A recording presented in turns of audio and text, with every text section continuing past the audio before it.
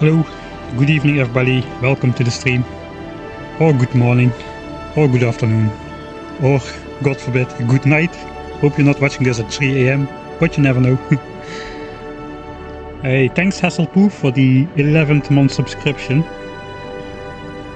That means you were here probably from like the very first stream perhaps. I think I started streaming like 5 or 6 December somewhere.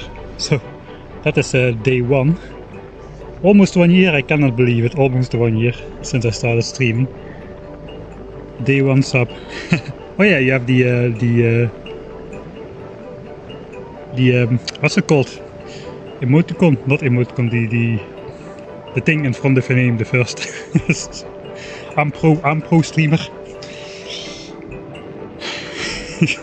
Badge. I know these things.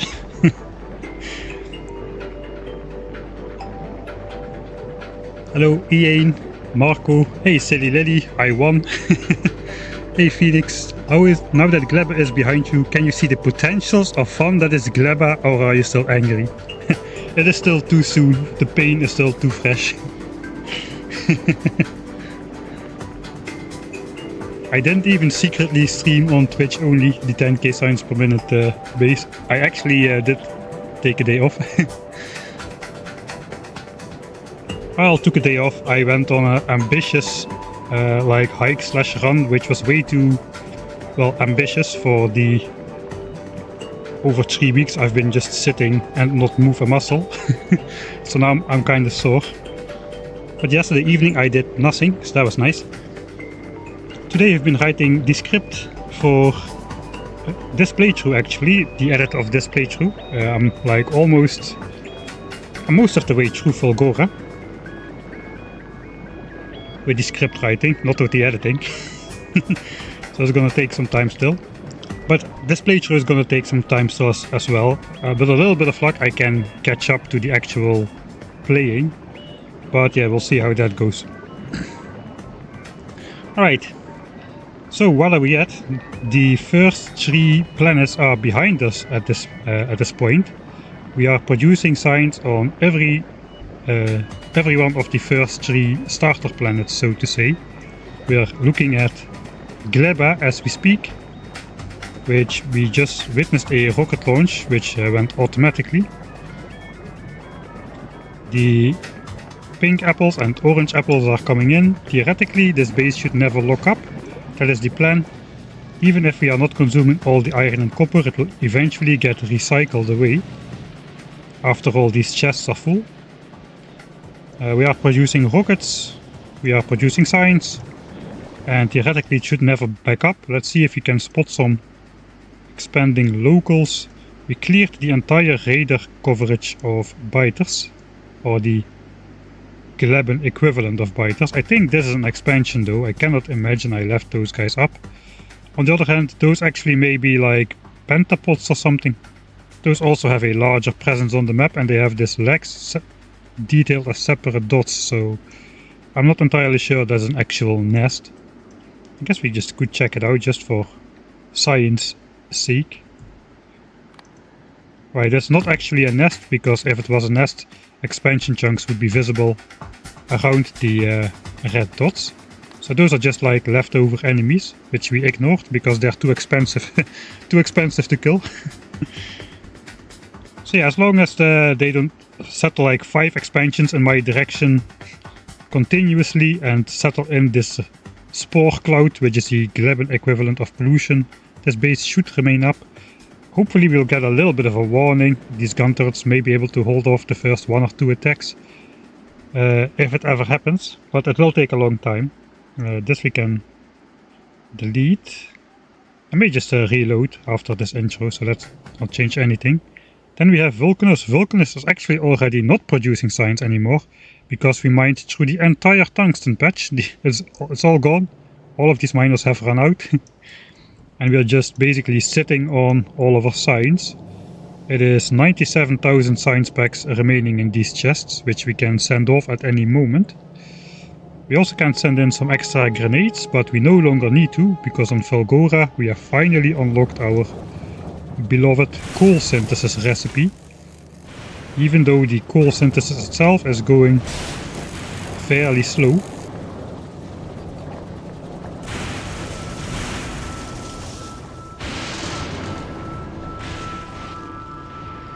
But yeah, that's the last planet. Here we also are no longer producing science, and we are sitting on 230,000 science packs, so in reality we already long produced every single science pack on Fulgora and every single science pack on Vulcanus that we will need for the rest of the game.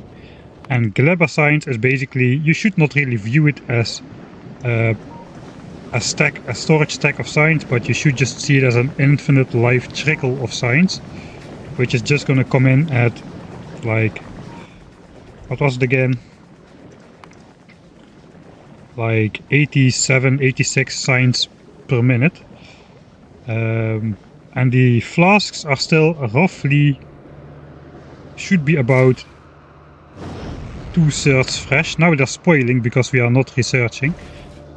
But if we just get rid of the backlog, they should be about 66 to 75% fresh still. So that is where we are at the moment. All 3 science packs we're producing. We are producing all Norwegian science packs on Fulgora. We have a lab setup on Fulgora, and all the science pack go in here. So 10 out of the 12 science packs are done. This is the Aquilo science pack, which is next on the list, I presume. And then we have the surprise Prometheum science pack, which I don't know what it is just yet. You will get a warning achievement. Yeah, it stinks, and they do like it. We already got that one because very early on the planet I triggered an attack just by chopping trees. So that warning is gone. I would be surprised if the end save is 200 hours. We are 102 hours in at the moment. And we did, I guess, 4 out of the 5 or 6 planets, depending on what that Prometheum stuff is. I think the biggest obstacle is going to be getting to Aquilo. The route is twice as long, but that's not the main issue. I mean, we've been flying between Vulcanus and Fulgora, which is also 30,000 kilometers, so that part is okay. The Glebben Science Express is on the way back to Glebbe as we speak. The main issue is going to be the... I can alt-click on that even, that is nice. It's going to be the type of asteroid we are going to face.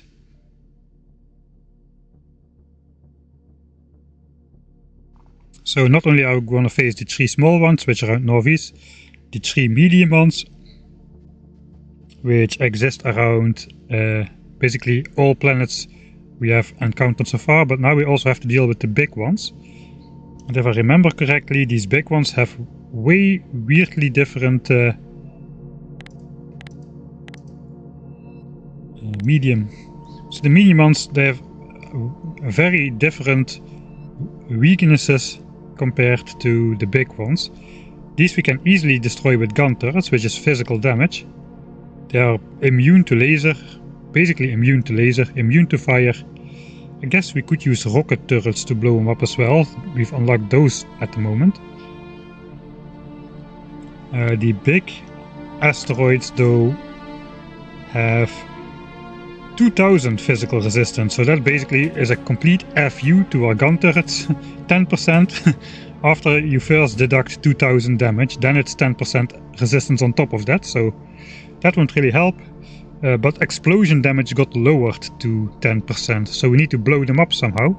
I guess the only way to blow them up we have right now is probably rocket turrets. I'm not sure of that, we need to take a look into that.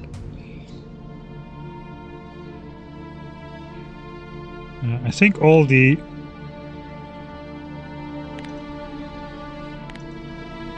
of them have the same resistances, all the 3 different types.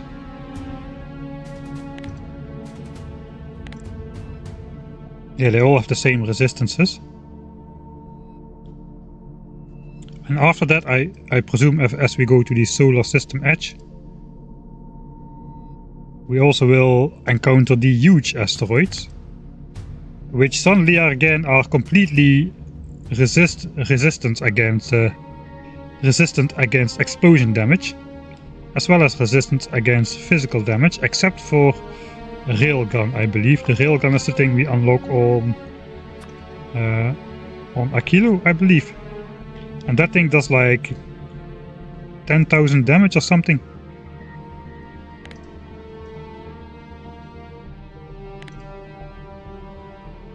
Yeah, that one does 10,000 physical damage, so at that point we can easily overcome the 2,000 or 3,000 flat damage resistance of the asteroid.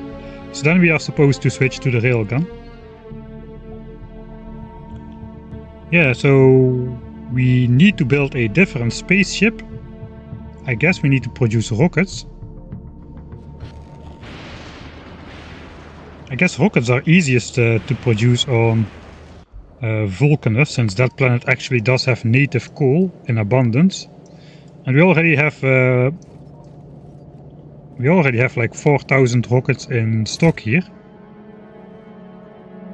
Alright, we're not doing anything with the resources here, so let's load the game before I start. I almost forgot I had a pizza in the oven.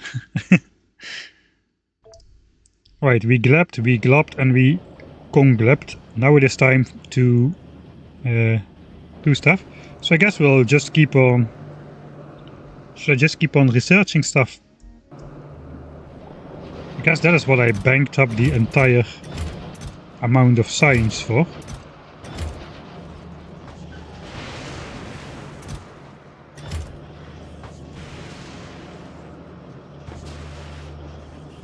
I guess we could also send over some stone bricks to this planet.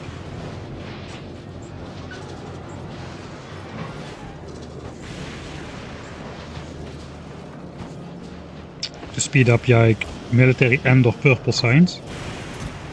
Even blue science is backing up, so we got plenty of science. Normally I don't really like to research technologies way ahead of where I am.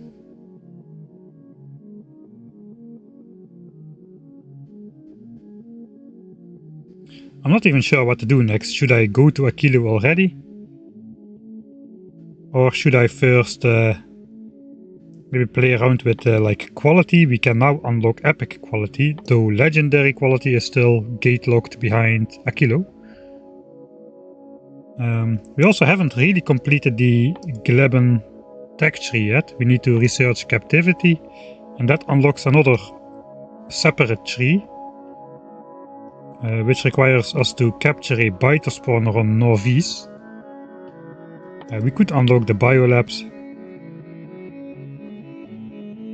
Not really sure I want to do that. I'm perfectly happy here on Fulgora with my science base at the moment. I mean, Spidertron is probably the answer to keep the enemies at Glebe at bay remotely. Because you can drive tanks remotely, but that would be pretty horrible, I presume, on Glebe, on the marshland everywhere.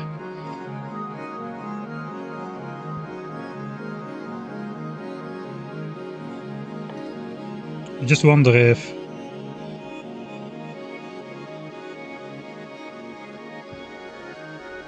Okay, here's the Prometheum science pack.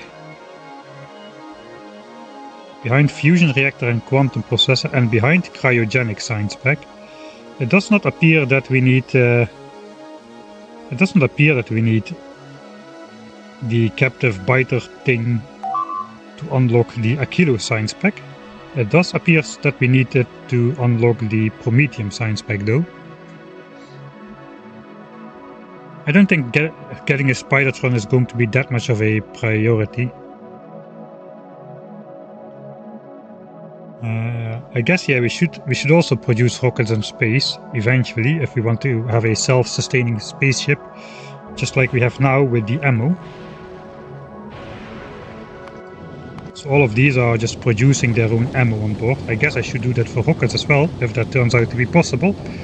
It should do, because we have new recipes. I guess those are there with with the intent of making it possible to make self-sustaining spaceships, though I'm not entirely sure about that.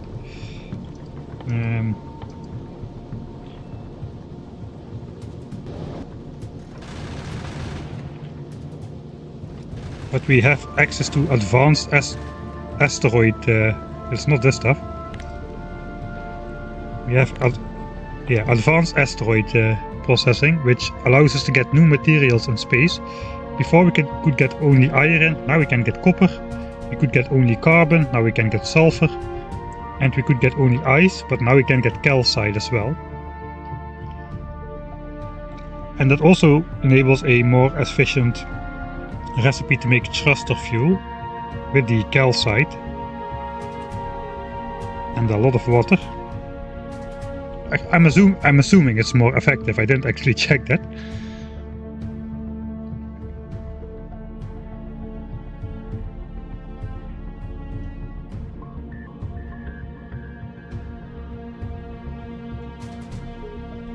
So legendary quality is really like behind the last science pack. So can we get a clue of what we are supposed to do?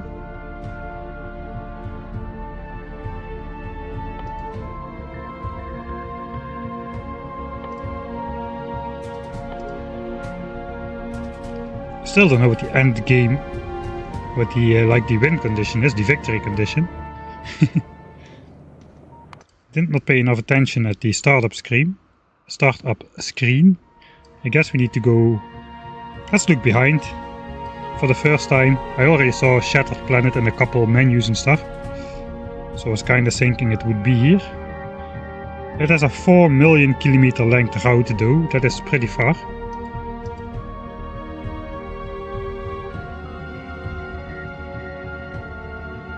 And here we're getting those Prometheum asteroids.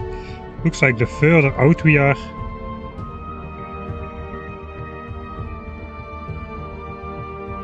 the more we get them. So it looks like the asteroid density is actually going up over the course of the journey. That's interesting. And then we end at the shattered planet, whichever that may be. But it looks like we can get the Prometheum asteroids then just from space, so we could fly out a bit, gather some asteroids and fly back. This is 100,000 which is approximately 7 times the distances we fly now.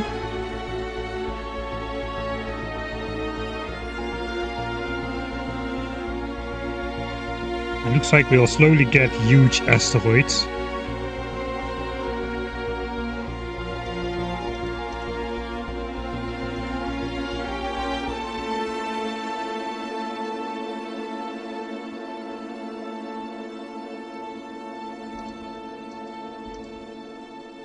I didn't know the asteroids had different rarities.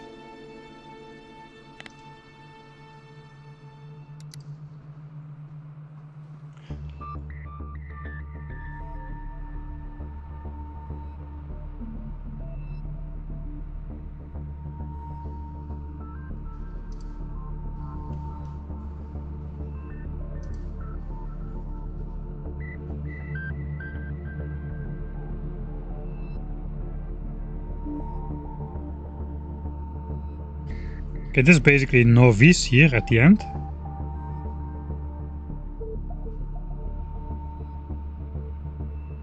No, that's not true. Novice is on the left side. So here we only get the small ones and we get more medium ones. Looks like we get the most medium ones at the middle of the trip and then it all goes down again. Okay, that's interesting. Okay, so let's look if there's a difference between flying from Gleba to Aquilo and flying from Fulgora to Aquilo. Just want to click and have like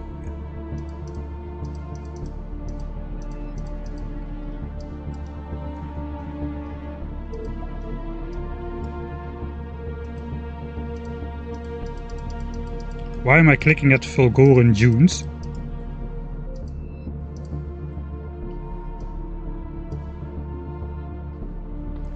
Big oxide asteroid. Okay, so we get a lot of ice here.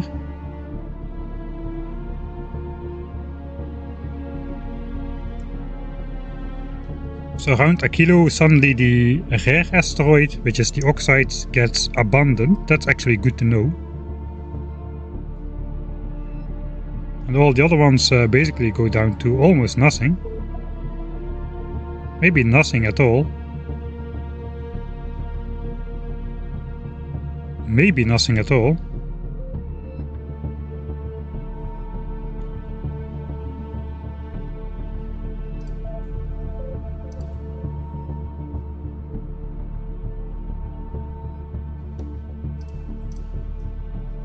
They have similar shapes, the graphs. I don't see any big differences.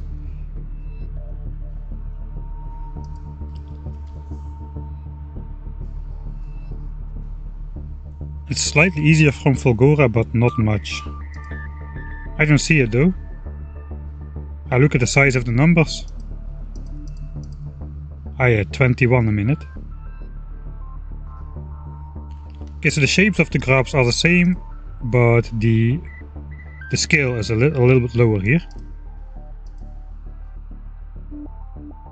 But it's only for the these two in the beginning of the trip, it appears. This one is at 17k.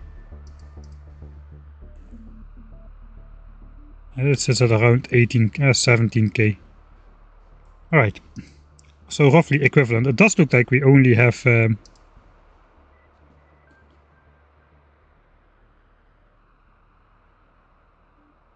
maybe not. It says it has all asteroids, but it doesn't say in which balance. But if I see the space route, it's going to be mostly the oxide ones. And once we depart, there's also oxide ones. So it looks like it's mostly the oxide ones around the kilo. I mean, if I click on Norvis, it also says me I have these asteroids available, but this one is clearly less well present than the other ones.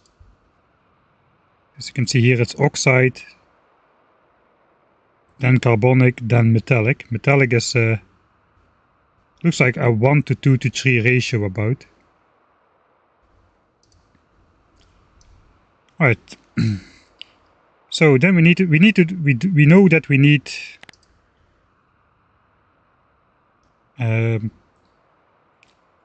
basically explosion damage to deal with the carbonic asteroids.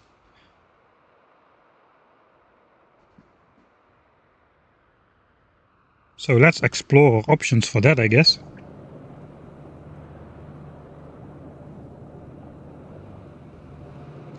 Yeah, I think Stu, we want a ship that can do everything in the end.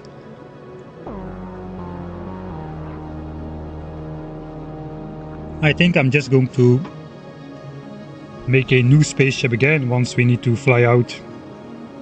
We're going to need a spaceship with a nuclear reactor on board eventually, or like a fusion reactor, something like that. Because we're already at the point where solar power starts to be very dim. Actually, that's not quite true yet. Here we still have 60% solar power in space, and Fulgora it's 120%. So it's only half. It only goes down by half compared to what we had on Fulgora already. Just here it starts to go down a lot. Once we get to the solar system edge, there it's just 1%. So beyond Aquilo, solar power is no longer viable. But I think to Aquilo we can still do it. The dev said quality is optional, so we should not have to rely on getting like epic quality solar panels or something like that.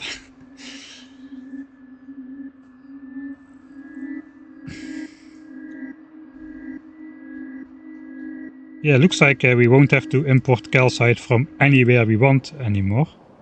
If we look, we can probably just change the recipe on these for here advanced crushing. And now we are producing calcite in space. We can basically collect that calcite. It's not going to work in this setup though, because of course this is just set up for basic processing. But we can use that calcite. And that calcite can then be sent to Norvis. I guess it will show up in here and we can send it to Norvis. There it goes.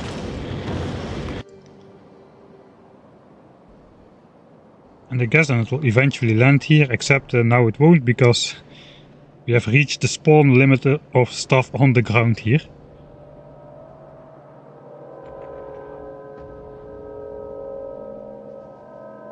So it just disintegrates into nothing at the moment. Alright, I'm just gonna keep on the save until we figure out what to do, and then I'll just reload the last one. Alright, first of all, let's see what options do we have for turrets to put on the ship. So gun turrets won't do it, laser turrets won't do it, flamethrowers won't do it. I guess the only option is the rocket launcher then, which means we need some of that carbon fiber. This thing shoots rockets at 2.2 rockets a second.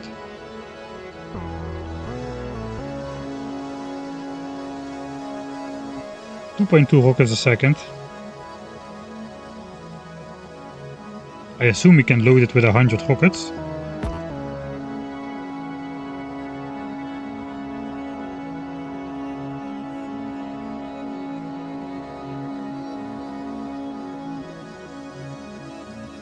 Well, I guess we only need a handful of rocket turrets, so we should be able to just not set up full carbon fiber automation just yet, but just try to get a spaceship that works.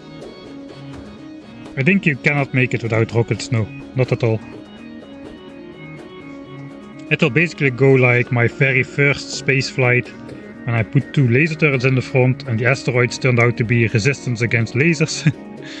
And that was that. That was the end of the ship. Except the asteroids are going to be bigger, so probably going to be doing a lot more damage.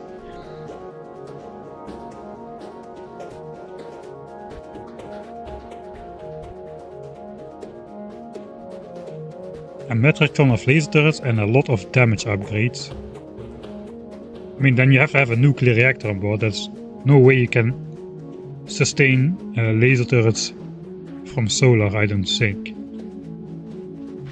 Though I guess you could make the spaceship very tall, and asteroids are coming from the front during the trip.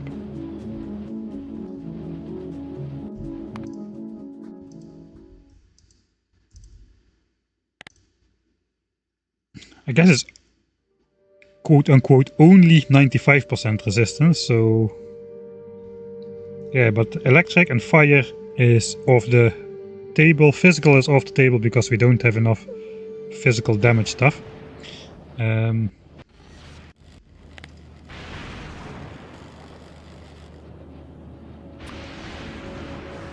They have 2000 hit points and 10% explosion resistance. If I look at my rockets, currently these are sitting on 560 explosion damage.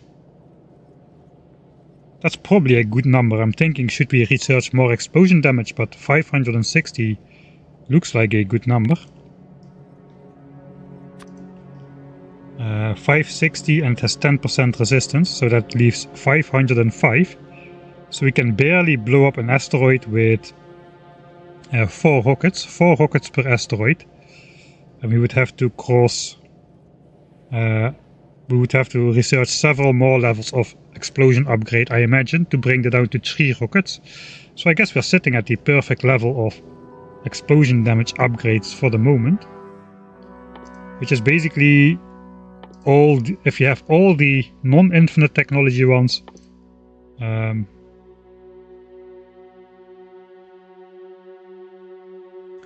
if you have all the non-infinite ones, then you have 4 rockets per shot. Let's see, it's like 3000 science to make 2 more upgrades, 7000, 15,000, all of them at 50% rocket damage upgrade. Okay, we could try to figure out when the next explosion damage upgrade will have some effect. Alright, so in order to 2-shot asteroids, we need to do on average 667 damage. but then we need to divide that by 0.9 because of the resistance, and that I cannot do from the top of my head, so I'll quickly open the calculator. 667 divided by 0.9.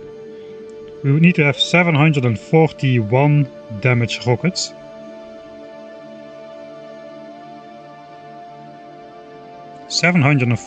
Damage rockets.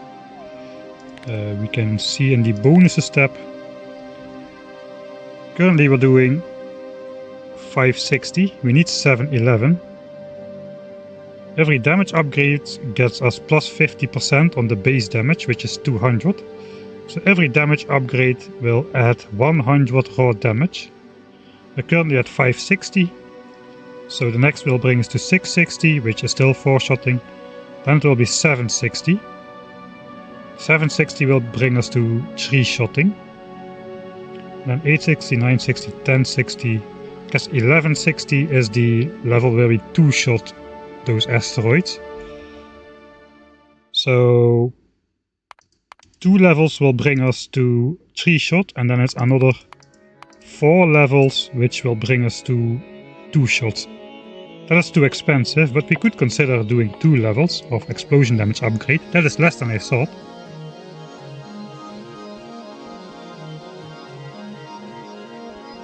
There's 3000 Gleben signs, which is going to rot away anyway. What about explosive rockets?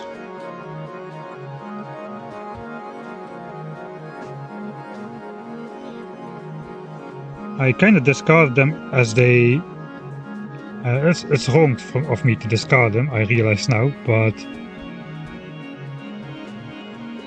I discarded them because they do only half damage, but that's not true, because they do both direct damage to what they target, that is halved, but the explosion damage is then calculated separately, I think.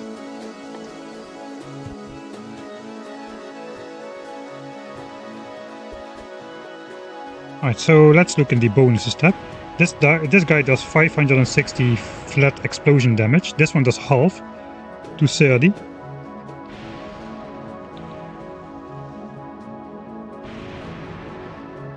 And then it does 50 plus 90 explosion damage. It's still less though, it's still less. We can basically add those together, so it's 150 damage plus 270. Okay, so yeah, for single targets this is like 3/4 the damage. Normally the benefit is it also does 1/4 of the damage to all enemies in an area, which probably won't come into play. Nukes is going to be overkill, especially with the cost of 100 uranium per rocket, and that we can only we cannot even bring it on a rocket. It's too heavy to launch into space. Alright, so basic rockets are the way to go. I think we will research 2 level of explosion damage upgrade to basically give ourselves an additional 25% discount on rockets. That sounds like a good thing to do. Alright then. I think next step then is we need to figure out if we can make rockets in space.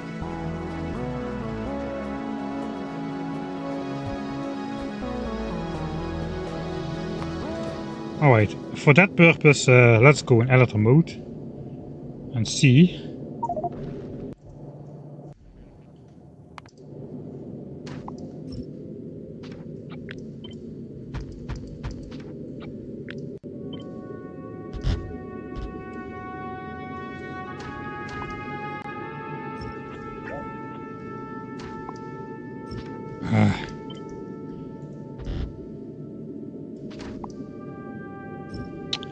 I really don't like how editor mode works in the since the update, really.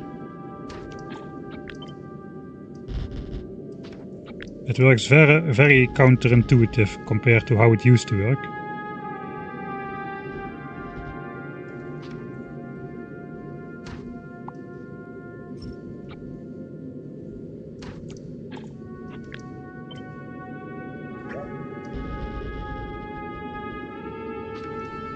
Why?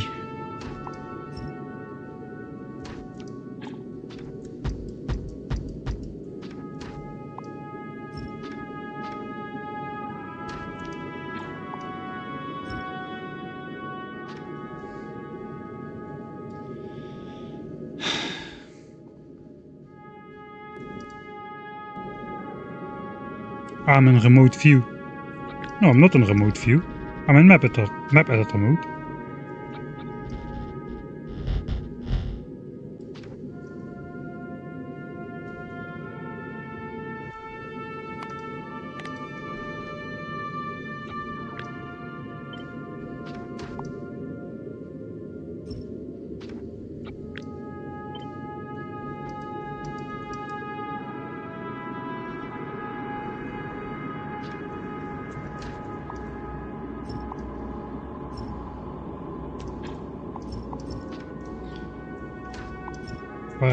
Seriously? I guess because the update order is different and it cannot disconnect parts of the platform. It is just going wrong.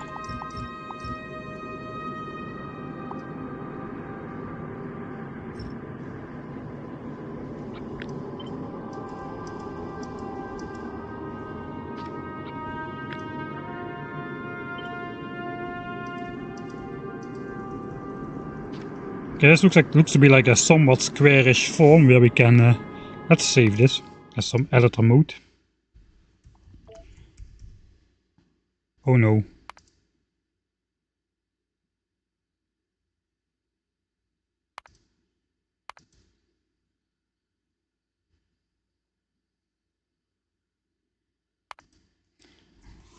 Oh no. I misclicked and now I overwrote my actual save game. That one is like 36 minutes ahead of the last one. Did I actually do something? That is a kinda rip. That is why if I want to go in editor mode, I should first make a save. Like so, editor mode. And then I can and only then enter editor mode. Then I can be sure that I'm not going to overwrite my save game like I just did. Spaceship design time. That basically forces me to go back to this save once we start playing again. I don't think I did much though.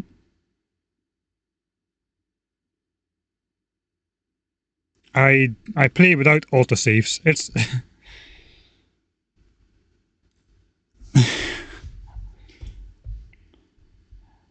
autosaves are terribly disturbing when you try to record like clips for YouTubes and whatnot. So I just play without and I make a lot of saves myself, and I try to teach myself the method of making an extra save before I go into editor mode. I don't always do it though. I think it's the first time it bit me in the behind though. But yeah, I think on this save all that we really did was get on the rocket. I hope.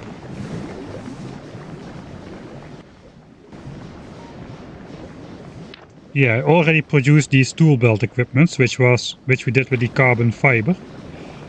You know what? This may actually turn out to be a blessing in disguise, because we just learned we need to make more of that Gleben carbon fiber for some rocket turrets. So we would have needed to come back here anyway. Now we are still here. So maybe it's a good thing. Alright.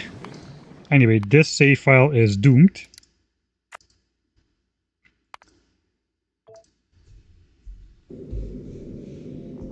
So I guess we need to find out, first of all, can we even place rocket turrets in space? I presume we can. Yeah, we can.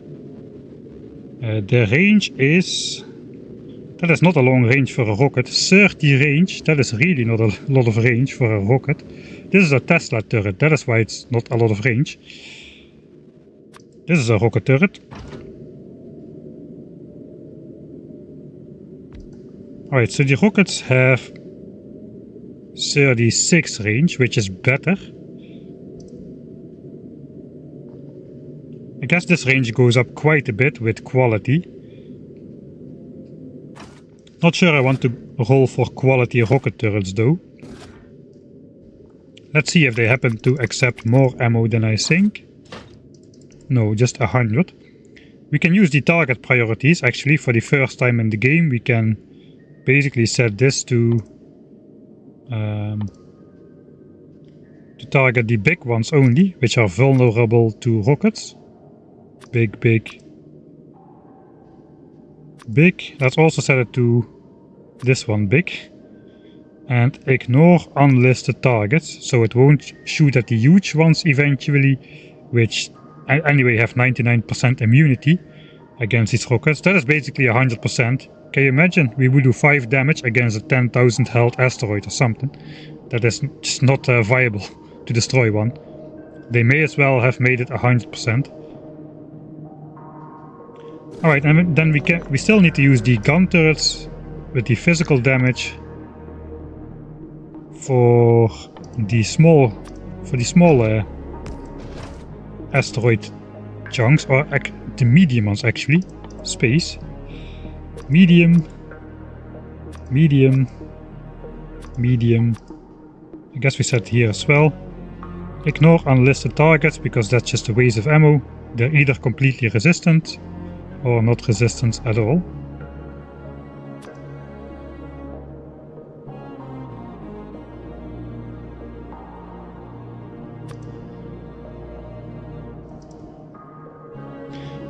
Hey, alright, so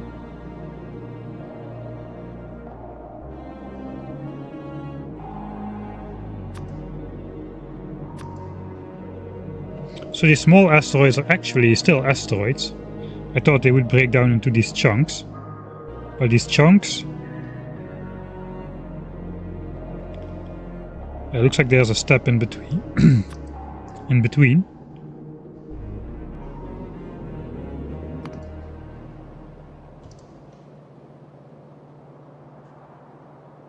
Okay, so Northeast only has the chunks.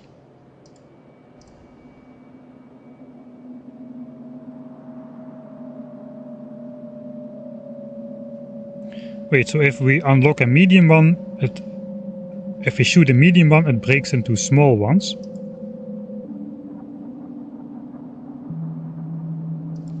And then the small ones break into chunks. Okay, I kind of missed that was a step.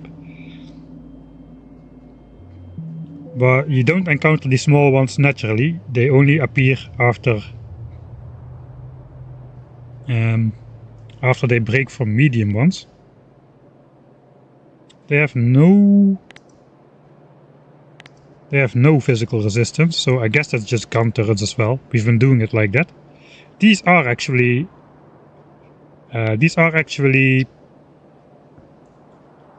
vulnerable to lasers, so that is something, I guess.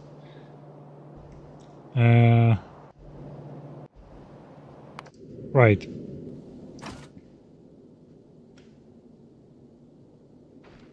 I guess we want to do it the other way around. We first want to target the rare ones,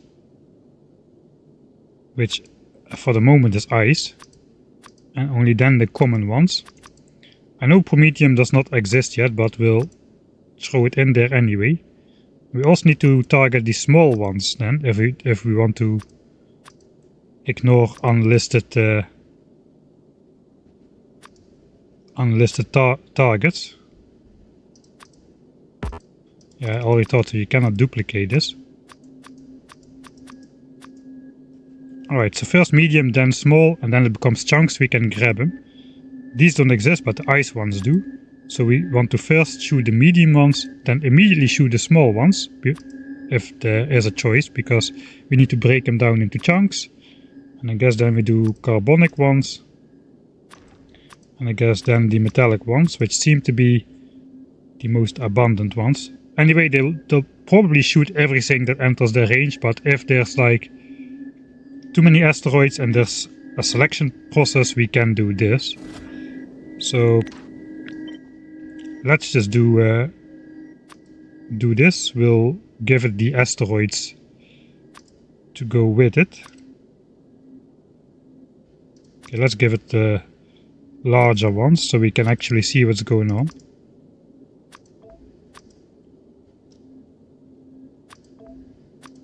So I'm going to save this as a blueprint so I can just take this gun turret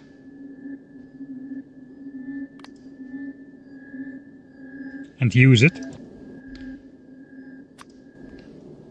Rocket turret. This guy only wants to target the big ones and then leave the medium ones for the gun turrets, I presume.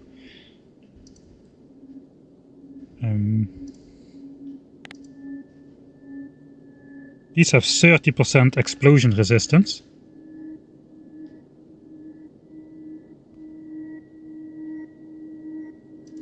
%, and 400 health. We're gonna be doing 760 damage. 760 multiplied by 0.7 is 532 damage. So we are going to one-shot the medium asteroids with rockets as well.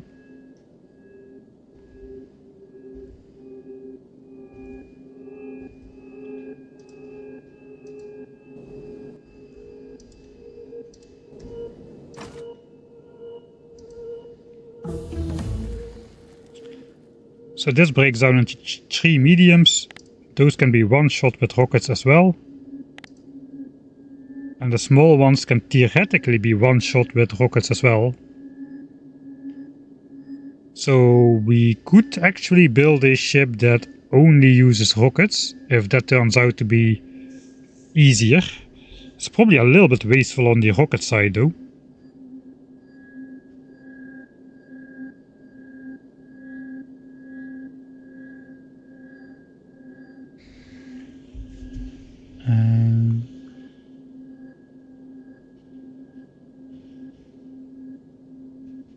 Yeah, the problem in space, no, it's not really a problem, but yeah, the ratios are off of the resources you produce. It's easier to just produce a single item, which is made from a single resource. On the other hand, rockets are going to be... rockets are gonna be a multi-step process to make as well. It is basically iron plates and explosives, and green circuits, if I remember correctly. Again, I hate the changes to the editor. I know, iron plates and explosives. I think that changed. It used to be a green circuit as well.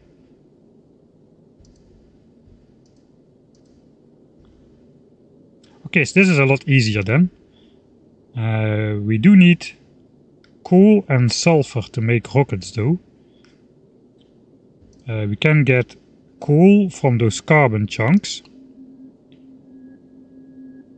which requires more sulfur. And we can get sulfur from the advanced carbonic asteroid crushing, which just so happens to make the 1 sulfur you need for 2 explosives and the 1 sulfur you need to crack down 5 carbon into 1 coal. That is a very, very coincidence. Okay, so we get 2 sulfur and 5 carbons.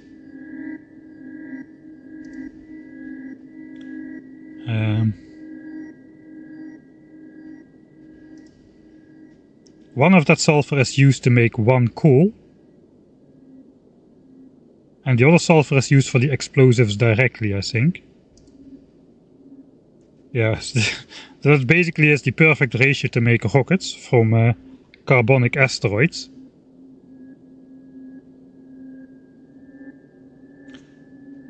I don't think we'll be out... Yeah, this is too much though. We're gonna be using up rockets too fast, I think. This makes 2 explosives. A rocket requires 1 explosive. Okay, so we can make 2 rockets out of 1 of these sets of carbonic chunks. So 1 asteroid chunk gets us 2 rockets.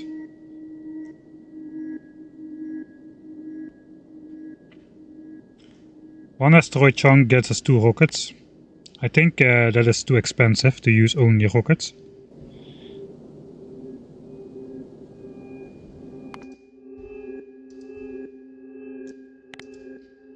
We need 3 rockets to kill a medium one that breaks into 3 small ones. Then we need 3 more rockets to break those, so that is 6 rockets. So we need 6 rockets to make 12 rockets basically. But that's only for the carbonic ones. All the other types, which we need for the thruster fuel, will also require rockets. So that is just not going to be viable.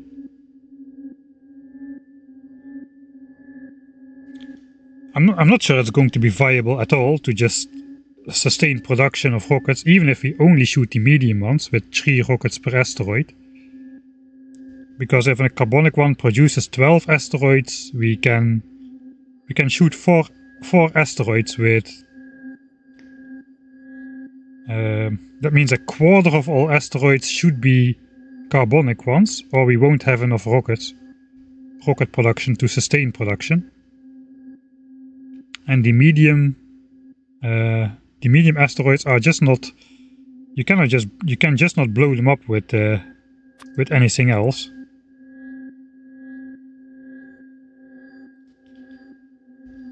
And I guess we're not going to have a quarter. I guess we need to look at these routes.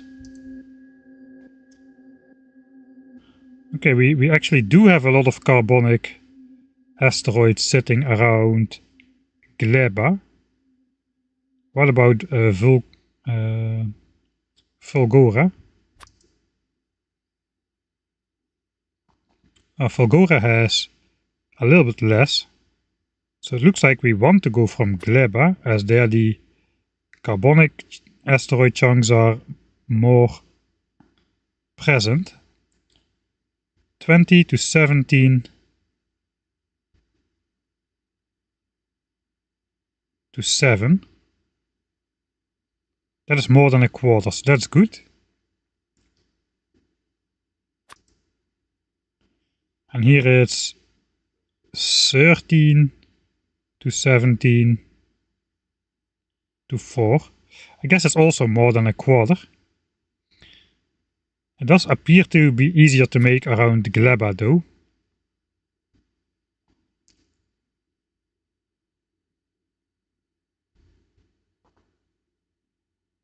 Ah wait, no, yeah. I'm thinking about this wrong. I was presuming the medium ones as the base, but of course I'm one level off. Probably people already said that in chat.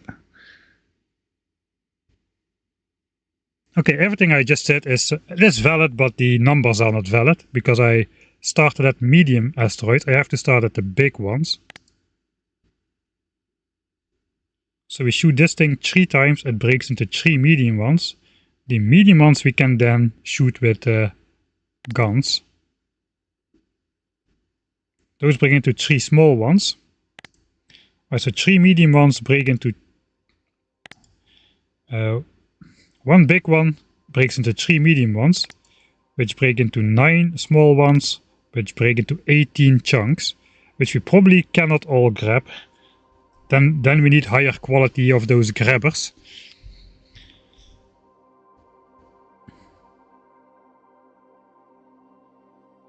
I think we just have to set up a mixed defense. It makes sense anyway, because the rockets require iron plates and explosives, and we can just use iron for the firearm magazines.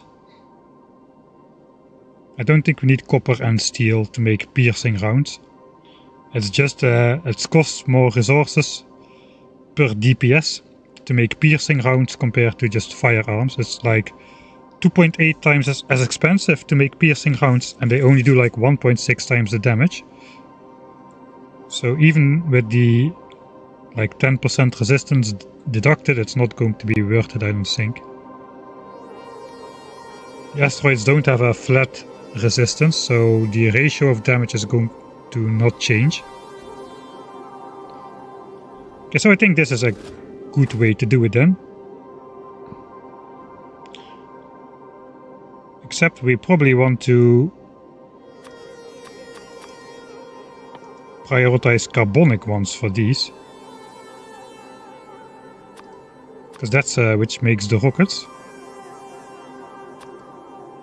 We can still shoot the medium ones with rockets. So those are just one shots. That means 7 rockets. Okay, now I have to recalculate this. So let's say one big carbon asteroid breaks into 3 medium ones, which breaks into 9 small ones, 18 chunks. Every chunk gets us 2 rockets, 36 rockets. It gives us 36 rockets. It costs 3 to shoot the big one, and another 3 to shoot the medium one, so it costs 6 rockets. So that means only 1/6 of the asteroids needs to be carbonic, provided we catch everything.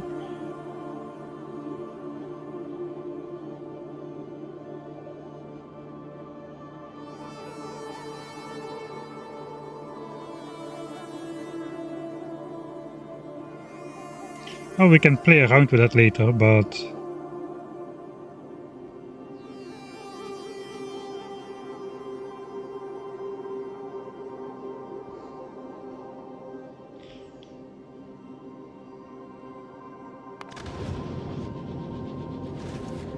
it kinda costs a lot of iron to blow up these asteroids. On the other hand though,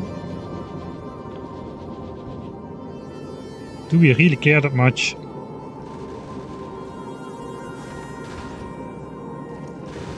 It does like 28 damage. Let's say 25. It means 16 bullets for a medium asteroid. Okay, 16 bullets, that costs like 6 iron. Compared to a rocket which costs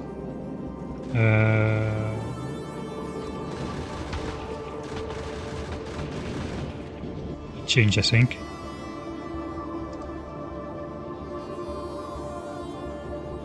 A rocket costs 2 iron and 1 explosive.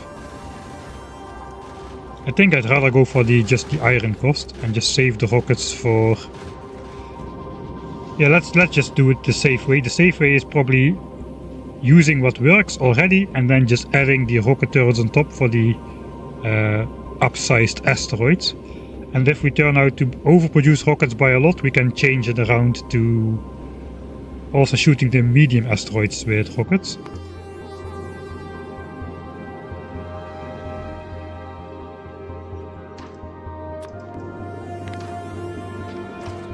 So let's just delete that. We go oxide next, and then metallic.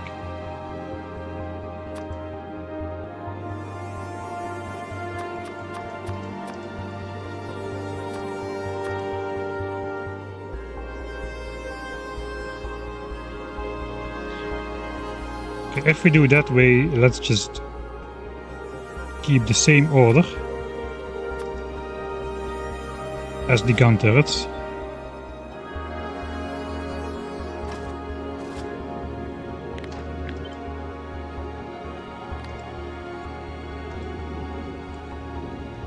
Okay, that's our rocket turret.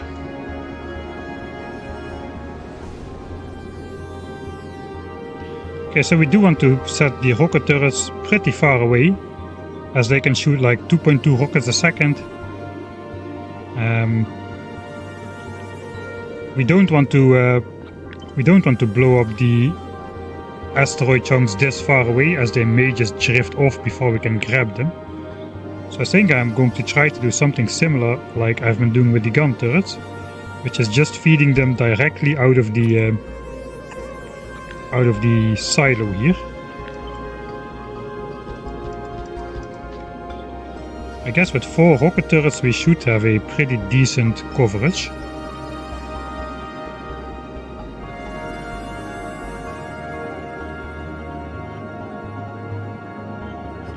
I don't know, it does not appear to be random how many asteroids they split in, according to the Factoriopedia at least. It doesn't say 2 to 4, it says just 3, flat 3 every time. That is how I understand it at least.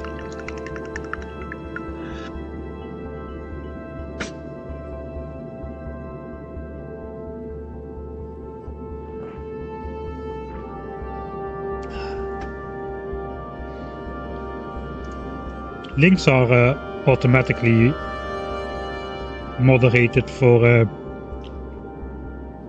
obvious reasons.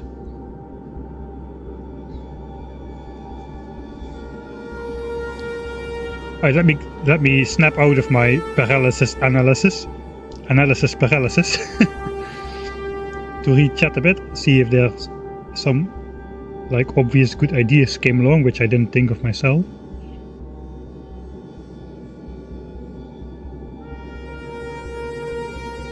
I guess we also have Tesla turrets to consider. We can make those. I didn't even look at those. Even though I accidentally placed one.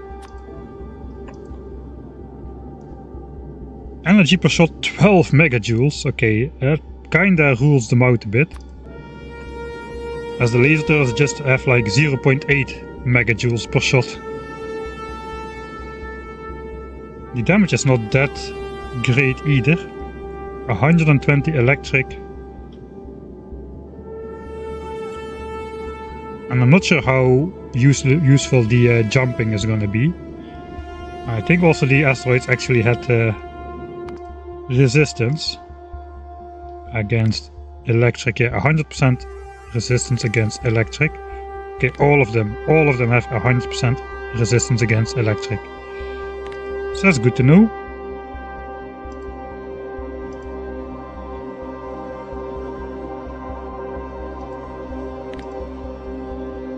Even the huge ones. Okay, so Tesla turret not happening.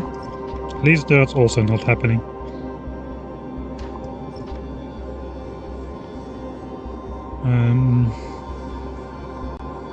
Alright, so what is the basics gonna be?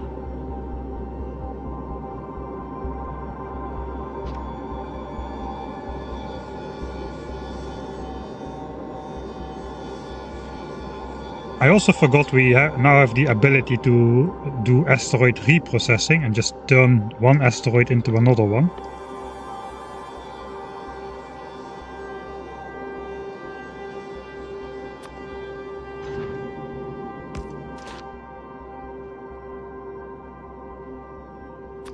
So we can now take a metallic asteroid and reprocess it, and we have a 20% chance of losing the asteroid, a 40% of just getting the metallic one back, but we have a 40% chance of turning it into one of the other two asteroid types as well.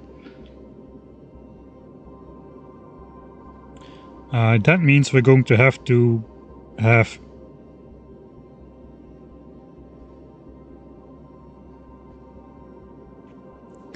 So I may just step away from my current design, which basically is having an asteroid grabber for every single type of asteroid and just ignoring everything else which comes into range. If we can reprocess the asteroids, we can just make any type of asteroid into any other type. So I'm not sure if that's going to be better or worse.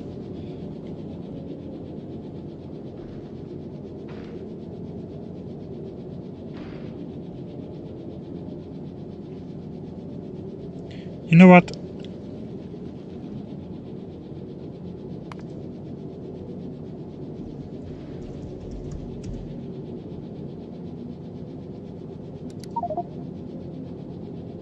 Alright, we've gotten a new platform here. Let me just copy this and throw it on here.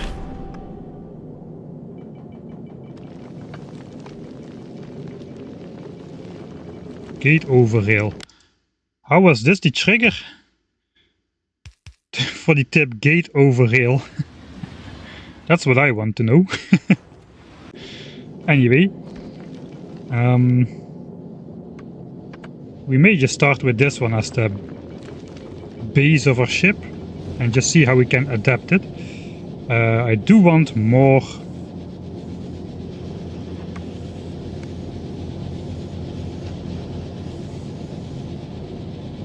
storage on my ship though, because for Aquilo we're going to have to bring in a lot of resources.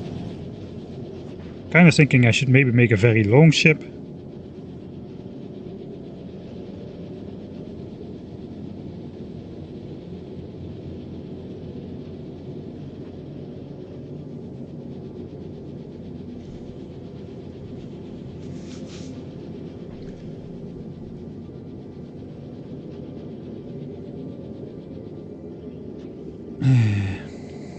Is that a good idea? I mean, I kind of like my compact setup for thruster fuel, but we're going to have more advanced recipes available now.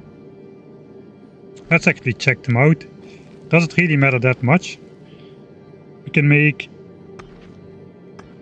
Oh yeah, it really matters a lot, yeah, okay.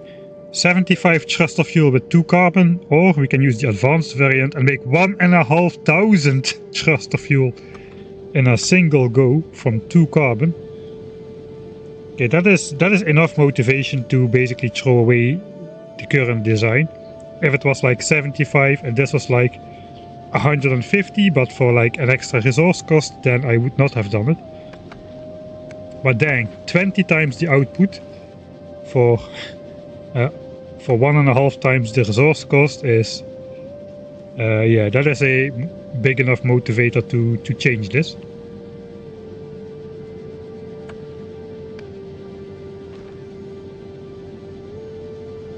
Okay, that also means we can probably just make enough thruster fuel in flight. We don't have to have a lot of storage on board anymore. I may also try to go with like 2 or 3 engines this time. We'll see. Yeah, it is incredible, an incredible difference. That is definitely true.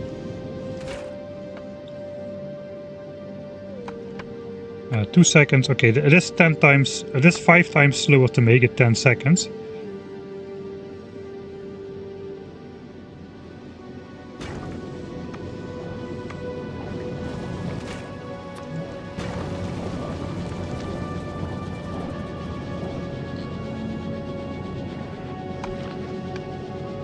But it's still like 4 times as fast, 4 times faster production out of one of the advanced ones.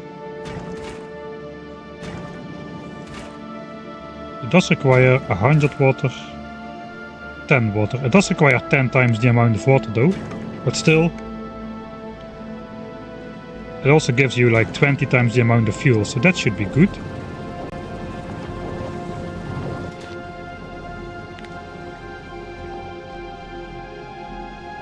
Okay, this gives us copper instead of...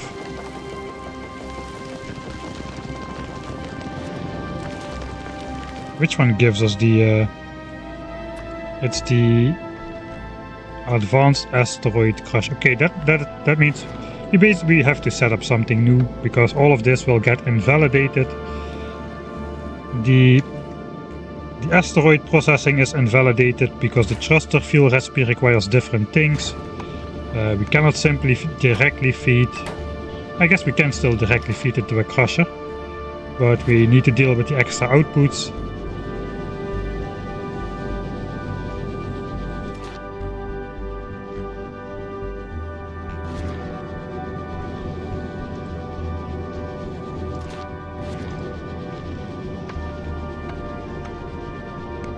Okay, let's check this out. We can make 5 ice out of 1 asteroid chunk, or with the advanced one. Okay, we do trade resources, it appears.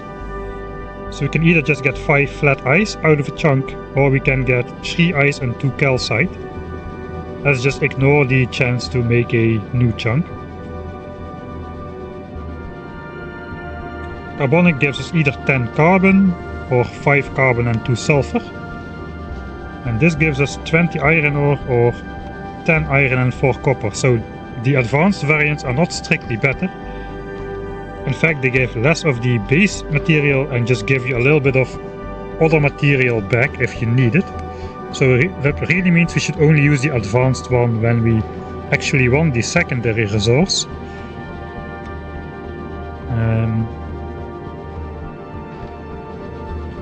Okay, so I do see the use for calcite for the thruster fuel, and I do see the use of sulfur to make the rockets. I'm not sure I see the use for copper just yet, unless this is somehow balanced around making red ammunition on board, which I previously said was not worth it. And I still think that's not worth it, even if it would be balanced around making that. It's balanced for railguns. Okay, that kind of makes sense. Let's look ahead what railguns actually require. guess we need the ammo. Alright, so that requires 10 copper cable and 5 steel plates. 25 iron. 25 iron, 5 copper. So there's a ratio of 5 to 1. 25 iron and 5 copper. That is not the exact ratio we get out of this.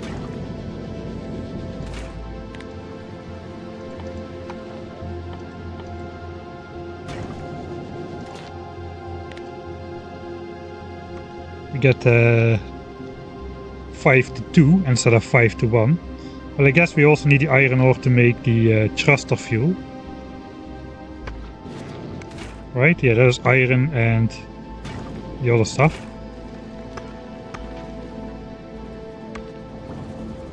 Alright, so that's for railgun purposes. So I guess we'll be sticking with basic asteroid crushing to get like iron ore, and the other two we'll do advanced variants of. Okay, let's go back to editor platform. Or I guess this is the new one.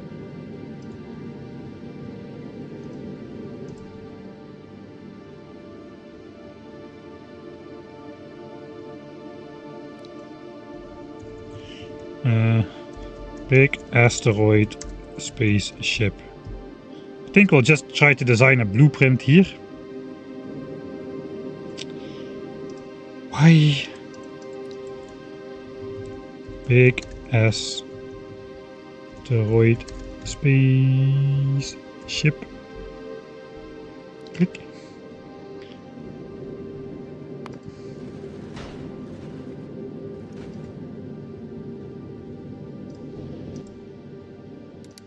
No confirmation, they just get deleted out of existence. Okay, let's keep the spacey space phase around.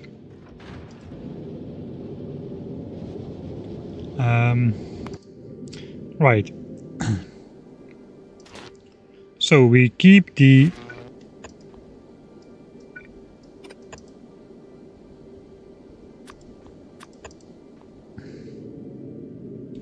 Am I not in editor mode?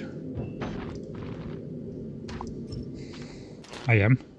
So we keep the basic metallic asteroid crushing. Which means we do want the...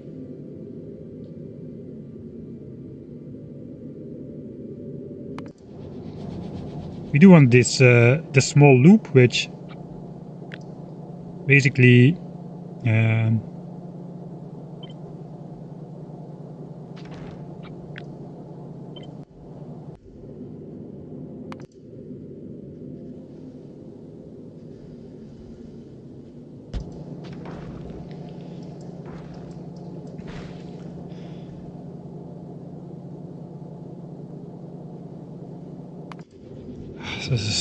this is so annoying. The designing process in space, I just...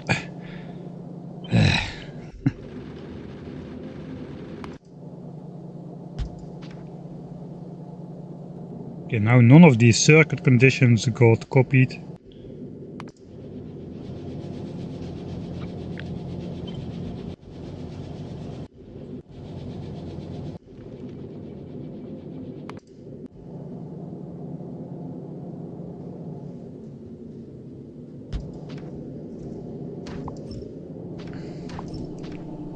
Okay, now it got copied. So we do want to have this belt thing around to basically prioritize these. The other thing we could do, given that we are... our experience has learned us that we basically are just drowning in asteroids all of the time, basically. Especially the metallic ones. So another option we have is to just simply...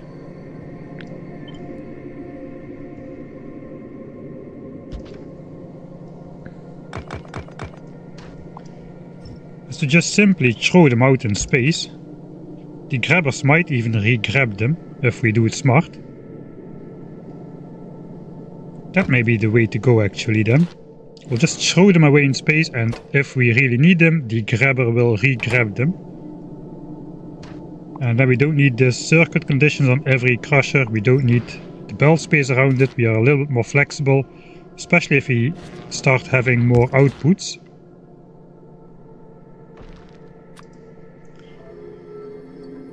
Like ice cubes, calcite and those chunks, we don't need to worry about looping those chunks back. So I guess we want as short of a supply line as possible into this thing.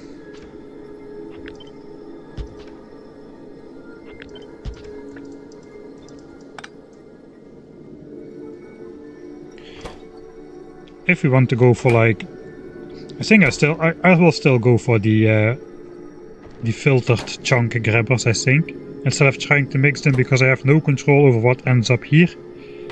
I think if I build enough of these, we'll be able to grab all the chunks that we need.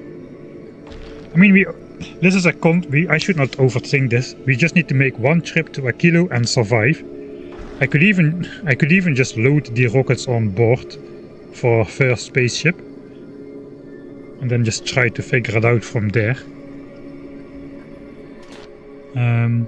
I'm going to go with just the default Mark II productivity modules here. They seem easier to make than the quality level ones. That gets us to minus 80% energy consumption, which is the minimum. Whereas these get us to minus 78%, so we are saving another 10% energy cost. Alright, so those can be situated on like some sort of outcrop. And then we can simply throw those asteroids back into space, where the grabbers can re-grab them again if necessary. That's probably a more compact way to do it.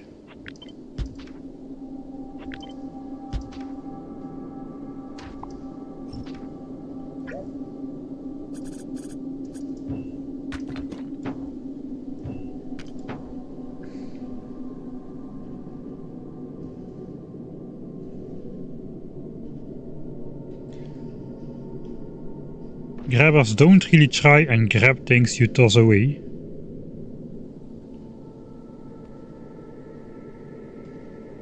They don't?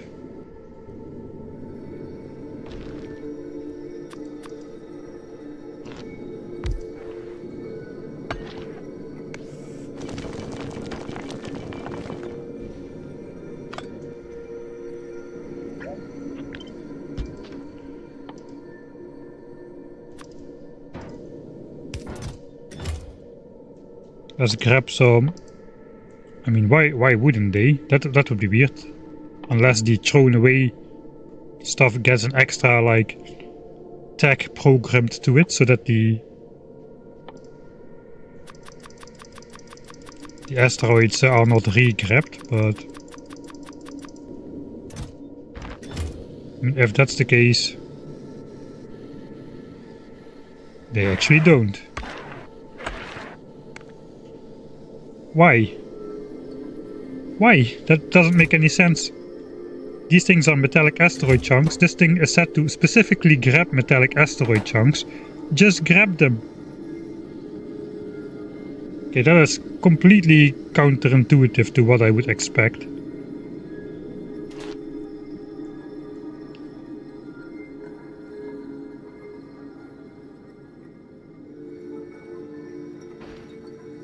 The grabbers don't grab chunks? No, the grabbers grab chunks, they don't grab small asteroids, they grab the chunks. I mean, I cannot even set asteroid in here, it is just the chunks. The small asteroids appear to not spawn naturally, but it is a two-step process to shoot down medium asteroids into small asteroids into asteroid chunks.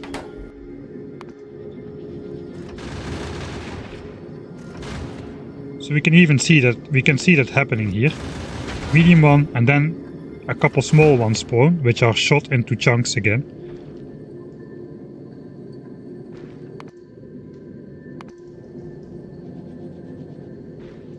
Let's look at it one more time.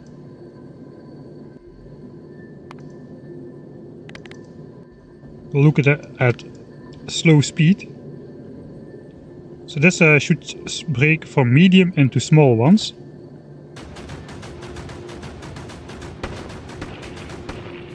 And then the small ones are individually shot to pieces, to the chunks. And these are chunks, I cannot mouse over them.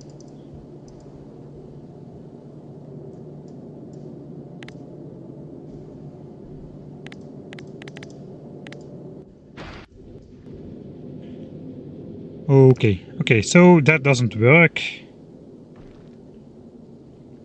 So we cannot easily deal with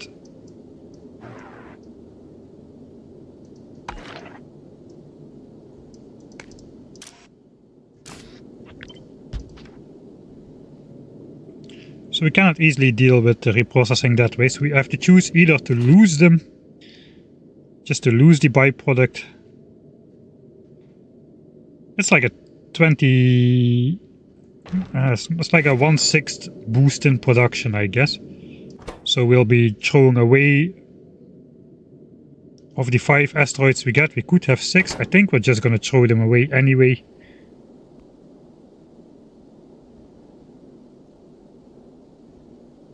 Even if we are not re-grabbing them. That does require me to build all of these on the edge of space though, if I want to do that. Alright.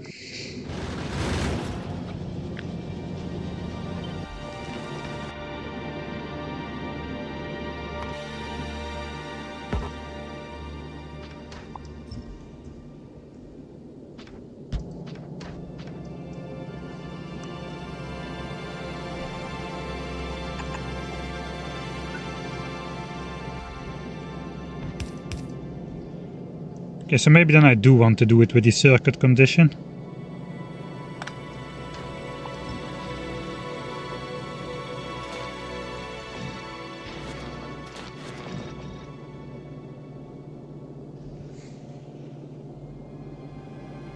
Yeah, maybe it's just an animation. Maybe they're not actual chunks anymore. Maybe they're just an animation.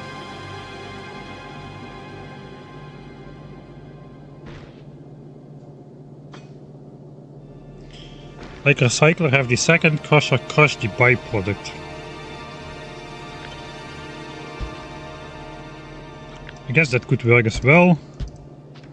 We could just feed it into each other like so. But how do we then prevent this guy from inserting? This theoretically can still get deadlocked, I think.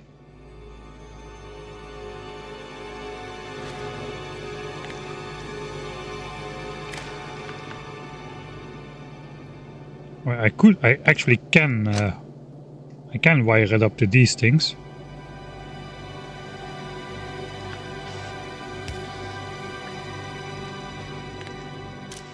Okay, let's place a solar panel down so at least stuff stops blinking in our face. So technically, I can hook up these to the network then. And I can just say to this inserter, if these asteroid chunks still exist in the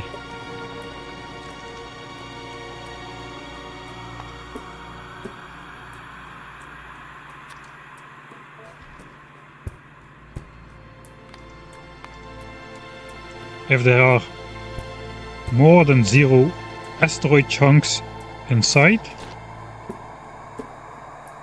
Okay, that does not work.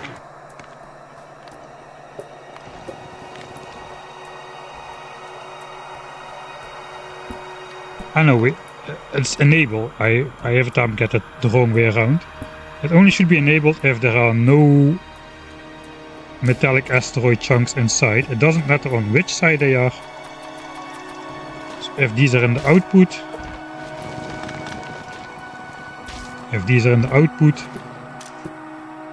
okay, that doesn't work. This guy is still waiting for source items. Okay, so why do I care then about hooking that up? Okay, let's try to get one naturally spawned in here, see if that changes things.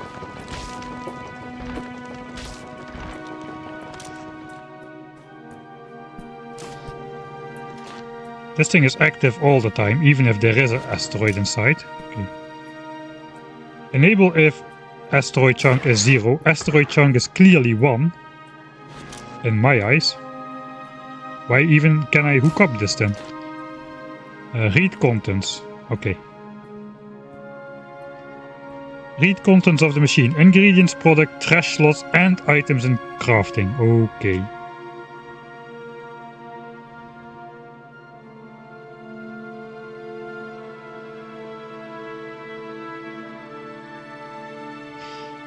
Okay, now it's disabled, I guess then. Yeah, disabled. Okay, now it also will be disabled if it's in here. It is still disabled, I guess, because... Okay, now it should be enabled. Yeah, now it's enabled. So just ignore the iron ore, but this thing is still in process. And the iron ore cannot be outserted, so it's still in process, so it still reads that the asteroid is being processed. And this will now turn green as soon as I take out the iron ore.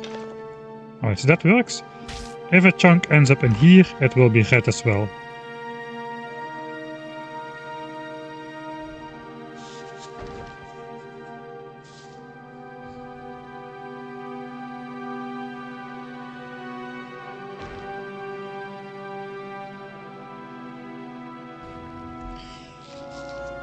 But then, again,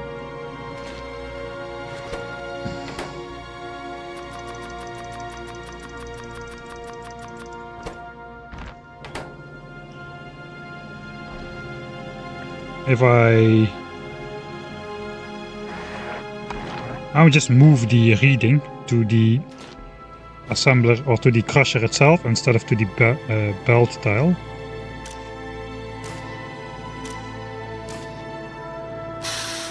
It's hooked up to the wrong thing here as well.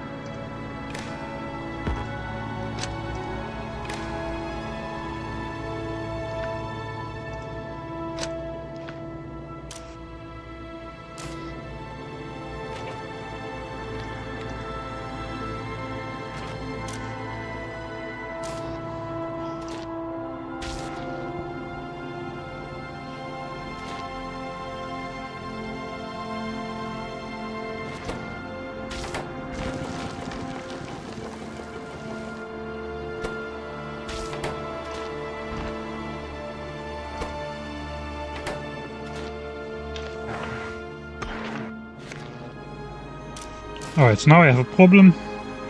Let's say this belt is backed up. This inserter also already has a chunk in hand, so it cannot output this anymore.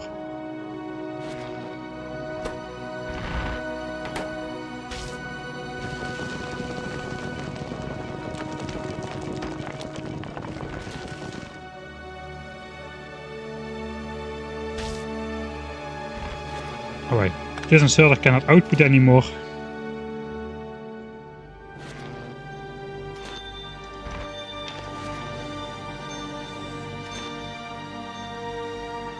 Okay, now it's two chunks are inserted by that guy. Now this guy will not insert a chunk, even if it's available, because yeah, I guess that could happen. I think I need to do the belt reading instead of the machine direct reading here. It would be nice if you could just put them back into this inventory here, but you cannot. Yes, this gets discarded, this idea. Hey Eveson, thanks as well for the 11th month, another day 1 subscriber. It's been almost a year already. I think I missed some people as well. Just get so thanks Penguin Teddy for the 2nd month subscription.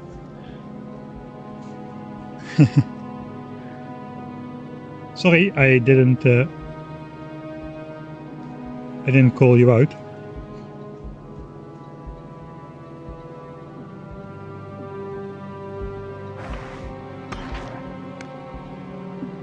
Did you know that you can just adjust the filters of the collectors via signal cables?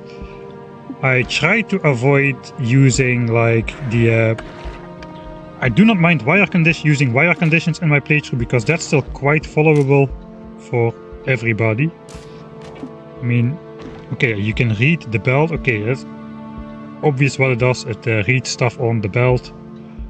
And then, okay, if you read something, you can insert it. That's still easy to follow, but I do not like using the mathematical operators and logic gates and all that kind of stuff in my playthroughs. I feel the game also, that's a very selective set of skills and a very selective set of people who really understand what to do with these things and how everything works. I find it off-putting, really, in general, if you have to rely on those. The only thing where they were really in place, I think, is to figure out the space exploration arcospheres thing. There it kinda is nice to use them, and they are supposed to be part of the solution, but for basic vanilla Factorio, I do not want to use these, at least not on screen. 15 years experience dev here, and I cannot use logical. I guess it kind of depends on your field, right? I mean, I could just fly to... I could literally... Maybe I'll just do that. I could literally just fly to Aquilo on this spaceship if I just send in a couple stacks of rockets and put like a couple of rocket turrets on board as well. So maybe I should just do that and call it a day.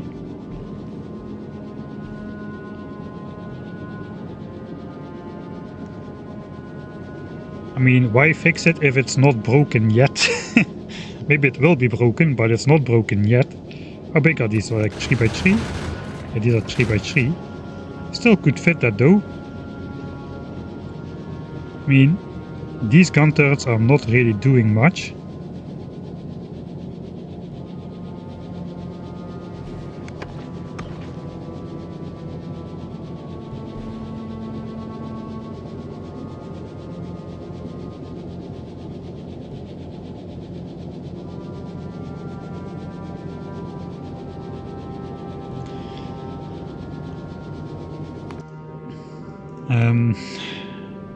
Okay, let's just stop thinking about this. We'll just use what we had already, which is this, where we prioritize. That is, I just now realized this hooked up wrong.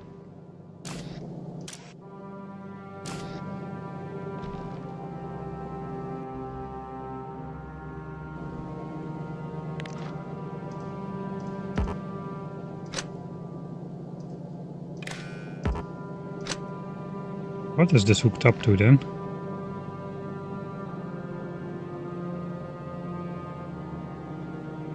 Is it hooked up to the belt?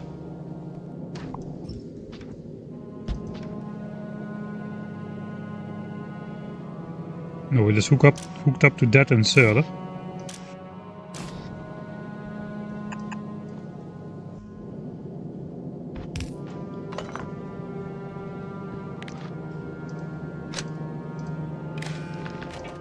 Alright, so all this thing does, it is very simple. Here we just read the belt, and hold just says, okay, whatever is on the belt, just keep sending whatever is on the belt. If something is on the belt, I want to know about it. So that is the difference between pulse and hold. Pulse just sends a signal as soon as it enters the belt and then just stops sending it, which is useful for counting items. It's just send it for one tick. So you can count stuff together with the advanced combinatrix stuff. We don't use that, we just use hold. That says if there's something on the belt, just send it to the signal network continuously. So basically we want to know if there's an asteroid on the belt, then send it to the network and this guy just reads that. And if it reads an asteroid, then it is disabled. It's only enabled when the belt is empty. Basically, this is everything. I could set it to iron asteroid to make it more clear in this specific case. Metallic asteroid chunks equals 0. So only if this belt says there are no metallic asteroid chunks on this belt, then you should work. If I have asteroid on the belt, then don't insert more because this guy needs to insert them first. That is all that this green wire does. The benefit of using just the everything signal is that I can also just reuse this for... I can reuse this for the other asteroid chunks. Especially if I don't use filters, basically. Now I can reuse that for the other things. Right, so that is what I want from this corner here. I want to put it in the crusher and output... I want to output iron somewhere. I guess we pretend it's going to be output here for now. I said not so long ago, let's put a solar panel anywhere on the platform so stuff stops blinking at us.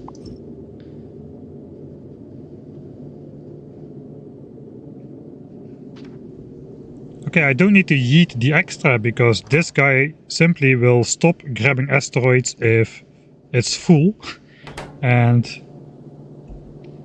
then what if I yeet the extras, it just will grab a new one. So we don't need to yeet the extras. It can just remain backed up with this thing full. As long as we consume the byproduct asteroid first, which is what we're doing with this simple one wire, we should be good. And we don't need to yeet anything. Hey, thanks Mr. Mihano for the sentiment.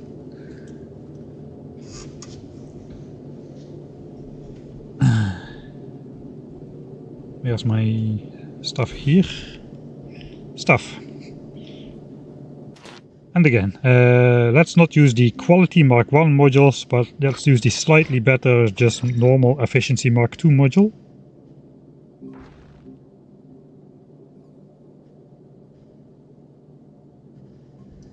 Is there any change at all?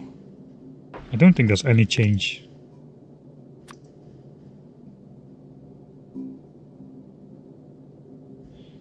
In this case. Alright, let's use the Mark 2s. We can make those now. Now we are kinda rich.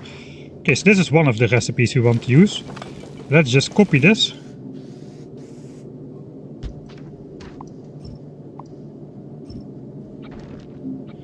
But now we want to grab the carbonic ones. Again, here we do need to set the recipe for carbonic ones, because we need to output the byproduct. And this time we are going to do the advanced carbonic asteroid crushing, which gives us sulfur and carbon, so we can make the rockets. Basically this is the exact ratio of stuff you need to make rockets we just discovered. We only get a carbonic asteroid chunk byproduct 5% of the time, but it doesn't really matter if we get it 100% of the time, 20% of the time, 5 or 1% of the time. If it happens, we need to make sure it cannot deadlock. So we still read the belt, hold, and then tell this inserter only grab from the grabber if the belt is empty. We can move this around to more favorable locations later. Now we need to make sure carbon and sulfur are output, I guess, differently. So for now I'll just put these at the back until I figure out what the heck we are supposed to do with these things. Carbon and sulfur are the two outputs here. Here we just have iron ore.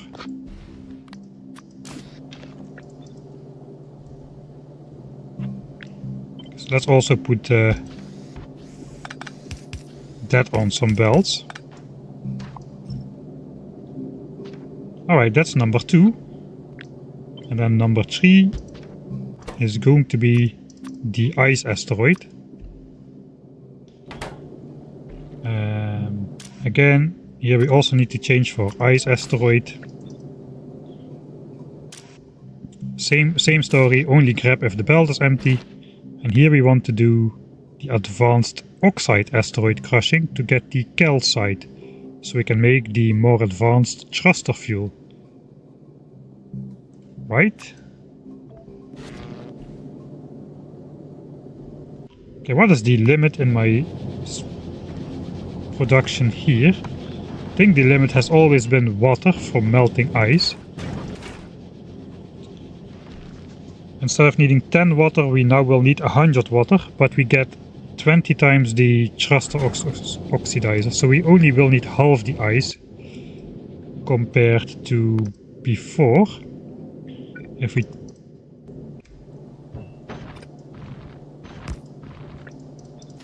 we compare the recipes here, we get 3 chunks of ice. The basic gives us 5 chunks of ice. So we'll get like 60% of the water, where we need only 50% of the water. So it's a net gain still. And with the thruster fuel or oxidizer creation recipe. So we melt ice into water. Here we can just combine it with iron ore, but we are going to combine it with iron ore and calcite this time to make the more economic thruster fuel recipe. Still only 2 iron ore though, so the iron ore usage gets cut by 20 compared to before. That's a really big change. So that means almost all of this iron can be turned into ammo, and we only need a little bit of calcite.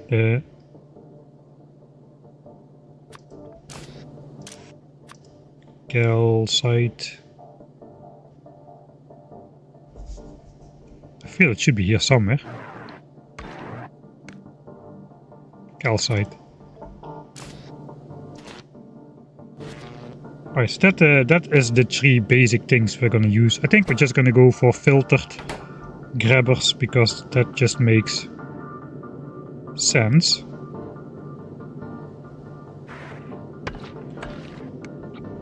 I could try to make a design which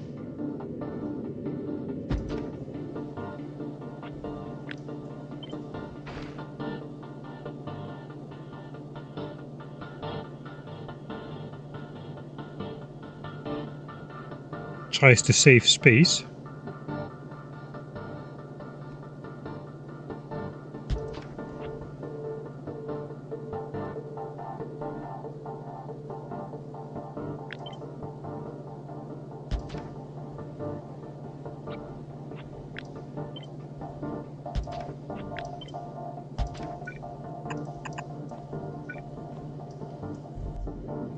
I'm every time in map view somehow.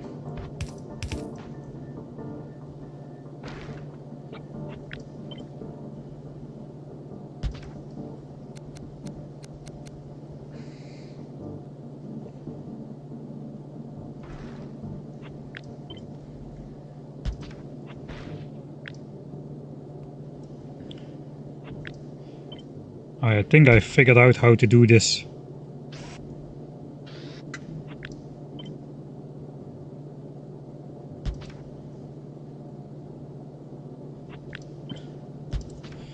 Okay, just reads this belt and we do this instead.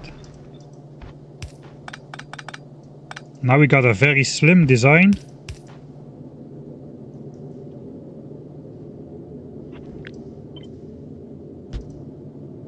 And we can place those asteroid collectors basically in line.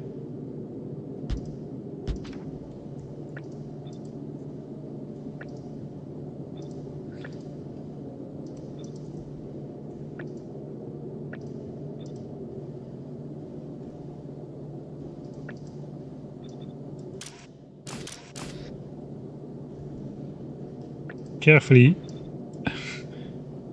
and move the recipes over. Okay, so this guy now grabs from the inventory here. The extra byproducts get put on the belt. Same circuit condition still applies. This guy won't grab if there is something on the belt. Let's try to be sure. Yeah, now this is disabled by control behavior.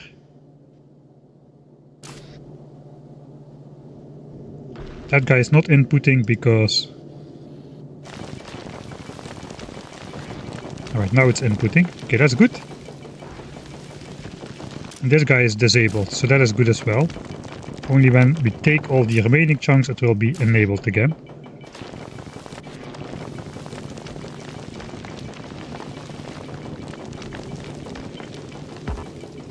Alright.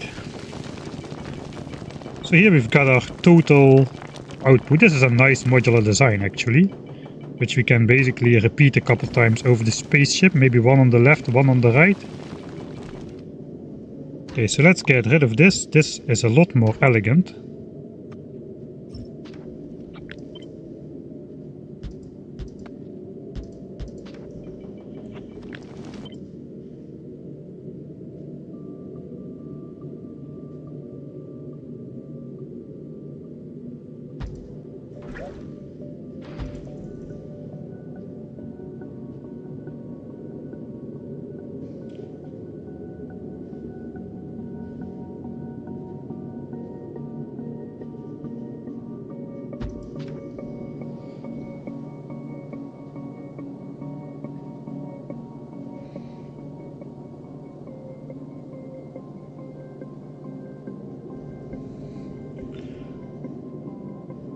Alright, let me experiment a little bit more. How about if I change the order? If this one is in the middle.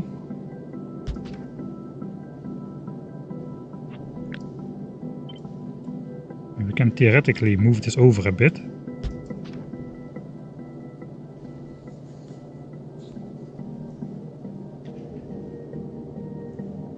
Okay, wait, we're not yet done. Looks like I missed that this one needs to be the advanced carbonic asteroid crushing. Okay, now the recipes are set correctly, I think.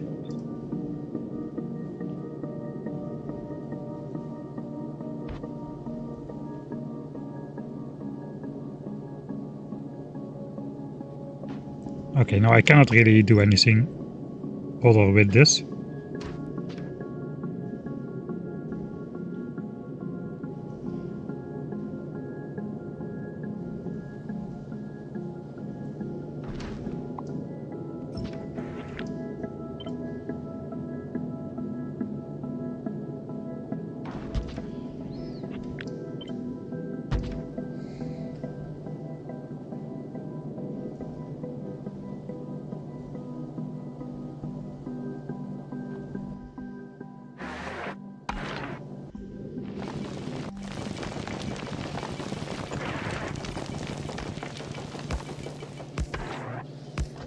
Okay, so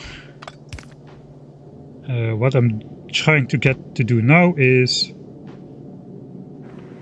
making sure we can grab from a larger area.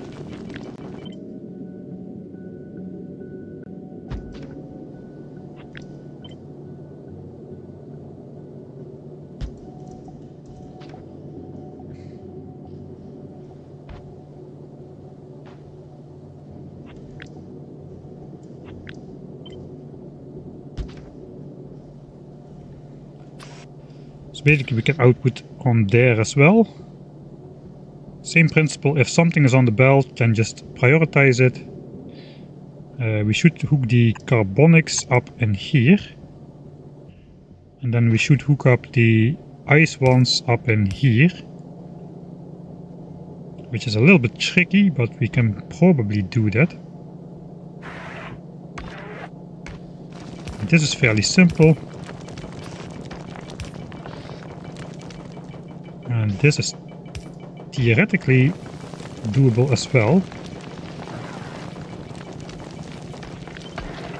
But we need to load it on the another side of the belt.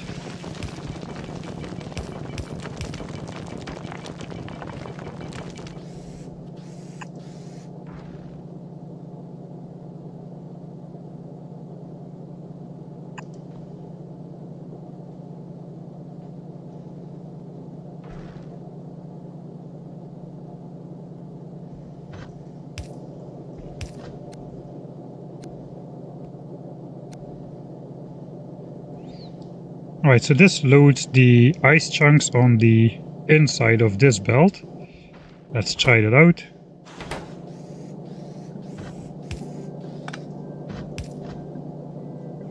Alright, and then the carbonic chunks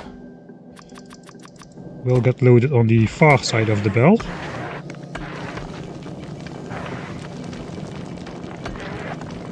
I guess then we simply need a priority splitter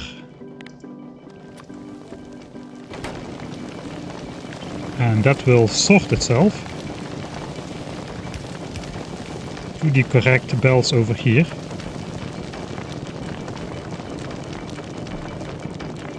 Okay, so that is a pretty compact double set of asteroid grabbers, which probably will make up for the fact that we only have Mark 1 quality things. And the question is, can we still have gun turrets with large enough range to shoot stuff?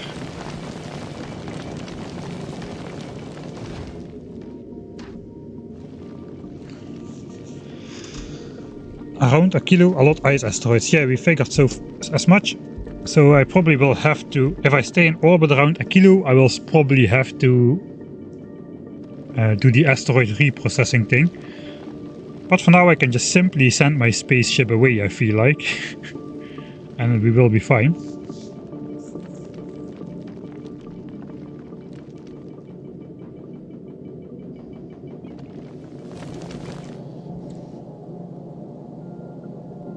I can remove the filter for putting chunks back in. That is true, but it is nice and obvious what the inserters are supposed to do. So in fact, I will set back the filter on these as well. I find it kind of helpful in the learning process to have the different filters on there.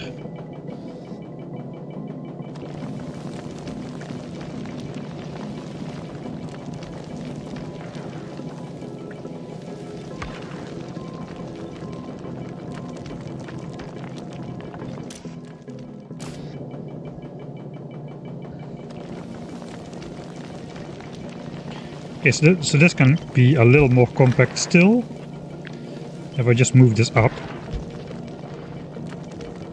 That should do it. Okay, this is turning out to be quite nice. Does it look better if I do this?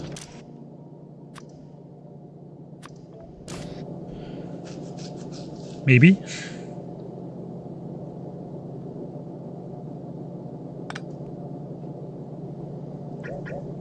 No, I don't think so. I think this looks better. Alright. The grabbers have kind of a short range, so I do not want my gun turrets to extend beyond that range. In fact, since we are only going to be shooting...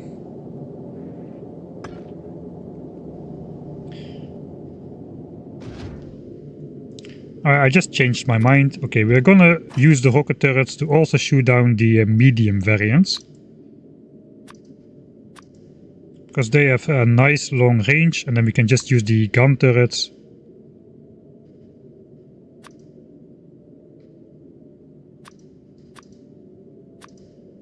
to shoot down the small asteroids, barely using any ammo at all. I think the rockets are cheap enough with the 36 rockets per medium carbonic asteroid thing.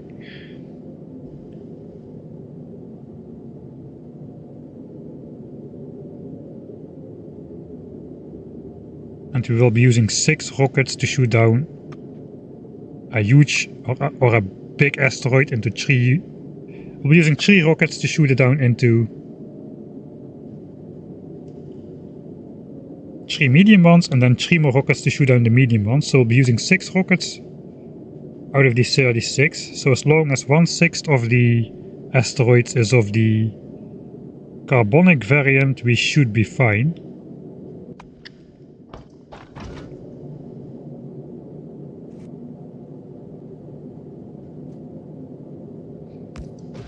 Can I place a rocket silo in space? Oh, I can! I didn't think this would...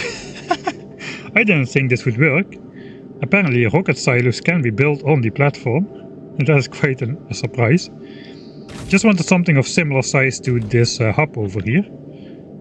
It's not exactly the same size, but it's kinda similar.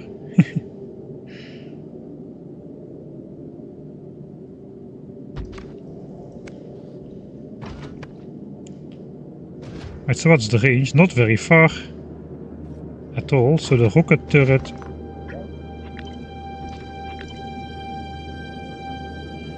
should be not too close by.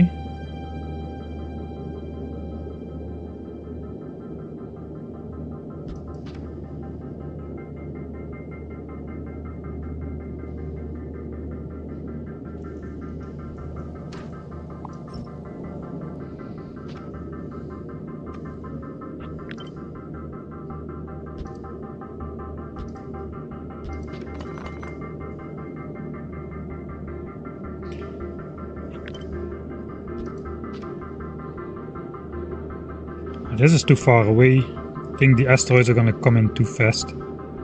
Okay, I guess we just have to presume that the asteroids will continue to move forward in the same direction.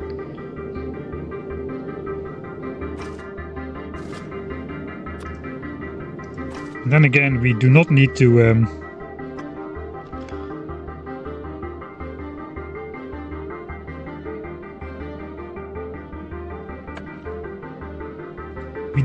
ignore the medium ones if they come this close by. 16 bullets is a matter of... Yeah, this is the turning though. 16 bullets are shot in like 0.6 seconds, but first the gun turret needs to aim its barrel. It turns around like an inserter, that takes time as well.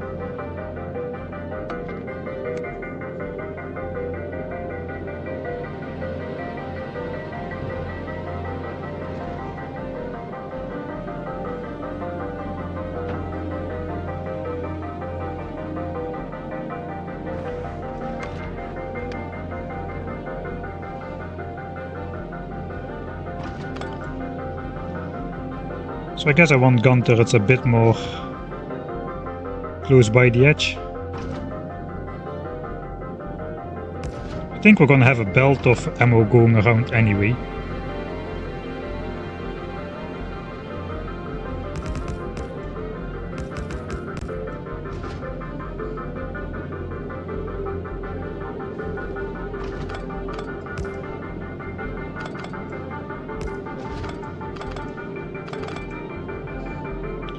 Something like so.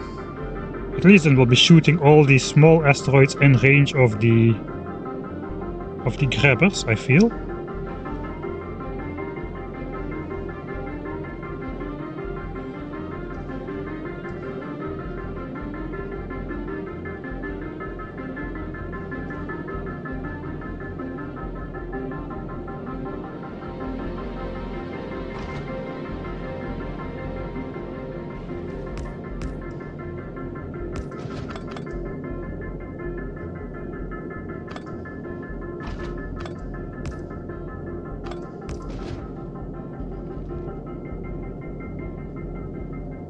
I think that's pretty good.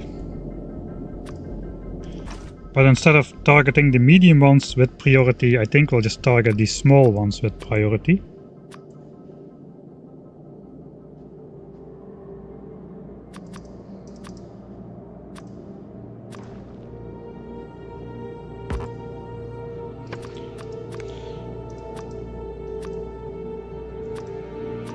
I wish you could just move these tags around like you can move around map tags.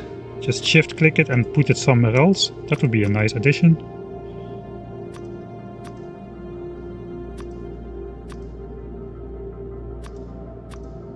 We'll set the medium ones at the back, so we've prioritized the small ones, but if medium ones come close by, then please shoot them and hope for the best. If the rockets are out of rockets or something, we have a backup.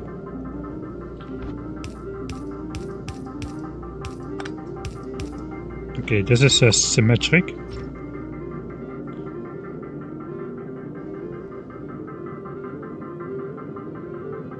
Okay, so the rockets have a little bit more range like this than the gun turrets, but the rockets need to travel to the asteroid, so that's gonna take some time. I think that's a good distance. I do think I want to feed the rockets like directly from the space hub.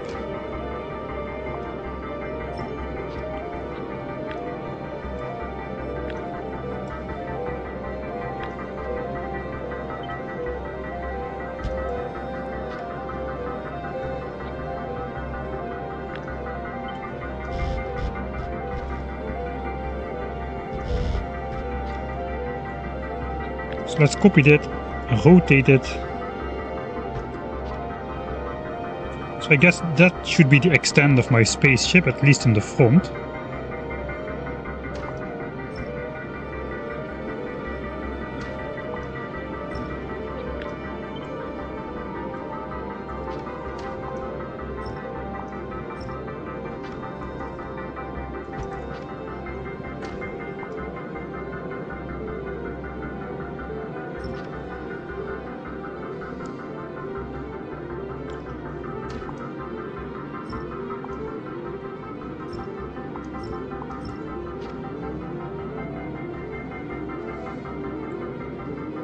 And I guess we can even try to bring this in closer to the side.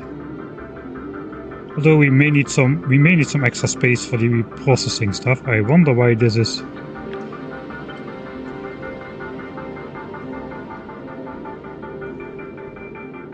rotating in this fashion.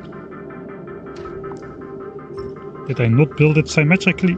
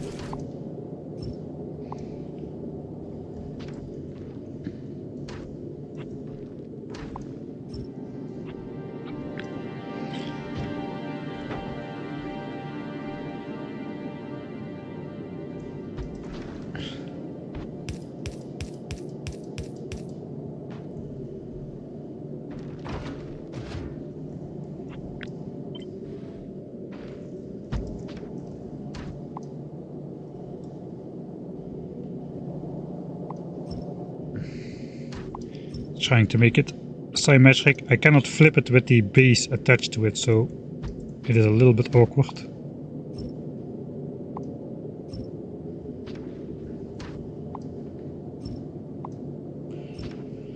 All right.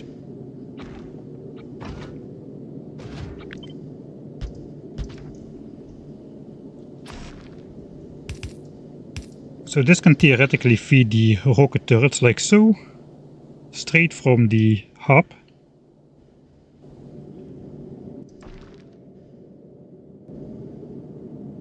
And now we have the rest of the area to set up some processing.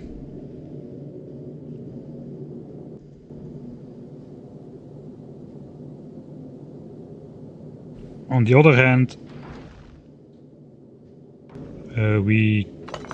I don't know how many rocket turrets I would need. How dense are the asteroids going to be?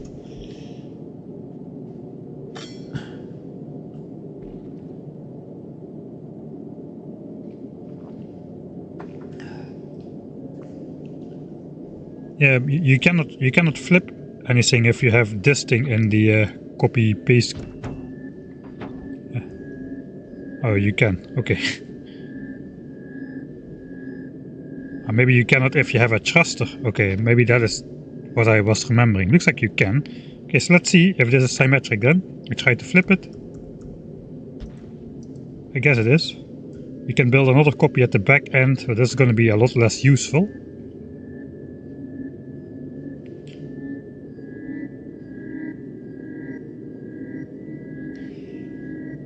Okay then, I guess let's try to set up.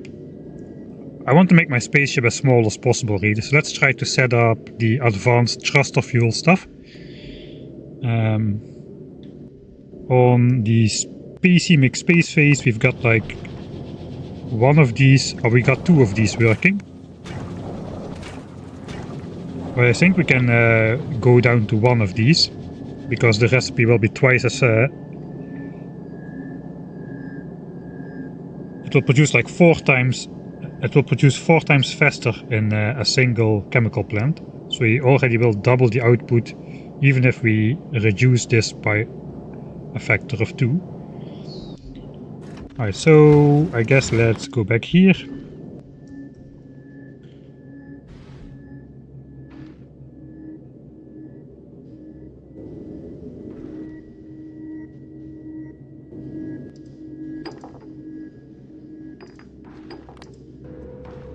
Let's just try to send that away, so my inventory is not so full.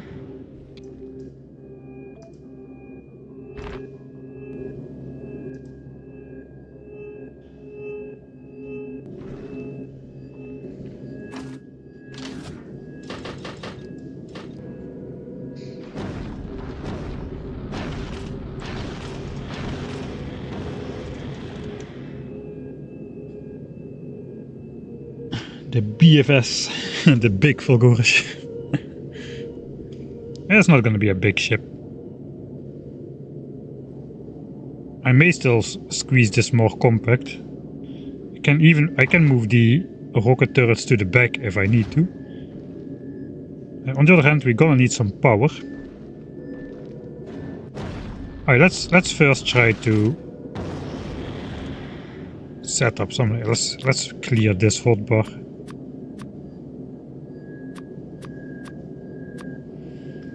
Okay, we need like assemblers. I guess we're gonna not cheap out anymore and use the Mark III. We can use simple efficiency modules. We can use Mark II efficiency modules, depending on the type of assembler. Probably not gonna use productivity, since the place we're going has pretty abysmal solar power.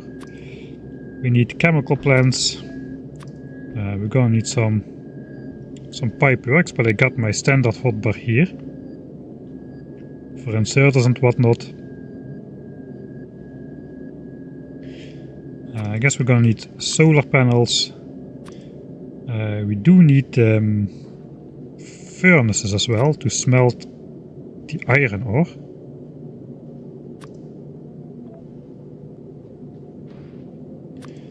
And cargo bays to be able to take some stuff. Cargo bay, and I guess thruster. I was thinking I can put these at the front.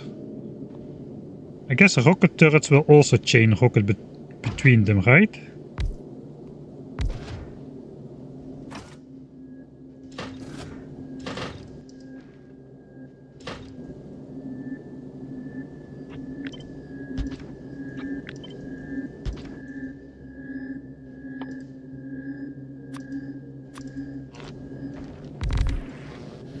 Okay, rocket turrets also chain rockets between them. How many rockets will they fill?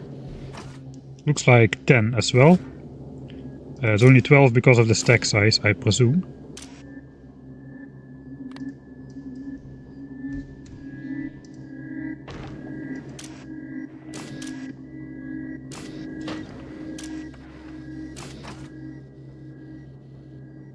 Yeah, it's 10. 10 is the limit, just like gun turrets. We won't override stack size though. But that means I could theoretically... 1, 2...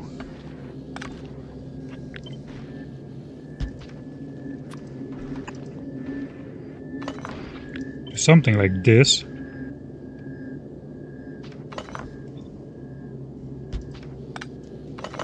And then we have space for cargo bays in the front.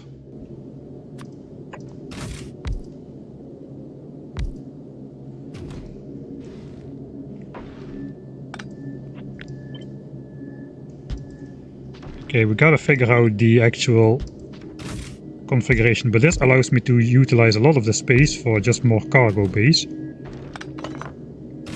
As long as they're connected, I can simply do stuff like this.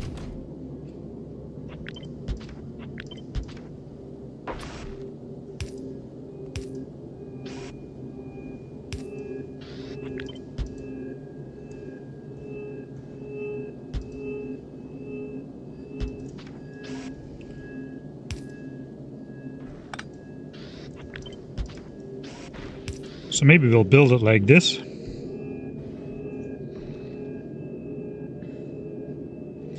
Kind of depends.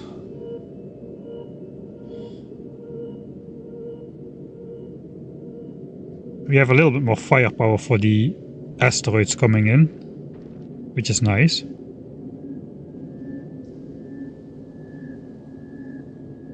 But yeah, we'll see if this is necessary. Let's first try to cobble together advanced thruster fuel, which requires calcite and carbon.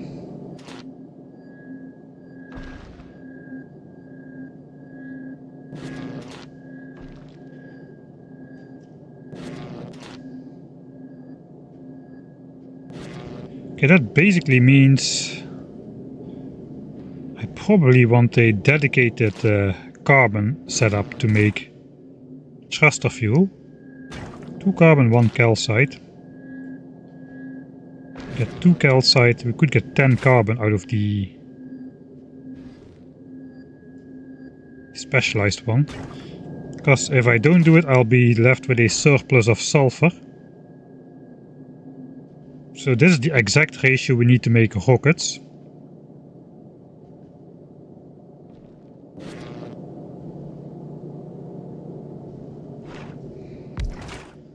Let's see. Explosives is 1 coal, 1 sulfur. This makes 1 coal from the coal synthesis thing, 1 sulfur and 5 carbon. So this makes 2 sulfur a time. So let's set this guy's stack size to 2.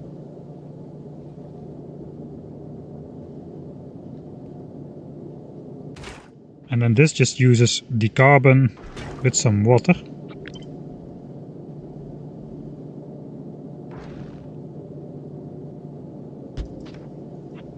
Looks like we're gonna go 1 more to the front with the gun turrets.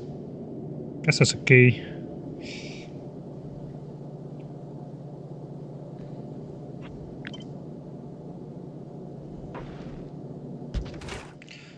Alright, so 1 sulfur is for explosives, 1 sulfur is for the carbon thing. This can basically just go straight in.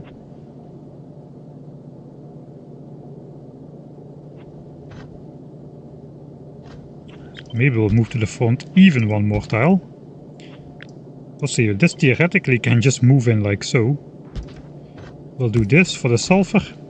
So 1 sulfur goes in here, 1 sulfur goes in here. I guess the coal needs to go... Yeah, right, let's not go overboard with the moving the gun turrets. I mean, we have undergrounds. All these chunks go in here. Let's put 1 solar panel on the platform, he said. So stuff stops blinking at us.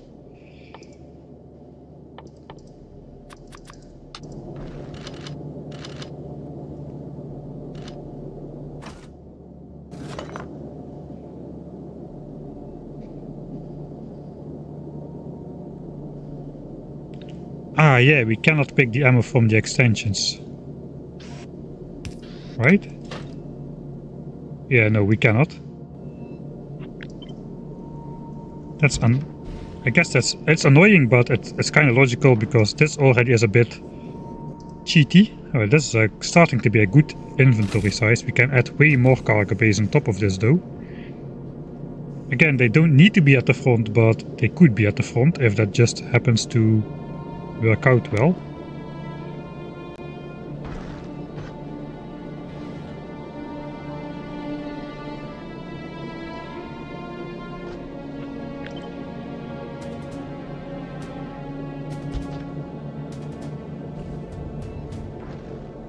Alright, so ideally, what side does this thing output on? Forget every time. Okay, on that side. That is positive news. If we output on a splitter, will it go both ways?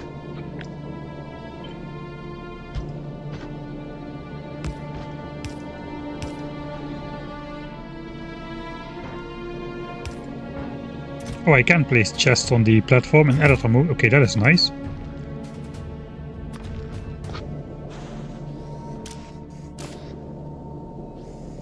Okay, now so all of it goes this way.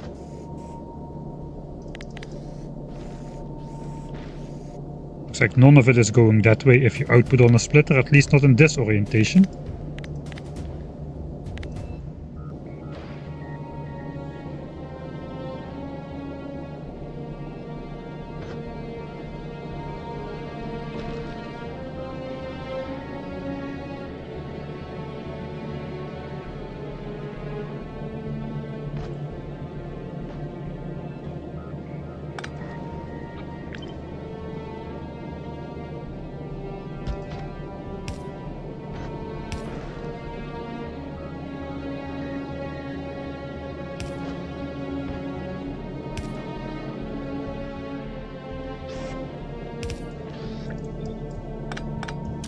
So we can do this with stack sizes of 1 to separate out sulfur for here and sulfur for here.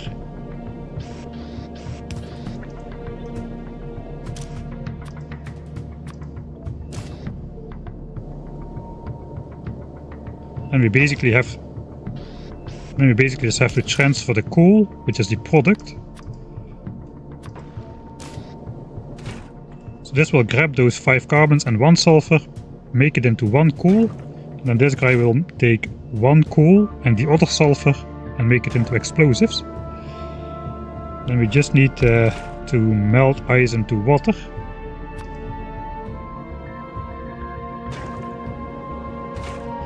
This uses 10 water, this uses 10 water, that is basically perfect.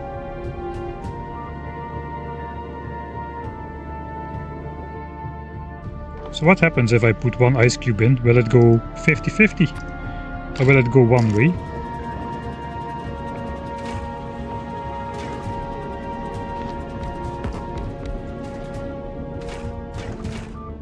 .6. What?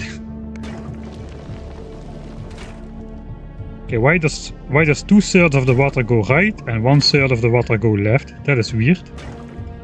Let's do one more.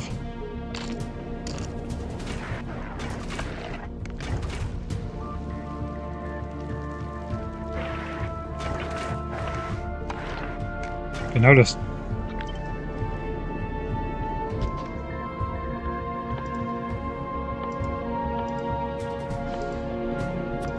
Getting bogged down in details, but if you make like compact builds like this with no room for later adaptation, you have to make sure everything works like you expect it will work. Because if this doesn't work, I have to move this. Move this back 1 tile and put a pipeline in between. But if this works, then I'm happy. Okay, let's try again. Some ice cubes. Maybe it alternates. 1 ice cube. 13.3, 6.7. Second ice cube.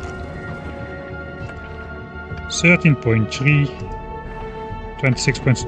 Why does 2/3 go in this output and 1/3 in this output? That is really weird. I mean, I had hoped it would be 50-50. I had expected it would be 100 to 0, but 1/3, 2/3. Where does that come from, though?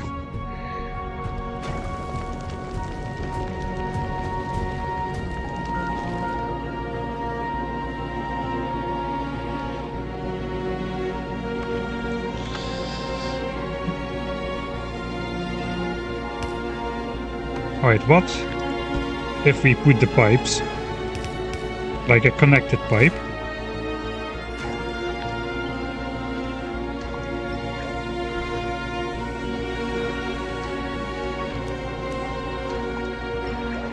Yeah, I'm just interested in where the water goes. 7.9 and 12, basically 8 and 12.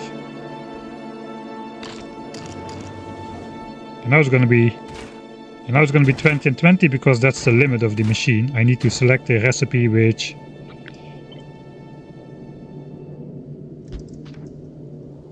can take a lot more water, like let's say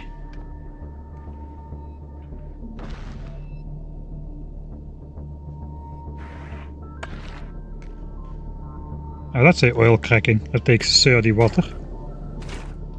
Heavy oil cracking also takes 30 water.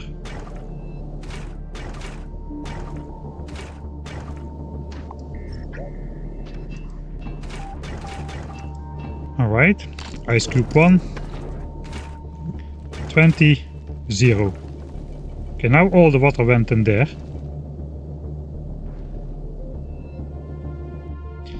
Alright, they updated the fluid system to make it more consistent, but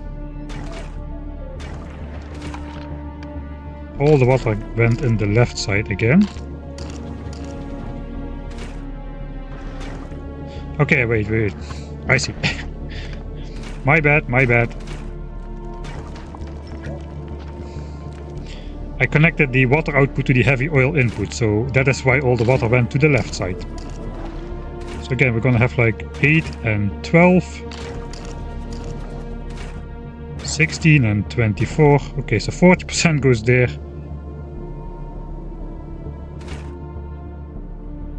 %60 goes here. You know what? I think that will just even out over time.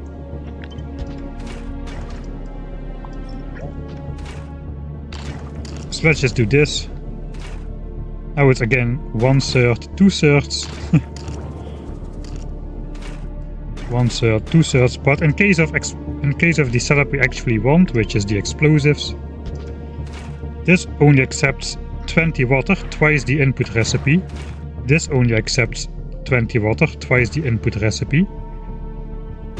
So after melting 2 ice cubes, both of them will be full. The first one will, okay, put it in at an imbalance. Now it's again 8 to 12 for some reason. But the second one will have produced 40 water in total, and the third one just won't go out anymore until one of these is produced. And we simply cannot produce more of one compared to the other.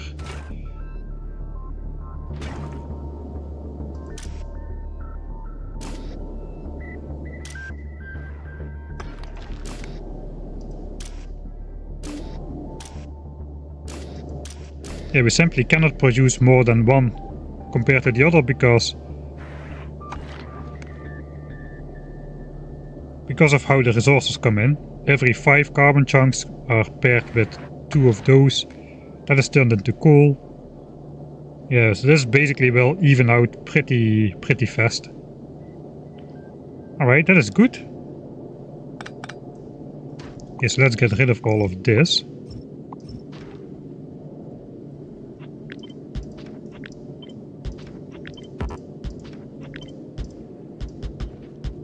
So the inserters swing a bit faster in the future.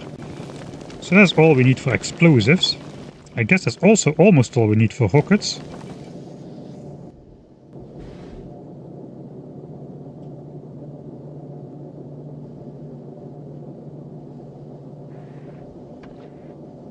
This thing theoretically can convert 2.5 carbon a second.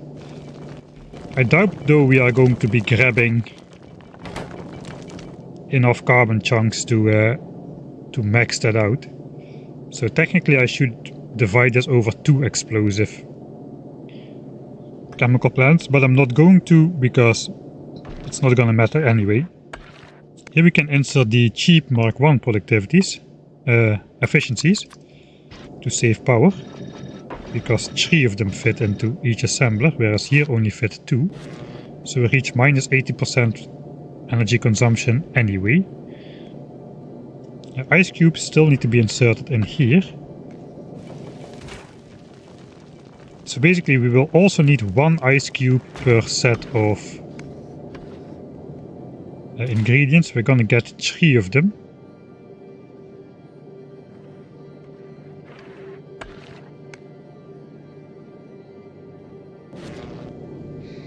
Okay, that's the explosives loop. We still need to do rockets though, but I guess...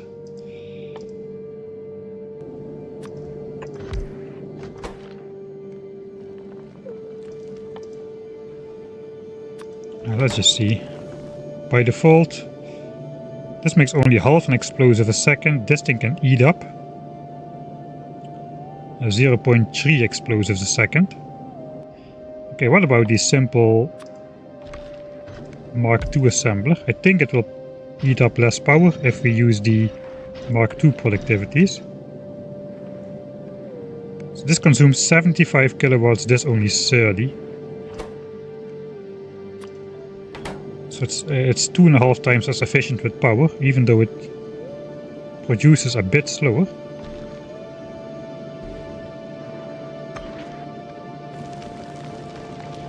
I guess these two together actually combined have the perfect crafting speed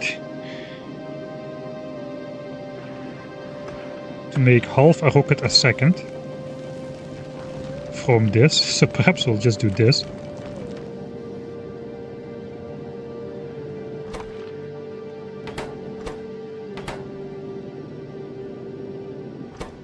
We need iron and explosives.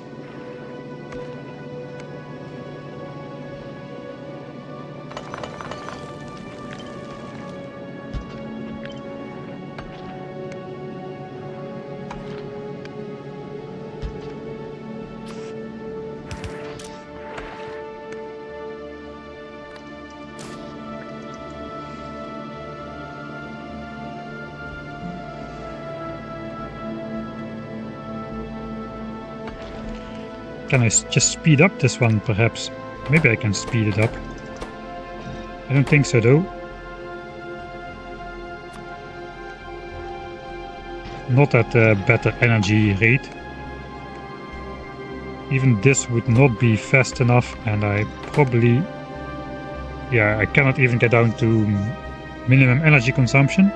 Except I can, if I make Mark III efficiencies, we get to minus 80%. Making 0.46 rockets a second. Do these things come in quality? And if so, what is the effect? Do they become faster? They do.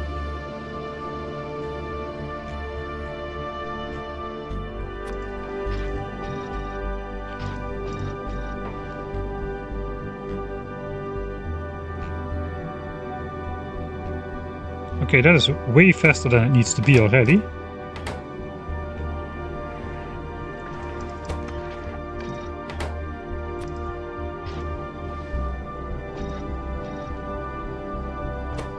So I think here we can even get there with Mark IIs.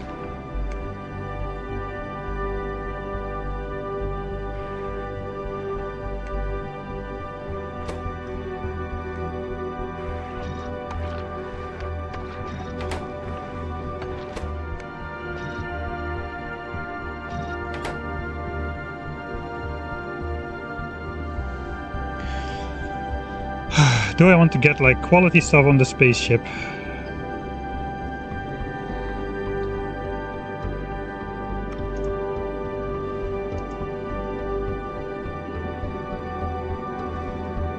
Can efficiency beacons go on a space platform? I don't know if beacons can go on a space platform at all.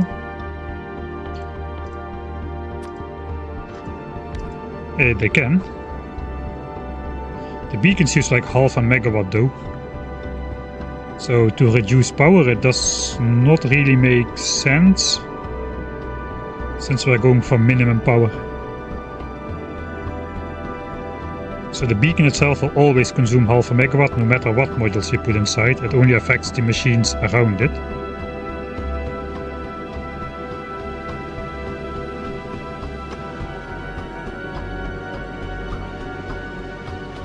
Yeah, perhaps we need to go quality asteroid things. I'm kind of trying to avoid quality, I think, just because it is... I'm not completely avoiding quality. I did dabble a little bit in it. But since quality is supposed to be optional, let's see if quality actually is optional.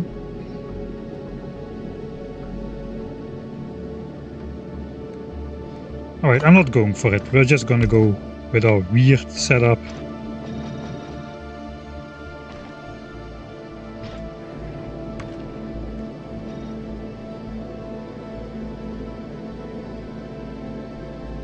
Like so.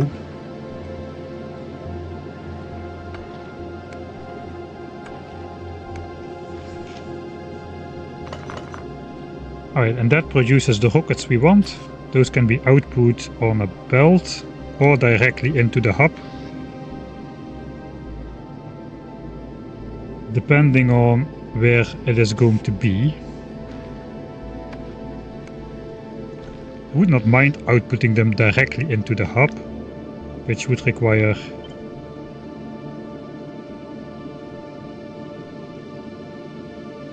doing something like this over here.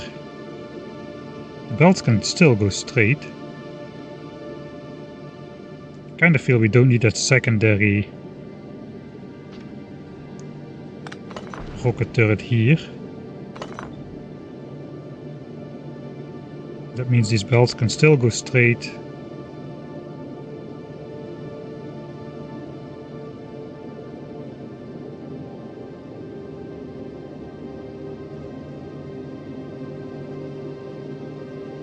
Even if we put it over here.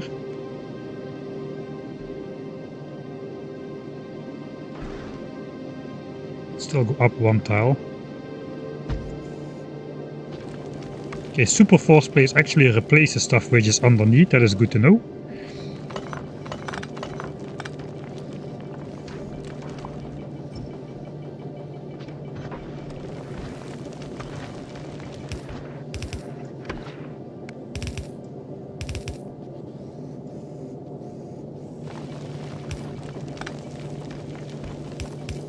Okay, that would transform this to this. I think we're gonna be... I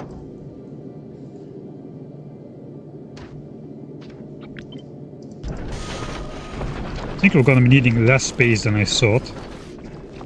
We can perhaps put the rocket turrets in the back then.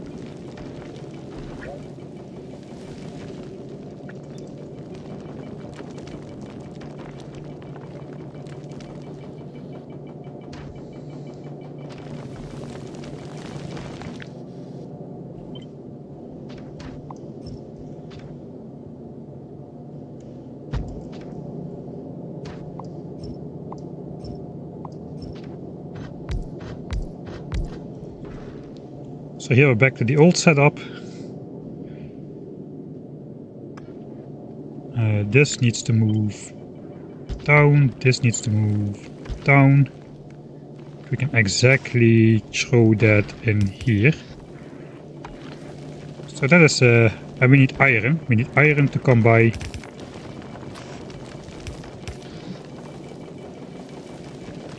One iron a second. So where's my furnaces? Furnace does 0.62 iron a second. We need 1 iron a second. We do want efficiency in here as well. So basically that means 2 furnaces smelting iron to supply for the rockets. We can put those basically anywhere.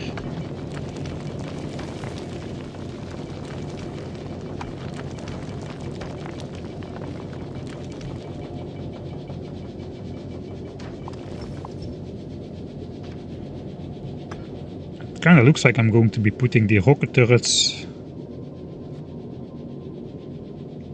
at the back.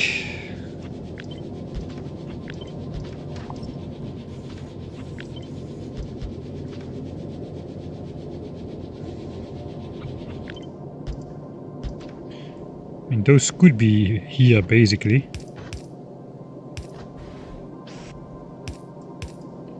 So if I flip around ice with yeah, if I flip these around, oh, that's going to be horrible. Then iron is already right here, which is nice.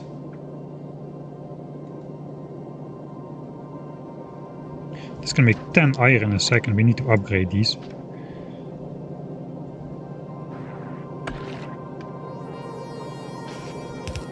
We'll see.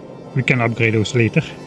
The fast inserters use a lot more power, like 4 times as much. 60 kilowatts compared to 15. Of course they're faster, so they'll use it for less time, but they're a lot faster. Maybe it's not so bad. These do 300 degrees a second, these do by almost 900 degrees a second, so they're almost 3 times as fast, using 4 times the power. I think it's worth it to upgrade to fast ones for some of the inserters which need to do a lot of work. Like iron, the carbon.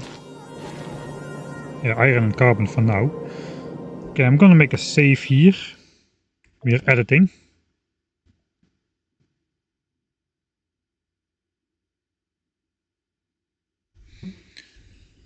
I just landed Aquilo and realized I still need to study, so GG, guess maybe tomorrow. Hey, maybe see you tomorrow.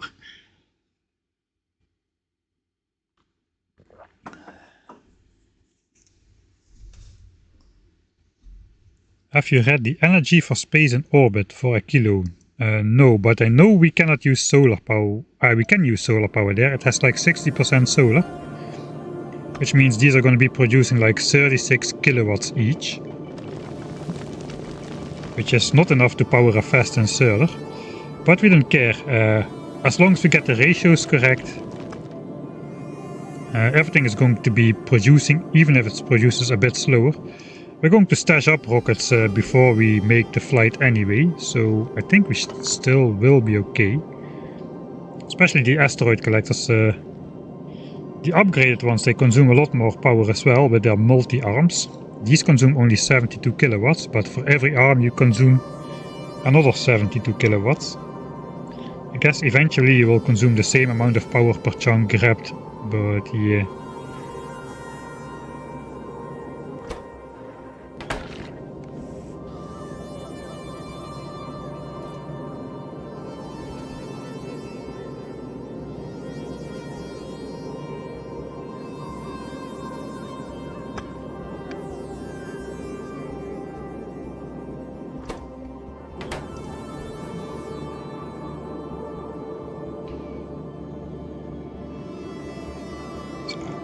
I'm assuming that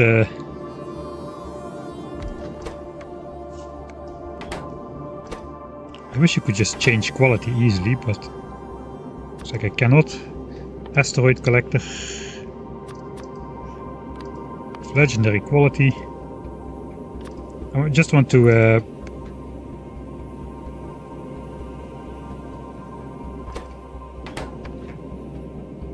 test the power usage.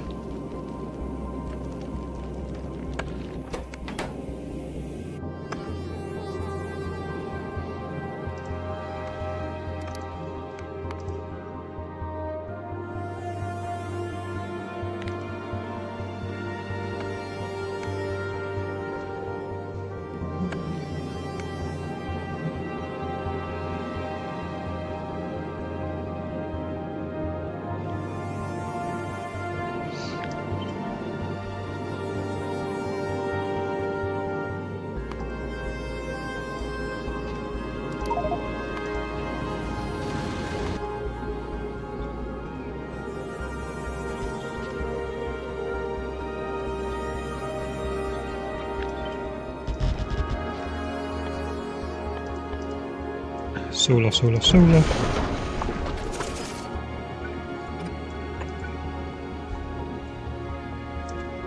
Ah, what keys?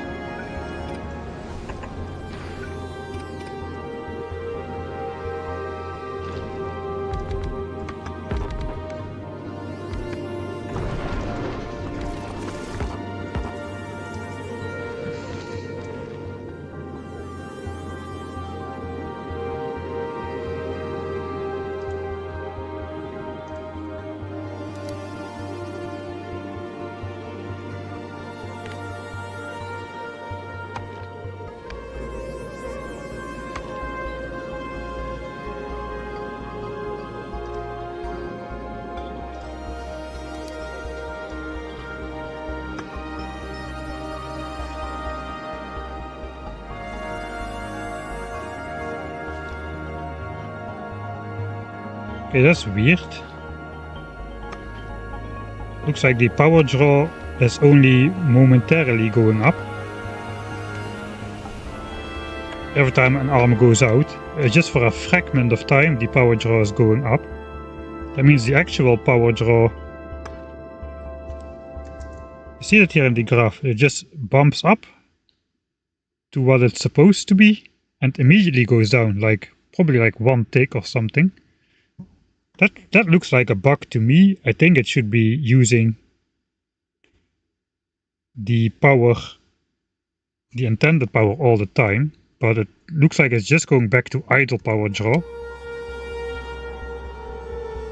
The legendary one does have a higher idle power draw than the uncommon one, but that's minor.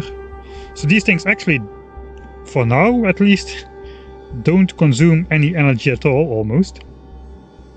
12k or 18k, and only like when the arm goes out it consumes power just like for 1 single tick, it appears.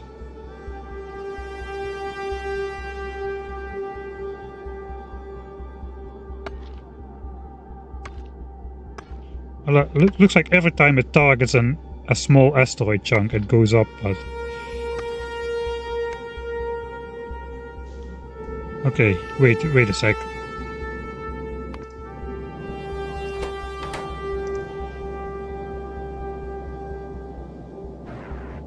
Okay, so this maximum power consumption is actually not the power consumption of the asteroid collector.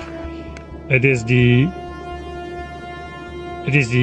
like 1 tick consumption of an arm going out to grab an asteroid. So every asteroid that is targeted uses this for like 1 tick, which basically completely invalidates this power usage, and we only have to look at the we only have to look at the idle draw of these asteroid collectors.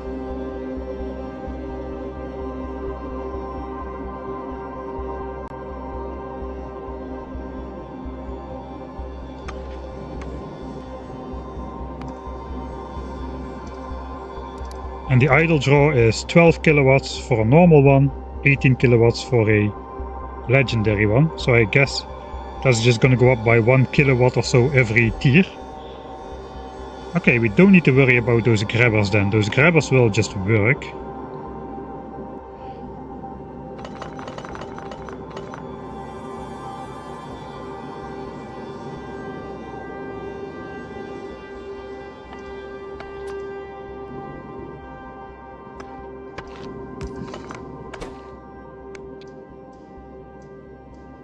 Alright, so what if we don't have enough power?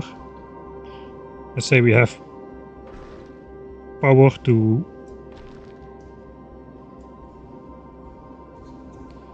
We have the power to, yeah.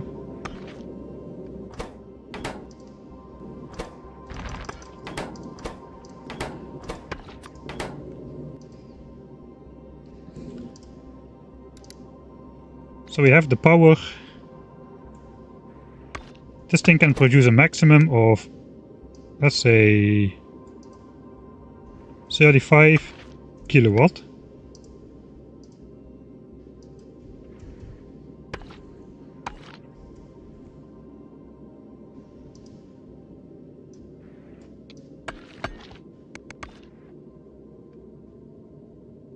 All right, 40 kilowatt is 40 kilowatts it is.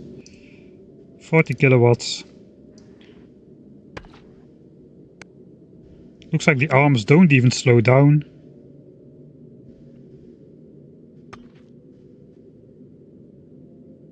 Yeah, power is just good, even though this legendary one is supposed to be able to consume up to like 558 kilowatts of power with all arms going out simultaneously. I think that's just not going to be the case then, as the game is now. Alright, so we can ignore that. Okay, that is something I did not expect. Again, if you don't test stuff, you will never learn weird facts like this. This is exactly, messing around like this is exactly how I discovered the infinite productivity glitch in Factorio 1.1. This looks to me like a glitch as well. So we can actually go for uncommon or even rare ones if we really want to, because they won't use extra power anyway. They just have a slightly higher idle draw.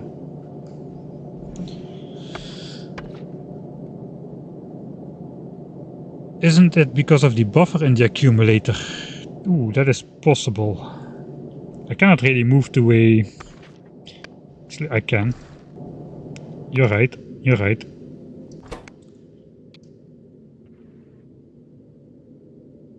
I need to set some sort of buffer or it's not working.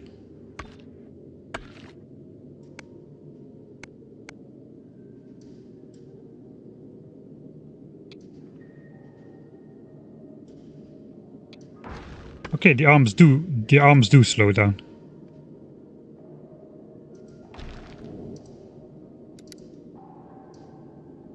You're right, the arms, they do slow down. No, they don't. No, they don't.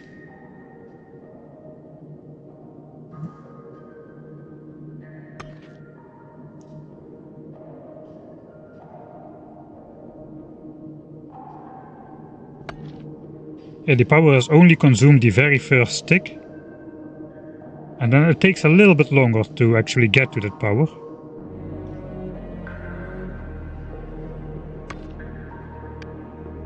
But as soon as it's going out, it's no longer consuming power. I think that will be changed in an update effect. Maybe it already has changed. I'm not on the latest version because I cannot update. There's a problem with updating at the moment for me. Alright, so I have to check if there's still an issue on the latest version.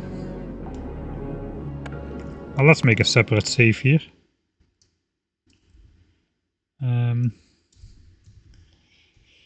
Asteroid grabbers consume max power, or consume basically 72 kilowatt per arm, only on first tick of going out, not during the entire grabbing. That basically invalidates their power usage. I mean, 1 tick power usage of a 3-4 second process is basically nothing. Okay, this one again did. Maybe they have an internal power buffer as well. So some of these things... Okay, now we get a slow... Wait, what?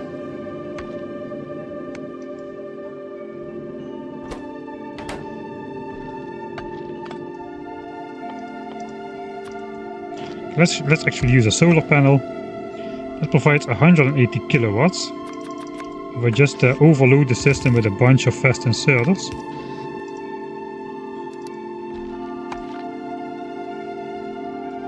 They have an idle draw of... What is a high idle draw?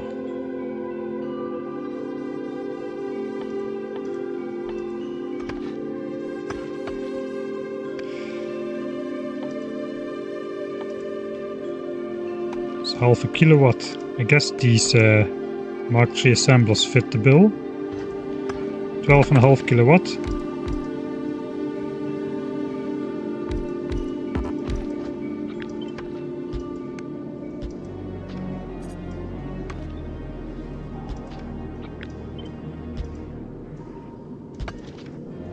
So that's 125 kilowatts.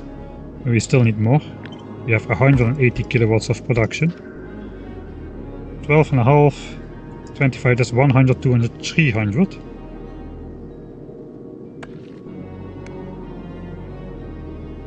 No, 25 is 50, this is 150. 200. Okay, now we are overloading.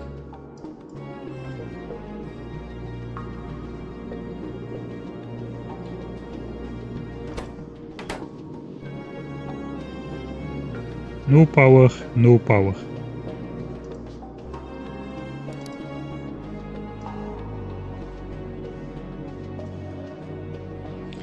Okay, now we have a demand of 7.3 megawatts. So 180, 50, 50, 50, 50 is 200.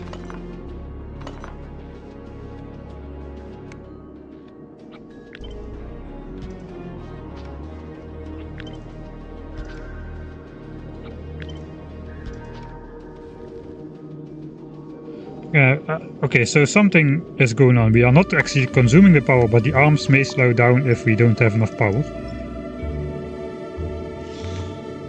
Okay, I don't really want to spend more time on this at the moment. I get sidetracked all the time. I wanted to make a save over here, because I'm going to change around these recipes, which may turn out to be deadly.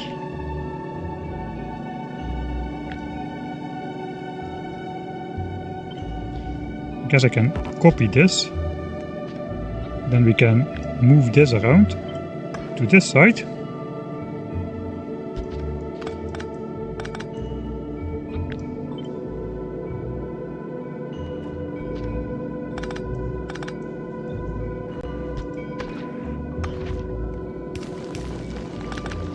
And then we can copy this on here without the belts.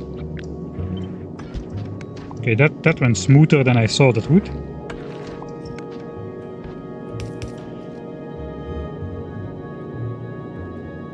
Then we also have to change around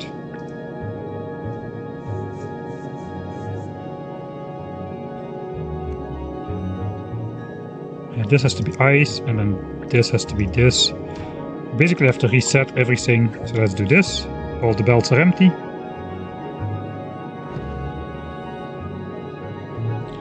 I think solar power is going to be okay, especially since we use efficiency models on everything. A furnace will consume 36 kilowatts, which is exactly one solar power production. We can calculate how much solar power we will need. Actually, let's do that.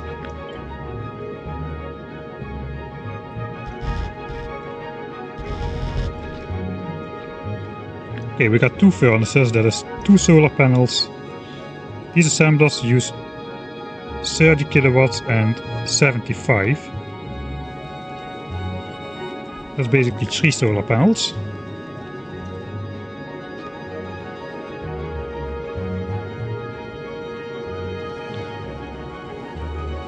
$15 kilowatts per inserter, but inserters are a little bit only when they're active. So not sure how much I should count for that. So let's count half of their maximum draw. So there's 60, so 80, 110.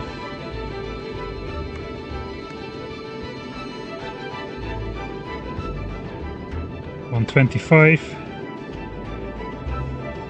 These will only do things very sporadically. Let's say 200.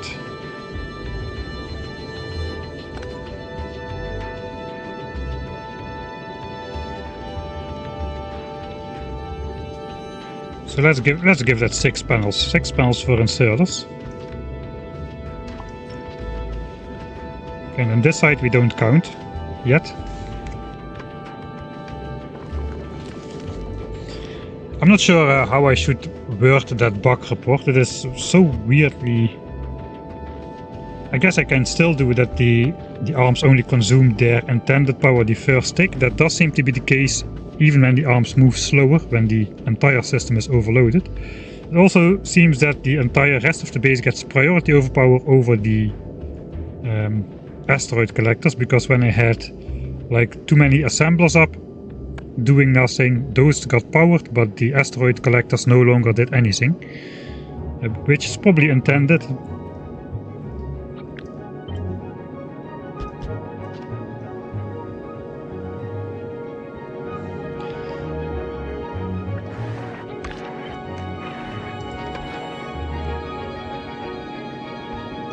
Alright, so for now we just need to lead ice here, so we'll do this.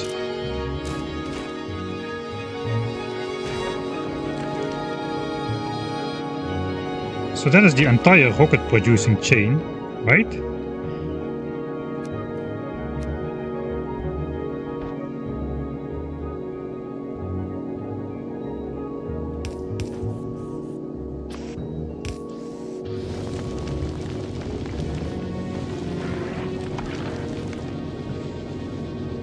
I should be making rockets now, so let's delete all rockets from here.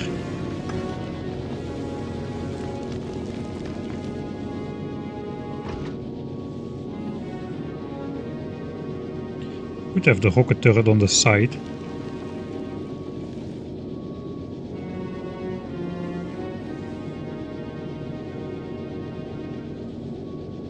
Theoretically, this entire construction could come down a bit more.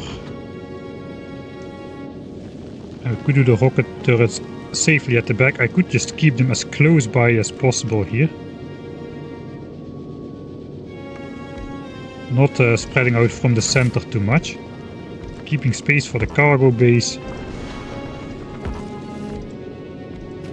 etc.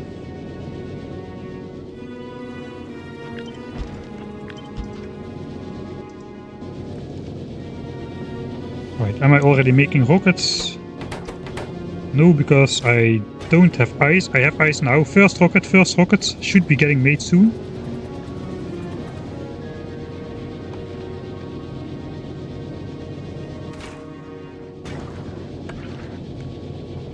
Unless I forgot to rotate this belt, which now no longer works.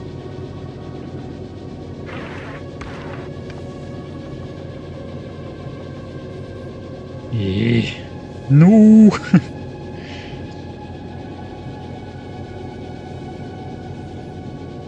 Alright, gun turrets, you go out one tile further, so be it.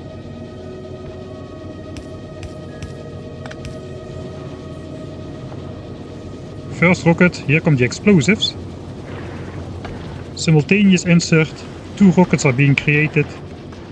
This guy finishes first, then this guy. And now we have 2 rockets. Okay, rocket production on ship, it's a go. Rocket production, it's a go. How I'm going to bring ammo out to over here is a problem for future, Mike, I guess. We still have some space to spaghetti something in place.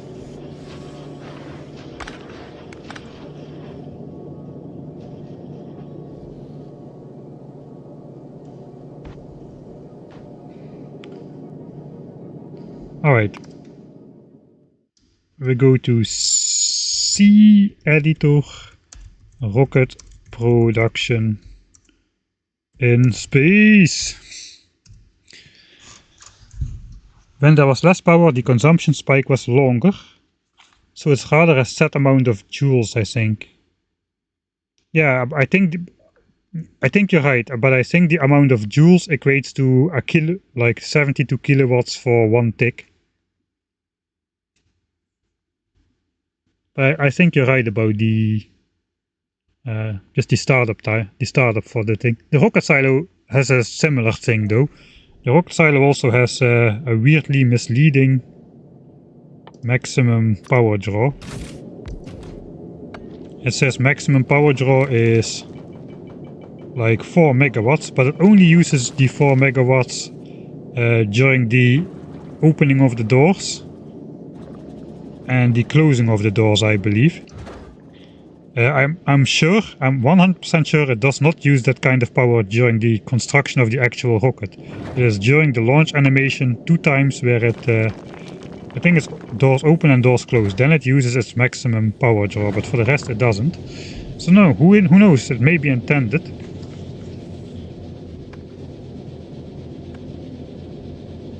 There doesn't seem to be starting from scratch on Aquilo. So I probably at least want to take... I mean, I probably should... Is there an Aquilo thing already? I guess the Aquilo thing comes when we research the technology of Aquilo. Why am I stuck with science? Am I out of military science?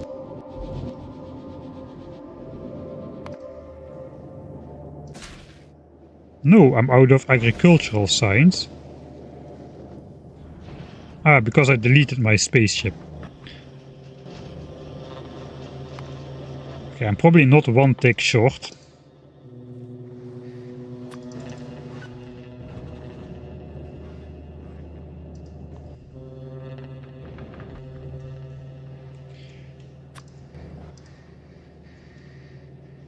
Because this stuff spoils.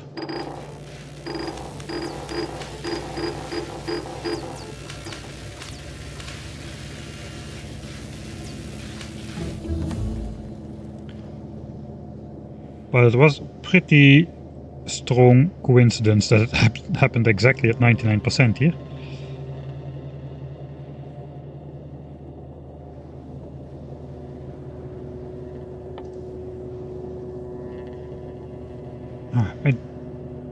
Let's see if we can figure out something from the mouse overs here. Aquilo, a freezing wasteland with bottomless oceans of liquid ammonia that cannot be landfilled, so we don't need to take landfill.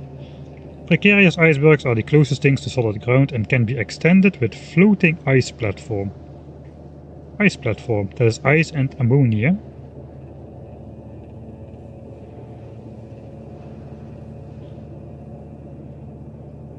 Ammonia is gained by an offshore pump in the oceans of Aquilo.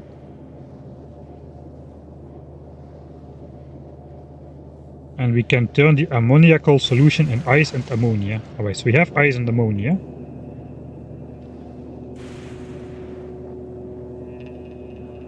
And if you have ice and ammonia, we can make ice platforms. So we can make ice platforms simply out of pumping stuff out of the Aquilian Ocean. Structures and bells will freeze if not heated. It must be placed on concrete to not melt the ice below. So how do I get concrete? That requires... Normally that requires iron ore. And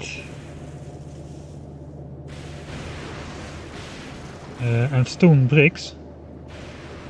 It looks like we will have to ship in some concrete, or at least a lot of stuff for that. Looks like we also need to ship in holmium plates.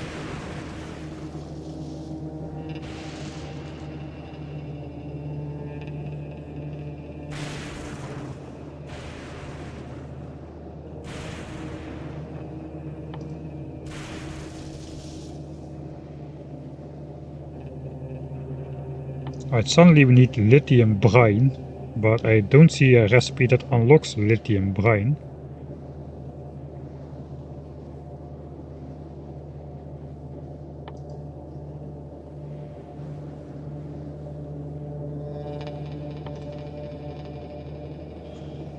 Okay, that looks like a pretty simple science pack to make though.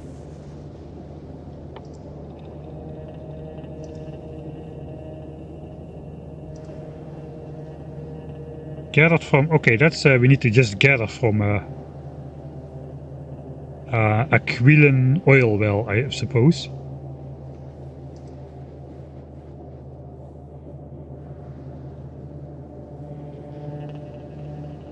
Right, so it looks like for the beginning we need to bring in holmium plates.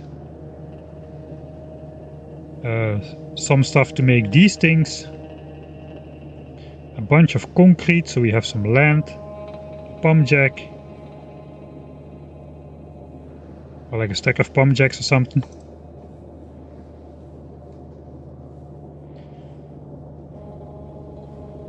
And everything we need to make a rocket silo and a couple rockets so we can get off of the thing. If we have all of that, we should be fine for the first launch. Yeah, literal brine is a natural resource, right? That makes sense. Yeah, so we need... So basically we can make the Aquilian landfill from the local resources there, but we cannot make concrete. We need to place the stuff on top of the concrete or it will melt through the ice, so to say. So we need to import concrete. We probably also want to take like heat pipes and stuff. I think those are used probably to spread around heat on Aquilo. I don't know how we are supposed to generate heat on Aquilo. Is it just like the nuclear fuel source or the heating towers, perhaps? I guess we can feed those with solid fuel, but I'm not sure yet how to get oil on Aquilo. I saw this recipe for solid fuel, but how the heck are we supposed to get oil? I don't know, maybe oil is a natural resource on Aquilo.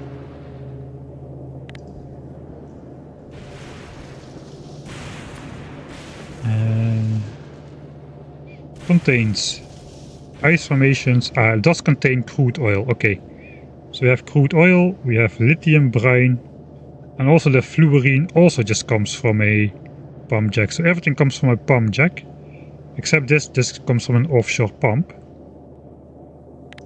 And we can get some starter stuff from like Aquilon rocks, I guess.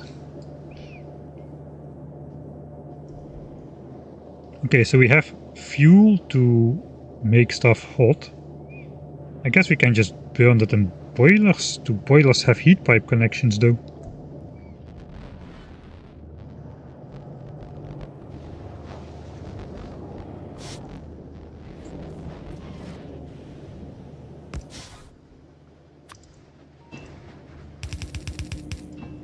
Does not appear so. I think we will need either the heating towers or a nuclear plant. The heating tower from... yeah, that does connect. So we either burn it in heating tower at an efficiency of 250% by default.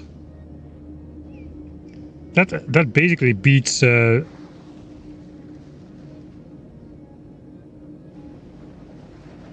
a double core nuclear plant. These don't stack in efficiency, I don't think.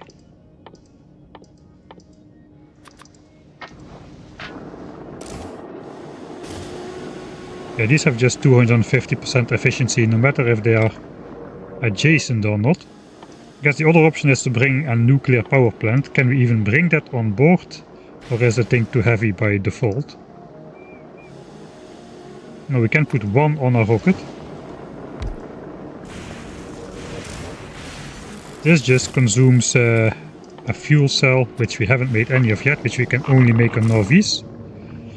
So if we do go the nuclear route, we have to go to Norvis. These things are pretty cheap though.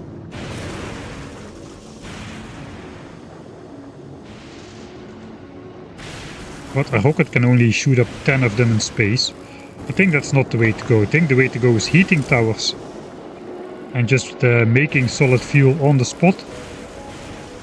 Perhaps rocket fuel even, and just using that to heat up local things. We probably need to bring some heating towers and some fuel.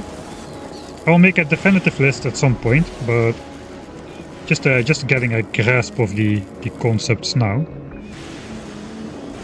Okay, that gets us started on Aquilo then, I think. I think we covered probably everything we need to know. Let's go back to our big asteroid spaceship.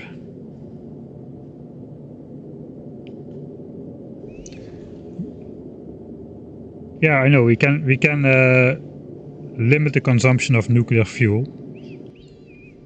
These things have a pretty dense, like 8 gigajoules or something, yeah, 8 gigajoules. Where rocket fuel is like 0.1 gigajoules. These also stack to 50, so it takes a lot of rocket launches to get them up in space, but in the spaceship themselves they stack to 50. So we don't need a lot of storage space to bring these over.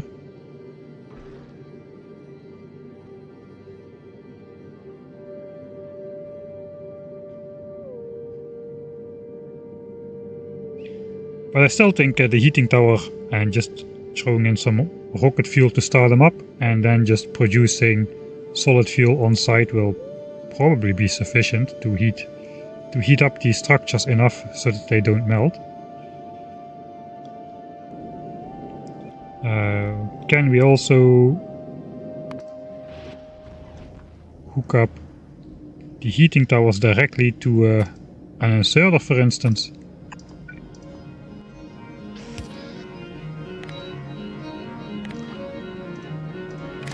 Yeah, we can. So just read temperature, okay, and then we can just say to this guy, only when temperature is not high, then put more fuel. Okay, that will work. Right, back to the big asteroid spaceship.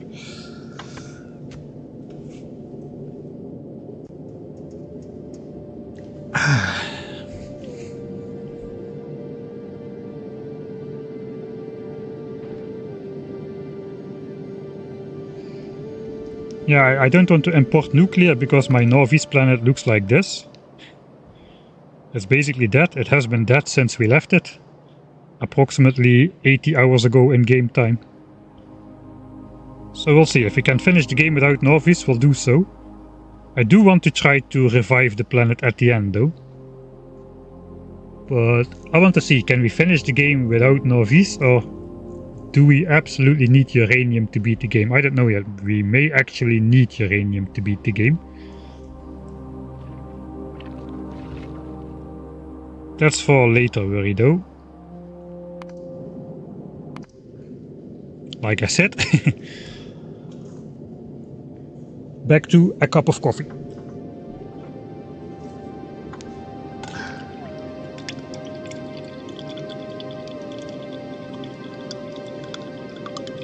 I guess Aquilo is interplanetary logistics galore by default, since you cannot do a cold start on the planet. I think we can make the Aquilan science pack with Aquilan resources though.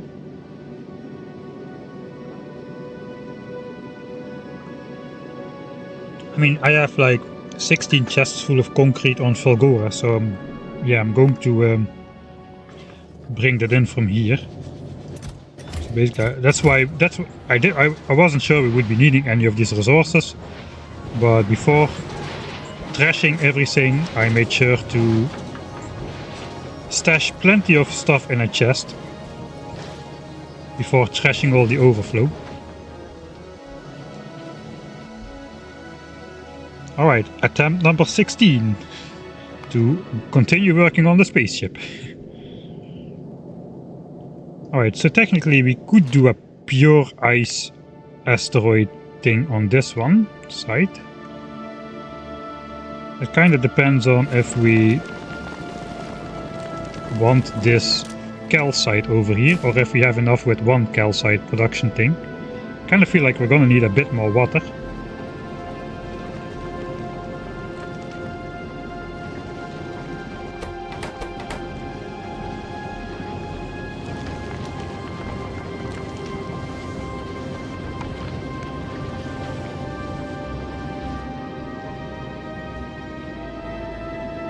Alright, I think it's time for the definitive decision to move the rocket turrets to the back of the spaceship instead of at the front.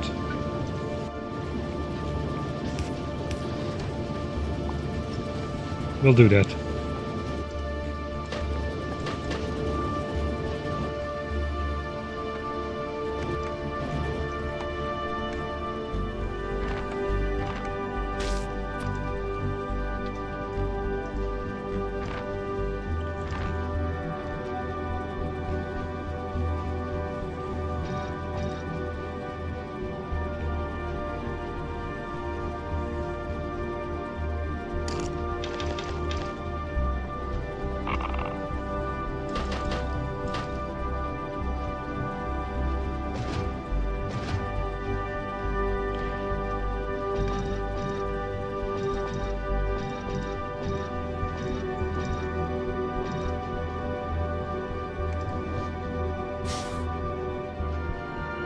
Sorry about that, I have to clean up the inventory a bit because it will just overflow if I don't.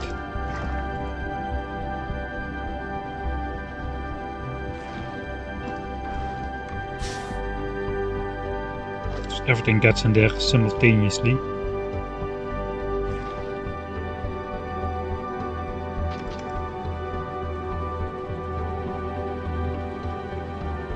Why are all these things blueprints? Right. So the rocket thing is quite compact.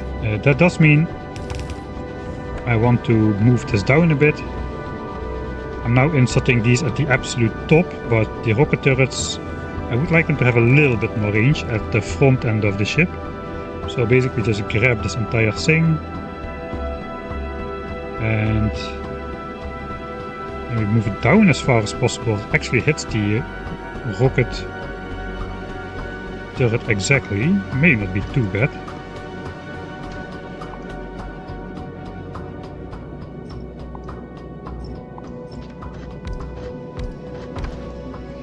Yes, now we have more than plenty of space at the front of the ship to shoot incoming asteroids again. Question is though, is one gonna be enough or are we gonna need more? We'll see in due time. We first need to figure out how to make the fuel for the thrusters. We have now like unlimited space at the front here to make these things. So that could be considered nice.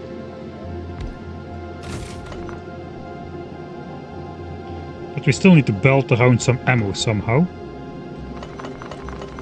So we'll see.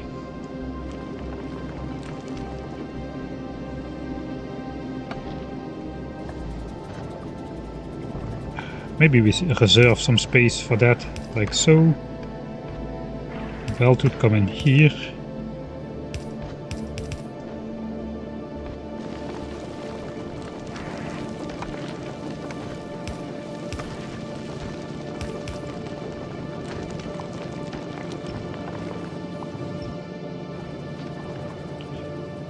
Even if just like so, that would already work. And we could insert ammo like so on these gun turrets.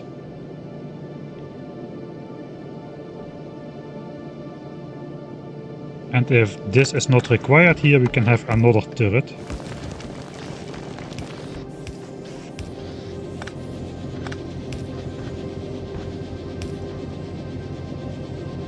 And just chain it up like so. Something like that could work.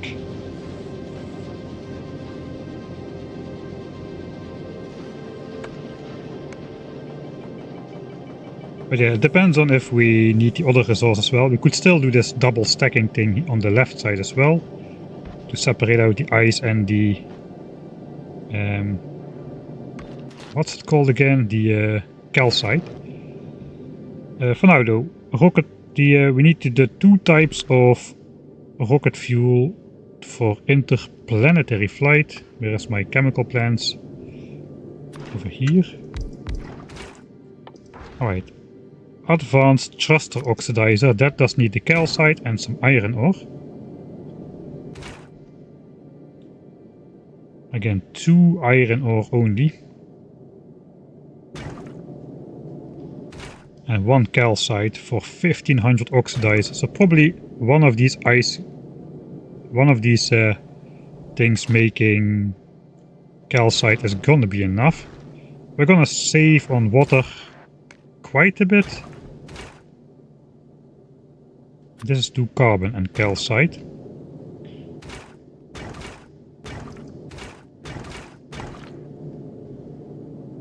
Okay, so we do need to make sure that if we do this thing pure iron ore and this thing a mix, we need to make, sorry, and this thing a mix.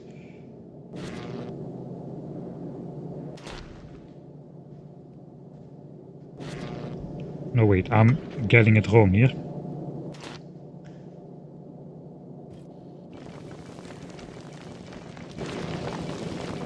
If we do this thing pure ice and this thing a mix, we need to make sure the ice from this thing gets consumed first, because if it doesn't, it will back up. Or we just need to throw it in space. I keep forgetting that that is an option.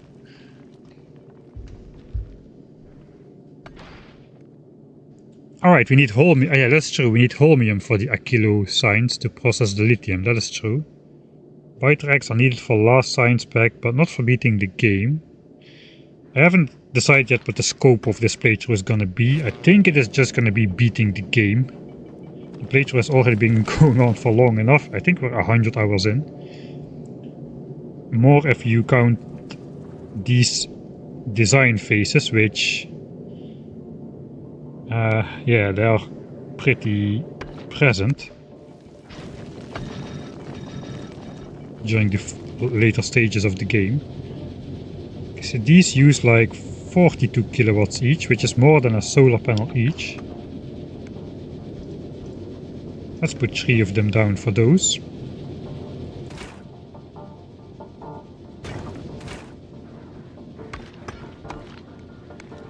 Okay, in total we need 2 carbon, 2 iron and 2 calcite.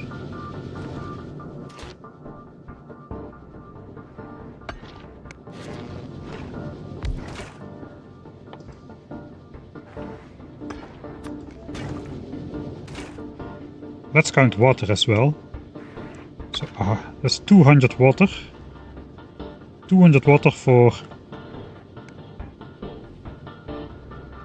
2 carbon, 2 calcite, 2 iron ore. 200 water though. So this produces only 60 water worth of ice. So we do need those extra ice cubes from this side to supplement melting water. Or the calcite will back up, or we just throw the calcite out into space, but that seems like, to my knowledge so far, I know it's gonna change around Aquilo, but the ice asteroids are the rarest ones all the time, so I don't really want to throw it in space. Let's see if I can bring out some of this ice. So that does look like we can do it only the ice output here.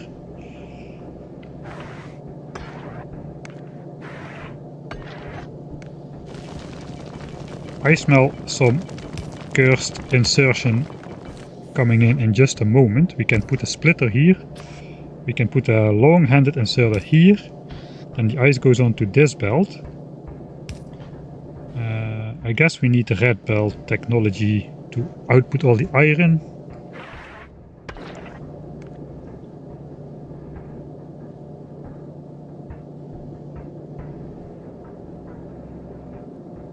On the other hand, this can make 10 iron a second. That is extremely a lot.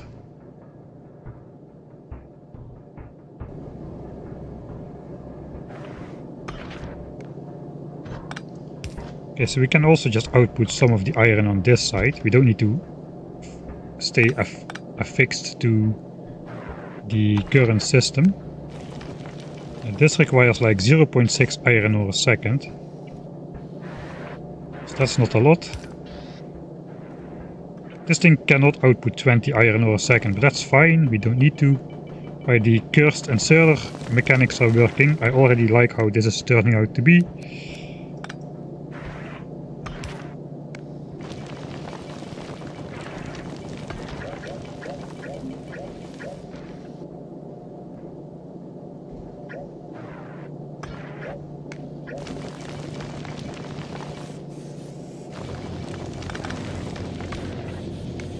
Okay, so this outputs on the right side. This outputs on the right side as well. Does it do? Yeah, it does, even if I do that. Okay.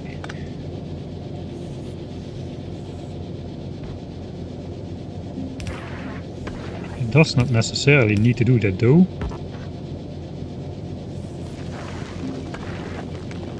Okay, here's the... I thought this was space platform, but this is the machine already. Okay, now then we cannot merge it on one belt already. Okay, then we just need to basically do red underground stuff.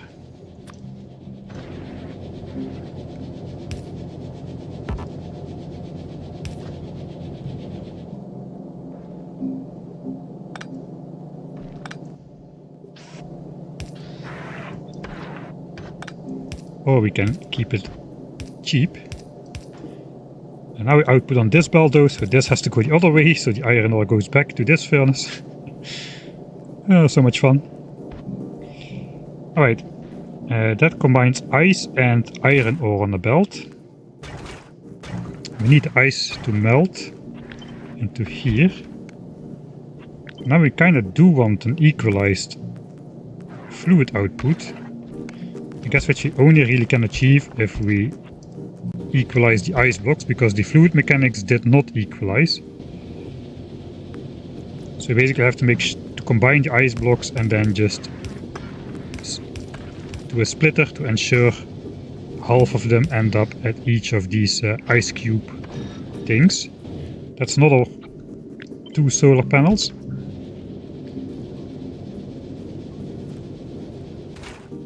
Then this just needs iron and calcite, this just needs carbon and calcite. So I guess we can do the calcite with blue undergrounds, which we have access to. Basically like this. Ice can go out here.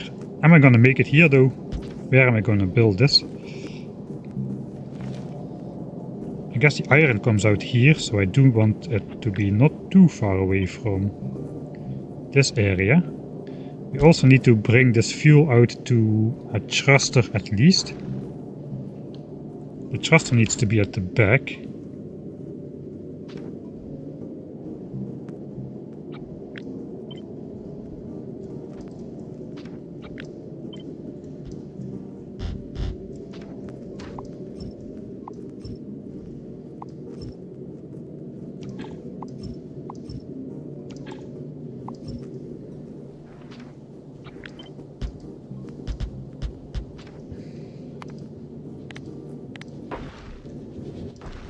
Okay, this thing is full again.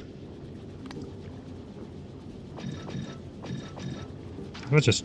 no! I tried to throw everything in the garbage.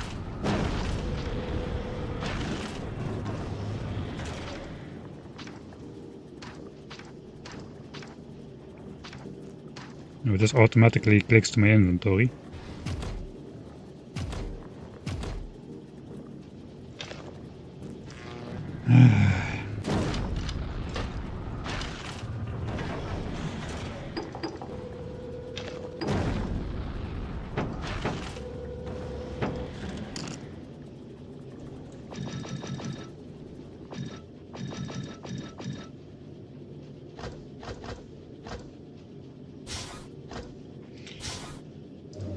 Sorry about this.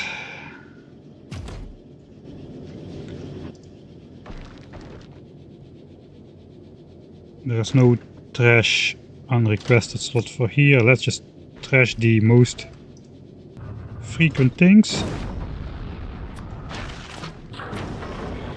So we have a little bit of space in the cargo bay.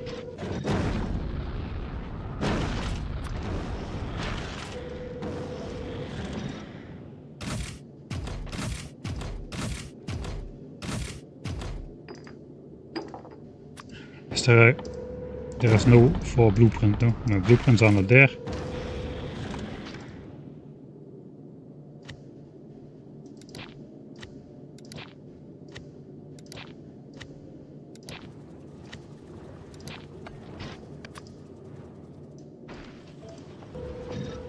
Alright.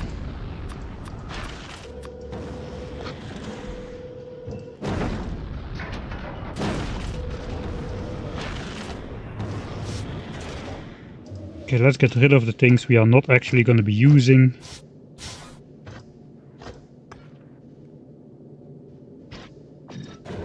Done with those.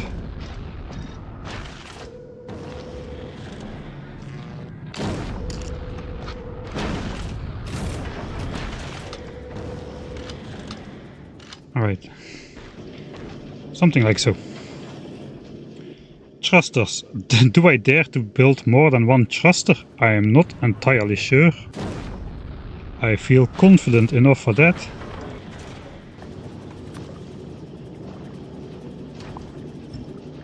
We also need some space for cargo bays still.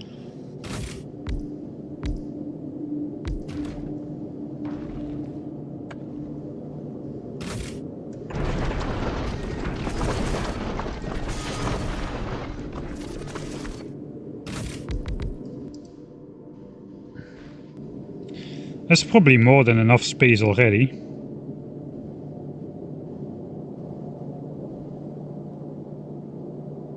We do need to make ammo for the gun turrets as well though. That's probably, we need to do that in the front as well.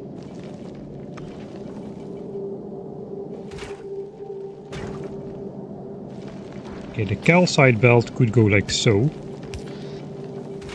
I would insert calcite on both sides.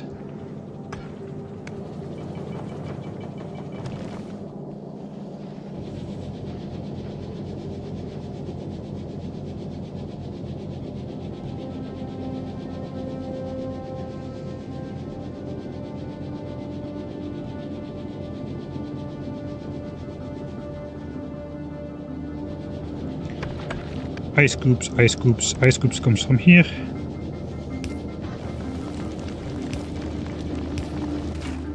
Iron ore comes from here. We need to smelt more iron as well. I guess we can smelt iron over here, make ammo. Put ammo in here, put ammo on the belt. Bring it over to some gun turrets.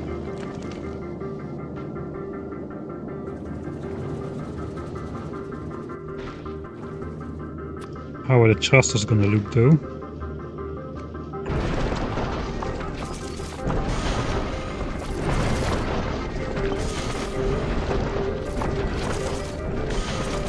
Let's go back to my first design.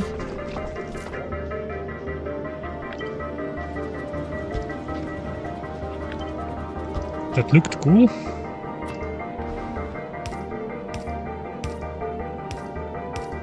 You can basically hook up the fuel sources like so. And it will just flow through each other, and then we just need to hook up one of each on each side.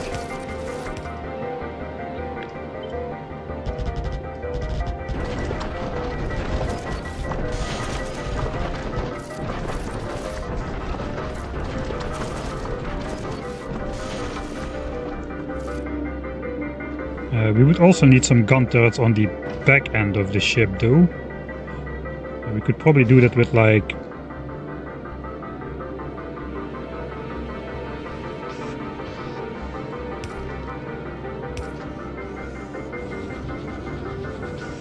by also outputting ammo on the side over here. As long as we bring it into the hub, that should be good. I think we'll be fine regarding that.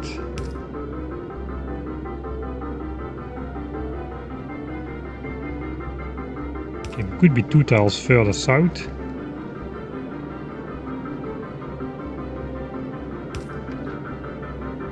This is a maximum distance. It looks like we will be upgrading to red for here.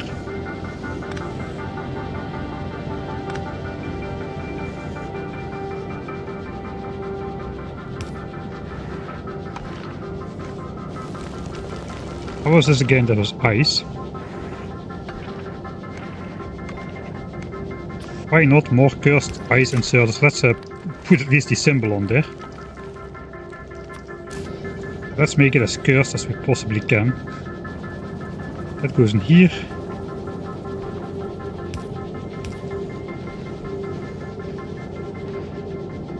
This already was ice.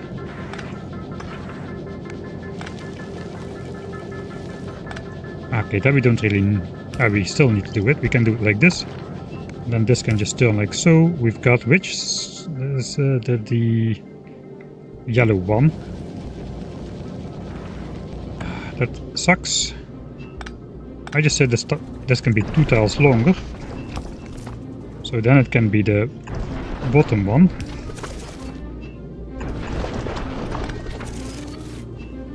And we can bring over the other one on this side. It would be cool if we can make that somehow symmetric.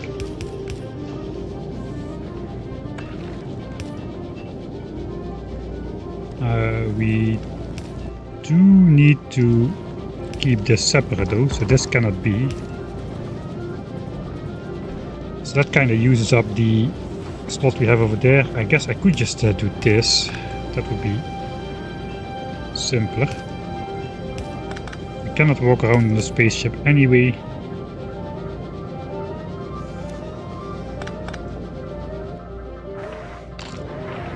On which side of the belt are the ice cubes going to be?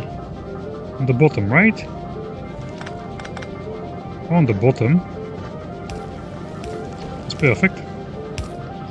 And they can come out here.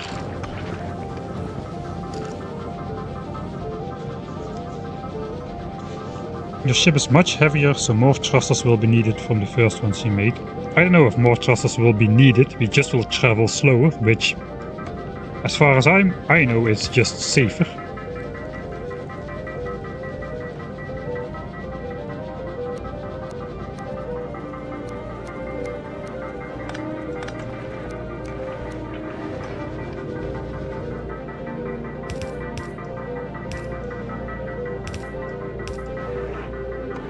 I feel like this should work as well.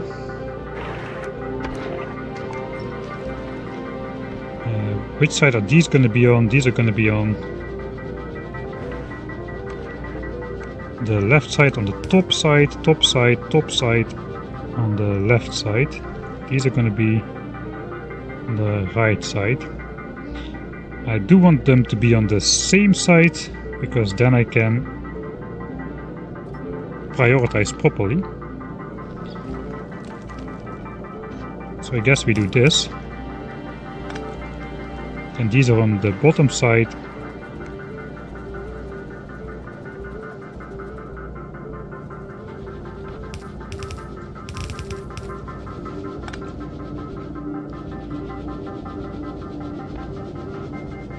And we input priority from the right side. Sorry, from the right side view from the splitter.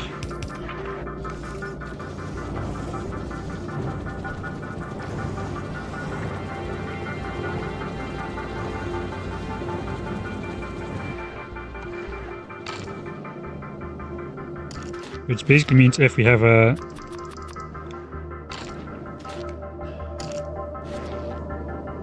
large input flow,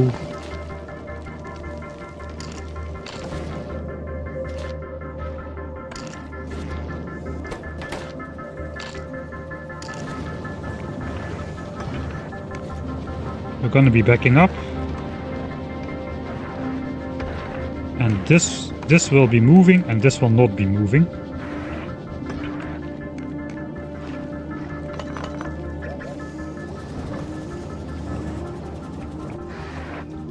Alright, I need to upgrade this one.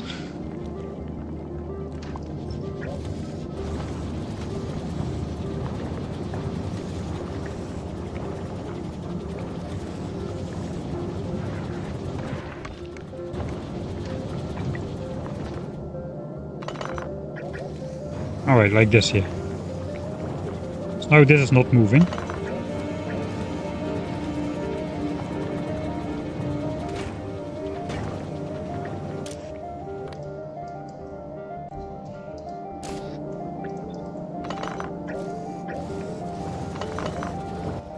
Even if I try to consume at full pace.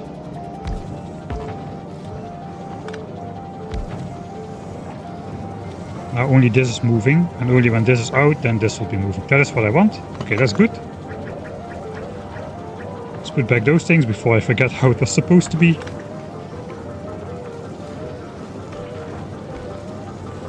So we'll just give this one a little bit of extra red belt over here. The red belt basically makes sure that it can be split fast enough over those two belts, and the yellow belt won't have a chance to feed in. As 2 yellow belts of output equal 1 red belt. But actually outputting ammo on this side is a decent idea.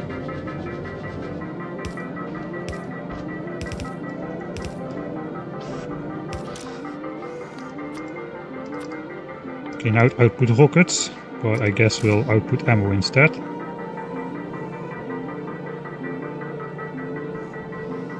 And that should start putting ammo in these turrets. Now we just need to produce the ammo somewhere later.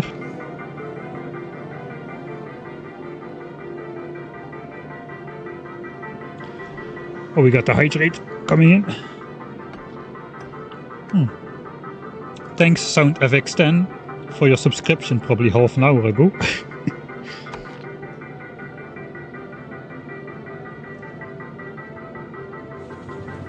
Hope you're still here.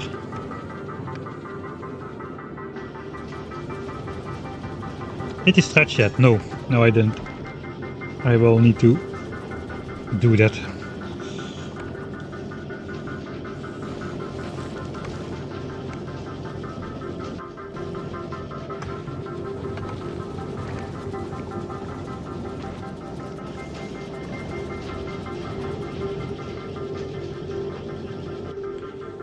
Okay, technically you can also get the ammo out here, but I cannot grab it.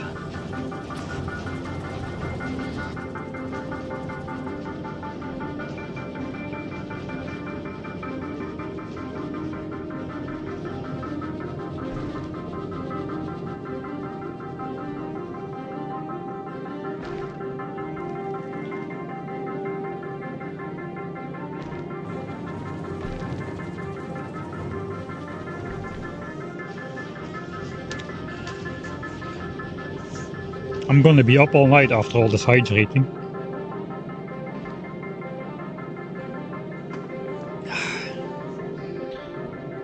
I gotta figure out the spaceship first now, man. At least the part which I'm working on right now, which is the fuel stuff.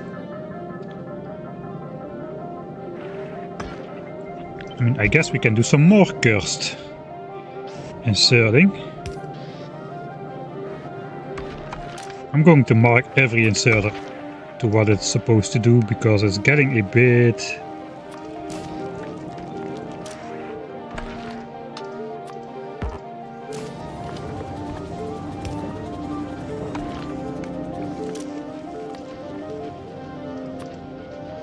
incomprehensible.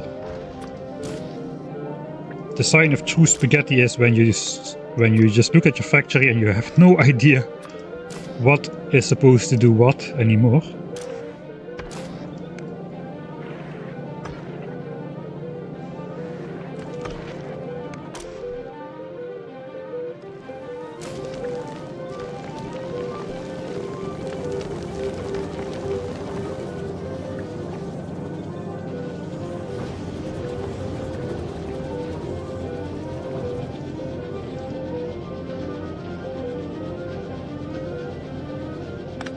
Okay, here's where the rockets were in front. Okay, there we go. Okay, then we can supply magazines here as well. Maybe it already would be enough to have a gun turret out here. Not quite. We need we do need the gun turrets at the back to protect from asteroids coming in when stationed around the planet.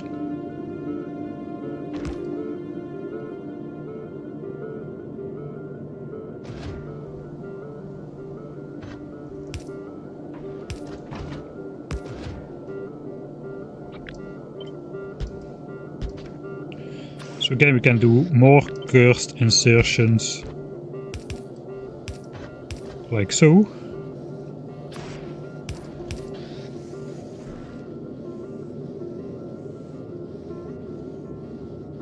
It's probably a bit unnecessary to have this one as well. A small one would be fine. We have the rocket turrets to break down the bigger ones. Yeah, this would be already a bit overkill. It would be nice if we could just grab out of the base though, but we can't.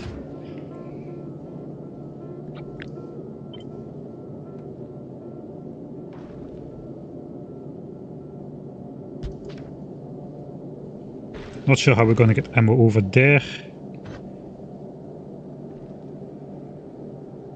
I mean, if we do more of those, that chaining, it's getting a bit out of hand, I would say.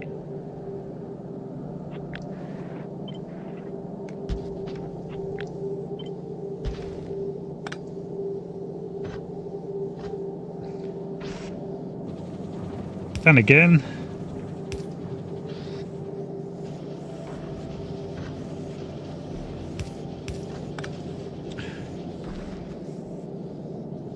nobody ever had some negative effects from a good bunch of spaghetti.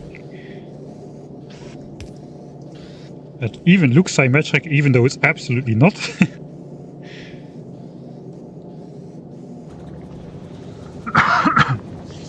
Have you tried landmines in space?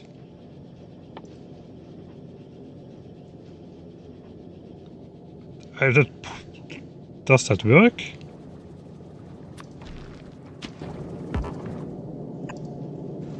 We cannot build them on space. I know, it does sounds like a very bad idea. I don't even want to try. Protecting your spaceship with landmines sounds like you will never become a civilization with spacefaring capabilities. Okay, let's try to make this symmetric.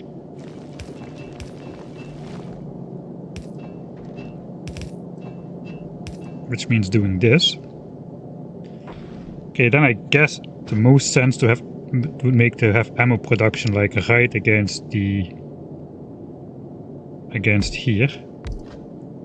We can use these.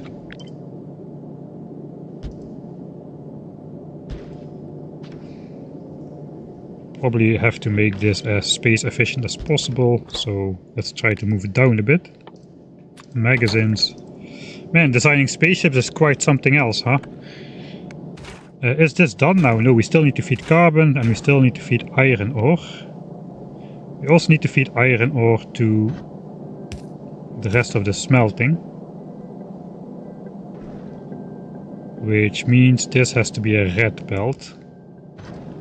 So we can bring out the stuff far enough. And then we basically just leach off here to make oxidizer.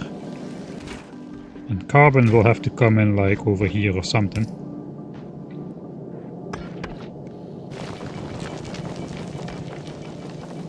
So this is our perfect rocket fuel balance. So basically we want like simple carbon processing on this side.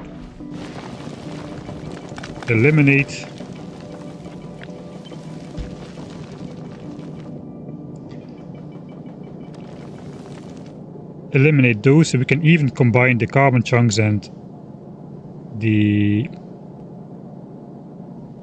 Yeah, we can combine those on one belt.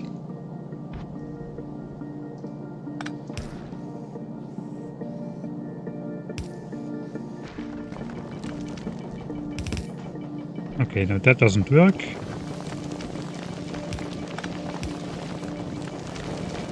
This does though.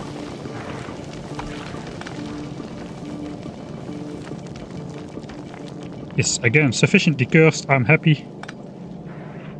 We can bring this down though, because this will side load on this belt unless we do this, so that is nice. Haven't decided yet how this has to come down quite a bit as well, I imagine. So let's start doing that. We'll bring this down. Ideally at the same level as this, just for aesthetic reasons.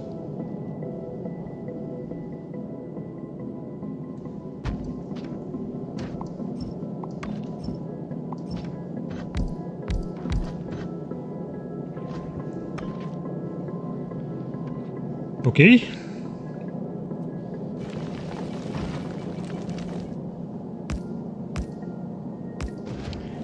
There's one tile too far away.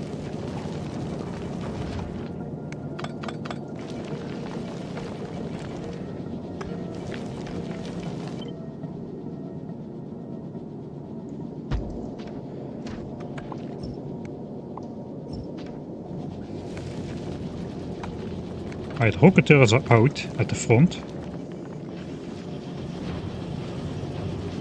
Now I have only 2 rocket turrets, which may be a bit dangerous. But then again, we shoot 2.2 rockets a second. Twice.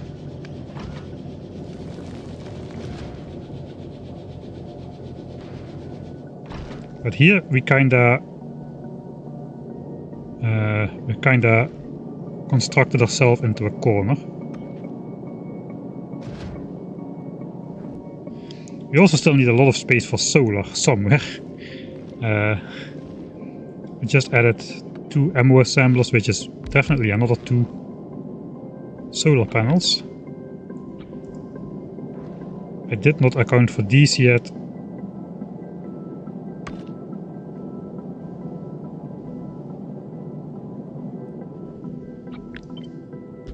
Oh, we'll have to experimentally confirm how much it's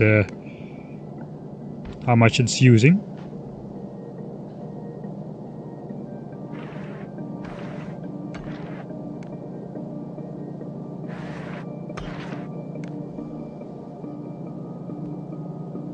Okay, this kind of changes the equation. We won't be doing that cool stuff. We will just be doing it like so.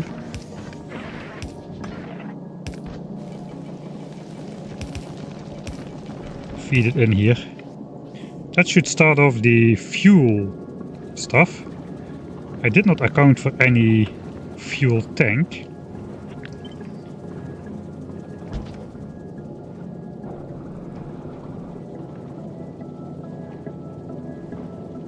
So we just are relying on live production. Can we though? Can we? I mean, 3 thrusters is a little bit optimistic, perhaps. But these should become more efficient if fuel is low. How many tiles do I have? It's literally like 1 tile to fuel. I cannot simply move this up though.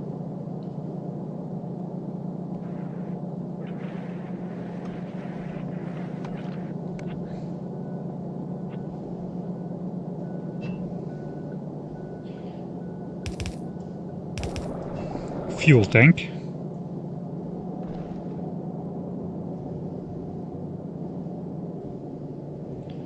I mean, I guess it's not too hard to put a fuel tank in there. Like somewhere over here, perhaps. If I do the magazine distribution a bit smarter. I don't know. I think we can go on live production. These things also have a huge internal buffer of fuel, I think. I don't really think I need the... With a super efficient recipe, these belts just backing up with stuff. I think we can keep up with fuel production. 150 a second. Max consumption 120 a second.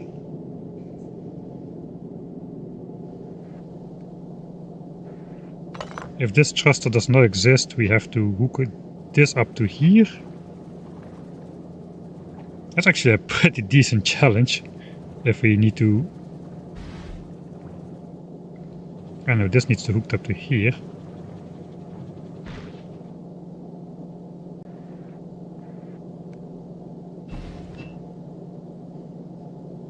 We can do it if we want.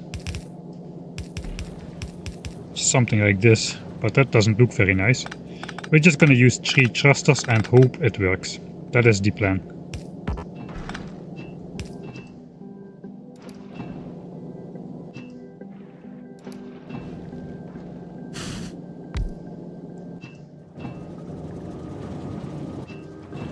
Alright, so why is this not working? We are not getting calcite. We are not getting calcite because there's carbon on the belt, or we just ain't crushing these chunks, I suppose.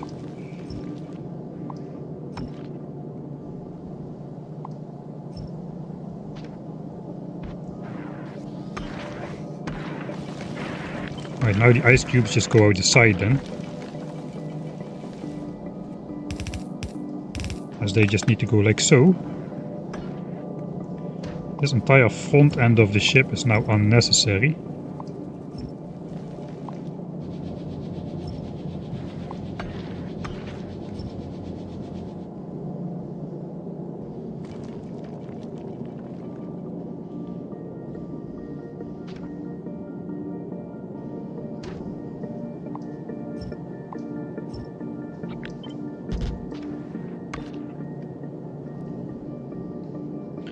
Okay, so we won't be grabbing all asteroids at the front end of the ship. I think that's okay. We can perhaps move this a bit into the right. We also still need a big area for solar panel production and for smelting more iron ore.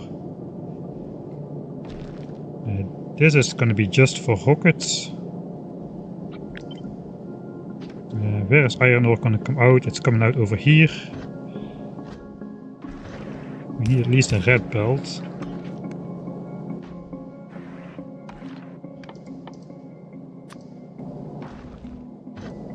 Should I load it on both sides or no? I guess I could even do some blue belts to give the inserter a chance to output faster. I guess I could even do some green belts to give the inserter the chance to output faster.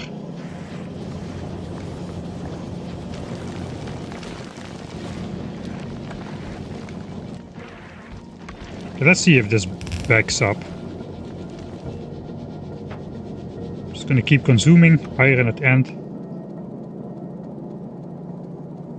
Okay, it's not quite backing up, but it's decently close.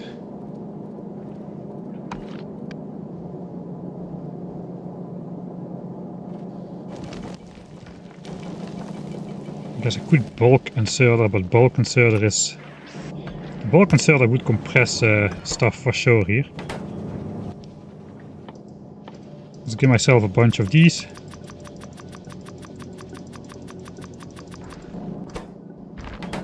See if we get a compressed half red belt out of here. 10 a second. No, we won't, because we'll only be producing 10 a second. But yeah, all the... Okay, so we need to let it back up for a bit.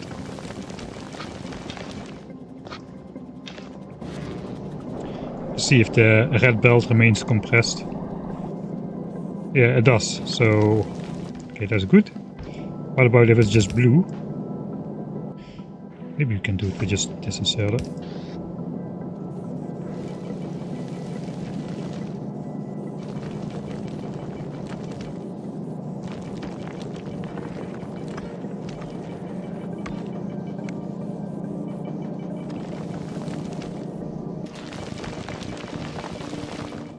Okay, the blue inserter is not fast enough. We actually need a bulk inserter.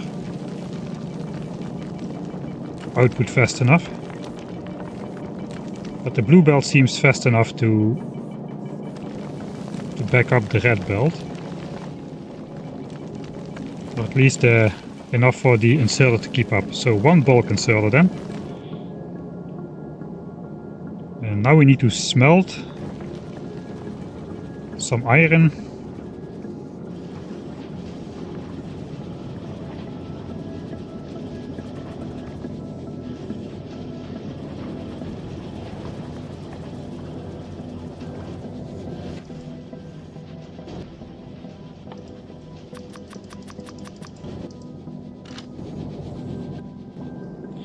Now we need to smelt iron to feed it into these. These can technically consume 3 iron a second.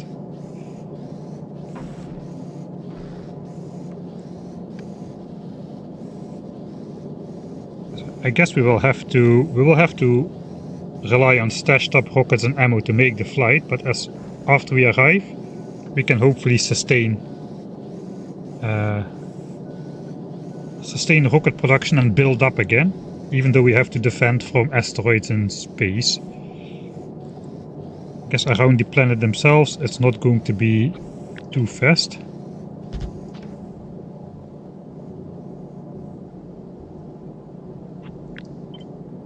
Probably this is a better way to do it.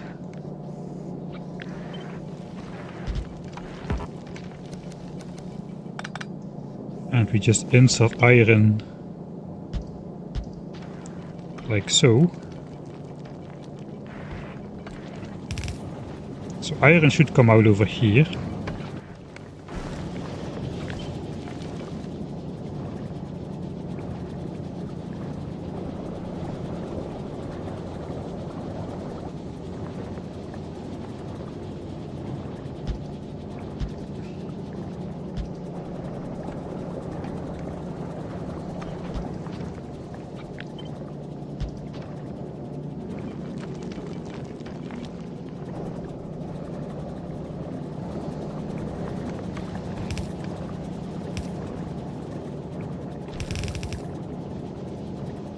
Alright, we have more iron over here. I forgot about that.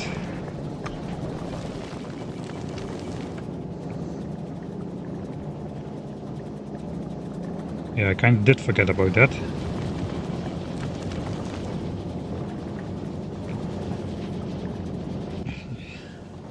Let's save ourselves the power of the bulk inserter. We're gonna have more than enough.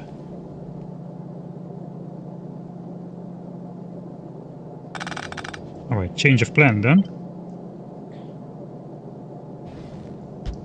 We can basically direct insert iron ore into the furnaces here.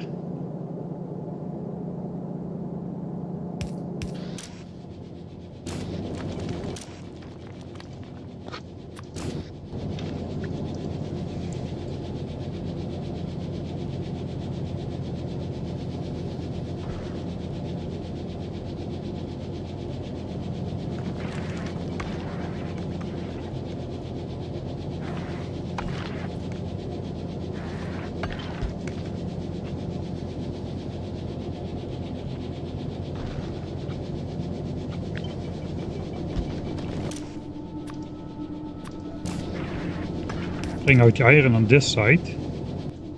Here we can use a normal inserter.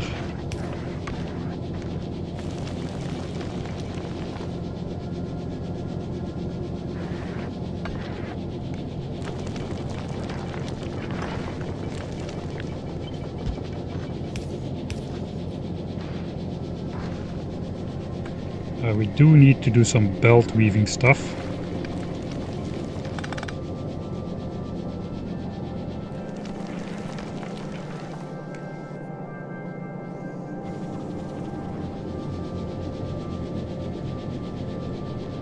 If we want to try keeping it on this side, it would be beneficial because we could put solar panels down here then.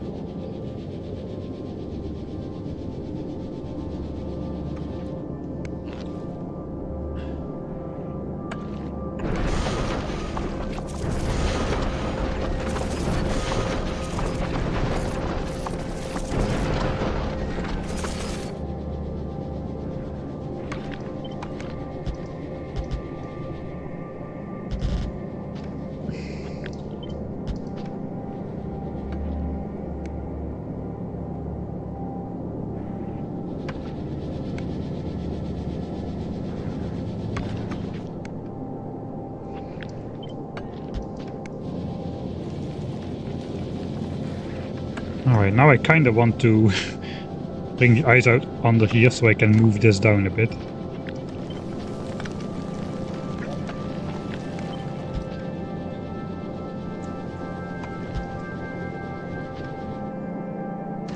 And just get rid of this entire front end.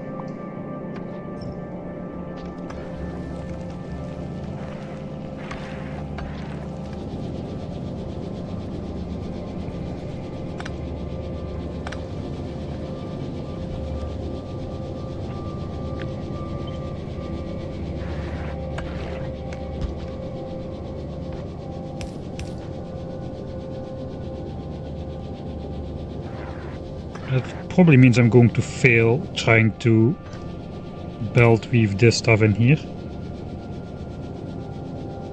Because I have no output for this furnace. Or do I? Yeah, I do, but I cannot... No, I cannot bring that out. Or can I? No, I cannot. Can I?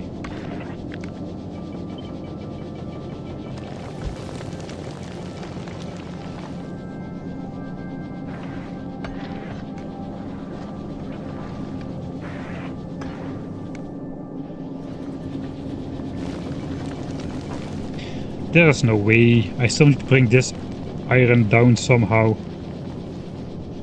I guess I could make this pipe not symmetrical and just bring it down a bit here. And maybe I should do that. Something like this, and I can just turn this belt, which would be hugely beneficial.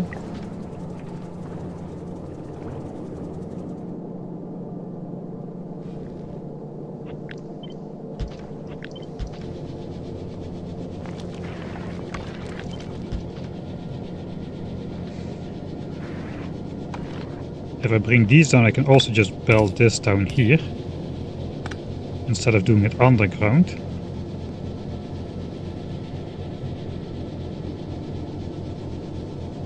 Then I can suddenly do this stuff.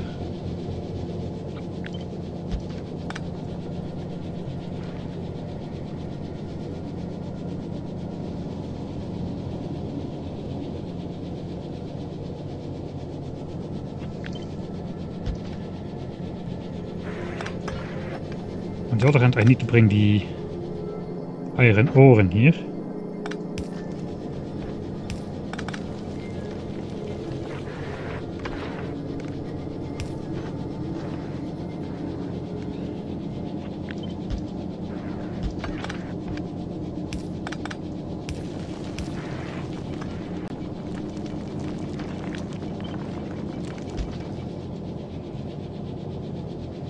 This is going to be a I don't know what a spaghetti this is turning out to be.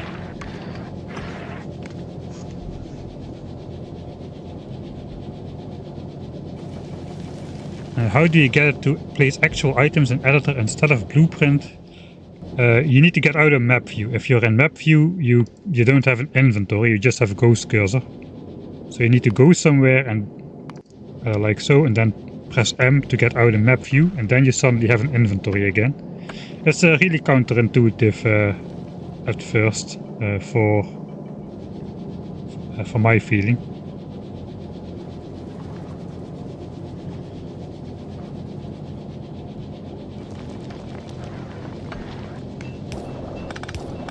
Alright, I think we're getting somewhere. 2.4. So I'm not producing enough iron to like fill these things up, but we're gonna use rocket turrets to shoot down most medium asteroids, so perhaps I only need one assembler producing stuff.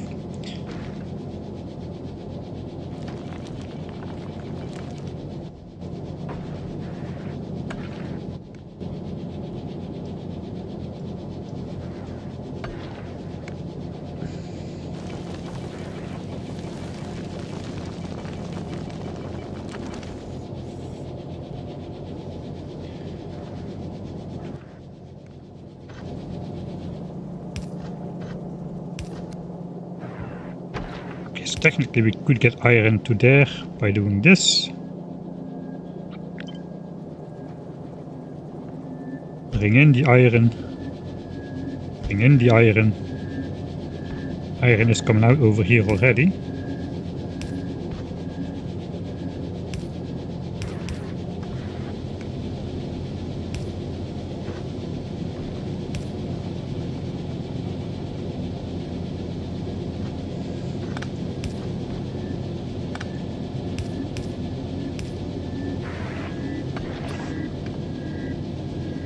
This is one grabber.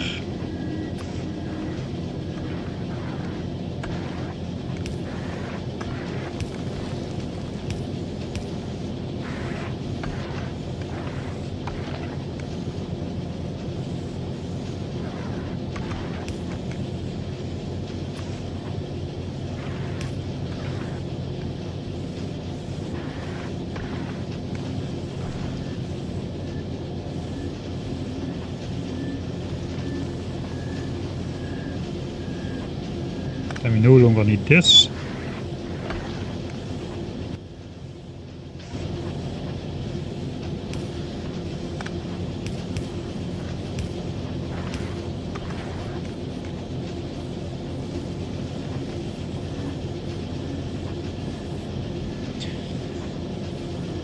Super cursed, yeah, it's getting really super cursed.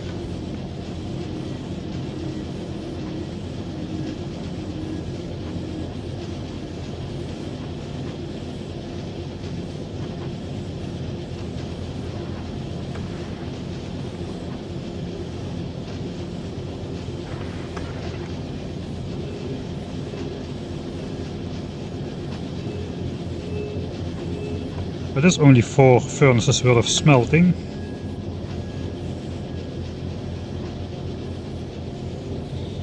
I just could bring over some iron from this side actually. Would that be hard?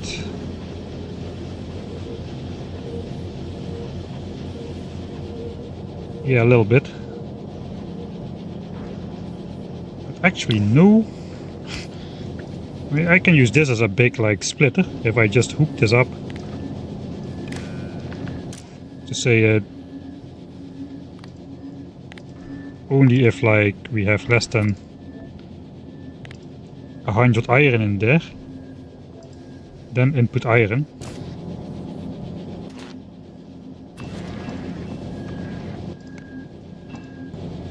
Right.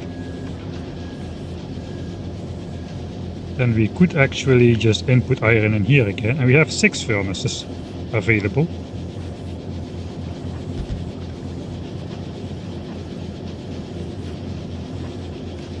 Theoretically.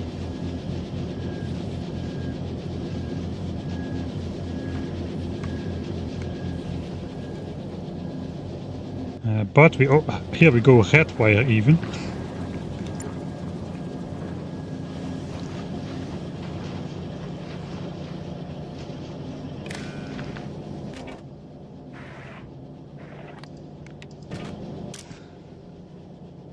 Oh, I cannot set it to two conditions at the same time.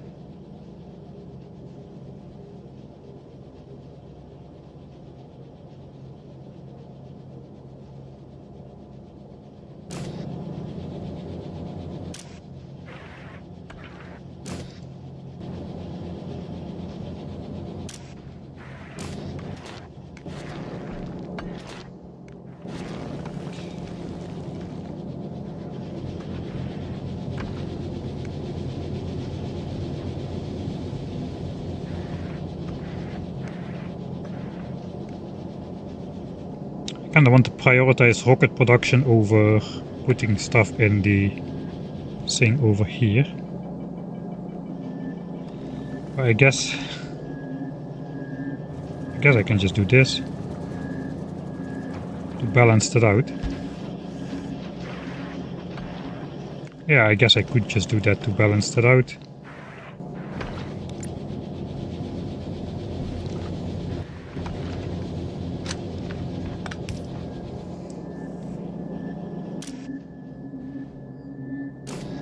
So this guy can now put in here, but this guy can draw from it, so that kind of cancels out the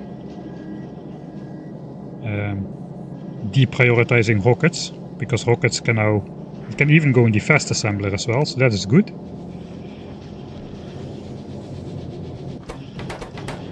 Right, we do have to hook up both of these to only input ammo if we don't have enough. I don't know what is enough yet, but I'm going to assume 1,000 for now. Yeah, let's also put iron in there. Just so we have enough to make... just so we have enough to make more rockets and ammo if we need to. It's a bit too much. Because explosives are not going to be backed up. It doesn't really make sense to reserve a lot of iron for rockets. So I guess we go back to our previous, just a single stack, just to be able to transfer the iron out to the other side. Alright, I think that is going to be our complete defenses, sort of.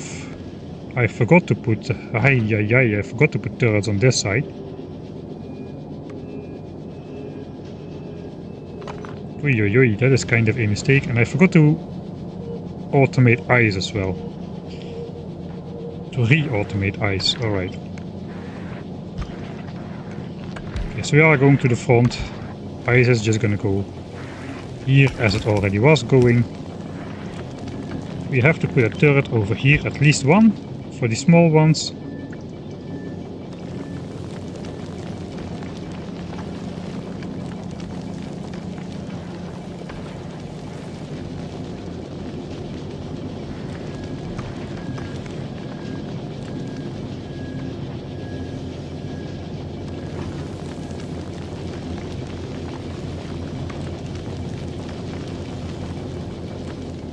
Okay, the turrets are not going to be very symmetric here.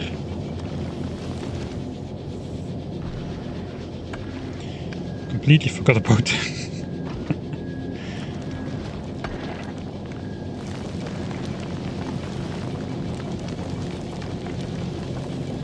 We're going to have to sacrifice a solar panel at the front here. This is laying at the top side of the belt.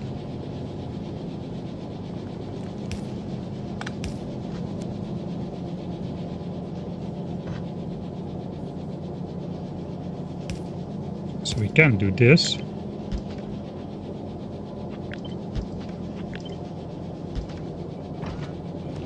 Turret here. Now I cannot transfer the ammo though.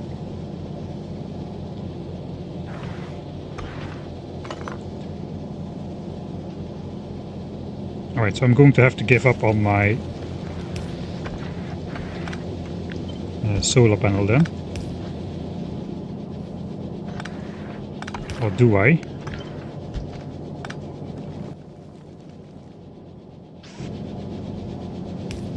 not going to be producing heaps of ice. So this will work as well. And now we have an inserter to throw ammo to the front. I even can get rid of those front things, which I wanted to do so badly.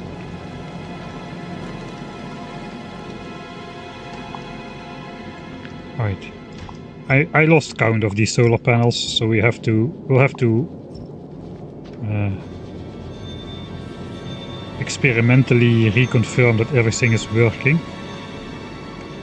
Theoretically, if I switch everything on, everything should start producing for a while.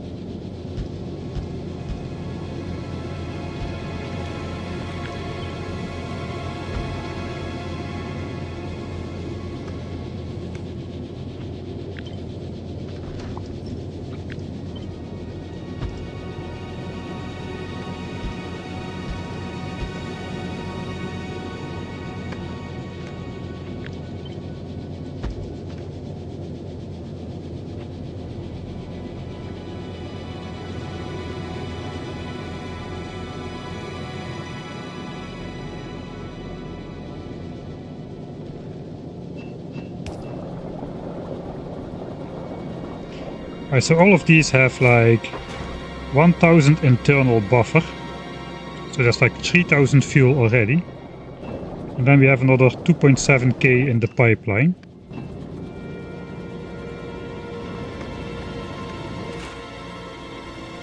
$2.5k in the... Yeah, I think we're going to have enough live production here in order to not worry about having a fuel tank on board, really. I'm also not going to be bothering with walls anymore.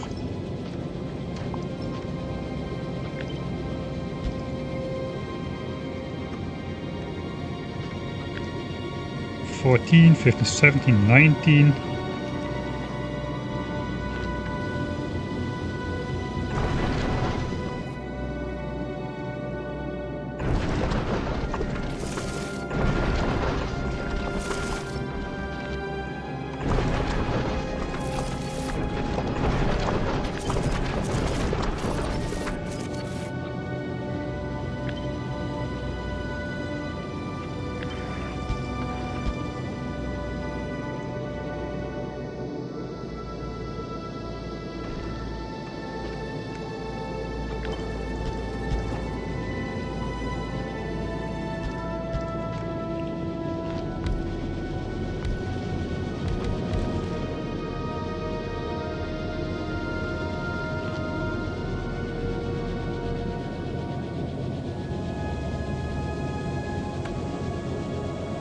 Obviously that annoys me.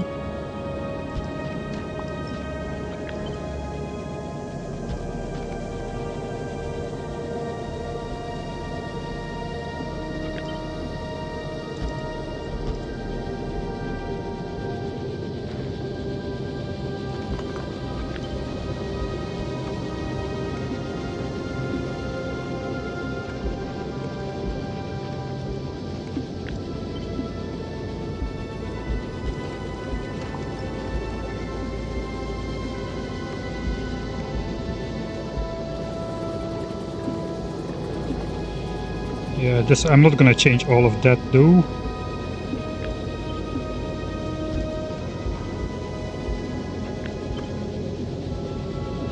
This also does not make sense. Okay, it's gonna be asymmetric. What can you do? Not much.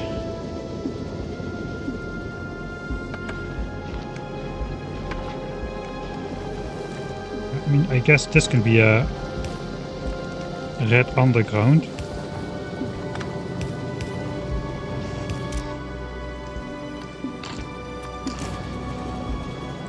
And these can fit in here.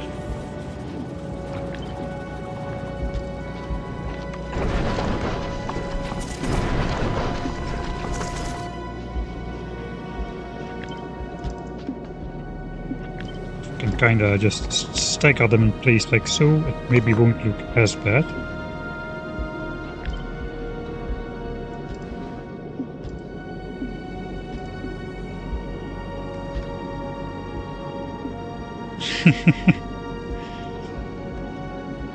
Solar will work in Aquilo. Solar won't work beyond Aquilo, but I think at Aquilo it will still work.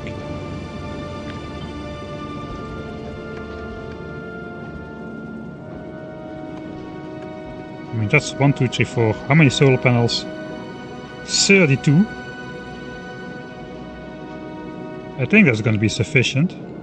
Still forgot how to bring ammo out here. I did this, but I didn't do the rest. I do want to do it through the hub though, so I will have to output it on a belt. It's going to come out at the bottom.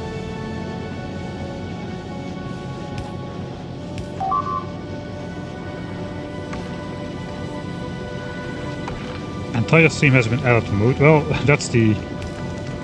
What can I do? We are making a spaceship, and making a spaceship is just the easiest in editor mode. This would be horrible to design just with ghost placements for the entire stream. Nothing would be visual. So that's just how it is.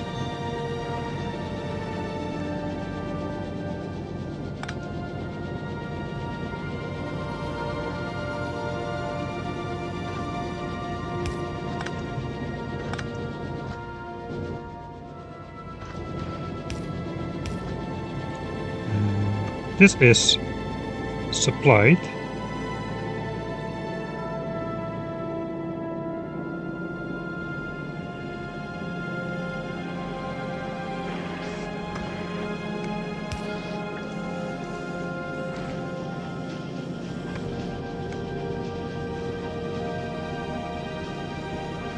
I think I'm just going to keep this weird supply loop down to the bottom here. Why not? Allows another solar panel in here. Maybe we're just gonna get rid of that to keep the asteroid collectors like looking like they're on the edge of the spaceship.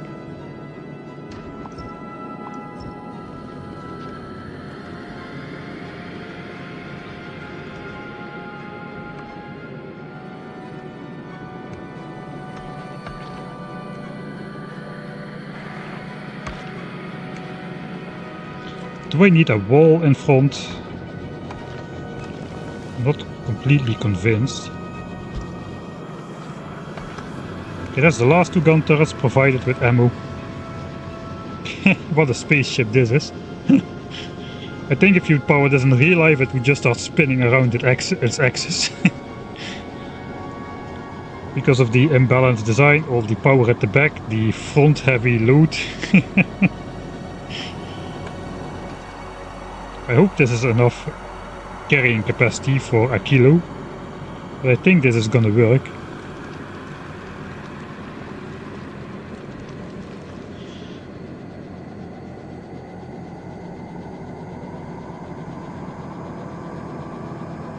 Yeah, it's hard if you want a compact spaceship.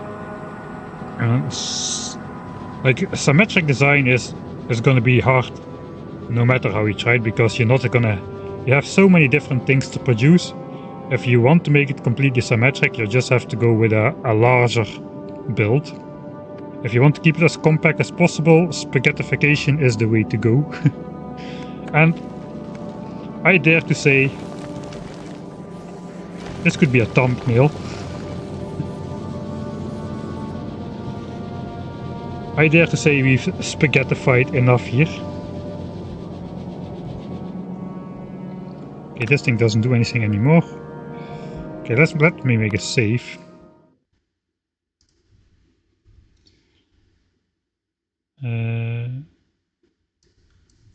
Aquilo spaceship done?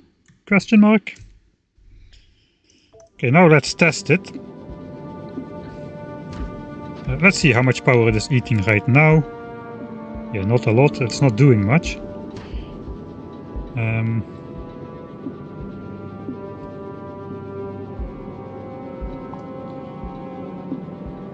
If we delete it, Control Z it, everything should be empty.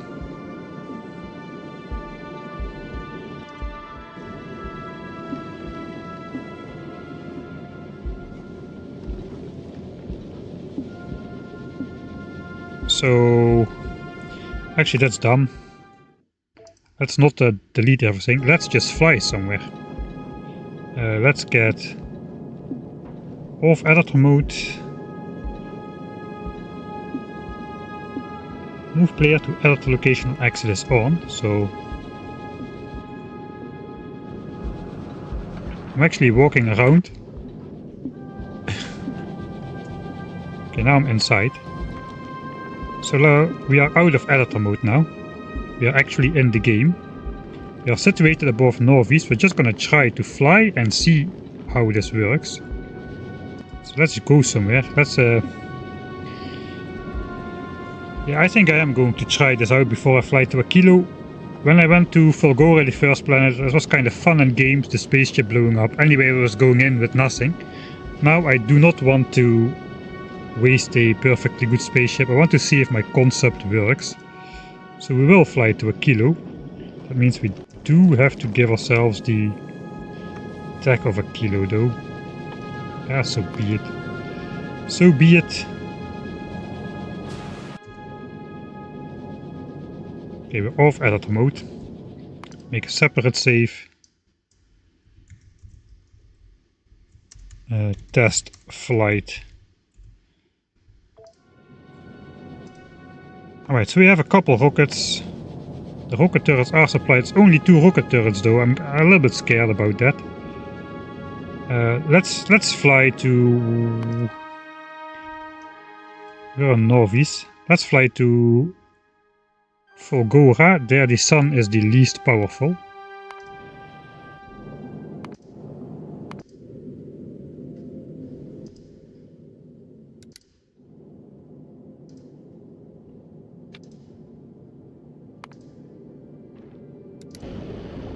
Okay, here we go.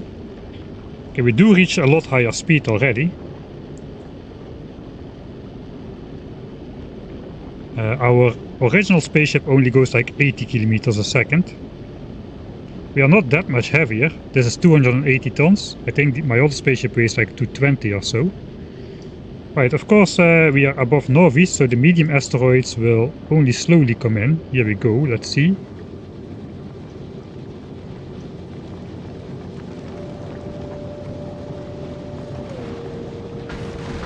Okay, the rocket stars do take quite a while to rotate.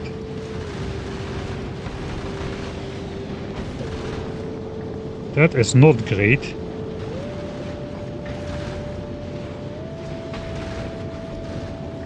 Yeah, this spaceship is not gonna survive.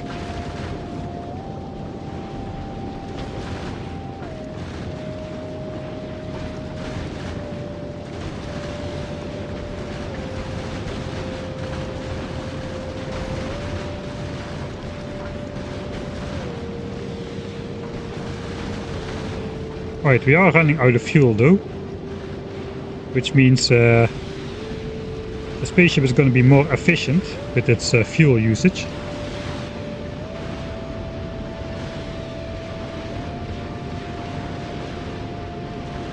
And the asteroids are coming in a bit slower.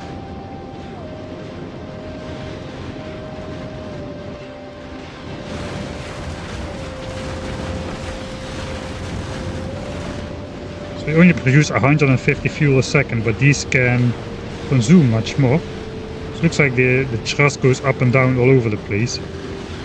I still don't know if it's possible to control the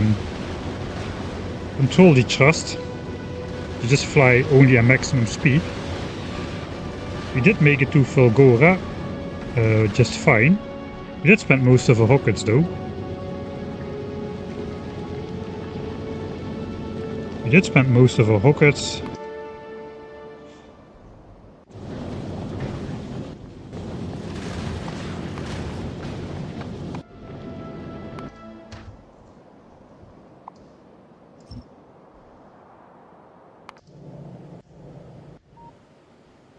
This editor mode, so I'm just going to delete my entire base.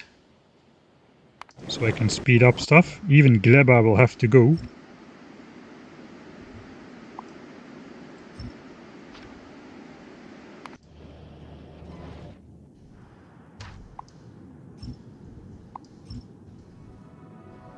Okay, base gone.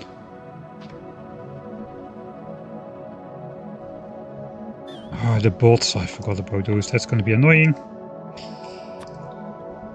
We have to do this. Cannot build in fog of... Map editor cannot build in fog of war. What kind of map editor is that? We do need one of those lightning towers as well, or we will still get...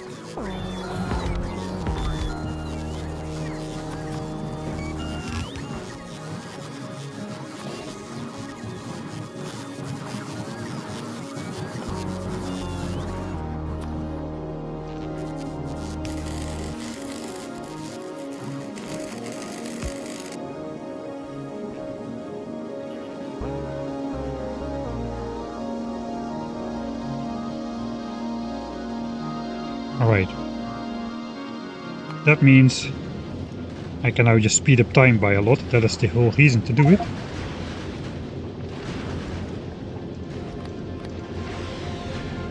So we're running the game at 6 times speed. That's not too much actually.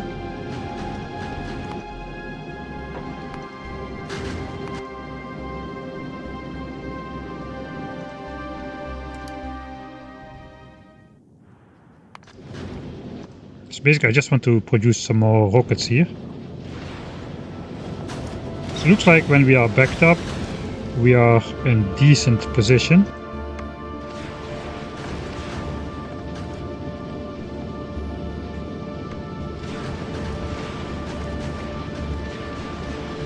Nothing is blowing up on the ship. We are protected from each side. The 2 rocket turrets is not gonna cut it, I feel.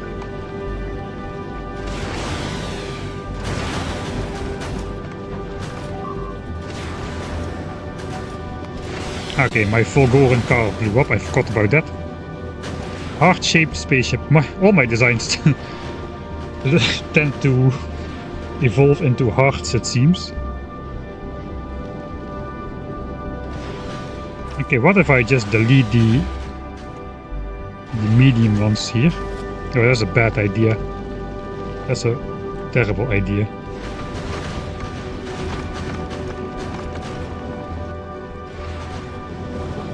So I have no limit on the rocket insertion in here.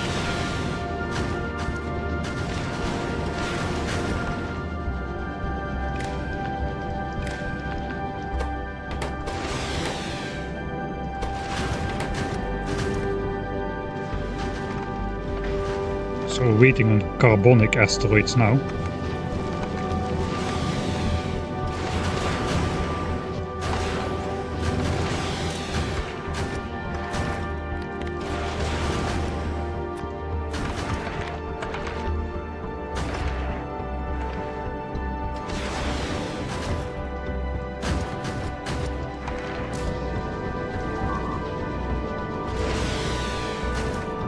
Okay, car on Northeast got destroyed, huh?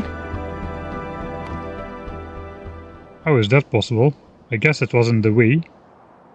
Maybe the car is a military target. We've got a Biter expansion going on where the former base used to be. Looks like the car does not get deconstructed in the deconstruct all command. You know what? I'm in editor mode.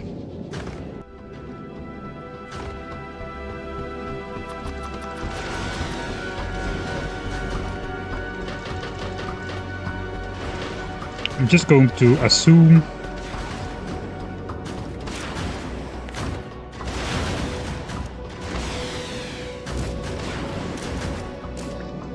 we are stationary. If we are stationary, are we using up rockets or no? I guess it kind of depends on how many of those carbonic guys are coming in. Don't see a lot of those. They need to come on the left side as well with my design.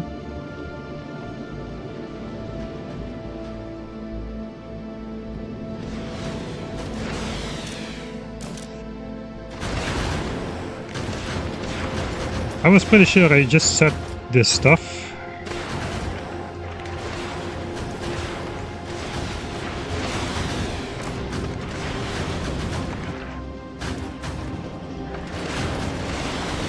Okay, so rocket production is stopping.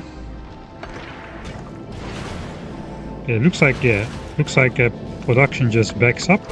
We can wait for this to fill up before we head out on the next big trip.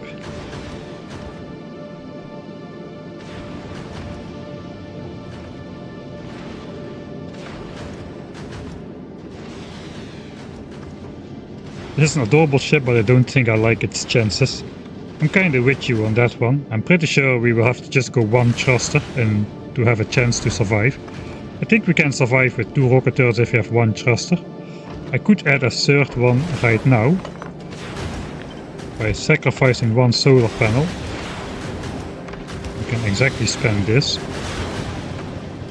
I don't have space to do some sort of those shenanigans over here though, due to the weird ammo stuff. I mean, I guess I do.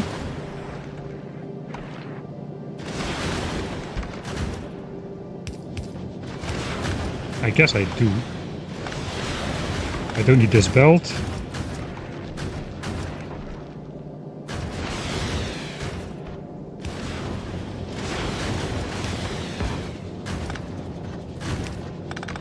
I don't need that belt.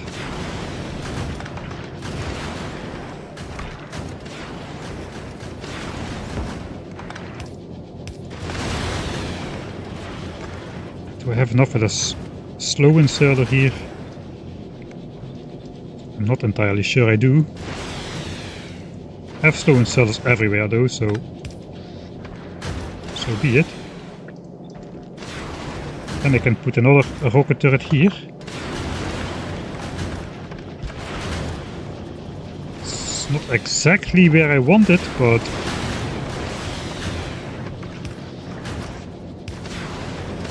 that would work.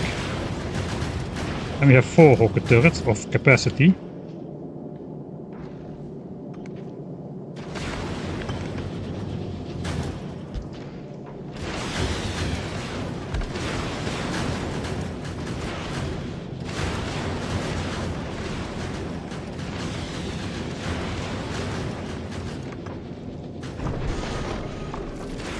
And I may as well make this part symmetric here. At least the back part is symmetric.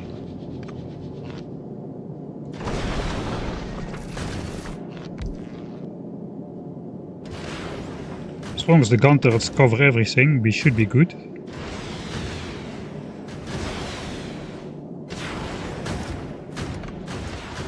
Alright, so we got enough rockets. We've got like double the rocket turrets now.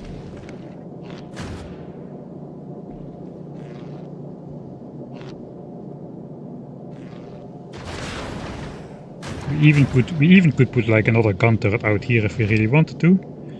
I gotta copy these gun turret settings though. Kinda forgot about that, or we'll just be shooting the medium ones with priority. All the rocket turrets have these settings. Gun turrets at the front have these settings. Alright, I already like my chances better. I also like that we'll be slowing down automatically. But yeah, let's make a save here. E2.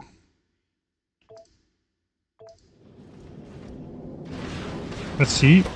Full. Carbonic is empty. This is full. It starts to be full. I guess this goes on the belt. So that belt will have to fill up completely. How is it on this side? Full, full, full, full, full. The front ones are going to be full. These ones are deprioritized. Again, this goes on the belt, so it takes a bit longer. Water is full. Fuel is full. 5k. Means we got 8,000 fuel on board. This turret is empty. Why do?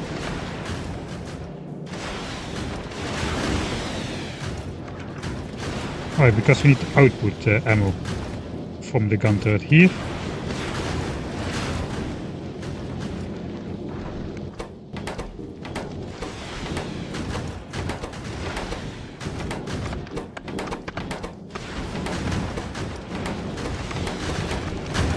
So how is this one full but this one not full? Because this has the wrong symbol. Alright.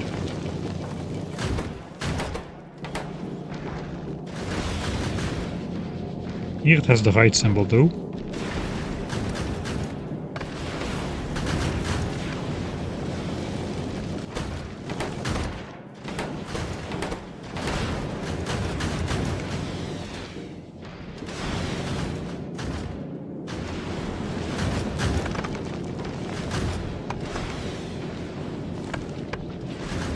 I think we would benefit from better grabbers though. The level 2 ones with the extended range, they would be pretty nice. We're missing a lot of chunks.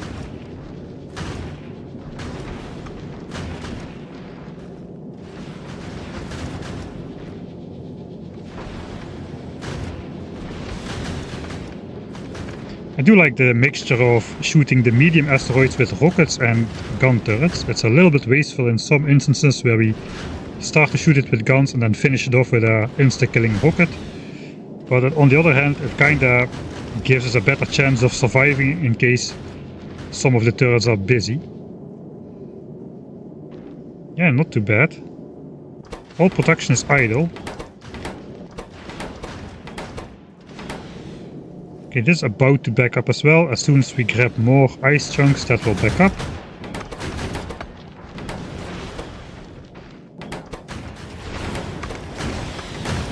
Same for the coal here, that has to back up on the belt. I'm going to just give myself a bunch, just to help up the... to help out. Guess it's mostly going to be coal and ice.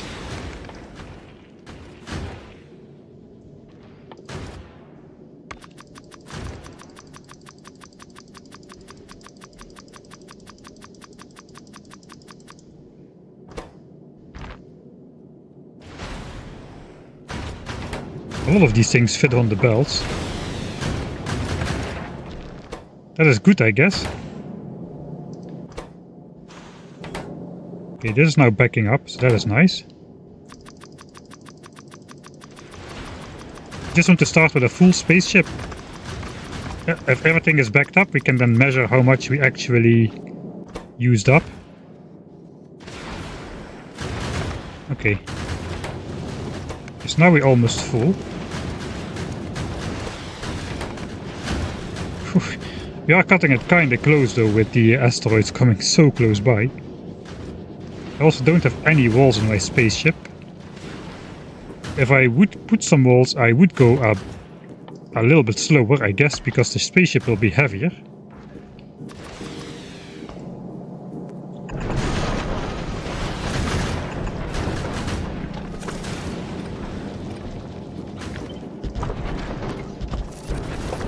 We can at least protect the front, which is going to be under the most heavy assault, I imagine.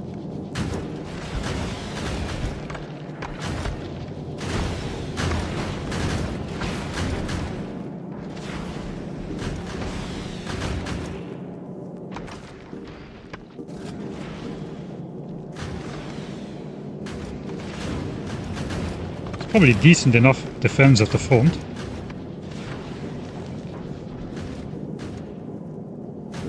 We cannot really protect these guys very well.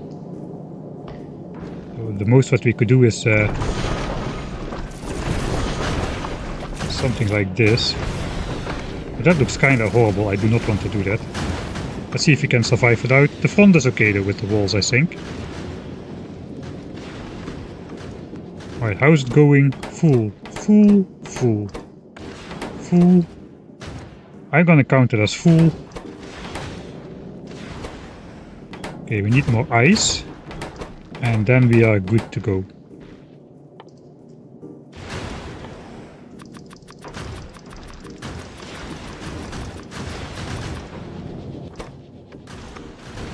Okay, ice is full.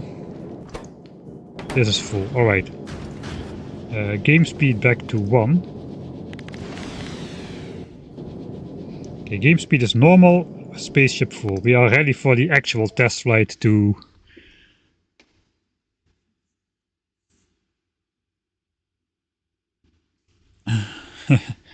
Actual test flight to Aquilo.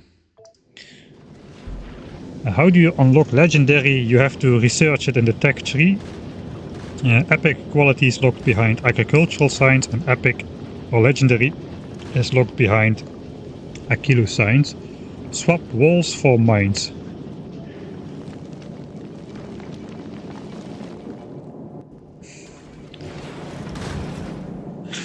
It is tempting. Does it actually work? Protecting a spaceship at landmines? I mean...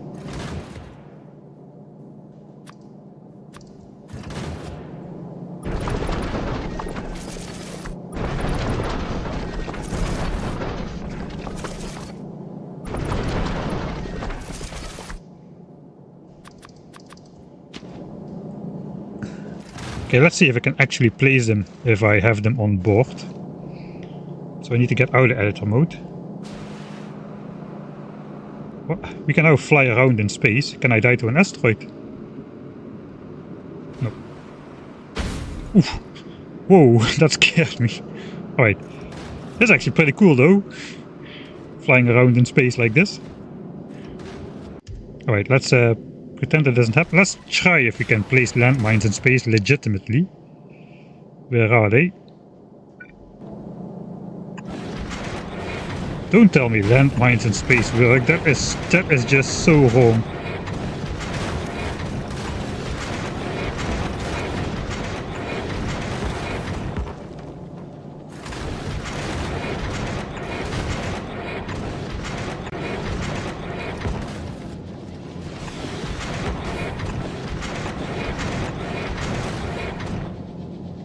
That is just so wrong.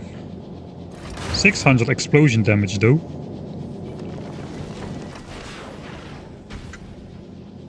$760 for the rockets, so that's not enough to one-shot a big asteroid, but it is enough to one-shot a medium one. Right? No, it's not enough to one-shot a medium one. 400? 600. It is enough to one-shot a medium one. Because they have 400 hit points, negating 30% of the damage. We do 600 damage if 30% is negated. It's 420, so we do one-shot a medium asteroid. I mean, how much sense does it make to put landmines on just... Let's blow a hole in case an asteroid's there touching our hull. Let's explode a landmine on our effing hull to deflect the asteroid, right? At least they're in front of the wall, so that may be an excuse that it would work. Okay, let's try this. We hit landmines. FFS. Alright, I'm no longer in editor mode. Fight fire with fire.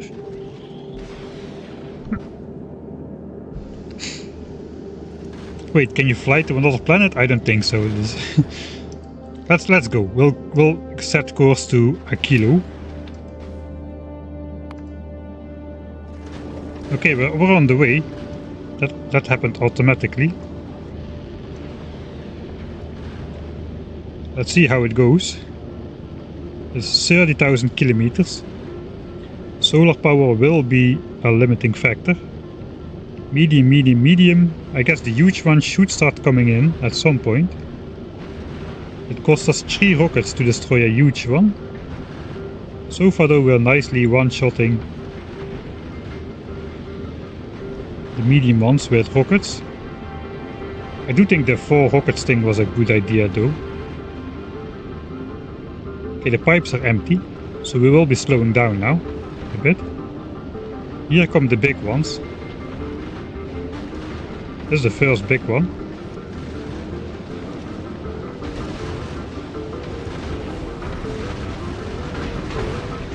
Ooh, I don't know how well that went.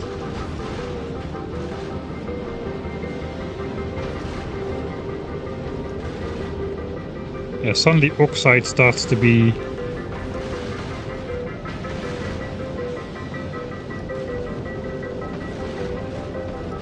very, very represented here.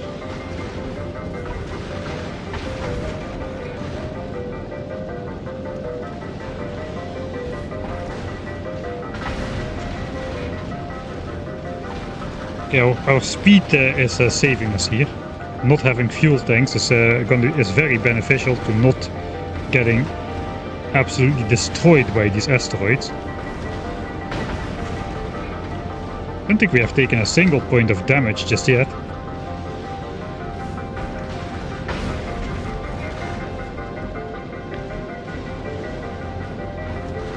I don't know if any landmines have exploded just yet. Alright, we did get some serious damage on this side. I didn't see it happen.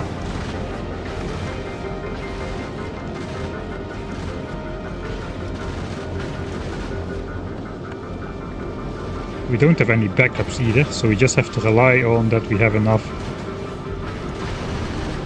stuff. I think I want to slow down the spaceship. Just one thruster. That should be safe enough, I think. We could also... we probably should move the rocket turrets to the front a bit, because they have a pretty slow response time. I mean, they can shoot like 2.2 rockets a second, but the turning around is pretty devastating.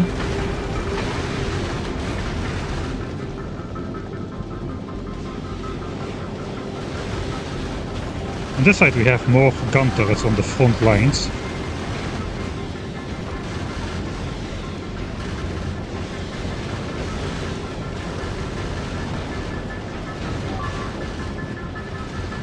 Okay, this side has sustained damage now as well.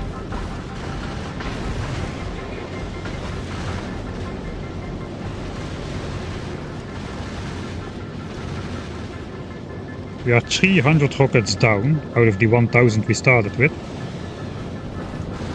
I'm pretty sure we're gonna survive the trip. Okay, the landmines are actually doing a lot of work here.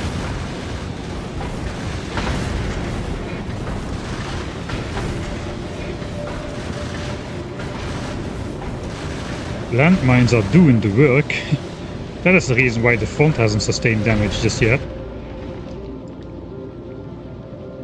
Okay, there's definitely a lot of huge asteroids, a lot of ice asteroids around this planet.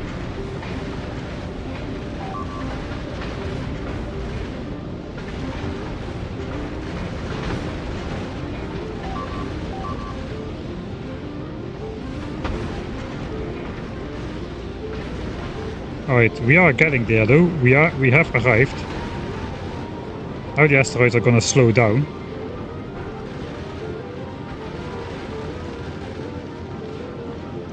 So basically it's a function of speed.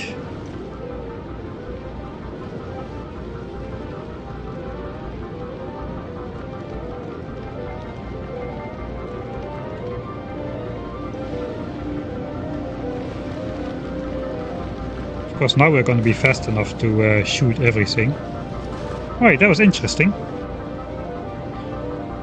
Let's see how it goes if we have only one thruster, which is probably the smarter way to do it.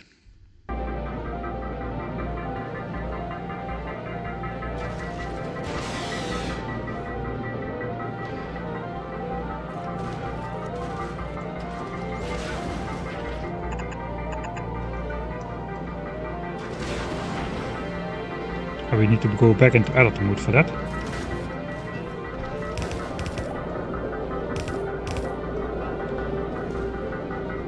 So we'll just pretend we have only one thruster. I think that's going to do us a lot of good. Probably should not change anything else.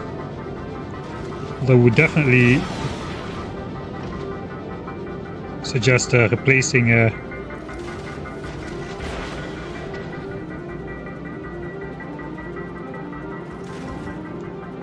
placing two of these solar panels to put an extra turret down at the front here.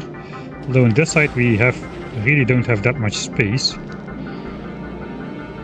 That's the disadvantage of spaghetti. If you need to change or add something, that's often going to be pretty hard to impossible to do. I still see there's probably a way we could do it, but I don't know if there's actually a way we could do it. Okay, I'm going to get rid of the landmines because that is just very, athematic.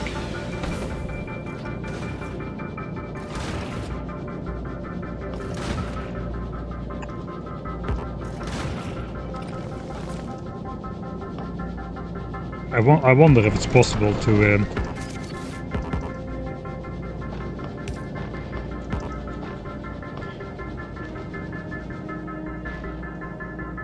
okay, it's not possible to build in front of these asteroid grabbers. Or is it? That will probably just block their grabbing region, right? Or can we cheese it like so?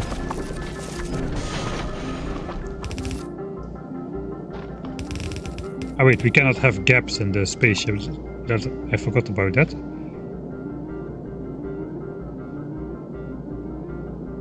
This works.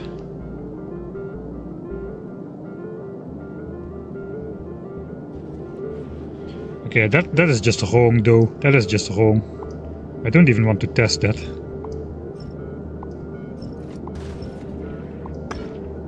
We will just keep this wall and that's it. So I will have to put like a... Let's have 2 stacks of... No, landmines are off. We didn't put the landmines there. We need repair packs and walls on board. Although the repair packs probably won't have a chance to do much. We start with 200 repair packs, 200 walls. I guess no replacements of any kind. Wait, that was supposed to be in there. Full inventories of everything.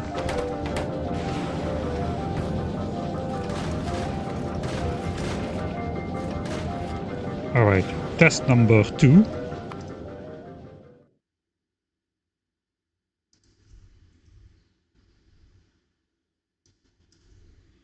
One thruster.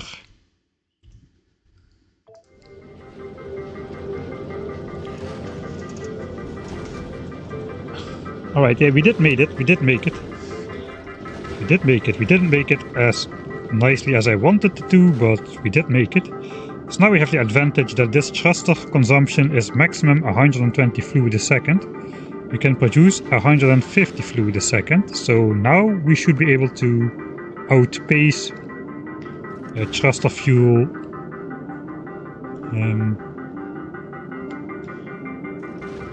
consumption with production. You know what? I am going to place down another rocket turret here.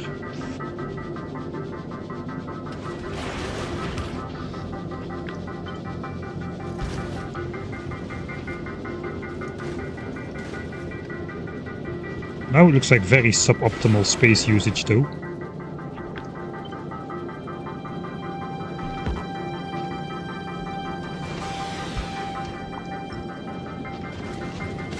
It's slightly better, I suppose.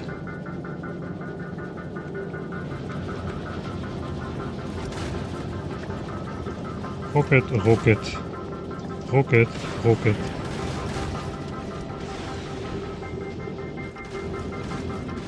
Let's go without alt mode this time. We'll save once more. Okay, I'm putting that rocket turret there because this side has more gun turrets at the front. Whereas on this side I only have 2 over here and I forgot to put some over here. And since these guys share a task targeting medium asteroids with the gun turrets, that is going to compensate for those missing gun turrets a little bit, so I hope this will work. I also, let's just delete this. I know it's suboptimal to have the piping like so, but well, it was just not designed from the start to to have only one thruster, so what can I do? I'm not going to redesign everything. Let's fly once more to Aquilo and see if we this time actually survive, even though we are without landmines. Here we go. Let's pause thrust.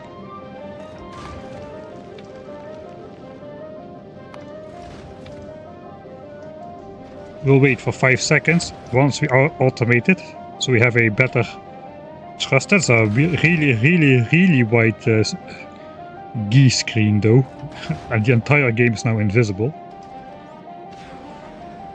Alright, here we go. Automatic.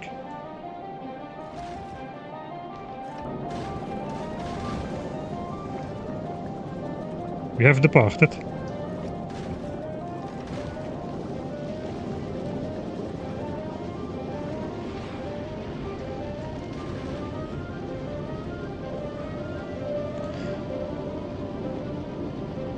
How you doing? Thrusters coming. Kinda looks like it.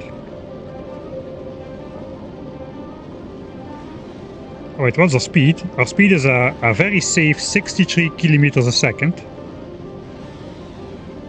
We are still in the gravity well of Norvis, or of the planet though, so we will speed up to 83 kilometers a second once we approach the danger zone. Let's have a quick look before we hit the danger zone. So this is the asteroid intensity. You can see the big oxide ones really start to ramp up the closer we get to Aquilo, which is why in the end we were getting blown up left and right.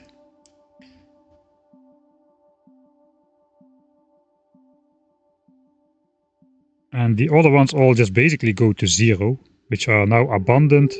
The medium ones, they all go to zero. And they are replaced by lots and lots of big oxide asteroid chunks. Alright, we are still just going with a nice and safe 63 kilometers a second. I mean, do we really need to worry about speed? Do we really need to worry about arriving like a couple minutes earlier in a 100-hour game, 200-hour game perhaps? I don't really think so, unless it's Gleben science, which spoils. Speed is absolutely... Spaceship speed is absolutely not important. And if it turns out to start being important, we can just build a second spaceship at slow speed to double the throughput of whatever we are carrying. So I kinda like the slow speed. Let's watch the blowing up of asteroids from a bit more close by.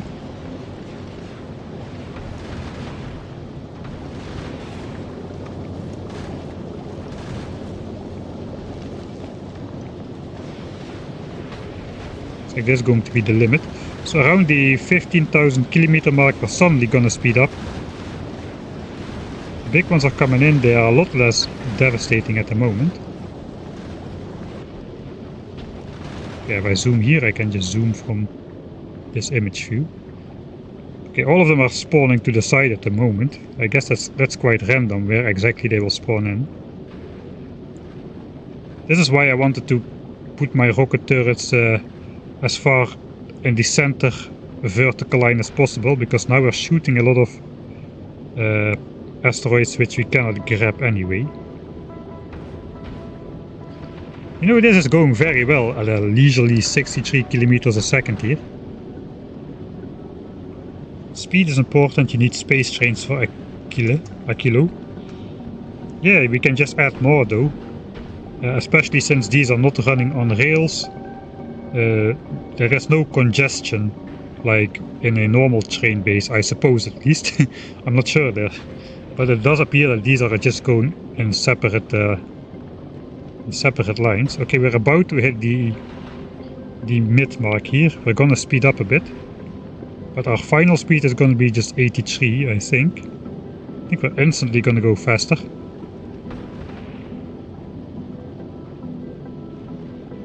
Yeah, here we go. Not instantly, it did take a little bit of time. Okay, this is our top speed though, 83.09, I think, kilometers a second. And we're definitely waiting till the very last moment to blow up those asteroids.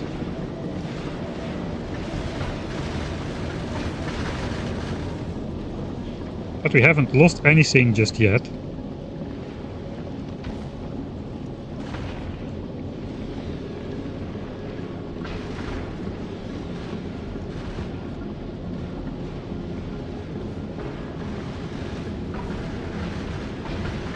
Speed will matter for late game, but right now not so much. Yeah, we'll tackle that when we enter late game.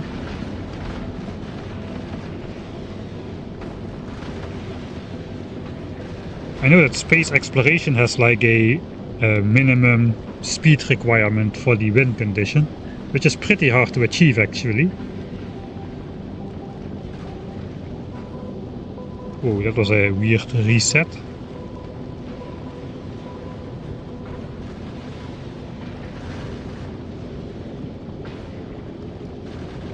Also, it takes a while for the rocket turrets to retarget the medium ones after they shoot the big one.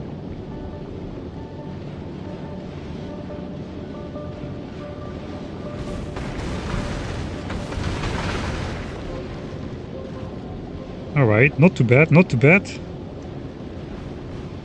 Things are going surprisingly well. Of course, the density is still increasing, as we can clearly see at the front of the ship now.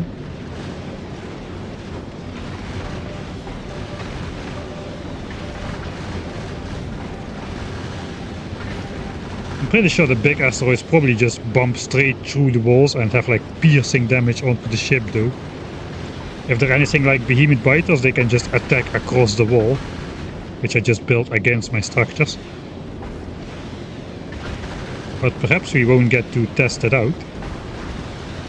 We are down a lot more rockets this time. We're down to like 500.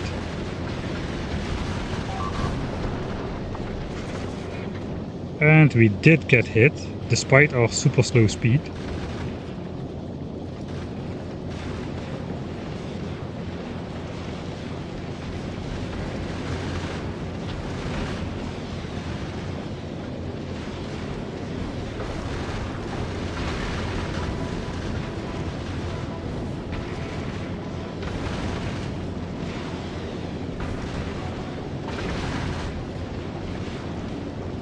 Alright, we stopped at Aquilo. This time it went a lot better. We only lost a single asteroid collector.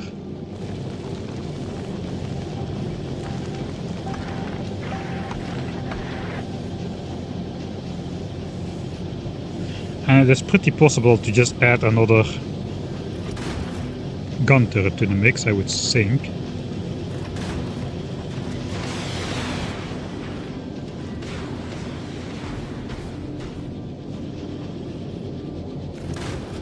It looks like we may want to upgrade these to fast inserters.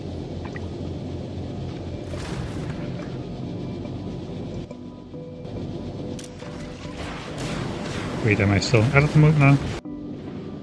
Yeah, I'm still in editor mode. Okay, we made the flight in editor mode apparently.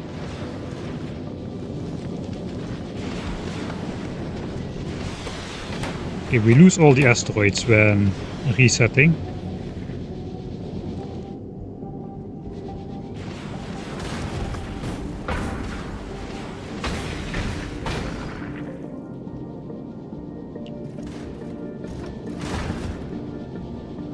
Alright. Well, there appear to be still carbonic asteroids around at least. Yeah, they are spawning in, so it is not only ice asteroids which spawn here, though of course the other ones are coming in at a greatly reduced rate. At least they're still coming in.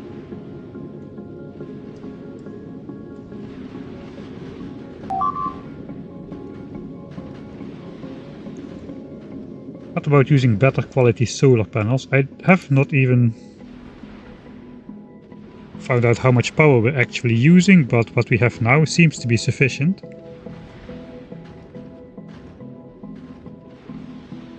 I don't know if it was sufficient in flight though. So I do want to verify if we indeed see other asteroids turn up, because now I don't see any other ones anymore.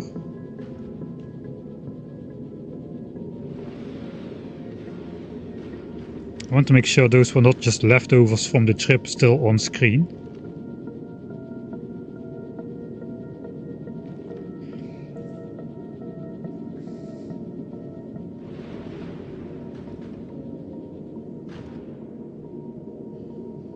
Okay, there's a carbonic one.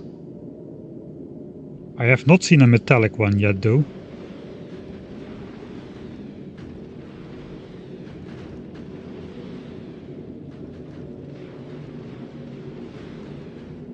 even though we stopped, the asteroids here only seem to still spawn at the front end. On the other planets they also spawned at the back and came in from all angles.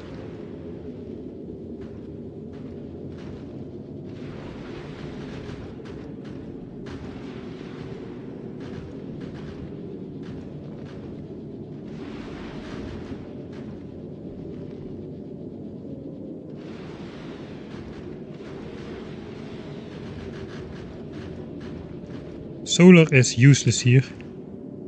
Ship will die if left at idle.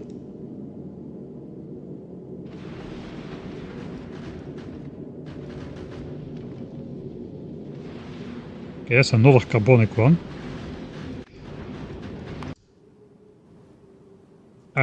No. Okay, I didn't want to look at Aquilo yet. Fortunately, that did not happen. I want to look here. No.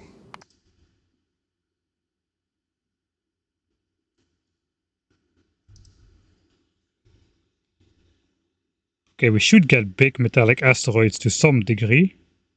And some chunks as well. No. No, no, no, no, no, no. No. No. Okay, I didn't look.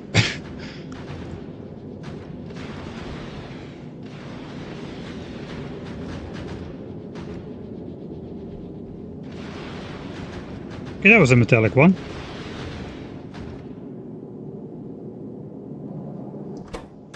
But yeah, it does seem that we are getting low. This was also not set to the right asteroid type. So I guess we're already losing ammo. No, not quite yet.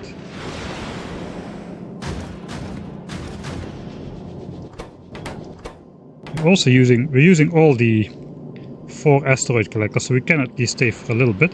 And we can, after we land on Aquilo, we can simply send the spaceship back. Okay, that's not great. We're out of rockets. Out of explosives. Okay, we're out of rockets, then we're gonna die. Yeah, we're gonna die.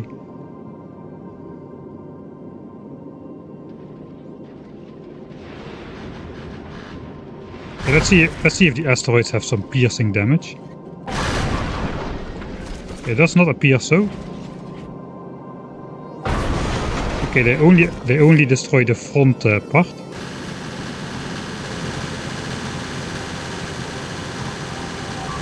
Okay, why are gun turrets targeting this though?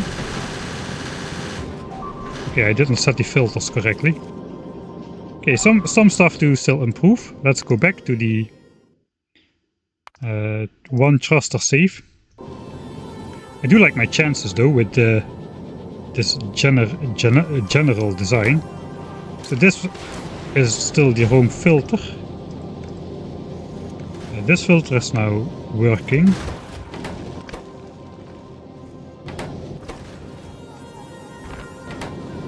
Alright, so I'm going to need to give myself more rockets, because rockets I am not storing up as much as iron. So I'll let the ship build storage 2k rockets instead of 1.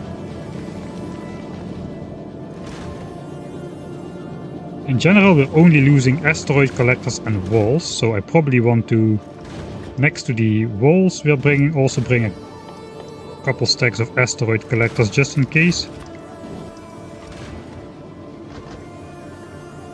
Though if we're losing those at a high rate, that is still not going to be great.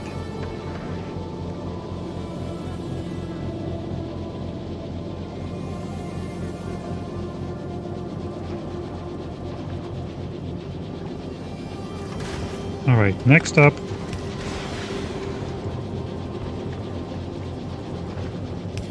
We can do this instead of that, and then we can also output some iron in here.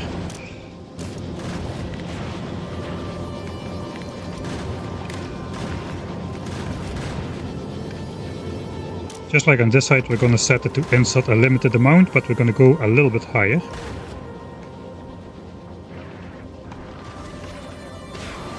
I guess we want to take some iron anyway. But this should help us stay alive a little bit longer. Since we're also feeding from the hub into the ammo thing. I'm probably also gonna go with 2k ammo instead of 1. Alright, so for now I'm just going to pretend I waited for another long time for this to fill up. 2k ammo.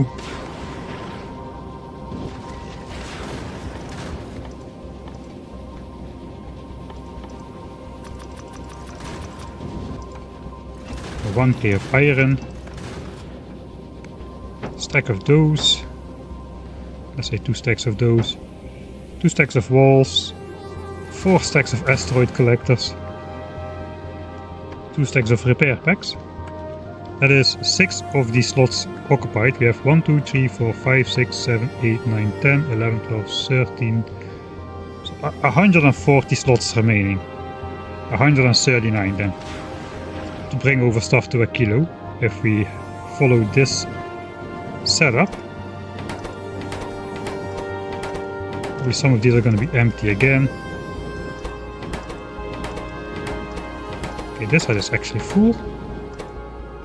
Need a couple metallic ones and a bunch of carbonic ones.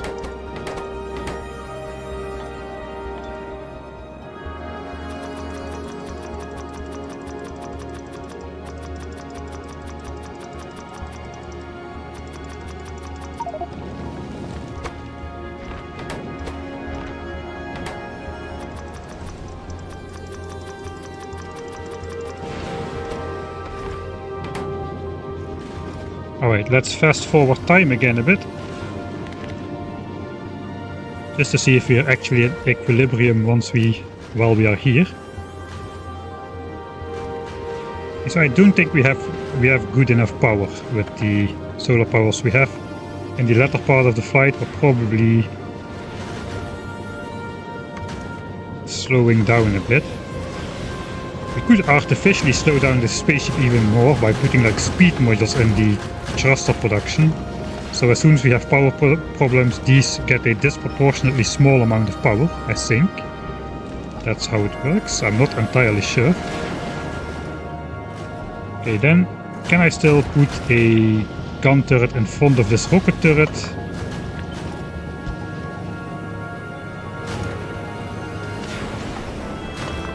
At the cost of 2. I guess at the cost of 1.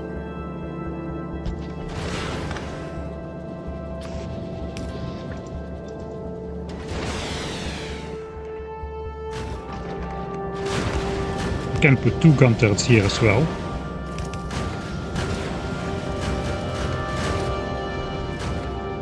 Those are not really gonna help for the front too much. They are too far back.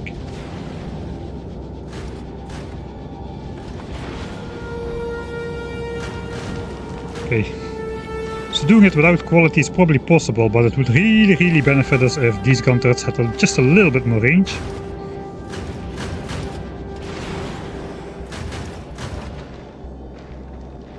Probably it's not possible to get ammo over here.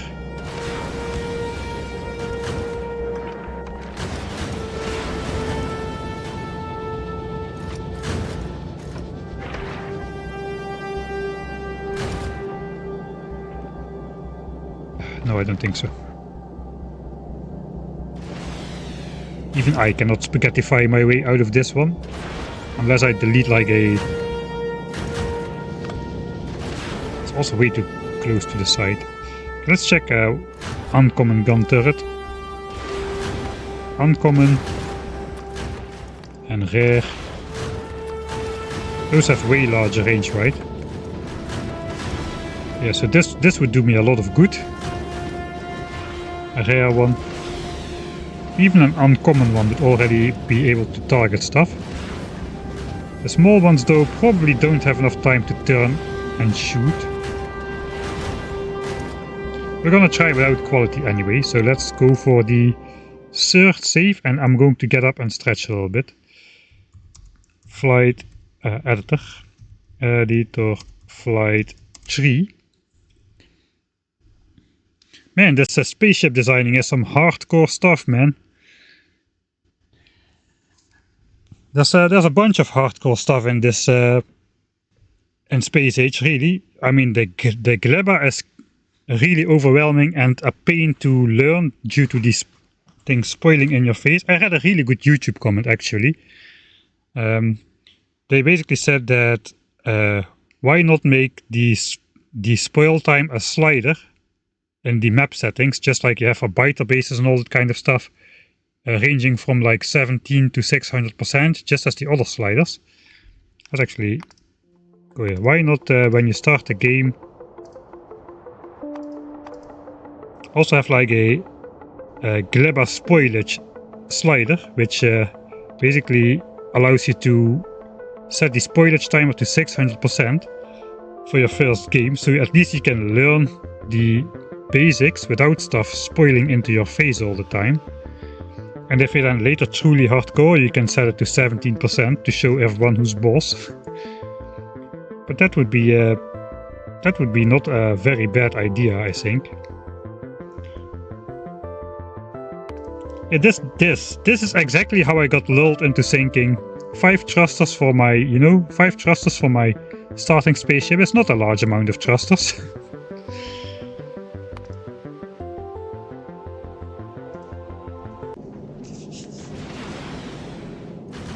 Copy blueprint.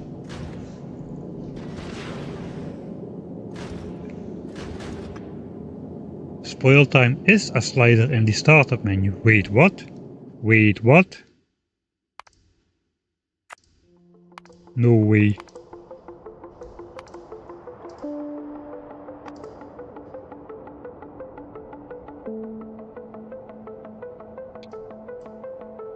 No way! No way! No way!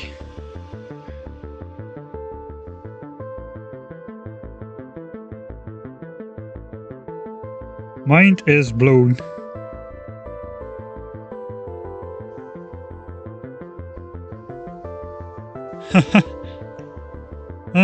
This is like one of those not very real laughs. Yeah, very nice.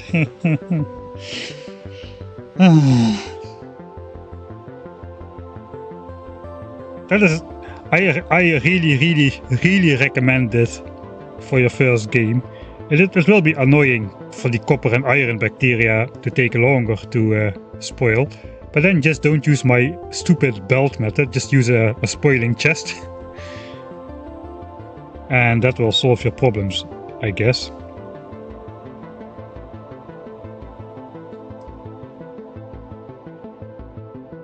This is really nice. I did not even look, did I look at those settings? I kept everything on default, but I'm not sure I even looked at it. I don't remember. It's been like a couple weeks and over like 150 hours ago.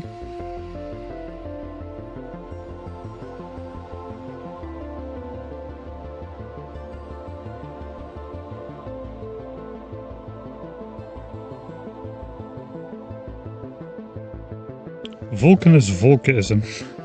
This will be fun to play with the settings in due time.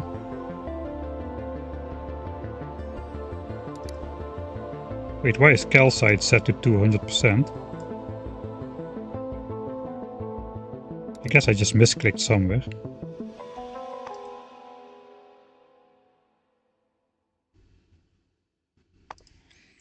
Enemy bases, no enemies, peaceful.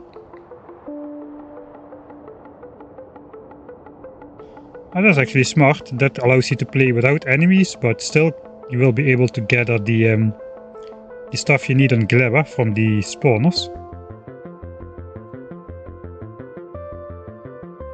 And now I have to know all the settings that changed.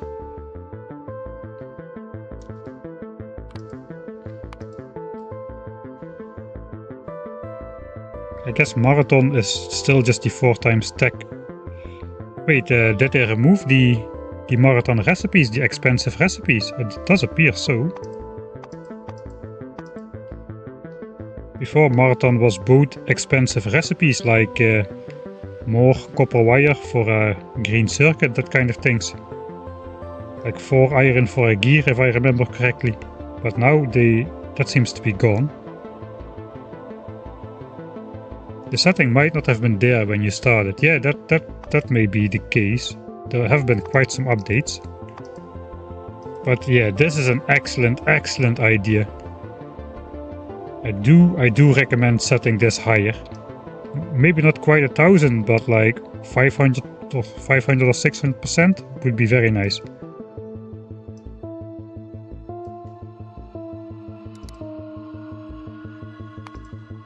Alright, let me actually test something, not that I accidentally messed up my settings. Import map exchange string. Oh no, I am on default settings. Looks like the calcite, I just miss.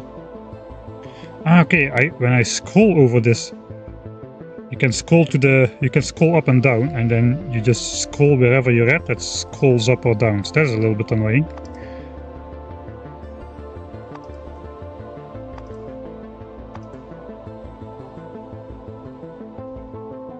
It makes it easier. I have one of those free scrolling scroll wheels, so that makes it easier to just scroll everything down. Just give it a whirl and then just mouse over all the side. Okay, let's get back to the game.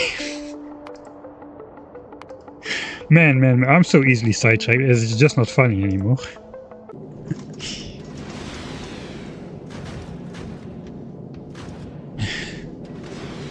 You need to set it to 10% for less spoilage. Okay, that's an excellent tip. Okay. Sorry everyone who just listened and left the stream like 10 seconds ago and now decided to set a spoilage timer to 1000% for the first game after my advice. Set it to 10% for less spoilage. Alright, I'm going to get some negative comments about that for sure in like a couple of weeks when those people finally reach Gleba and the iron bacteria spoil after 6 seconds. Oh man. Oh man. Anyway, I was making changes. I did the hexagon turrets.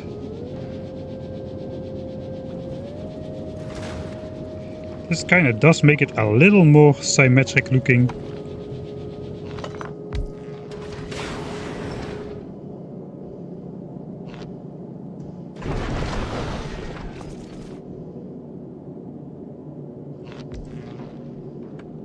I mean, theoretically I could still place more solar panels. I have the space and these sites are definitely protected enough to place some solar panels at the back still. So we could make it a bit more chunky without really sacrificing safety.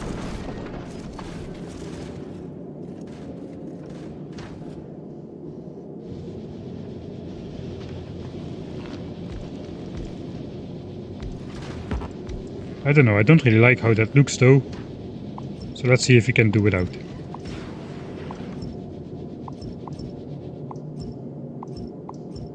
Okay, that's the test flight Mark III, I guess.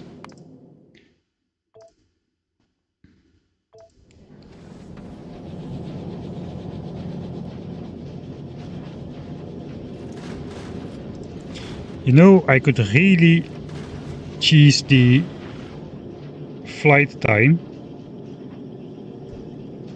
The basic fuel recipe gives out 37.5 fluid a second, which is basically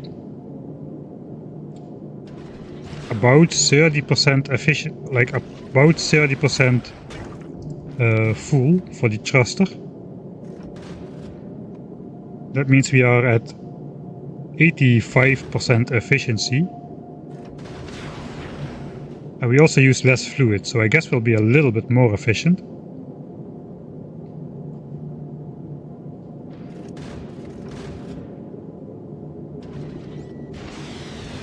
Okay, I guess we'll be at 34% fluid usage. I should look at this.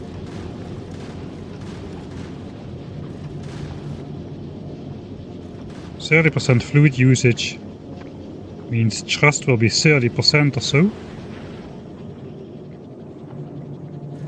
No, when fulfilled, when fulfilled. I think it's this one.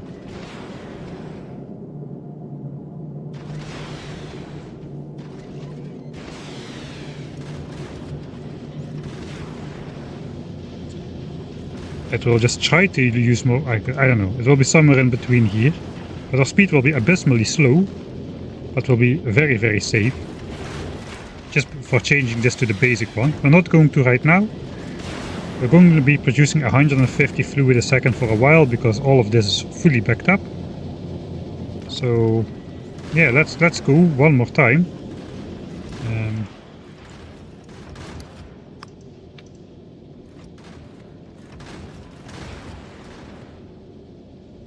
You know what?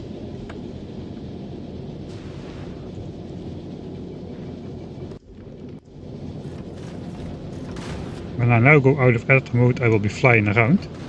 Okay, so now I can add Aquilo, wait for passenger present, then set it to automatic. Okay, we're going anyway. Oh, maybe cool. That maybe lets me just fly out in front a bit.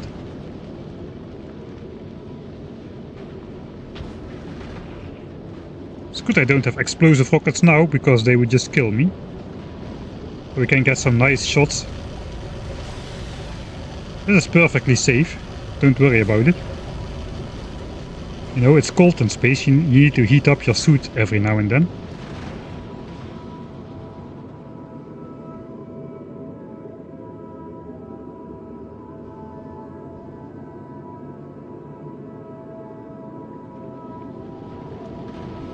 Okay, we're getting the big chunks, but now I can basically... I guess we could do that from the map view as well, but... Yeah, let's just get inside. We're inside now. I thought passenger present would only count if we actually sat inside the hub, but... being in space is enough apparently.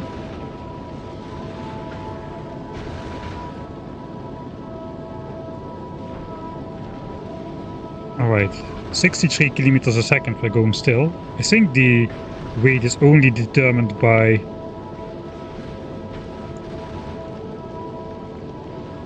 how many of those space landfall tiles you have. Yeah, I'm still 285 tons. Despite adding stuff. Alright, it's starting to look pretty filled.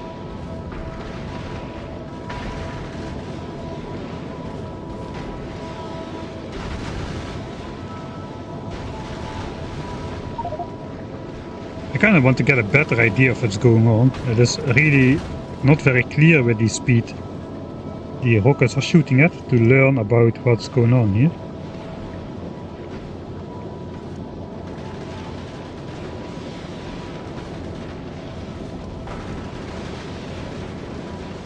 So it takes quite a while for the rocket turrets indeed to retarget the medium ones, which result from the large ones.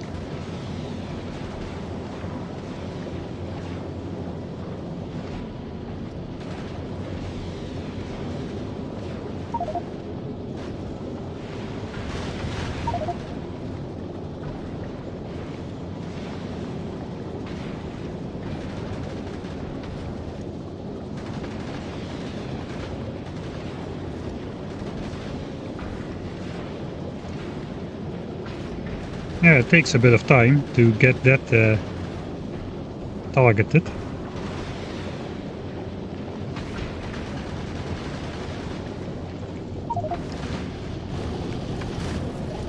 We could probably benefit from upgrading a couple extra inserters to fast ones, especially the ones with the we do the ammo dance.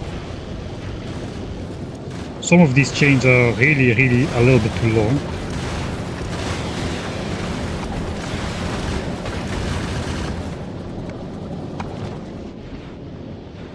Okay, we're about to reach the halfway point, which is the dangerous part. We can speed up to the halfway point now.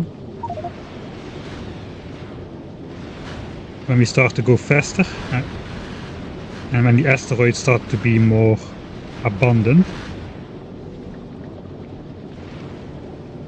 Okay, here we go, speeding up.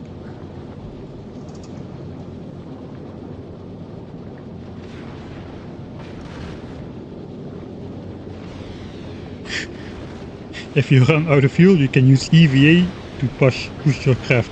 Actually, that will work with the mech armor, since it has the thrusters to fly.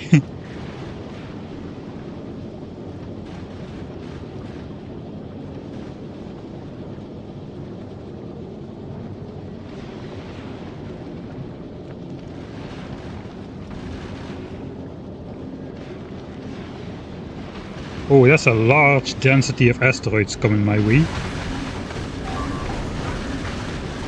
Turned out to be too large of a density. But now we have the... We just lost all the carbonic chunks, but now we have replacements on board.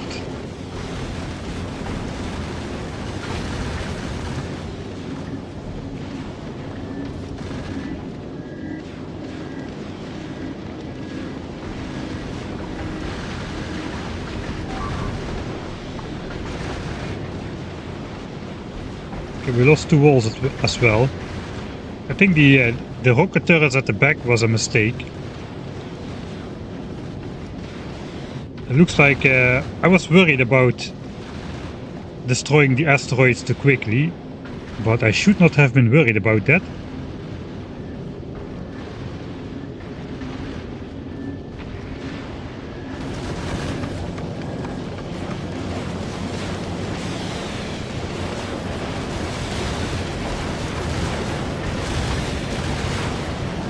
There's still a way to put a rocket turret at the front.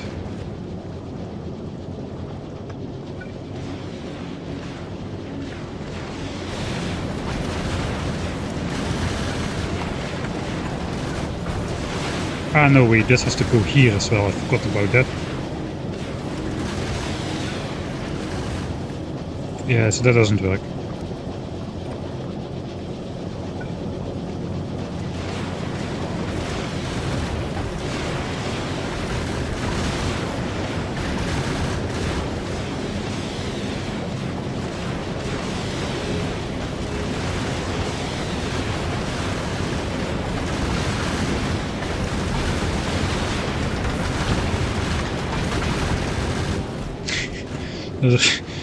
Really waiting for the last moment. Kinda underestimated the time it would take for the rocket turrets to target target the medium asteroids, really. Perhaps I should I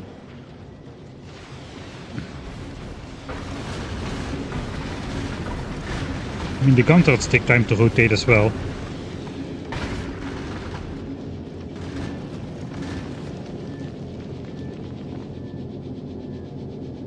It's not that bad. We lost like 1 asteroid collector and a couple walls, I think.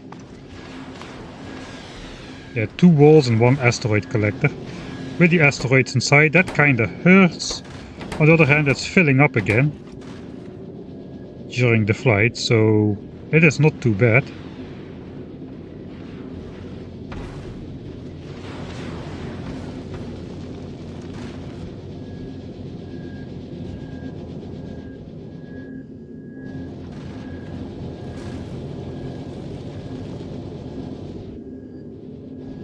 I think this is gonna be the design.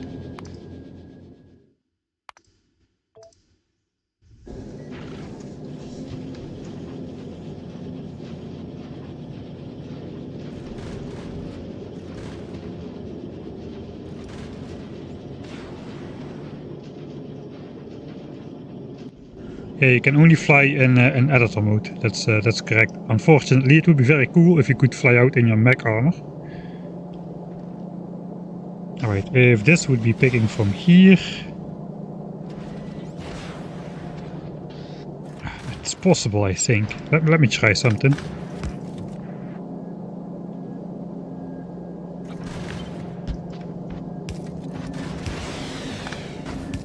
Okay, this picks from here now. So we could output a rocket over here. We could put it over there.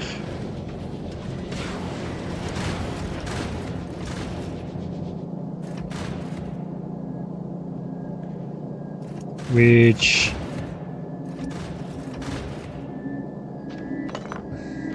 Oh, if this works, that's going to be super cursed. That is going to be the most cursed belt structure I've made so far. Can you do this? Don't tell me this works. Don't tell me this works. If this works... It does not work. How about if it's empty? If it's empty, it does work.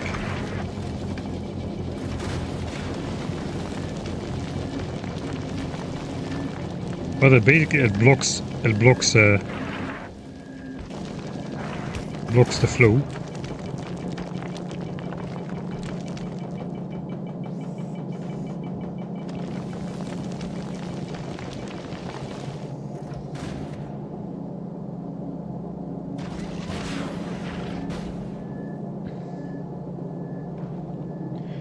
Alright, I still have an idea.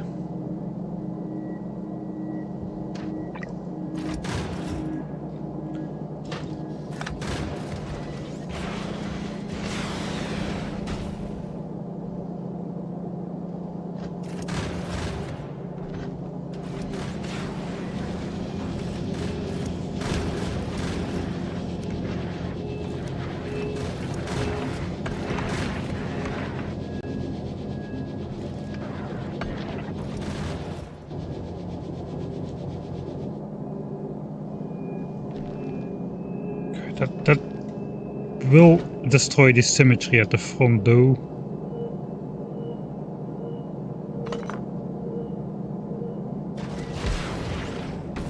Well, this design is cursed already anyway.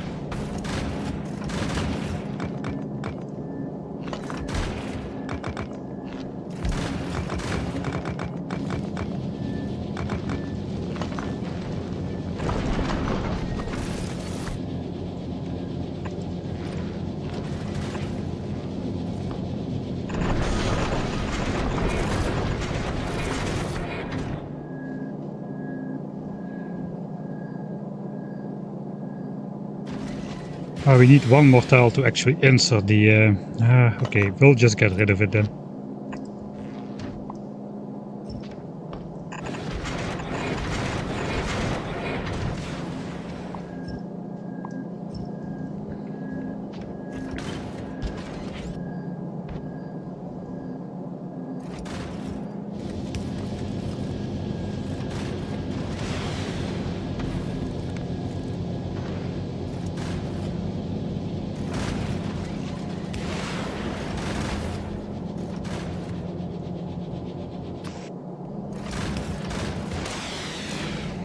Okay.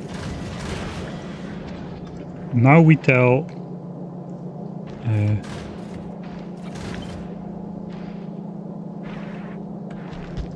this inserter to only work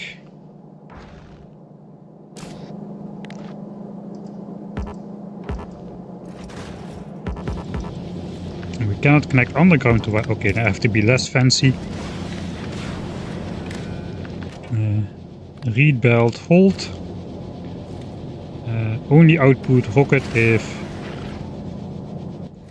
I guess we can do it one belt more close by.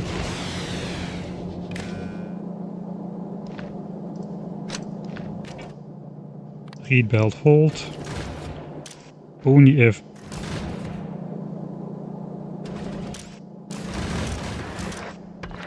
rocket red is less than... Basically only if rocket is 0.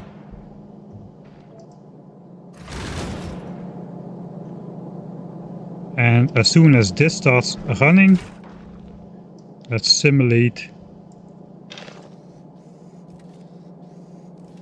This guy will be able to throw some rocket in between, even if it's just a red one. Okay, let's try one more time.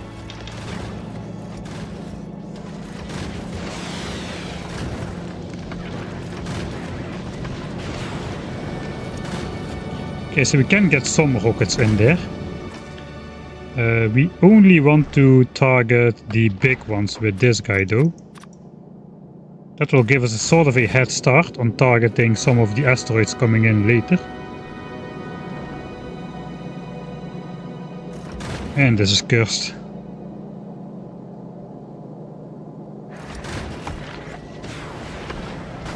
I could even place another one.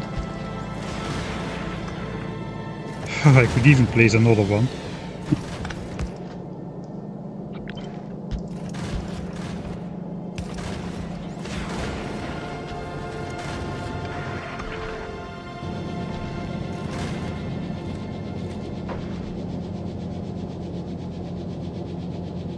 So we need to make sure this guy only inserts when there's space, so we never block this belt. I guess we cannot hook up the splitter though. We need to hook it up to the belts individually.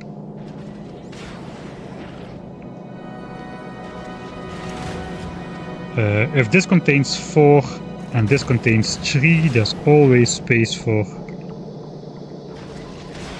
this to move.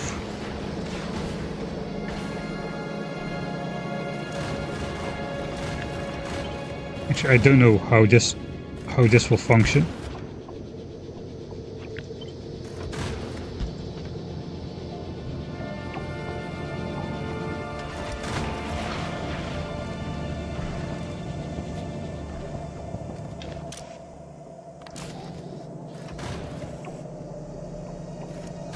Alright, so how many items are on the belt? 3.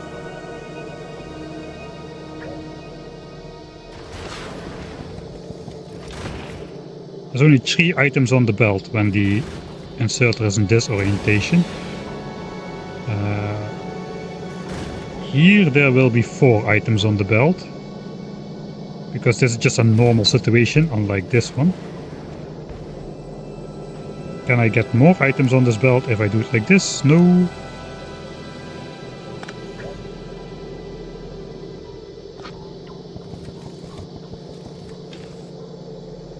No, this is 3 items.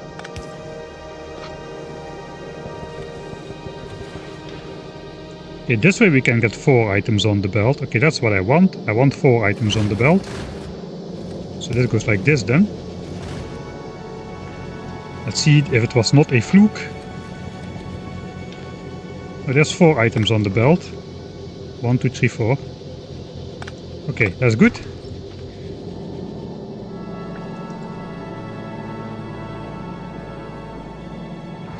So this splitter will always have space if there's less than 8 rockets in total.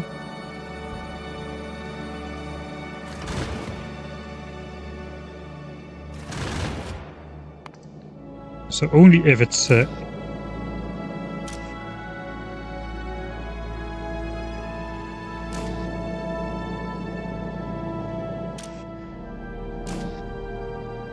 let's try to throw some rockets on there manually.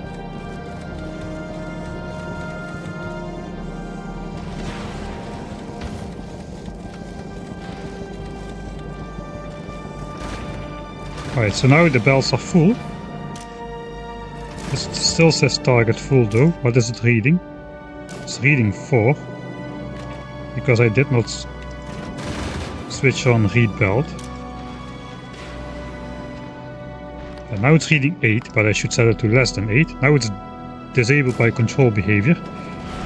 So there will always be space for like 6 rockets in this splitter still.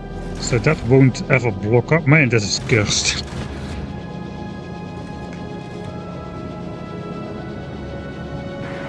I cannot do input priority things here. Okay, I'm not sure that's going to be able to consistently bring enough rockets over there. But I imagine the faster this setup is, the better. So let's make it blue. We could even make it green if we want to. But we don't have any green belts on board just yet, so let's not do that.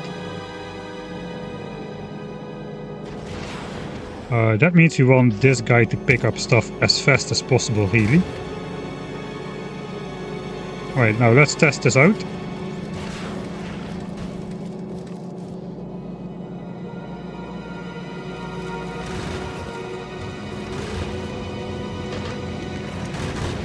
Okay, let me just empty these. Now I'm just gonna assume this thing is empty. So this recipe is going to move over every once in a while, and this inserter should be able to let go some stuff.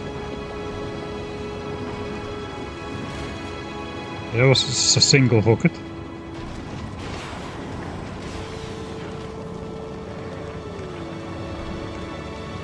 It would help if this guy just picked up one thing at a time.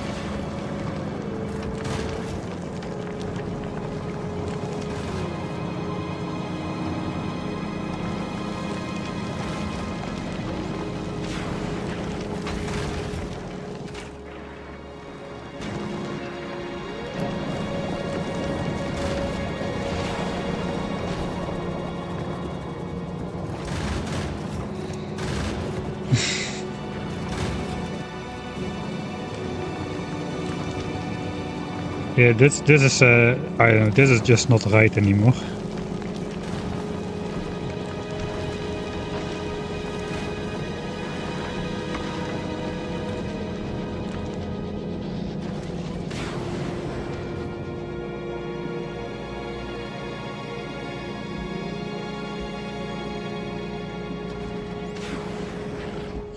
It's unfortunate that this is on the carbon side, as the calcite side would be moving more often.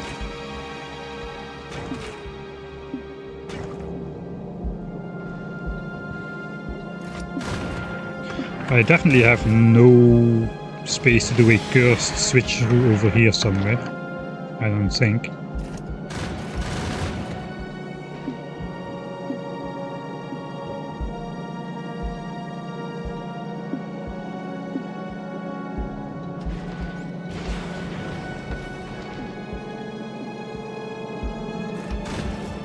Alright, what if, let's save this.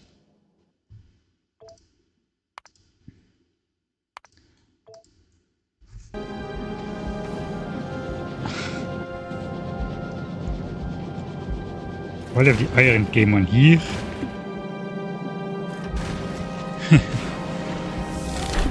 Did you know that underground belts can reach from under the ore?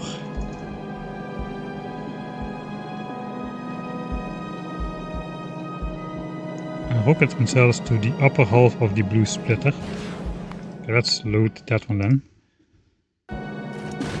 Thanks, by the way, for the 1000 Hungarian, not florins, forints, right? Forints, without the L. Did you know that underground belts can reach from under the ore?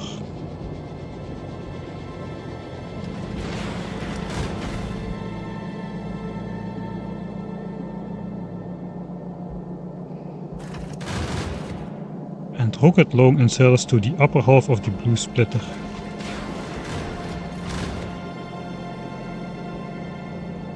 Ah, I see what you mean. Yeah, that is the solution. We need to use this side of the iron belt for this. Alright. I guess we keep this. Let's keep it for now, but this guy then has to output. How do we get the iron ore in here then?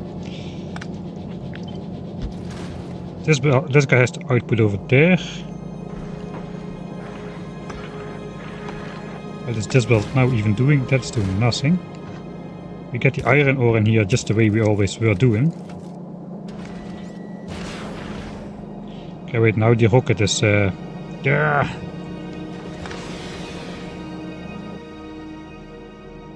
We replace this with a normal inserter. Yes, that's throwing rockets on here. That is okay though. We don't really care about some rockets laying on the belt. Now this can be normal. We can still grab... we cannot because then this guy will not output rockets anymore. Right? No, now it's not grabbing it.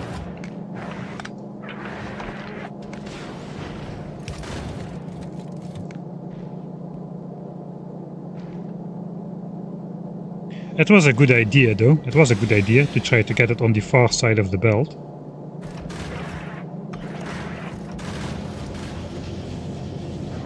But yeah, I think I've really spaghettified myself into a corner at the moment.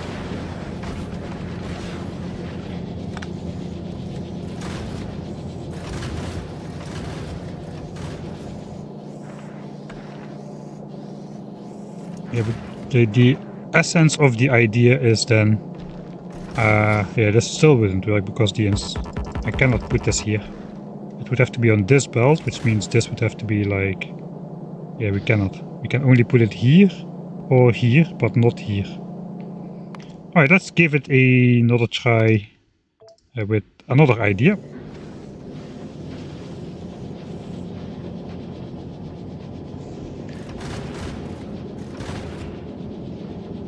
Am I not getting... If I'm not getting your idea right, please let me know. Maybe I'm not.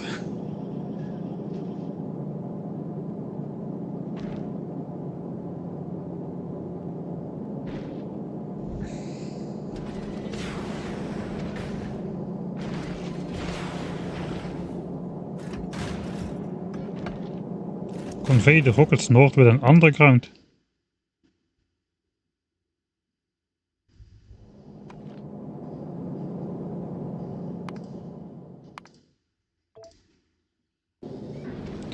Am I really not seeing it?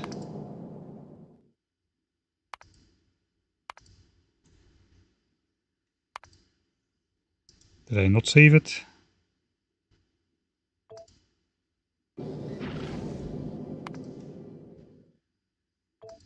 No, I did save it. It's this one.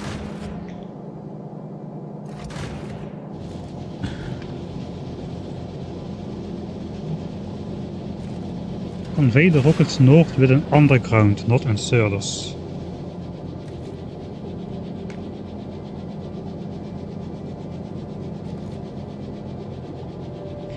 Dang, I'm getting I'm getting so caught up in this inserter business.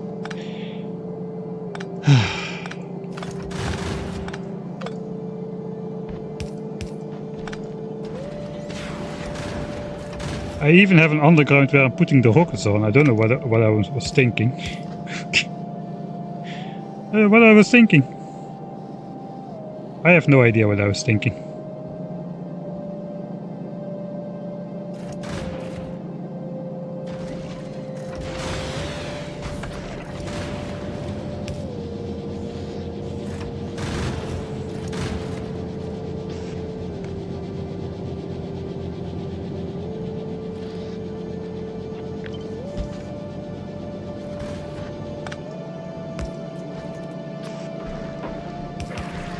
We're gonna get rid of these solar panels anyway. Sometimes life can be so easy. But sometimes it's not sometimes.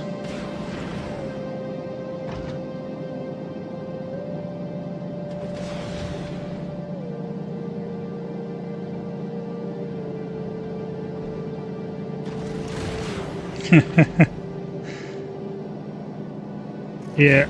Instead of yellow on the ground pointing downwards, it could point upwards.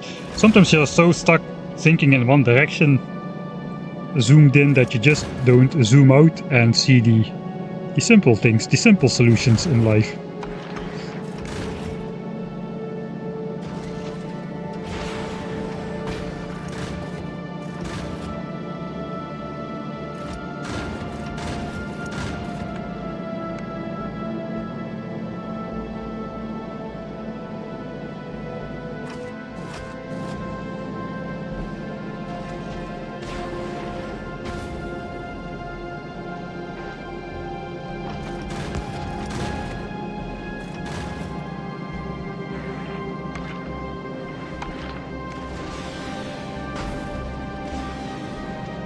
Alright, I'm not gonna... Should I put another gun turret, move this to... Nah, let's not do that.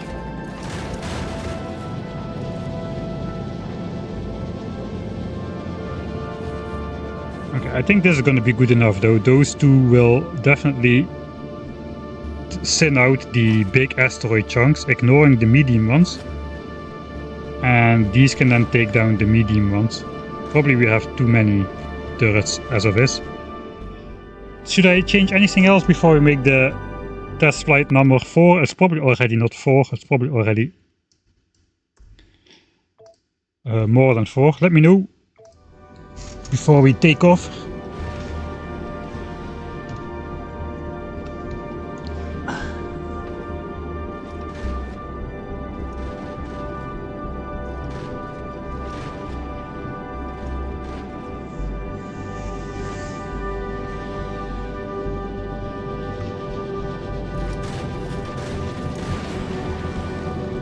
Right, let's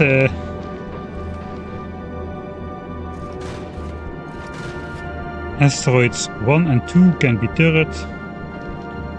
Asteroid 1 and 2 can be turret. Asteroids 1 and 2 can be turrets, 3 can be rockets.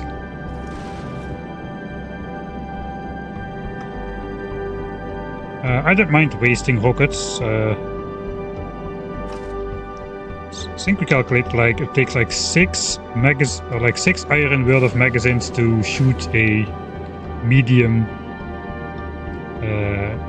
asteroid, where it takes 2 iron and 1 explosives to shoot it with a rocket. So the cost is not too different. I kind of like the hybrid gun turret slash rocket option to improve safety, but we'll see if it actually works. Okay, we're gonna fly. I did save already. Okay, let's not get sidetracked into something else. Did the number of ticks per day change? I think it did.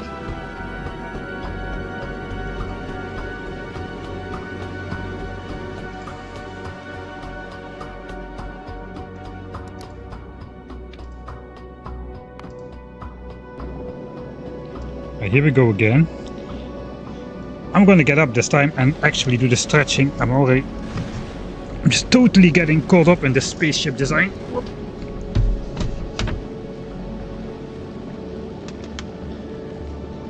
Oh yeah, set for way too long. Set for way too long.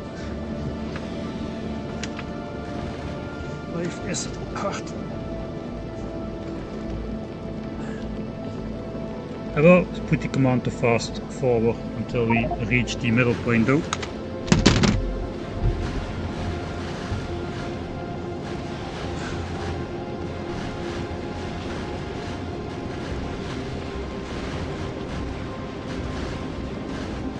I'm really shooting the asteroids scarily close to my spaceship.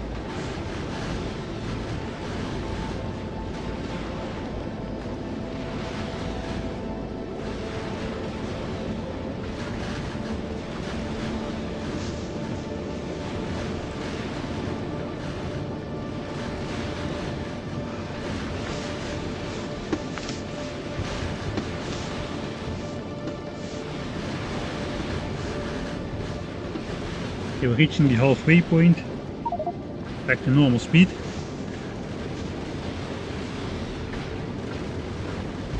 Let's go up slightly.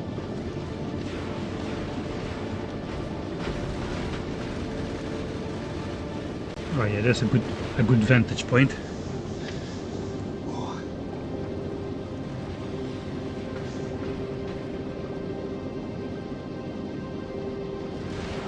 I found that I ran out of sulfur trying to restock rockets. Well, the advanced sulfur, or the advanced asteroid thing, is balanced to exactly produce rockets from the 2 sulfur and 5 carbon chunks it gives. That's the exact recipe for the rockets, and I've dedicated that one completely to rocket production. So if we run out of rockets, we run out of sulfur and carbon simultaneously. On the right side of the ship, we are just doing basic carbon, and we are using that to make the thruster fuel. I didn't pay attention if it was going well. It appears to be going well. I don't know if anything blew up yet, I was not looking. Dang, the journey out to the solar system edge was 100,000 kilometers, right? And I think the next one was like 4 million. Well, if it works the same, I still don't care if I fly 2 hours. If I need to fly the last 2 hours to win a 200-hour game, I will do it.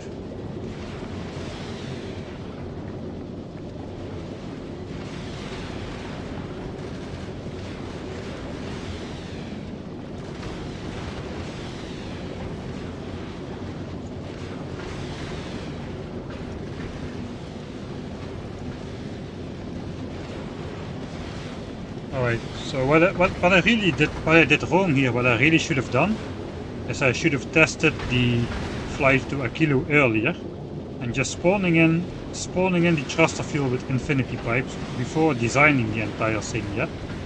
Because then I would have found out that placing my rocket turrets at the back was a little bit too tricky, and I wouldn't have had to tack them on to the front like I did now. Actually, it does appear to go pretty well. The 2 rocket turrets at the front chopping up the big asteroids coming in prematurely a little bit actually helps, so that the other rockets can start targeting the medium asteroids as soon as they come into the field of view there.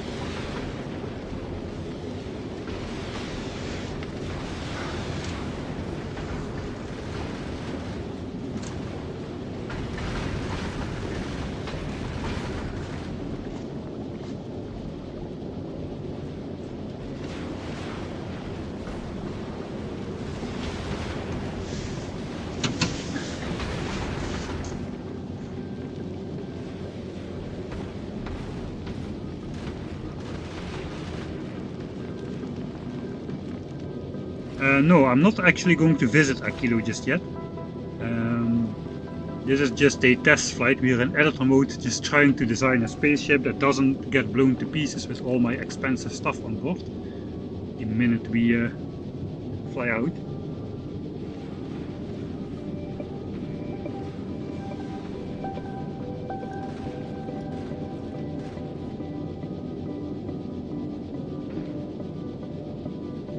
Rocket turrets may want exclusive. Did I not check that? That is done. Yeah, I thought I checked that. As the gun, same for the gun turrets. The gun turrets should never be firing at the big asteroids because that is just a waste of resources. Did I not check that for the...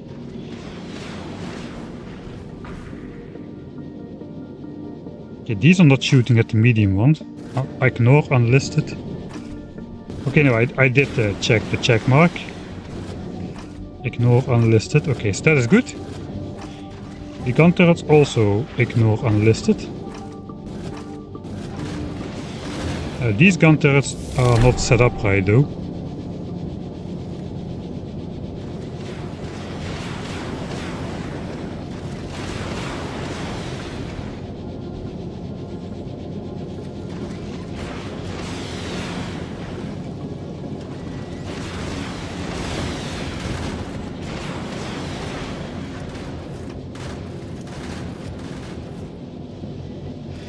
Extremely cursed. You'd like two thrusters but a symmetrical build. Put 3 thrusters directly side by side. The middle one will not thrust, but will function as a pipe crossing between the others. I don't think that will work.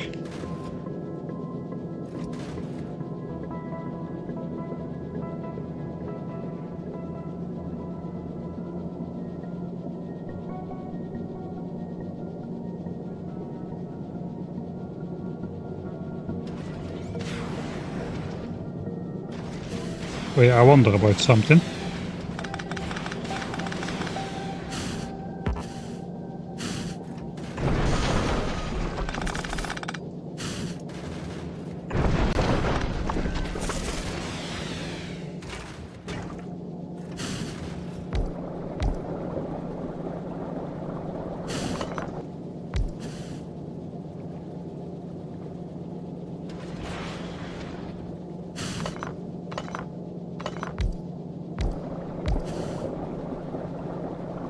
Okay, now none of them will work.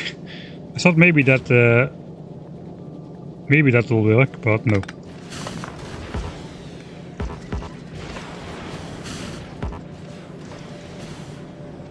No, it won't let us do that.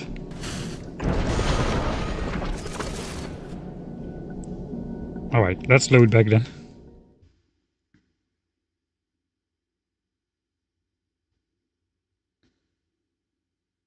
Directly side by side, no offset.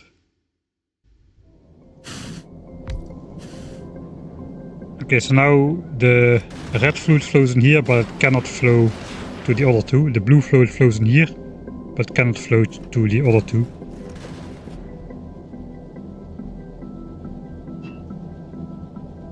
So can confirm it does work. Okay, then I'm doing something wrong.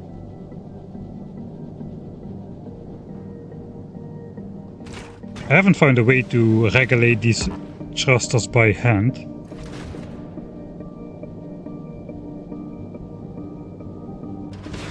Can you set the flow rate on fluid pumps?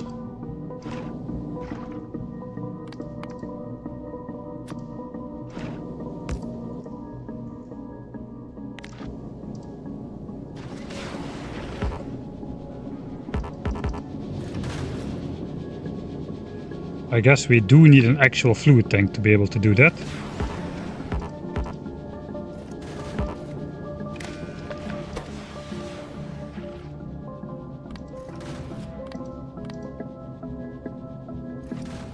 It does not appear that we can set the fluid speed. I probably have to build an actual fluid tank just to be sure.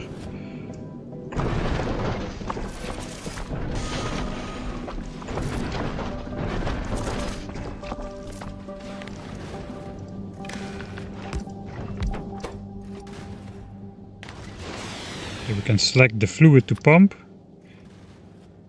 A little bit. I guess you can use like a multi-functional thing which switches fluid types. But that's a bit cursed in itself. We can set enable or disable. Looks like we cannot actually set the flow rate. Thanks by the way again for the 400 forints.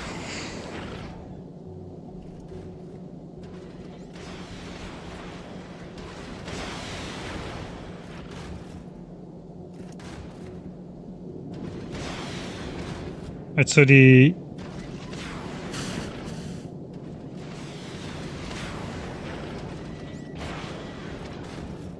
only way I actually see to really regulate is to basically limit production.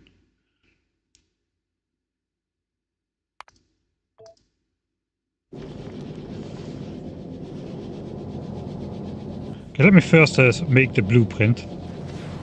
I'll first make the blueprint. First of all, is there efficiency modules and everything? I think so. All the turrets are not set yet to the correct. This is the wrong save. Flight 4. This turret is not set to the correct asteroids. Neither are these. All of the rocket ones are set. We do want to shoot medium ones with these as well. These turrets are probably superfluous here at the back. But we need to bring around the ammo anyway, unless we somehow throw it in here. I'm not going to change that anymore.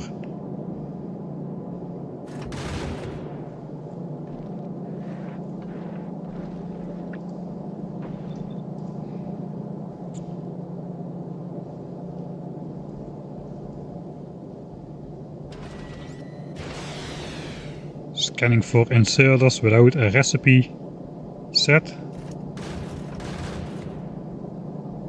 I think that's all right.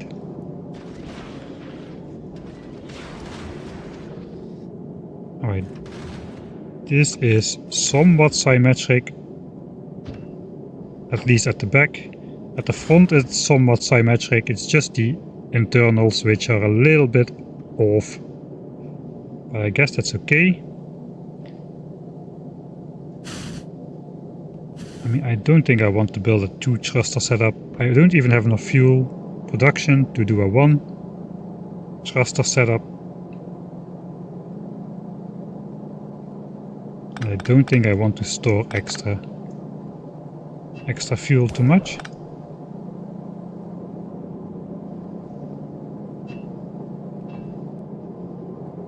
It does look more symmetric though if I do it like this.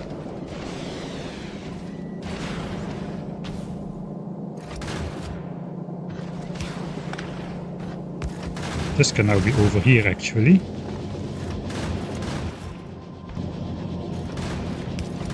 Which means we can do this a bit further.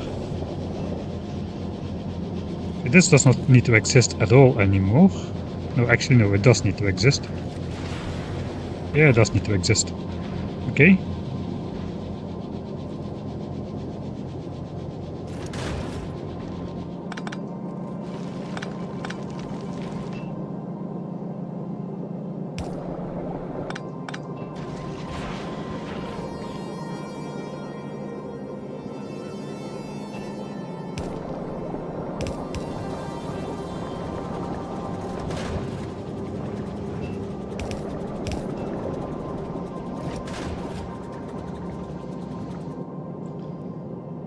Alright, good enough.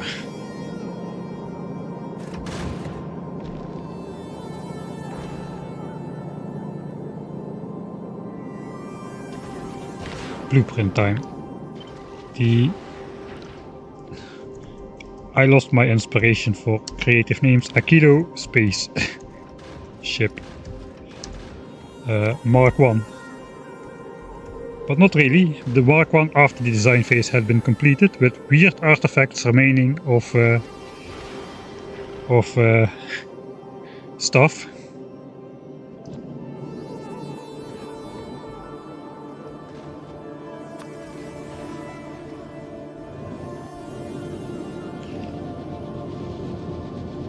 Wow, that was quite an intense design process, man.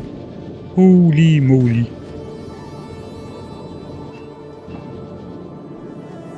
I can't believe this took all stream to design. I thought we were gonna make some progress, actual progress today. I mean, this is progress, but not like in-game progress. In fact, I lost my save because I accidentally overwrote it, so we have actually made minus half an hour of progress.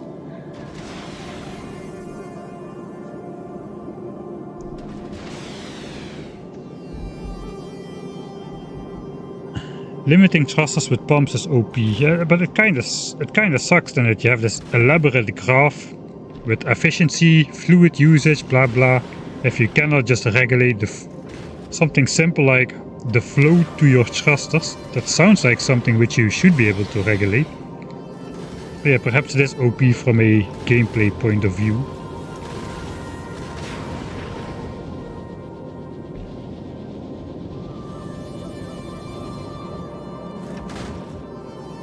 Alright, let's see how we fare if we just go back to the tree thruster design. It is pretty easy because it was designed to have 3 of them.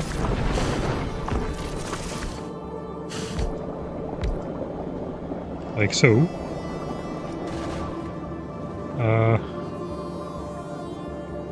We do not have the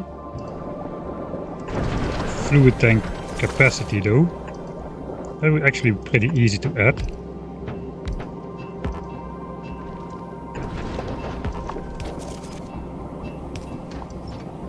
So we could actually add some storage here. Alright, so let's speed up time to fill the tanks. Should go pretty fast.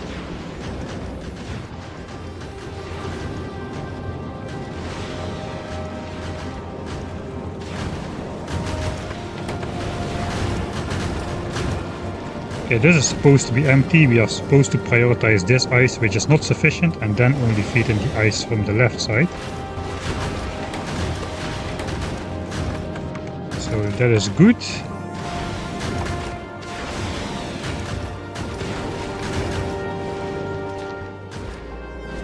Here the asteroids got stuck.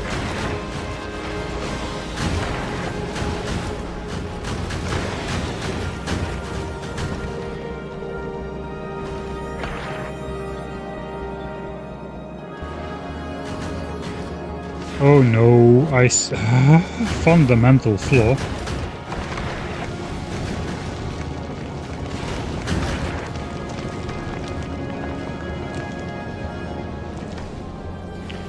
Alright, it's possible to solve with wiring though. Now this one gets stuck every time we... Okay, I'll solve that after the next test flight, but yeah, I should basically wire up this inserter to this belt as well, to keep that belt empty. And I guess the same goes for...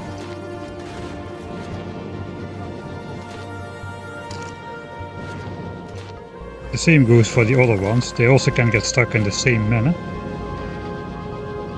Alright, but that is solvable at least. That is solvable. I know how to solve that.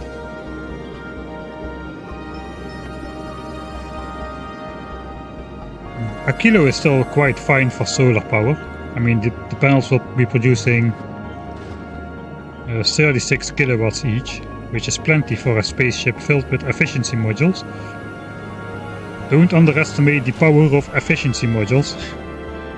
I've been saying it for years, efficiency modules are OP, especially the Mark 1s in vanilla. Here we don't even need to care about pollution and they're already OP. Alright. It's full and it's full.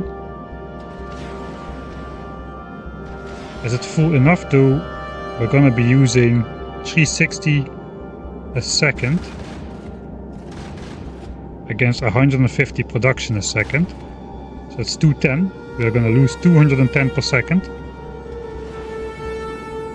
210 a second, which means 100 seconds for 21k. Roughly 2 minutes of fuel in this tank. That's not enough.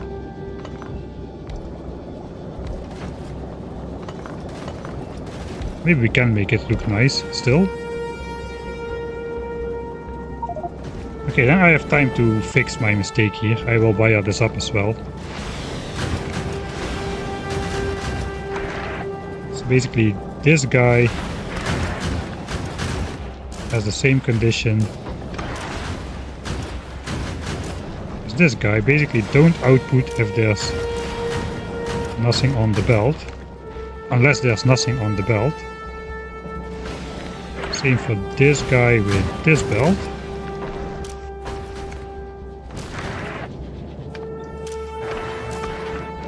And same for this guy with this belt cannot reach.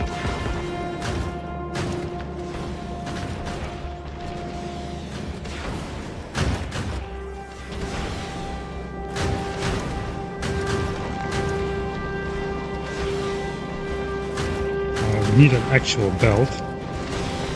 That's slightly annoying.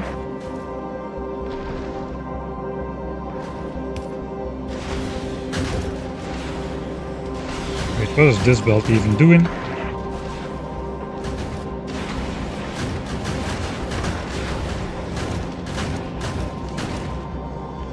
This belt is not doing anything. I think it's an artifact of a remainder of this one.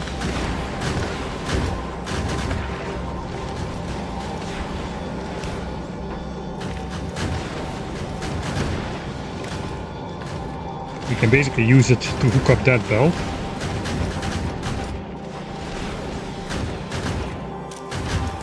And set it to the same condition as this guy.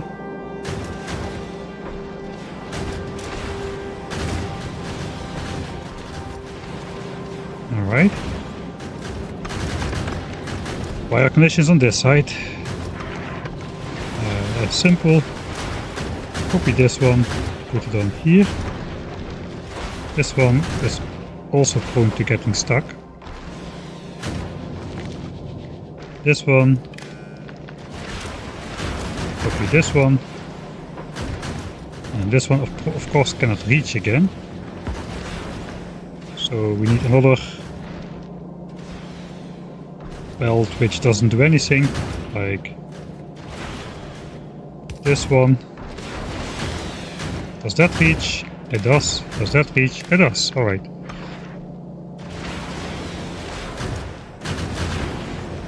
Then we can copy this as well. Okay, so I basically will draw empty these chunks if I could.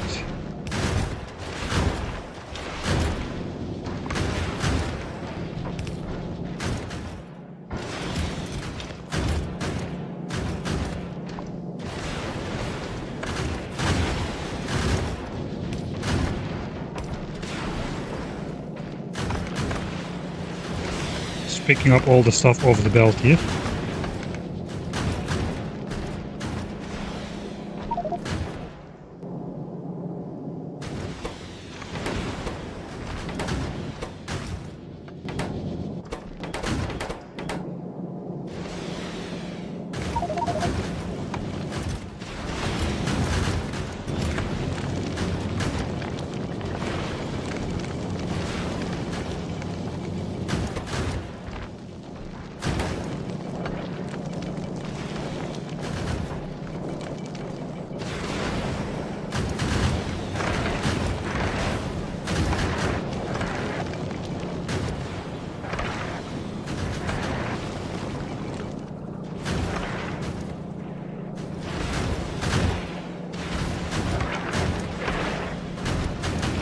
Something somewhere went terribly wrong here.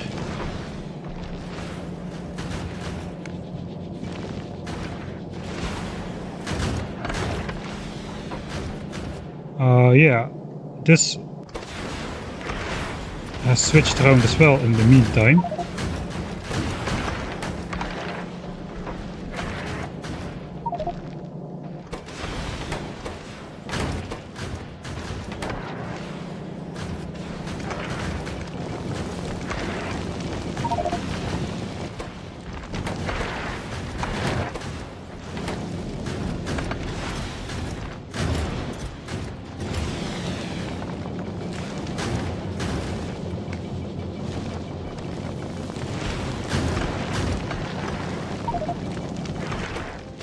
So many small things that can go wrong.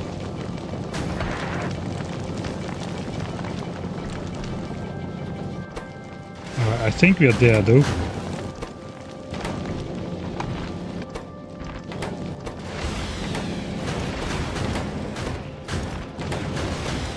There are actually a lot of fundamental things which were going wrong.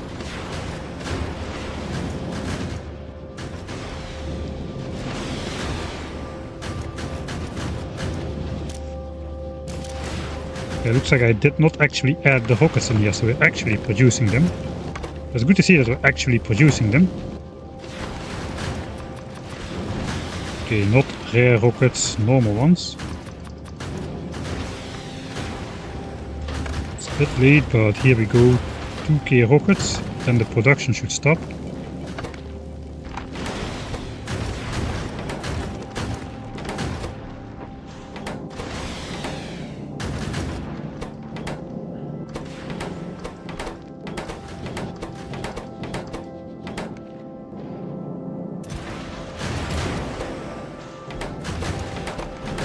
Okay, these are full.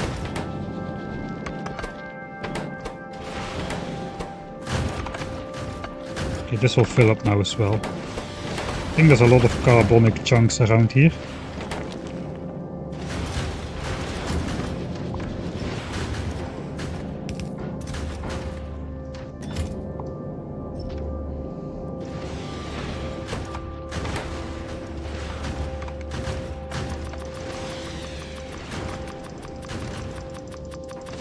It's not allowed to have chests on the platform, but we are in editor mode, which is a little bit more lenient with the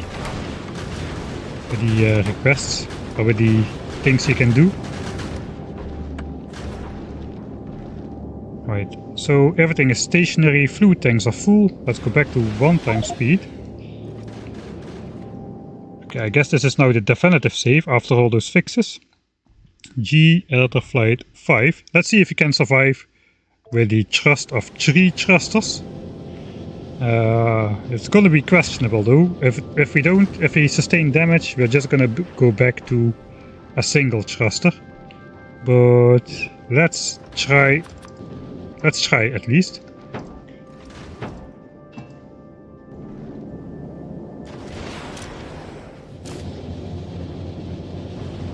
Did I do basic things like, yeah, I did this. 990. Okay, 990. 990, just keeping it under 10 stacks. These are 1990 as well, okay.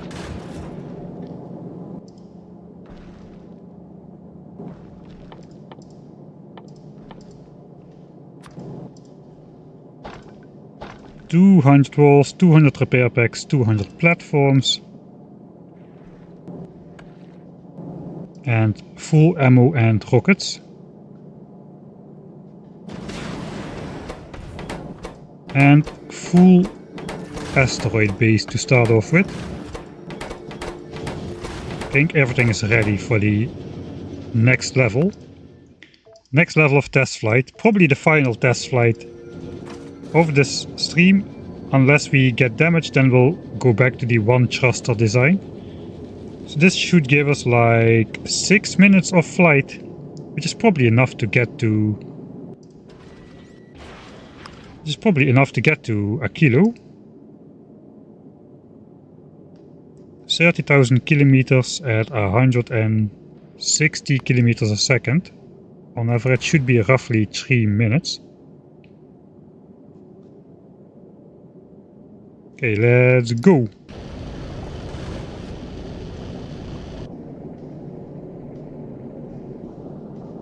Our speed is noticeably higher, which is the dangerous part.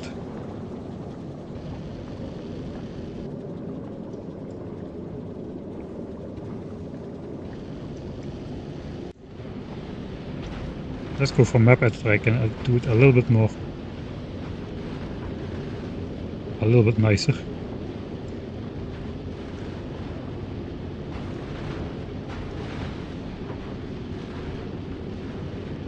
You can set the speed of the ship with circuit. I didn't even look at those things yet.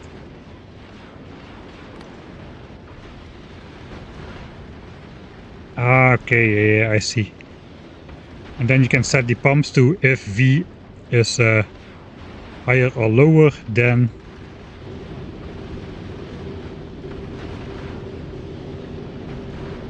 Yeah, I see. We're gonna have not enough power now though.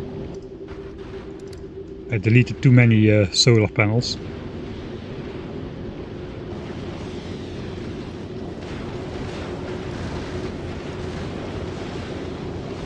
It's actually pretty easy to set up. I have space for pumps here.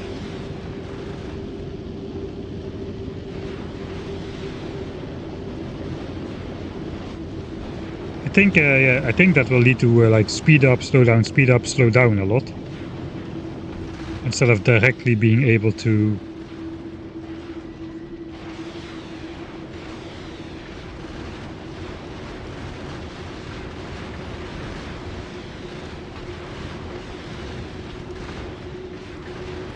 Instead of directly being able to control the amount of liquid pumped into those thrusters, that would be a lot easier. A lot more precise. Okay, we are going at 160 kilometers a second towards the heavy asteroids fields of Aquilo.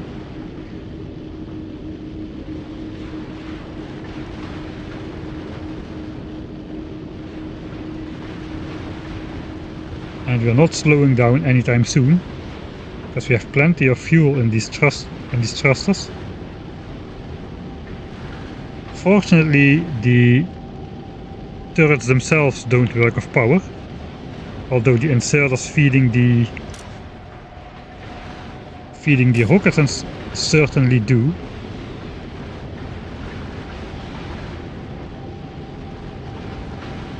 And that's why we are starting to run out of ammo.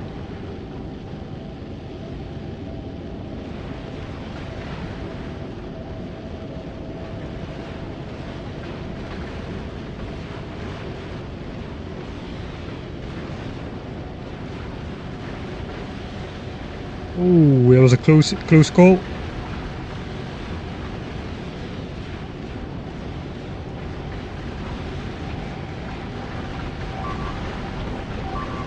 Okay, there we go. Some stuff is getting destroyed. Or even a rocket turret got destroyed. Looks like we got some consecutive damage coming in. I think that's basically because of the power issue. The inserters are just going at a very slow speed.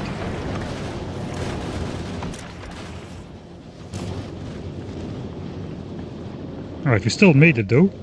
Now I'm very interested in that fluid measure the speed thing. So we read the speed as V. So we basically need 2 of those pumps. And then we can kind of indirectly control the fluid flow. It would be most precise if they were actually as far out as possible.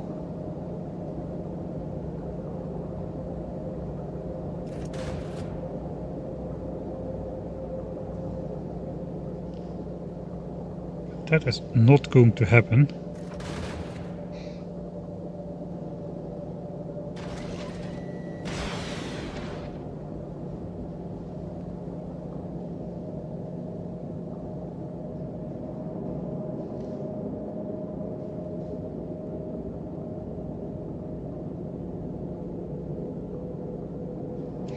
Let's just try it from far away.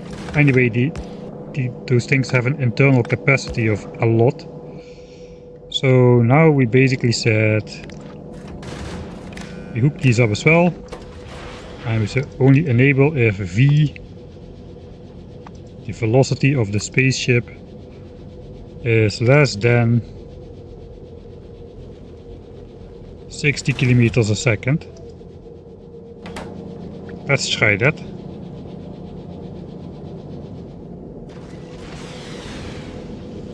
So they should be switched off, right? So they're now switched on because we are stationary. So let's go again to Aquilo. Here we go.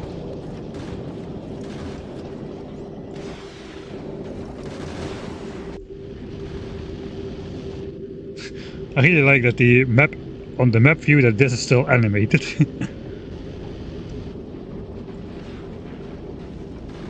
Right, so the pumps now should be disabled because we're going too fast. These things should be actually, they are not slowly running out of fuel because the pumps are behind the tanks. Let's disconnect the tanks. This does not exist.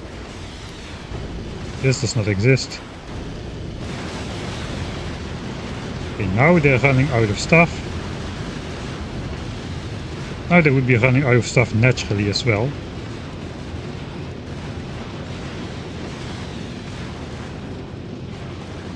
Okay, now we slow down to under 60, they pump, and we speed up again to 80. Now we fall again to 60, then speed up again. I guess we could really use this to the extreme.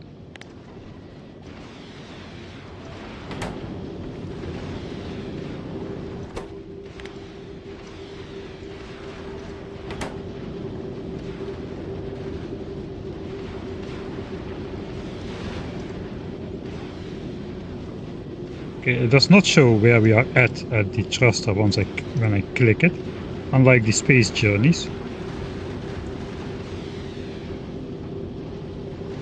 Our fluid usage is 200% when fulfilled to 90. So are we actually using up like 300 fuel a second, or like 240 fuel a second when we... I don't know.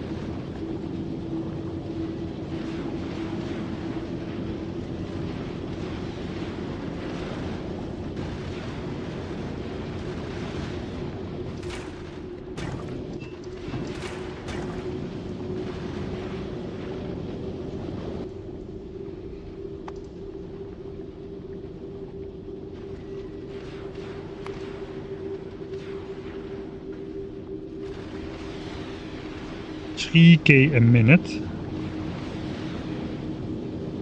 That is about 50 a second, which is what you're actually producing according to the mouse over.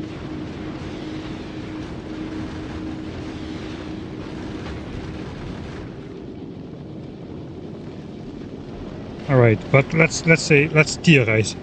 For the trip to the shattered planet, it is 4 million kilometers. which means at 40 kilometers a second, it's gonna take 400,000 seconds, which is more than 100 hours. So we need to go really fast to the edge of the solar system, apparently. 4 million kilometers, that is a large distance. Let's say it's 3.6 million kilometers to easily convert it into hours. So to go in 1 hour, 3.6 million kilometers.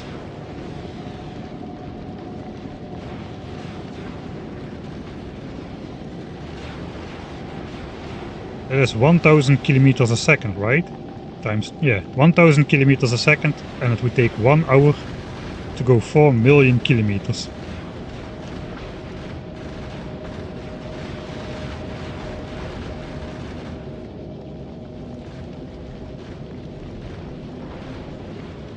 So we are at this speed. It would take about 25 hours to make that journey at 40 kilometers a second.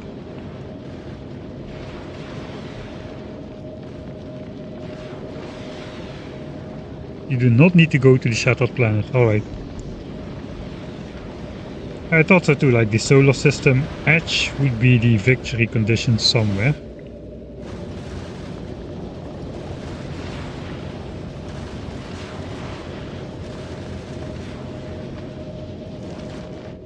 Okay, this is a very safe way to go though.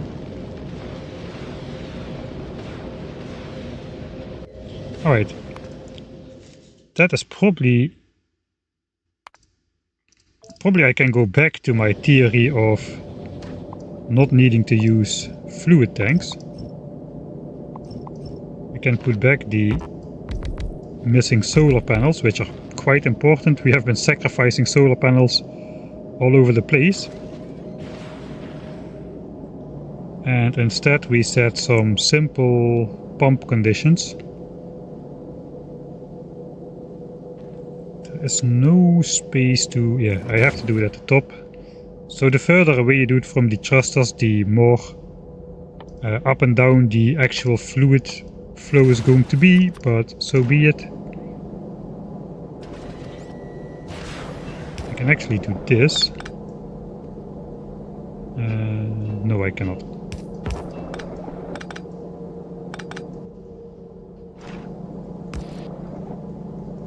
Okay, we'll do this. It looks a little bit symmetric-ish.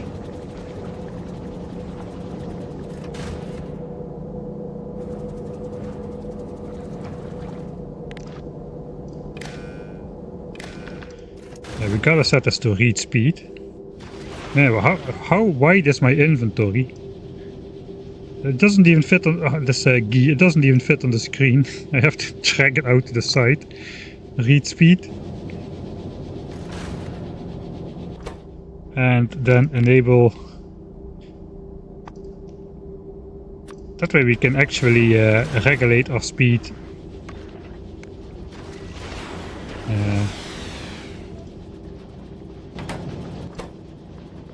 To be consistent, even according to the gravity well of the planet and stuff.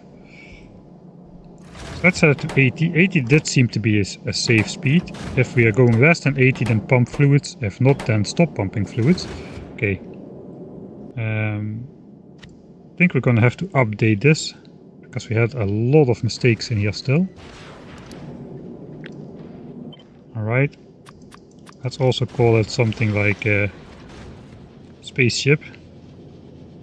Thruster or something.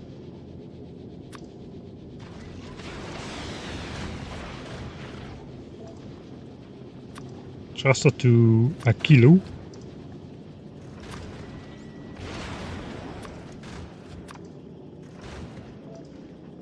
Aquilo of... I so hate these things. Aquilo of rare quality. It actually exists. You can set it to Aquilo rare quality. I guess it kind of makes sense that you can do that, but yeah.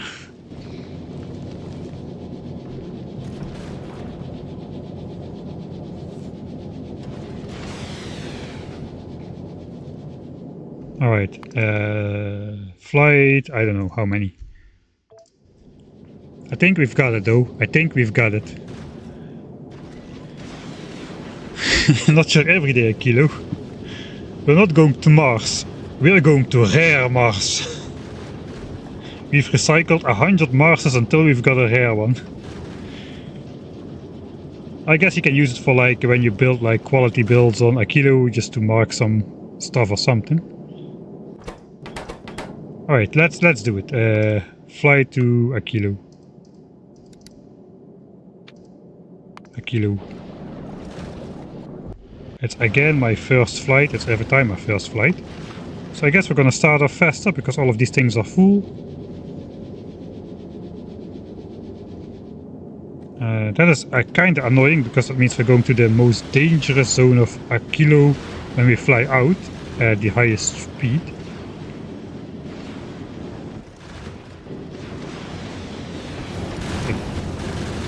I guess we cannot really change much about that. We cannot set it to V being between some value.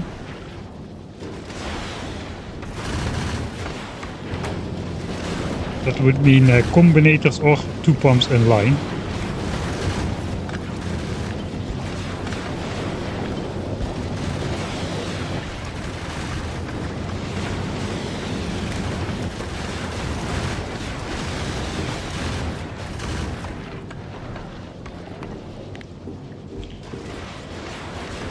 You can set this pump to only be running when velocity is not 0. If velocity is 0, it will stop working.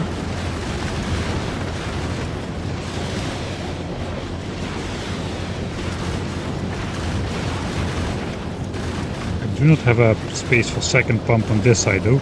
But I guess if we regulate one of the two fluids, that should be okay as well.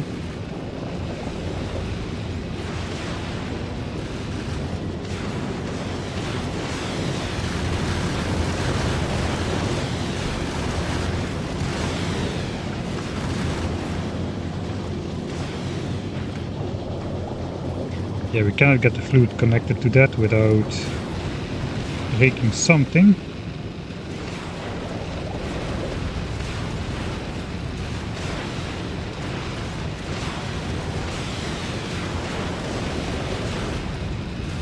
I could actually just sacrifice the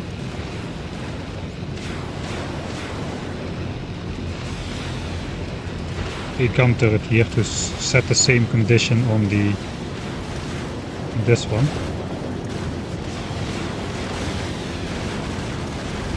Right, we made it. We are at the halfway point, so the asteroids are gonna go crazy. We are going between like 80 and 100 kilometers, 110 kilometers a second.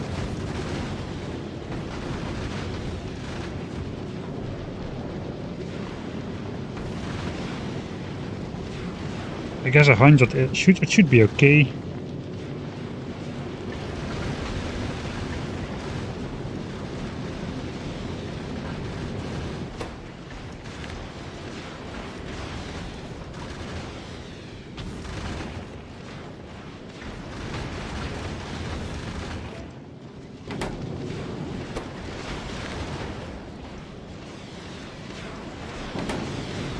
Let's set it to 70, then we'll oscillate between 70 and 90. We're going about...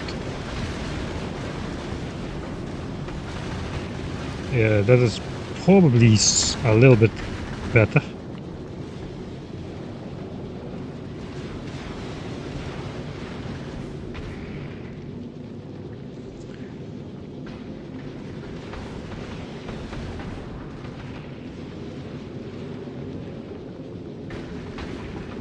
Yeah, the more thrusters thing is good. It will actually... I could add 2 more for even more efficient fuel usage. Except I cannot because of the underground belts for the gun turrets, but I guess that's of secondary issue. Looks like we're also not consuming more thruster fuel if the thruster oxidizer is low, despite it being filled to a higher amount. It has the mouse over for the efficiency in the bottom. Actually, let's interface away the minimap so we can get the full mouse over. Okay, the efficiency is close to 100% most of the time, between 80 and 100%. So we can basically just regulate one of the fluid flows and the other one will be fine.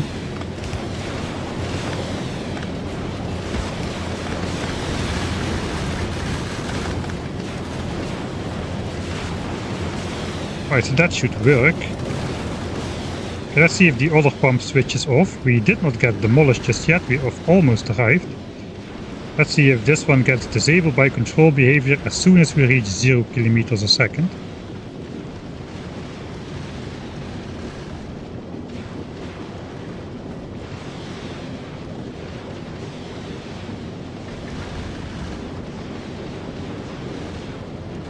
Okay, we are low power. We are at a low power situation again. Okay, now it's pumping, pumping, and disabled. Okay. I guess it still filled up the entire tanks though, so that is, yeah. So the intention was to not fill up these three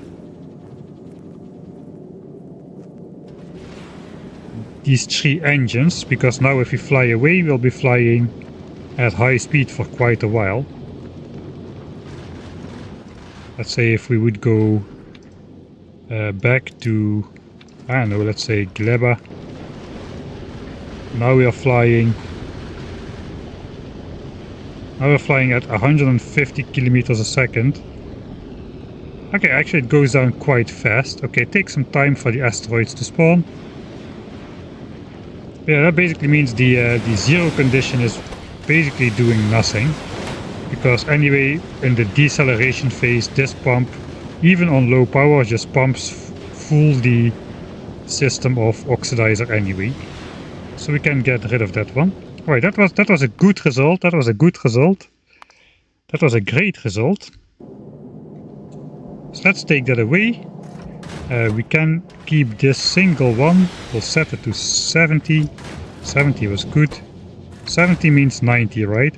Just like speed limits on road. They say you can drive 70, but the guys drive 90 anyway. But if you set it to 90, they'll drive 110. So if we intend to drive 90, we should set the speed limiter to 70 and we'll go with 90. That is basically what's going to be going on. Let's see if I can not do this. I don't think I can. No, I don't think I can. Cannot insert the other fluid in a satisfactory way. Unless I delete more solar panels, which is not a good idea. Alright. So power was low, but things were still okay.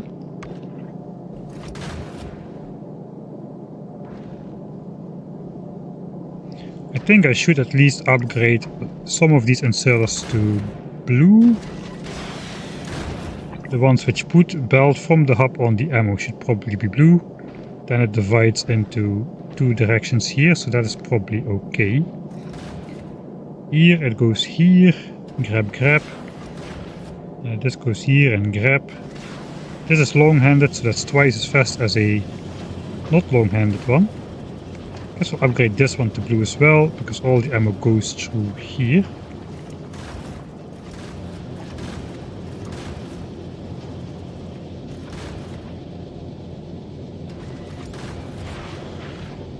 I guess we have space to just simply long-handed this instead of doing this. Which is faster and saves a bit of... I think that saves a little bit of...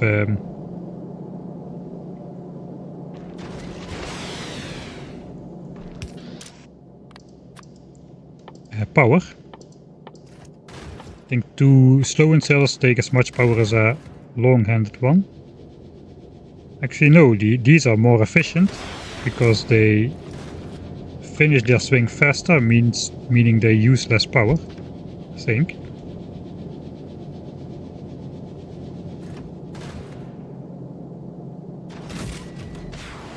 So how long can a green bridge belt across? 10 units.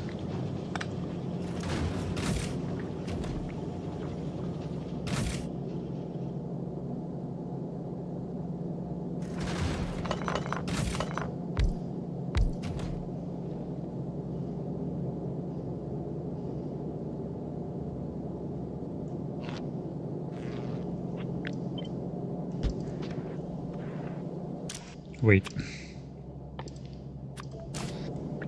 A spaceship design is never finished.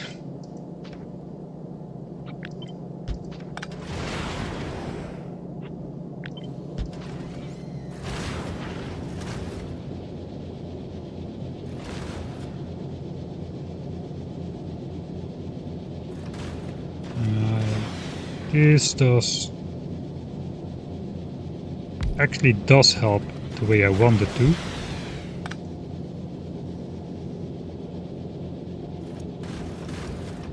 Now we can get rid of this.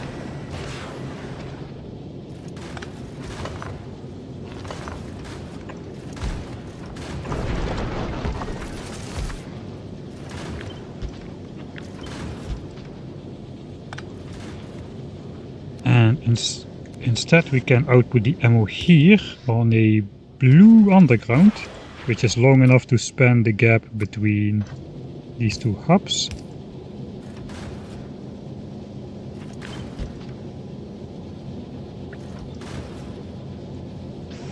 And let's just keep the red inserters going.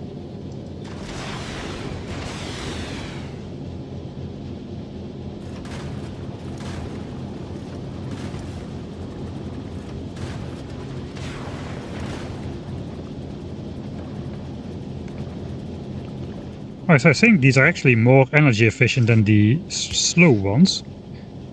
These use 15 kilowatts but rotate at 300 degrees a second. These use 20 kilowatts but you rotate at 430 degrees a second. So they're about the same then, 15 to 21.4, it's a little bit more. I think these are about the same in terms of energy usage per swing, because these finish their swing faster. Okay, so that's good to know. Alright, now we have space for one more solar panel, and now I can do the thruster thing. No, I cannot, because the underground pipe comes in right here, so I cannot.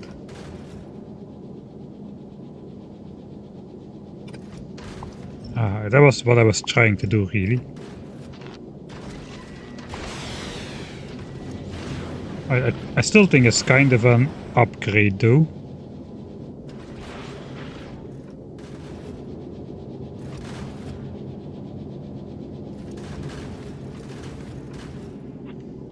I could do it if this moves down. Then we have to switch these recipes. But anyway, this is on the same belt. I know it's not the iron ore,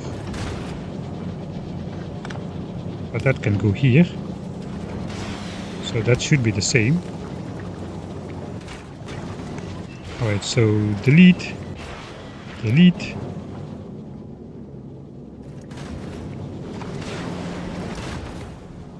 Delete. Why is this different fluid systems? That is because of the pumps. Okay, now we actually can do this.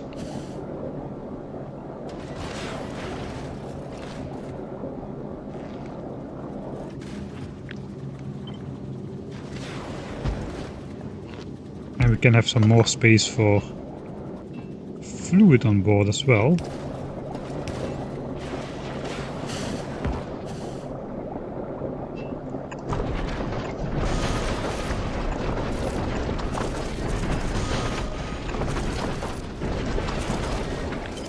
Wait. Can I do it like this? That would be awesome. No, I can't.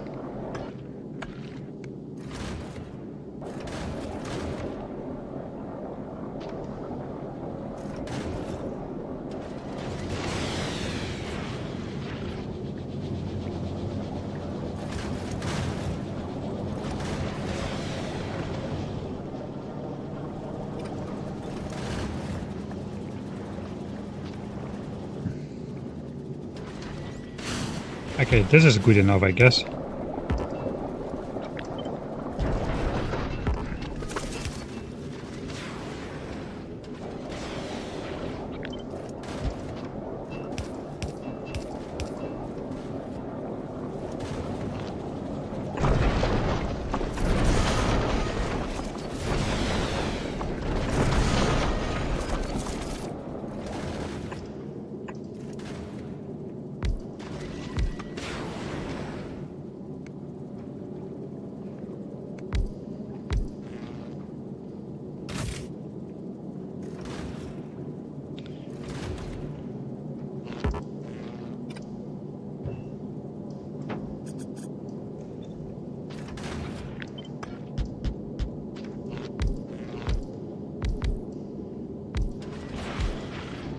Okay, the gun turrets can still just about barely reach the back.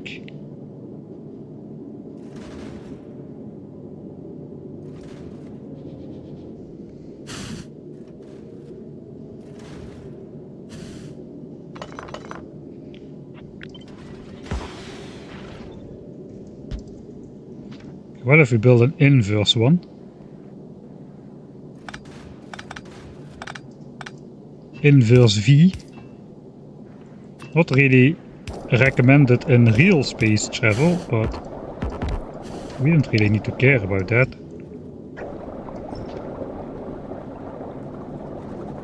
This space is anyway hardly used.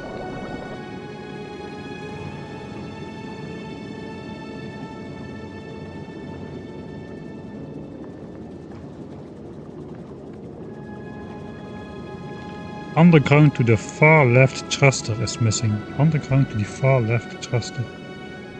Ah, yeah, I see.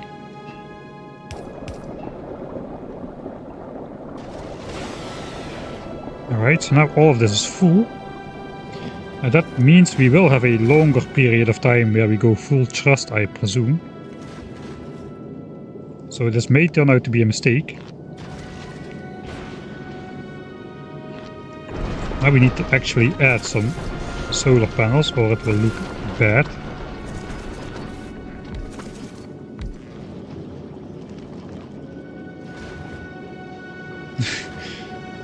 I don't really like how this looks though. So this is the model Mark 7. This is the model Mark 6. I think the Mark 6 just looks better. But let's give the Mark 7 a try anyway.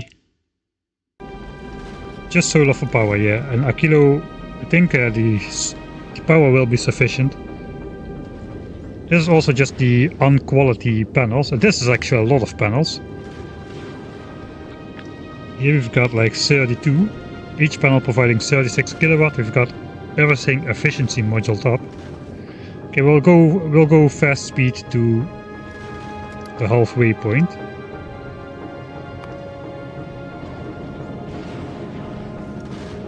Alright, so we are going 180, 190 kilometers a second until this starts. Okay, now it's running out of fuel. Oh, that's a fast startup though. I think that's going to be too fast to get out of Aquilo. I think it's going to be too long at high speed when we fly away from Aquilo. Okay, let's go speed up until we reach the halfway point or so.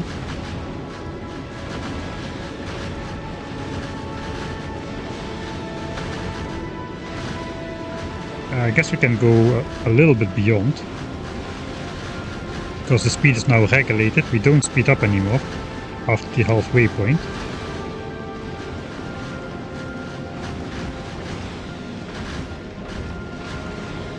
Once we get to like 20,000k like now. Okay, let's check the power. We'll probably have insufficient power. It starts to be insufficient. You can see in the mouse over the maximum solar output is dropping as we fly away from the sun, basically. It will end at 36 kilowatt, it's now at 45.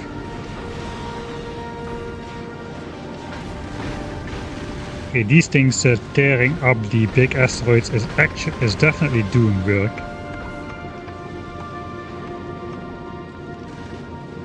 And it's nice that they ignore the small ones. Yeah, I think this is working very nice.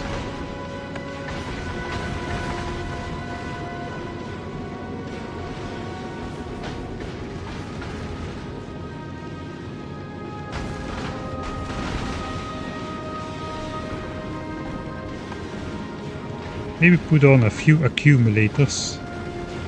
I guess I have some 2x2 gaps here and there,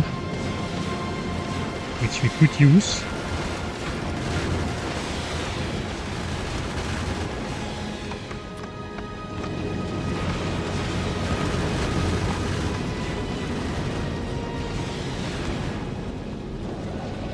Especially in the other design, there's space here.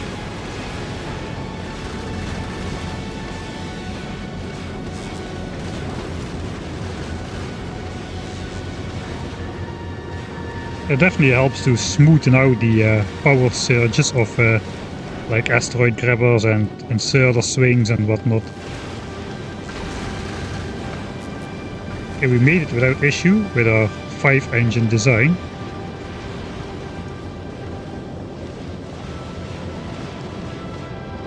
But I suspect when we fly out of Aquilo we are going to be in trouble. Okay, rockets we spent 500, which we need to get back, but this actually may not be such a bad design. Don't really like the accumulators though. I guess it's a necessary evil. At least there they fit symmetrically, so that is something.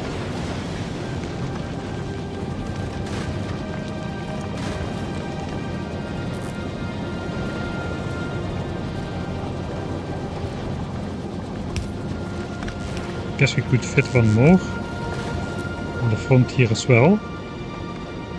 So that makes 4 accumulators. That is pretty nice. Can we mirror this one as well?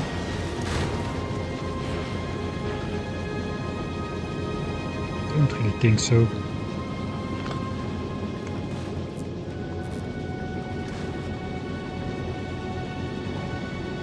So we'll just leave that be. Okay, now we don't have the power. Oh, we barely do. We barely have the power. Even to be stationary here. Alright. So let's make a copy of this.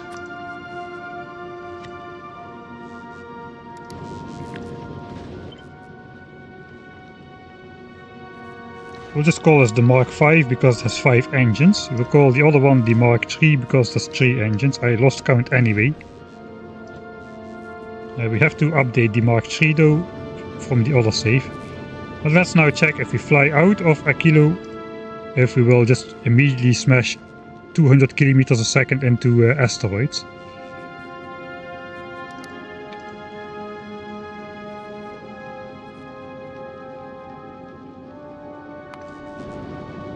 Because we're gonna be flying really fast. The asteroids are gonna be spawning. 200 kilometers a second.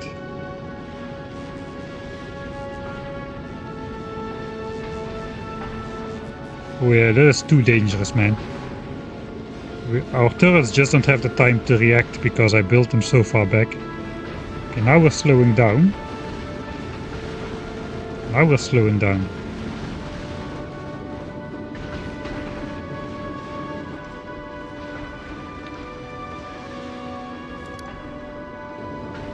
Because now we're just falling back to...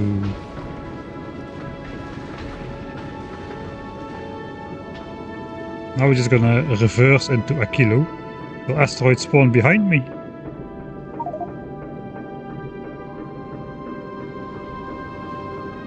No, we're just slowly falling back into Aquilo.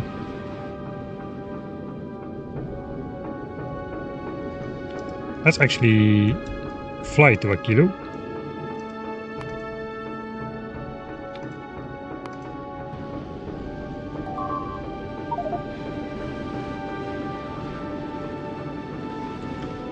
Alright, looks like I did something wrong. Perhaps the thrusters got too much fuel again and I just went super fast at the beginning.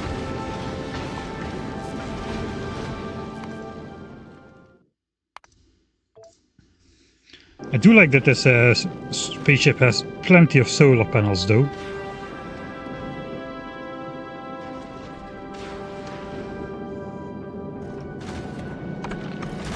Let's give it the upgrades so that we can place those accumulators. Those accumulators are a good call.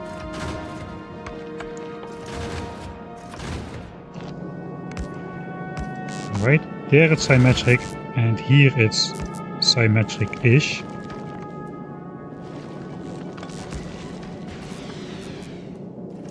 Yeah, no. Let's put them back.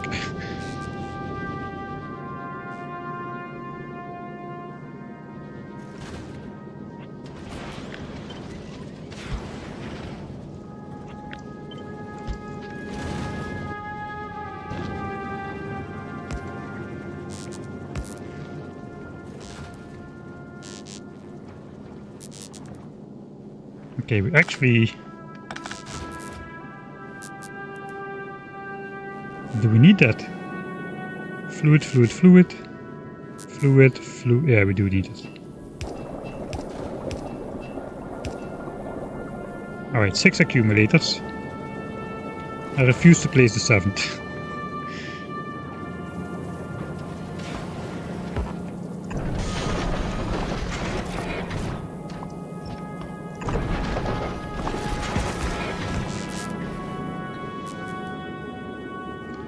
Eight accumulators.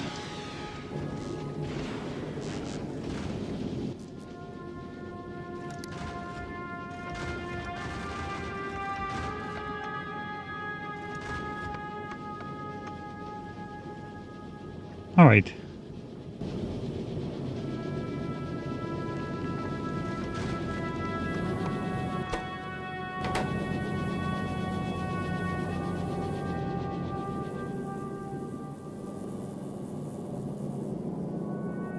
You know, I could actually put those pumps in where they are supposed to be right now. Which probably won't help that much, but we'll try anyway. Not sure if I can actually hook them up all the way to the base. Cannot reach.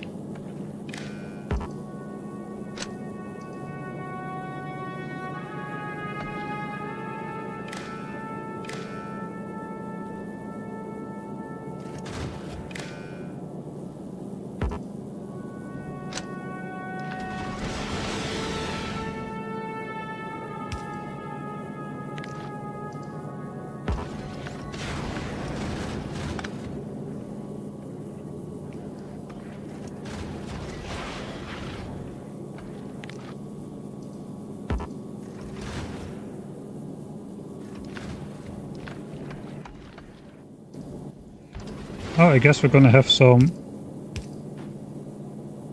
Let's point them backwards for extra speed.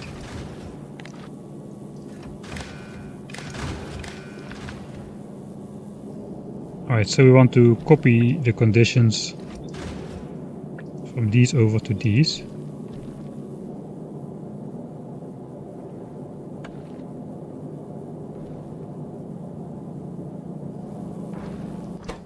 I guess we can leave these be, it won't really change much.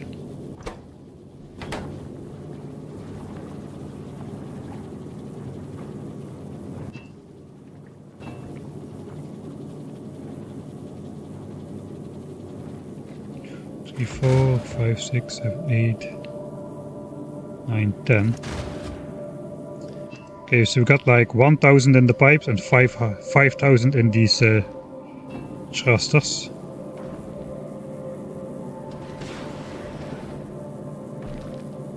One question I do have is, can I pump those empty?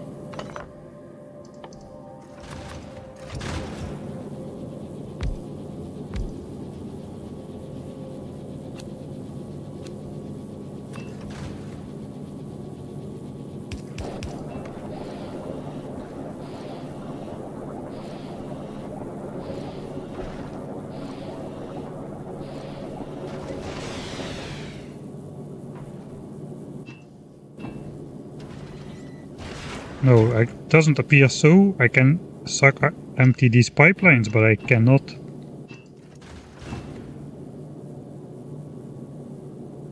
empty these engines. This is weird though.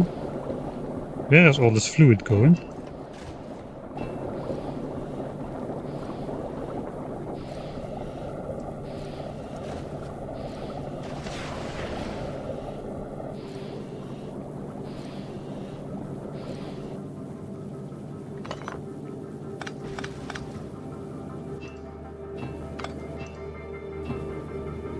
It has 6000k inside. Is everything counted as a pipe here? 1, 2, 3, 4, 5, 6, 7, 8, 9, 10.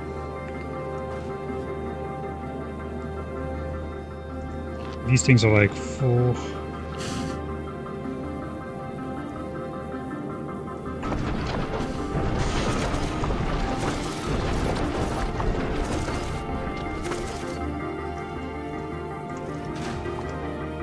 Do those things count like 20 pipes individually or something? 2, 2, 2, 2, 2.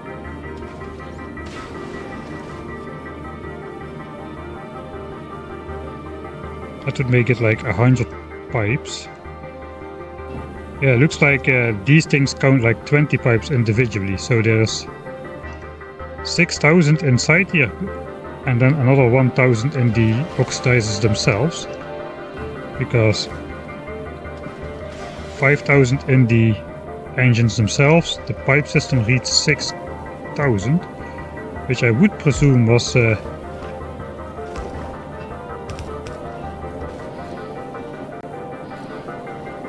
including the amount present in the oxidizer, since I only have 10 pipes. Well, it looks like I can get 6000 fluid in this storage tank. I can even disconnect it. There's 6k in there, and these are still full.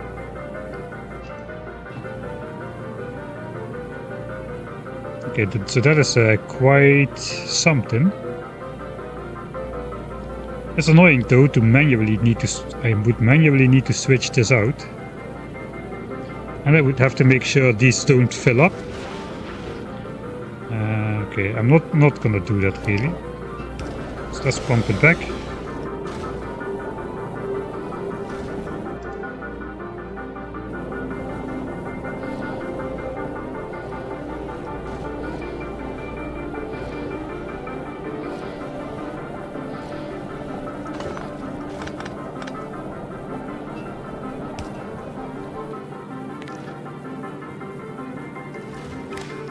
So that means there's actually 11,000 fluid in the system, which has to be used up. It's a little bit kinda bad that is so much. But I guess we are gonna fly anyway.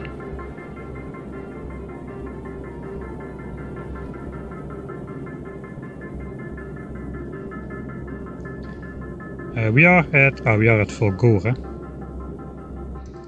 Alright, let's just fly to Aquilo real quick.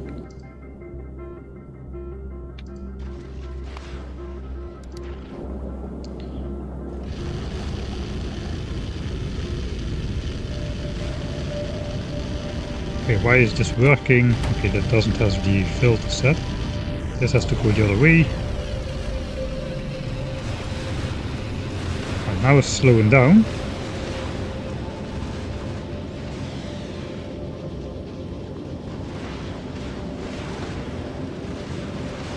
Now we're going 70 kilometers a second. Thruster efficiency is up to like 97% or so on average. Between 90 and 100%. So I believe we'll survive the way there. I'm now more curious about the way back.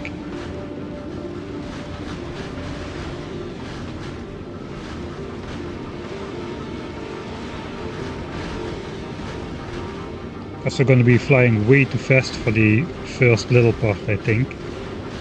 I kinda like this design now.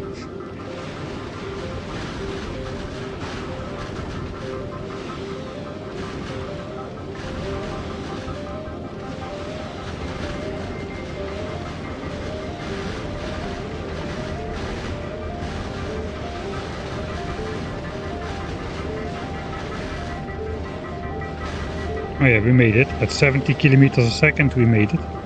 Could even slow down a bit more just to be safe. The problem is now these things are completely full with fluid, and as soon as we fly out, we will be flying out in the most dangerous part of the route of Aquilo back to the planets, as we encounter most of the asteroids like almost immediately before they taper down again. So let's just speed up time a bit more, just to simulate that we were here. Because here the asteroid spawning should be a little bit less severe. Maybe not, there was like 5 at the same time.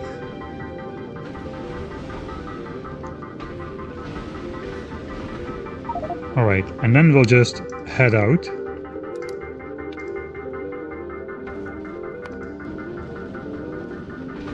And now we're going to be speeding up way too fast. 190 kilometers a second. When are we slowing down?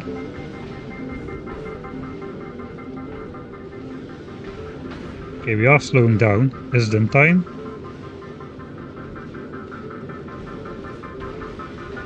Looks like this time it is.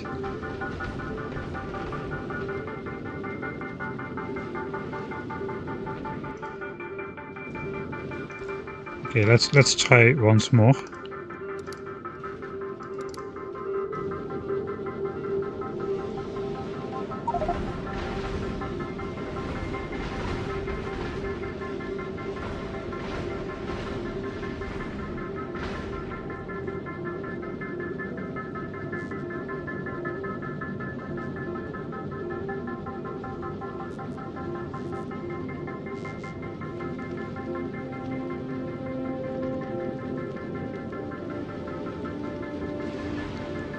Alright, these are full again. Let's try once more to break the spaceship.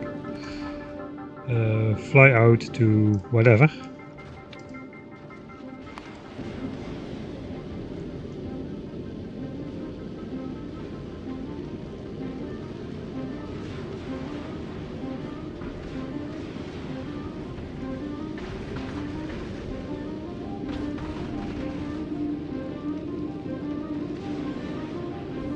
Alright, we are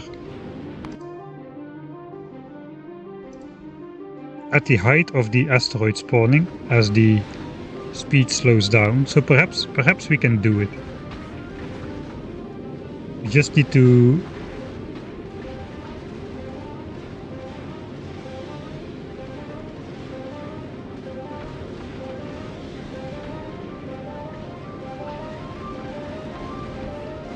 it's either just, if we want to prevent it, we have to either just choose 3 engines which slow down a little bit sooner, or we do have to do the manual pump the pipes empty every time. Okay, let's fly back to Aquilo once more. I'll try to pump empty the pipes and see how that works out for us.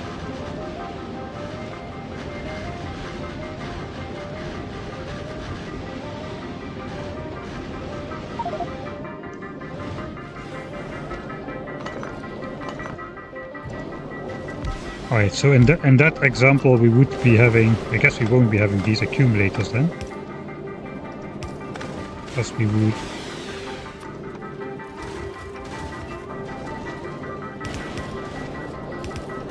still need to have this, except, wait. So we'll pump these empty. I would have to set these to be connected to the fluid tanks to not fill them up, so I'm not going to do it at the moment.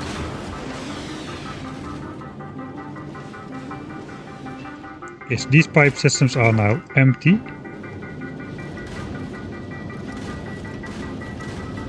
Okay, then it does no longer really matter for the sake of the example. Let's fly out now and see how fast we get into trouble. So now there we go down almost immediately.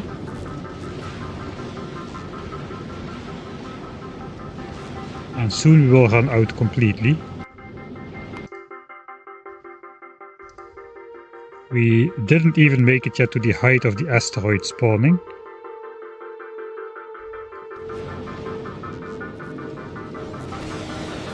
So I guess that's the way to go.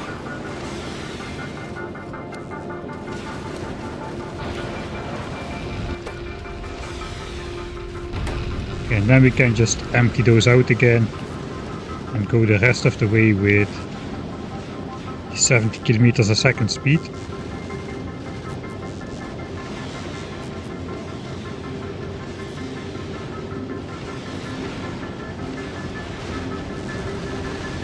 Alright, so there's 6k in these pipes, so we need to make sure these tanks don't fill up beyond 6k, so that will change the function of these pumps.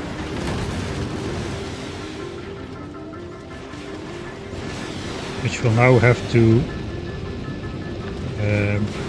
hook up these tanks. I guess we can do that indirectly, it will be too far here. So we'll just hook them up to these pumps.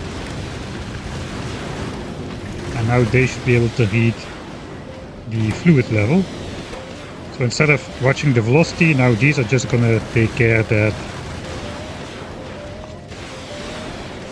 in this case the oxidizer should be less than, say, 15k. There's always 10k of space in those tanks. So now if this fills up beyond 15k, this will switch off. Let's set it to 10k just to try to demonstrate this. Okay, now it's disabled and this will just fall to 10k slowly. Okay, that appears to be working. Okay, 10 is a bit less, but 10k, 15k. Need to do the same for this one, except it is going to be thruster fuel. Okay, and these just watch the velocity.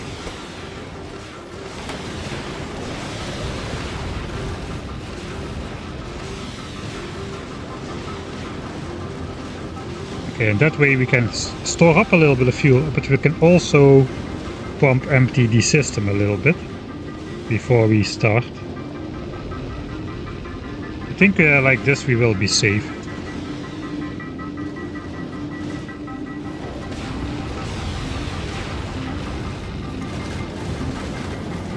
There's a couple less accumulators, but we still have like 4, 5.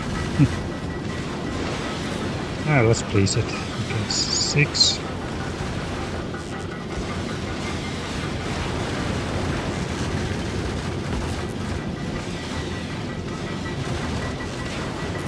Seven. No, that's not it.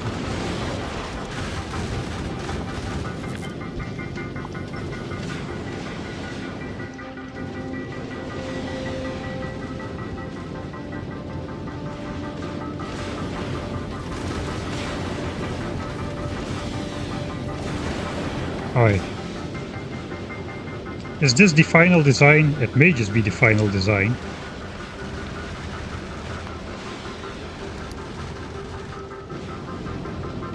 Okay, let's fly through the worst part of the asteroid belt yet again.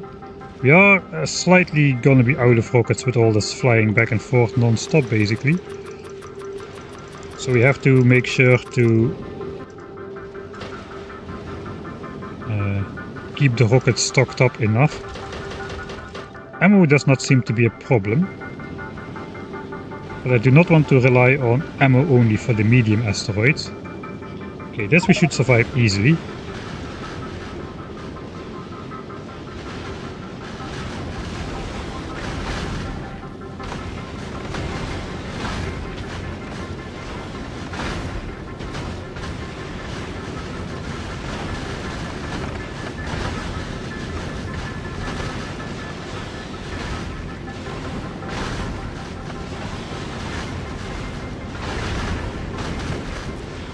Yeah, I don't see any close calls anymore.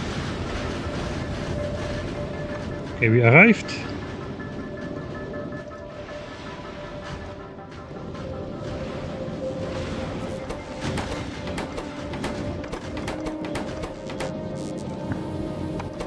I guess we've been in a carbon poor area all this time.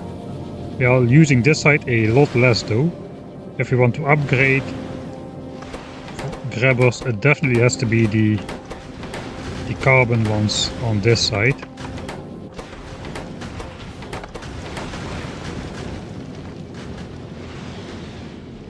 Basically all the ones on this side could be better quality. Alright, so now then the plan is these things are only filled up to 15k. We can basically flip these around. They will pump empty the pipes on this side of the fluid system, which takes out like 6,000 fuel out of the 11,000 in total. Now these pipes are empty. Then we head off back to wherever. The thing is gonna depart like a maniac at 170 kilometers a second, and we indeed were not fast enough here. Don't exactly know why. It looked to me like it should have been fast enough. Alright, and as soon as we see our speed dropping, we can then flip these things around again.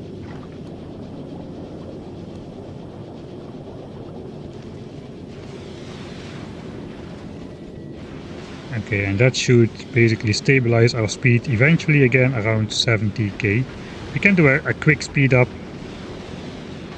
after stuff is cleared.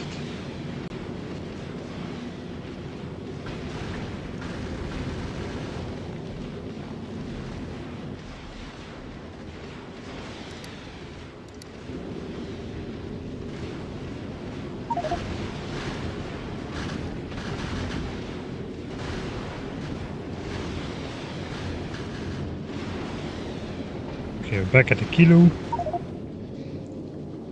Pump it empty.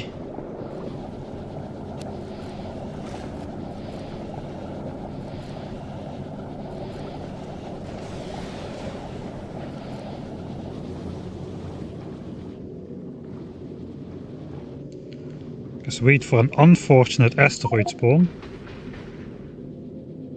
to simulate.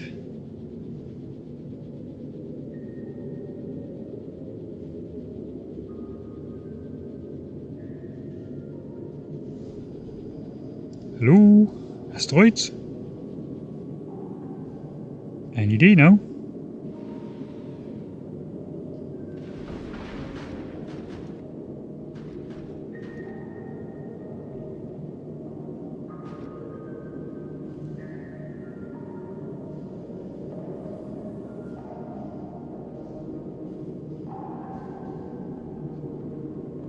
Okay, there's a couple ones at least. So let's depart to Gleba once again.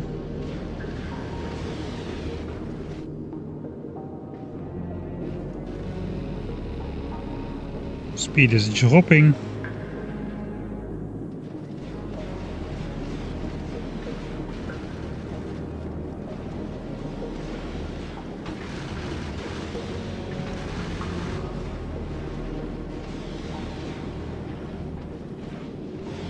That went way better, but why?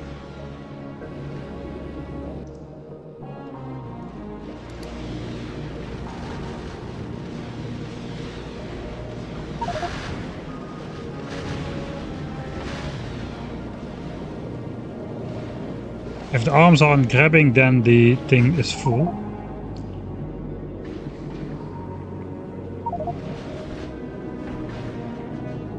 Okay, maybe it really was just an unfortunate accident.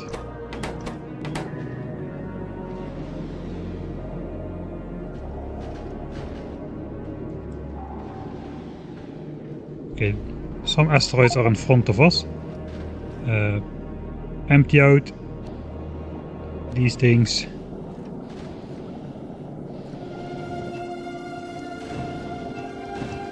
And let's go. We go at crazy speed.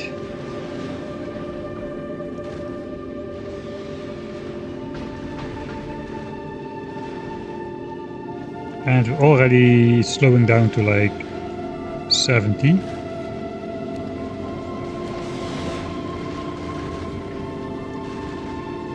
Alright, so now we are again in equilibrium. So perhaps I should pay a bit more attention to just not depart when there's like 6 asteroids close to a weak side over here. That we don't then start flying at 200 kilometers a second out of the blue, and we should be fine. Alright, let's go fast. See if we sustain any more damage on the way back.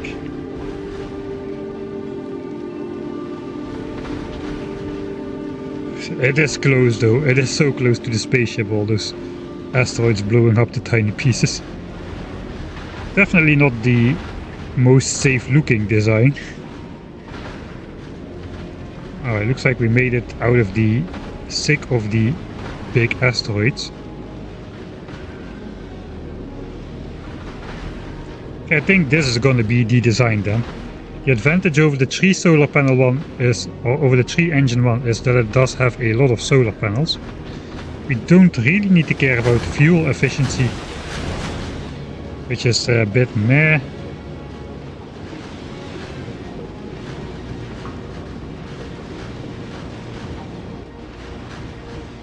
Okay, let's update the Marks 5. Looks like this is going to be it. Yeah, we're going to be arriving without issue.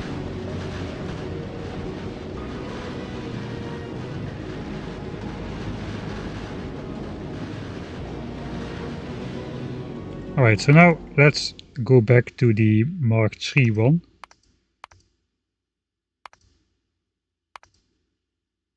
Which is this one. The problem with this guy is it has a lot less solar panels.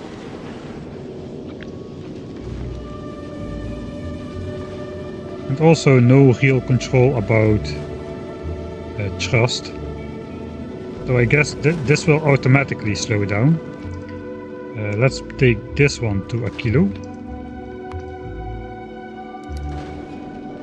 And we'll just skip the first part of the journey again.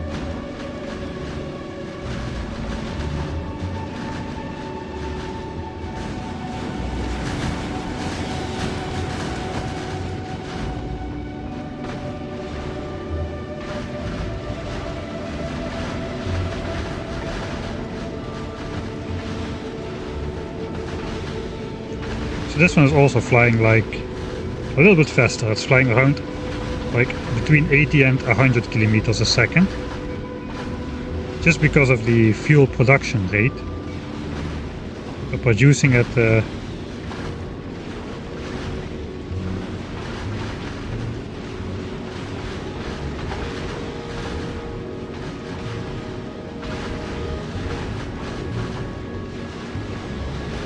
maximum rate of 150 a second, and the advantage is we're even producing less fast when we get to a kilo.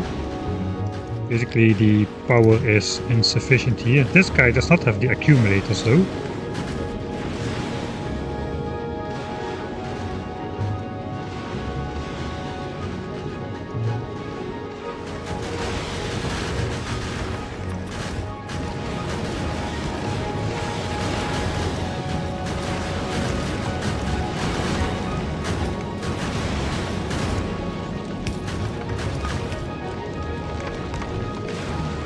Let's give it at least 4. I think there was another space here. 5, 6.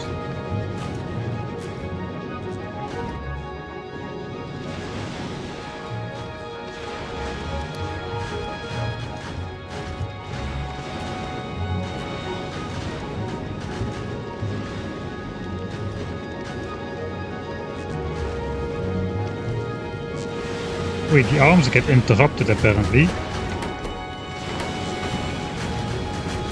Or was it just my imagination?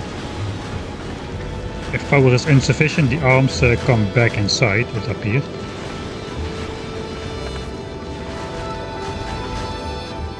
May just be my imagination.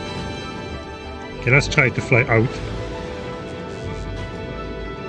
We'll save the Mark III blueprint as well.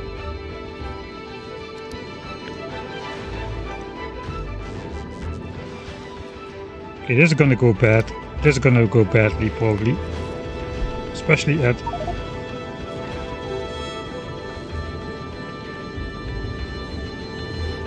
Okay, I think we got a very, very good spawn of asteroids here.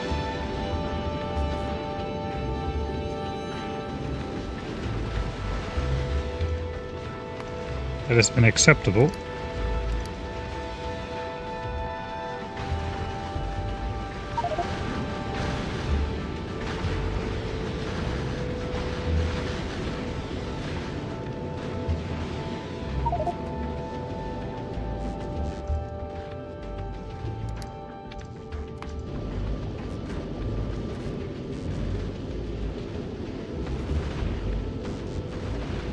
Okay, the oxidizer amount in the pipes is going down very, very fast. So even though we start out at 140 kilometers a second, we are already going down.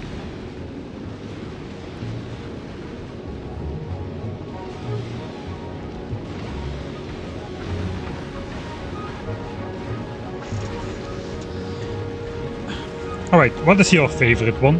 The 3 engine design or the 5 engine design? I think my preference goes to the 5 engine design. It looks a little bit less nice, but it is a little bit better in terms of like safety and such. I see 1 vote for the 5 engine design.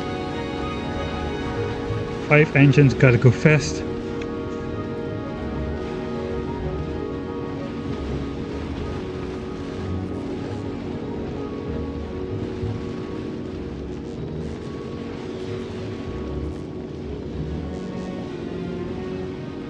Initially I didn't think spaceships would look diverse at all. I thought everyone would end up stamping down the same blocky design. Yeah, actually they do turn out to look alright. It looks like everybody... I see only votes for the 5. I am speed. We're limiting the speed though. Okay, let's load the 5 design. Looks like this is the design.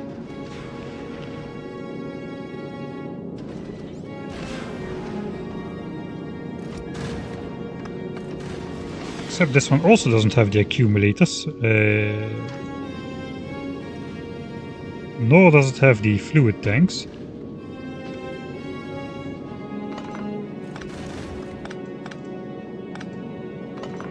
Okay, let me just remedy what I think is the problem. The rest should go automatically.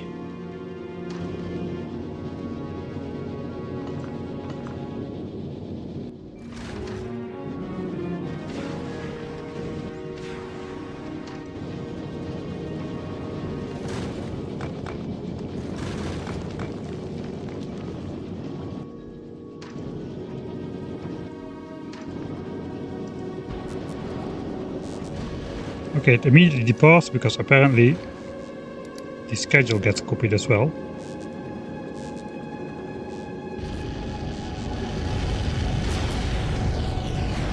Right, so this is the manual pump flipper design, so that we won't be able to use this design for automated travel. I think I'm going to downgrade to the 1 engine design for like bringing over automated holmium and stuff. Just a slow ship with a large cargo bay, it still should be able to transport enough items per whatever, items per time unit. Alright, the good thing about this ship though is we can set the speed manually. Maybe we should set it to 66. I set it to 66. Delete the schedule. And then we update the blueprint. So it doesn't get copied with a schedule pre-existing.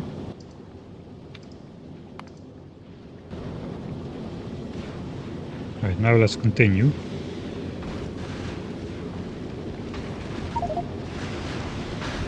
Alright, final test. And then I go to sleep, it's after 2 o'clock. Dang it.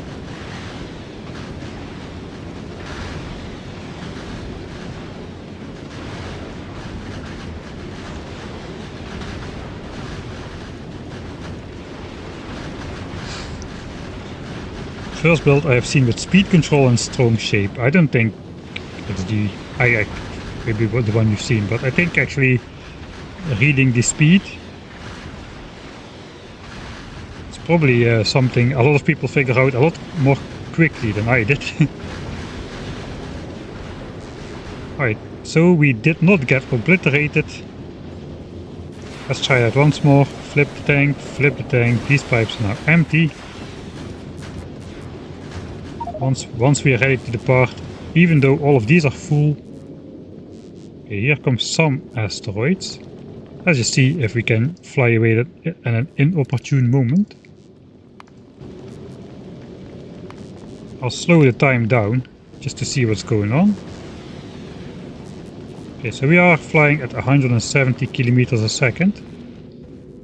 No asteroids have spawned just yet in our path.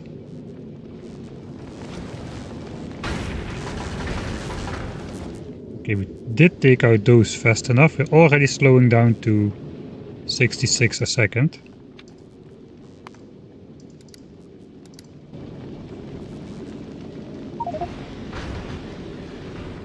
Let's return to Aquilo. Alright. I forgot to flip those, but that's okay. It's only about the initial burst, really.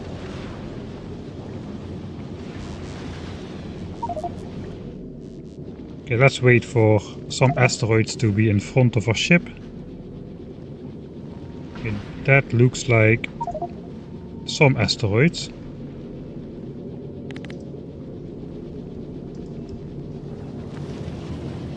Alright, so these are full.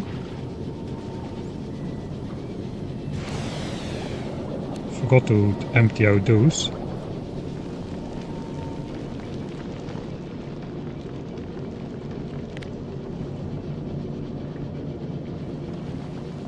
Alright, that's empty now.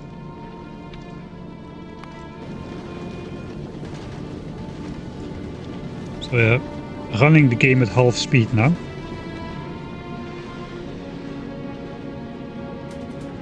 We are going 170 kilometers a second. Yes, already going down quite a bit.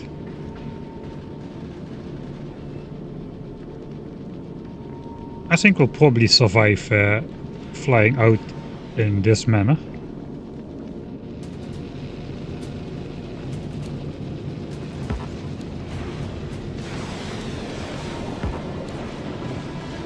Okay, once we rotate, we're going to temporarily speed up before we oscillate back into a semi-stable speed of under 100 kilometers a second.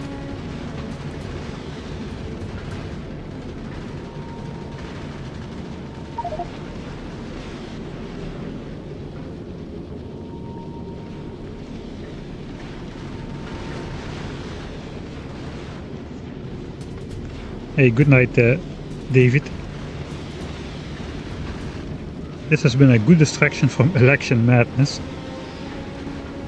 American elections work very weird.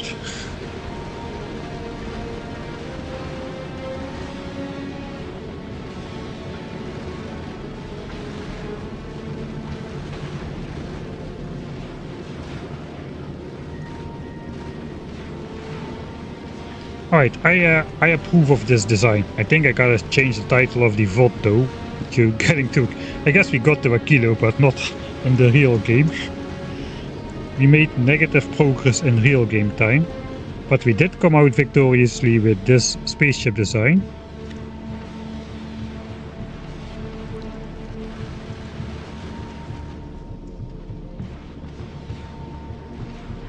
I think if I save it like this, we can read it in the library.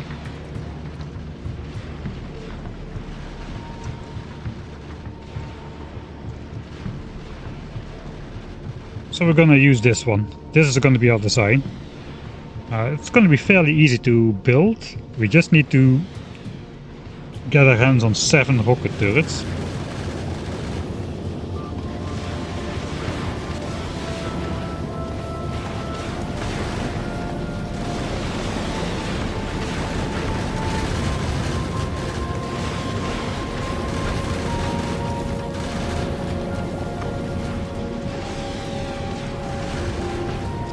And maybe we'll try to upgrade to like some uncommon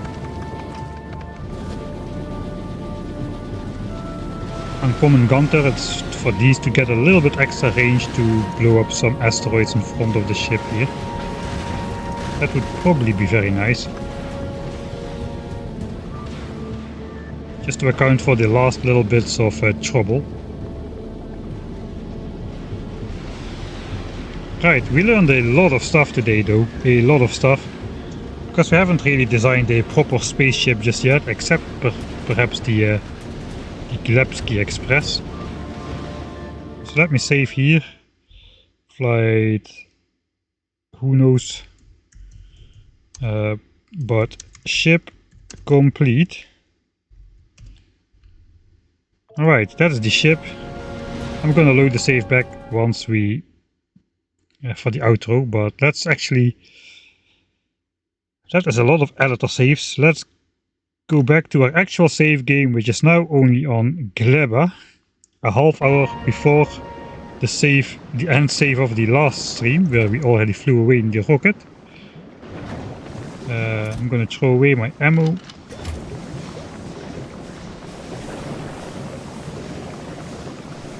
I gotta look back the last stream if I did anything important between this save and the next one, but I don't really think so. I think we just flew to Fulgora. Oh. Ah yeah, we set up the spoilage for science. I think that is all we did. That's fairly easy to redo. There's only the center belt and some filter inserters.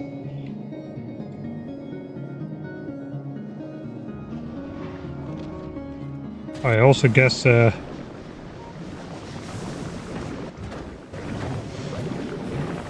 we sent off the first Gleban signs last time.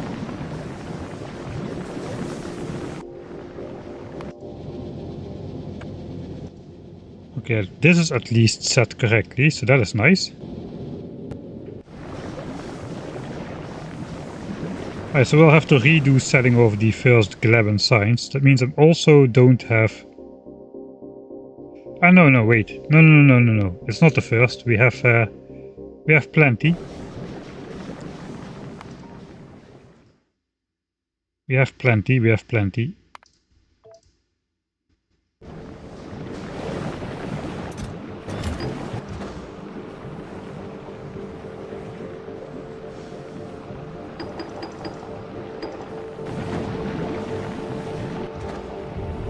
Okay, that launches automatically now. Alright.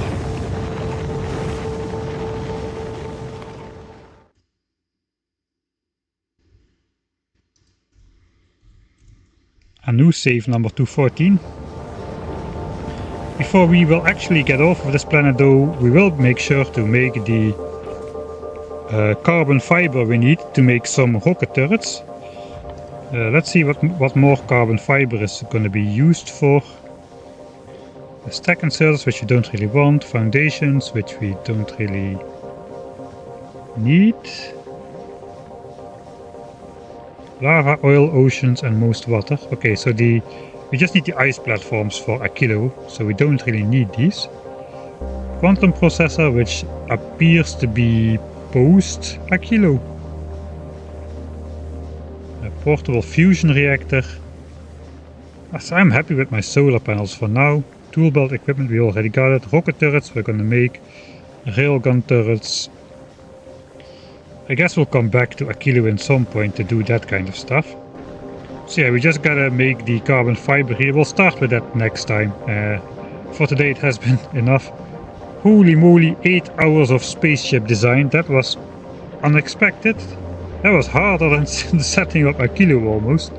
Or setting up Gleba almost. Though a lot less annoying designing a spaceship. Holy moly. I'm tired, man. Holy shit. I'm actually mentally exhausted from min-maxing every single design on the spaceship. Alright, yes, you all know what's coming. Let's load a nice end game screen. Not this one. This one. No, not this one. This one. And let's fly back to Aquilo.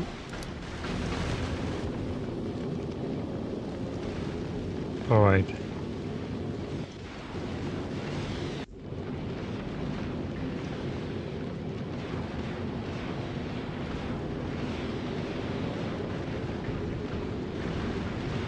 Space platform design is hard stuff here. Even designing in editor mode is, was pretty hard. But yeah, it is done. The spaceship for Aquilo. I will just have to do it all again once we want to go beyond Aquilo towards the edge of the solar system.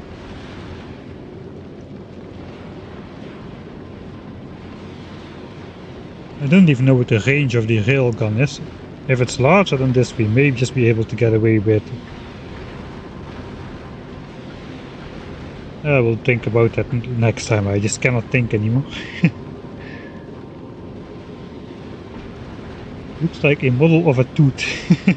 The tooth. Alright, we'll name it the tooth.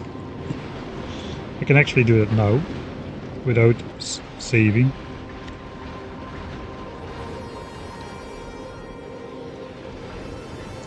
The tooth.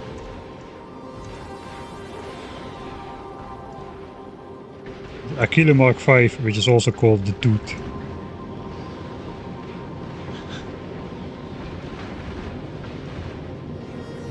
Unforgivable asymmetries with this ship. Symmetry goes at the cost of compactness though.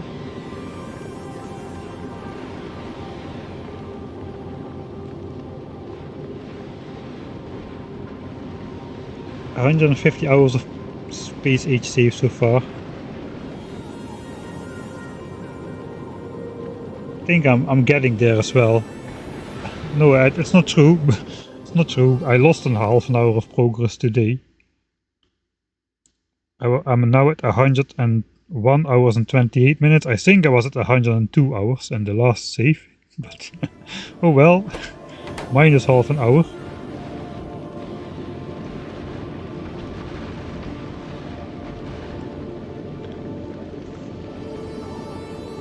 Inversed progress is also progress, I would say. When will you actually go to Aquilo?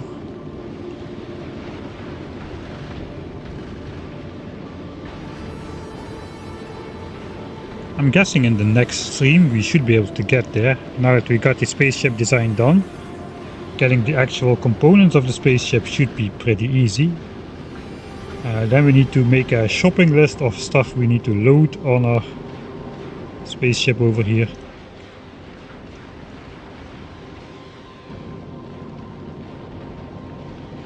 And I think then we can get started.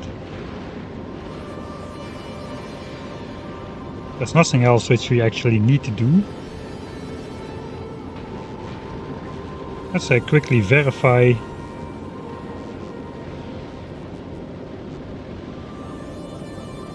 Hey.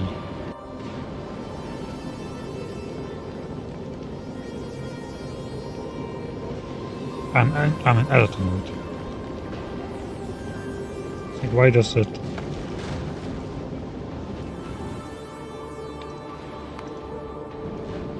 Why do we not stop?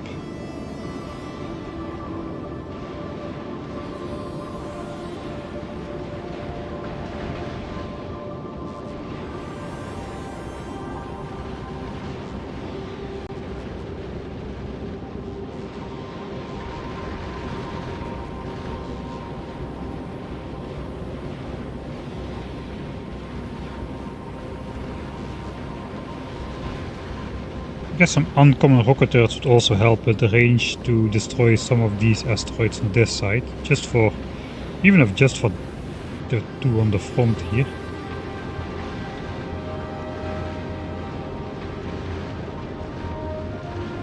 Yeah, not the most symmetric of designs.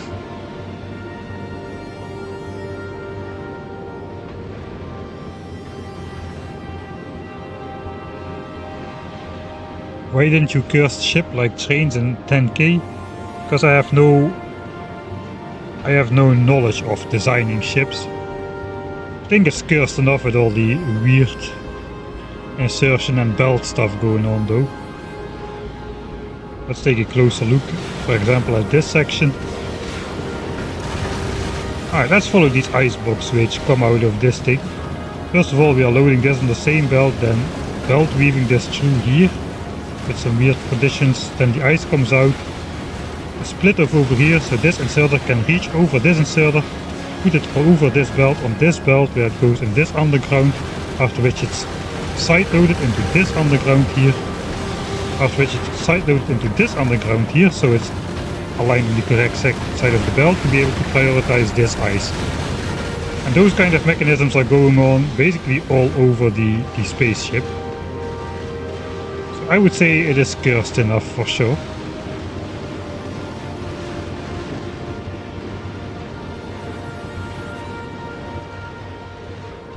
Okay, let's fly back to Aquilo. 500 rockets remaining. Let's see if we make it on 500 rockets. This is going to be the last flight for this stream. I would say it's cursed enough, yeah. I agree. The thrusters side by side because they cannot be flipped, and then the fluid inputs don't match up.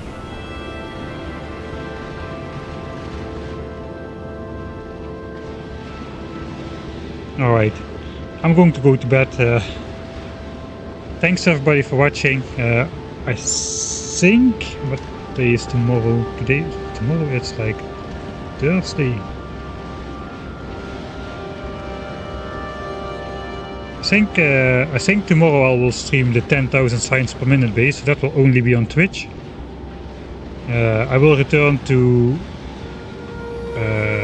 this playthrough on Friday then.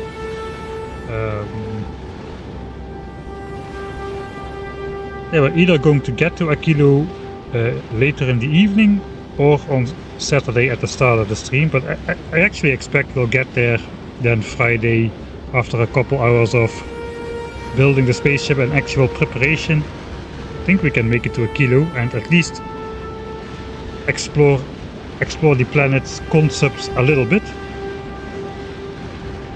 And then on Saturday and Sunday I can build a nice giant base on Aquilo, hopefully. We'll see how that goes though. For now, yeah, thanks everybody, it was really nice to hang out. Thanks for helping me through the design, especially when I got caught up like an inserters trying to take stuff off belt onto weird splitters with belt speed. Oh, you can just do it with an underground belt. Okay, underground belt it is.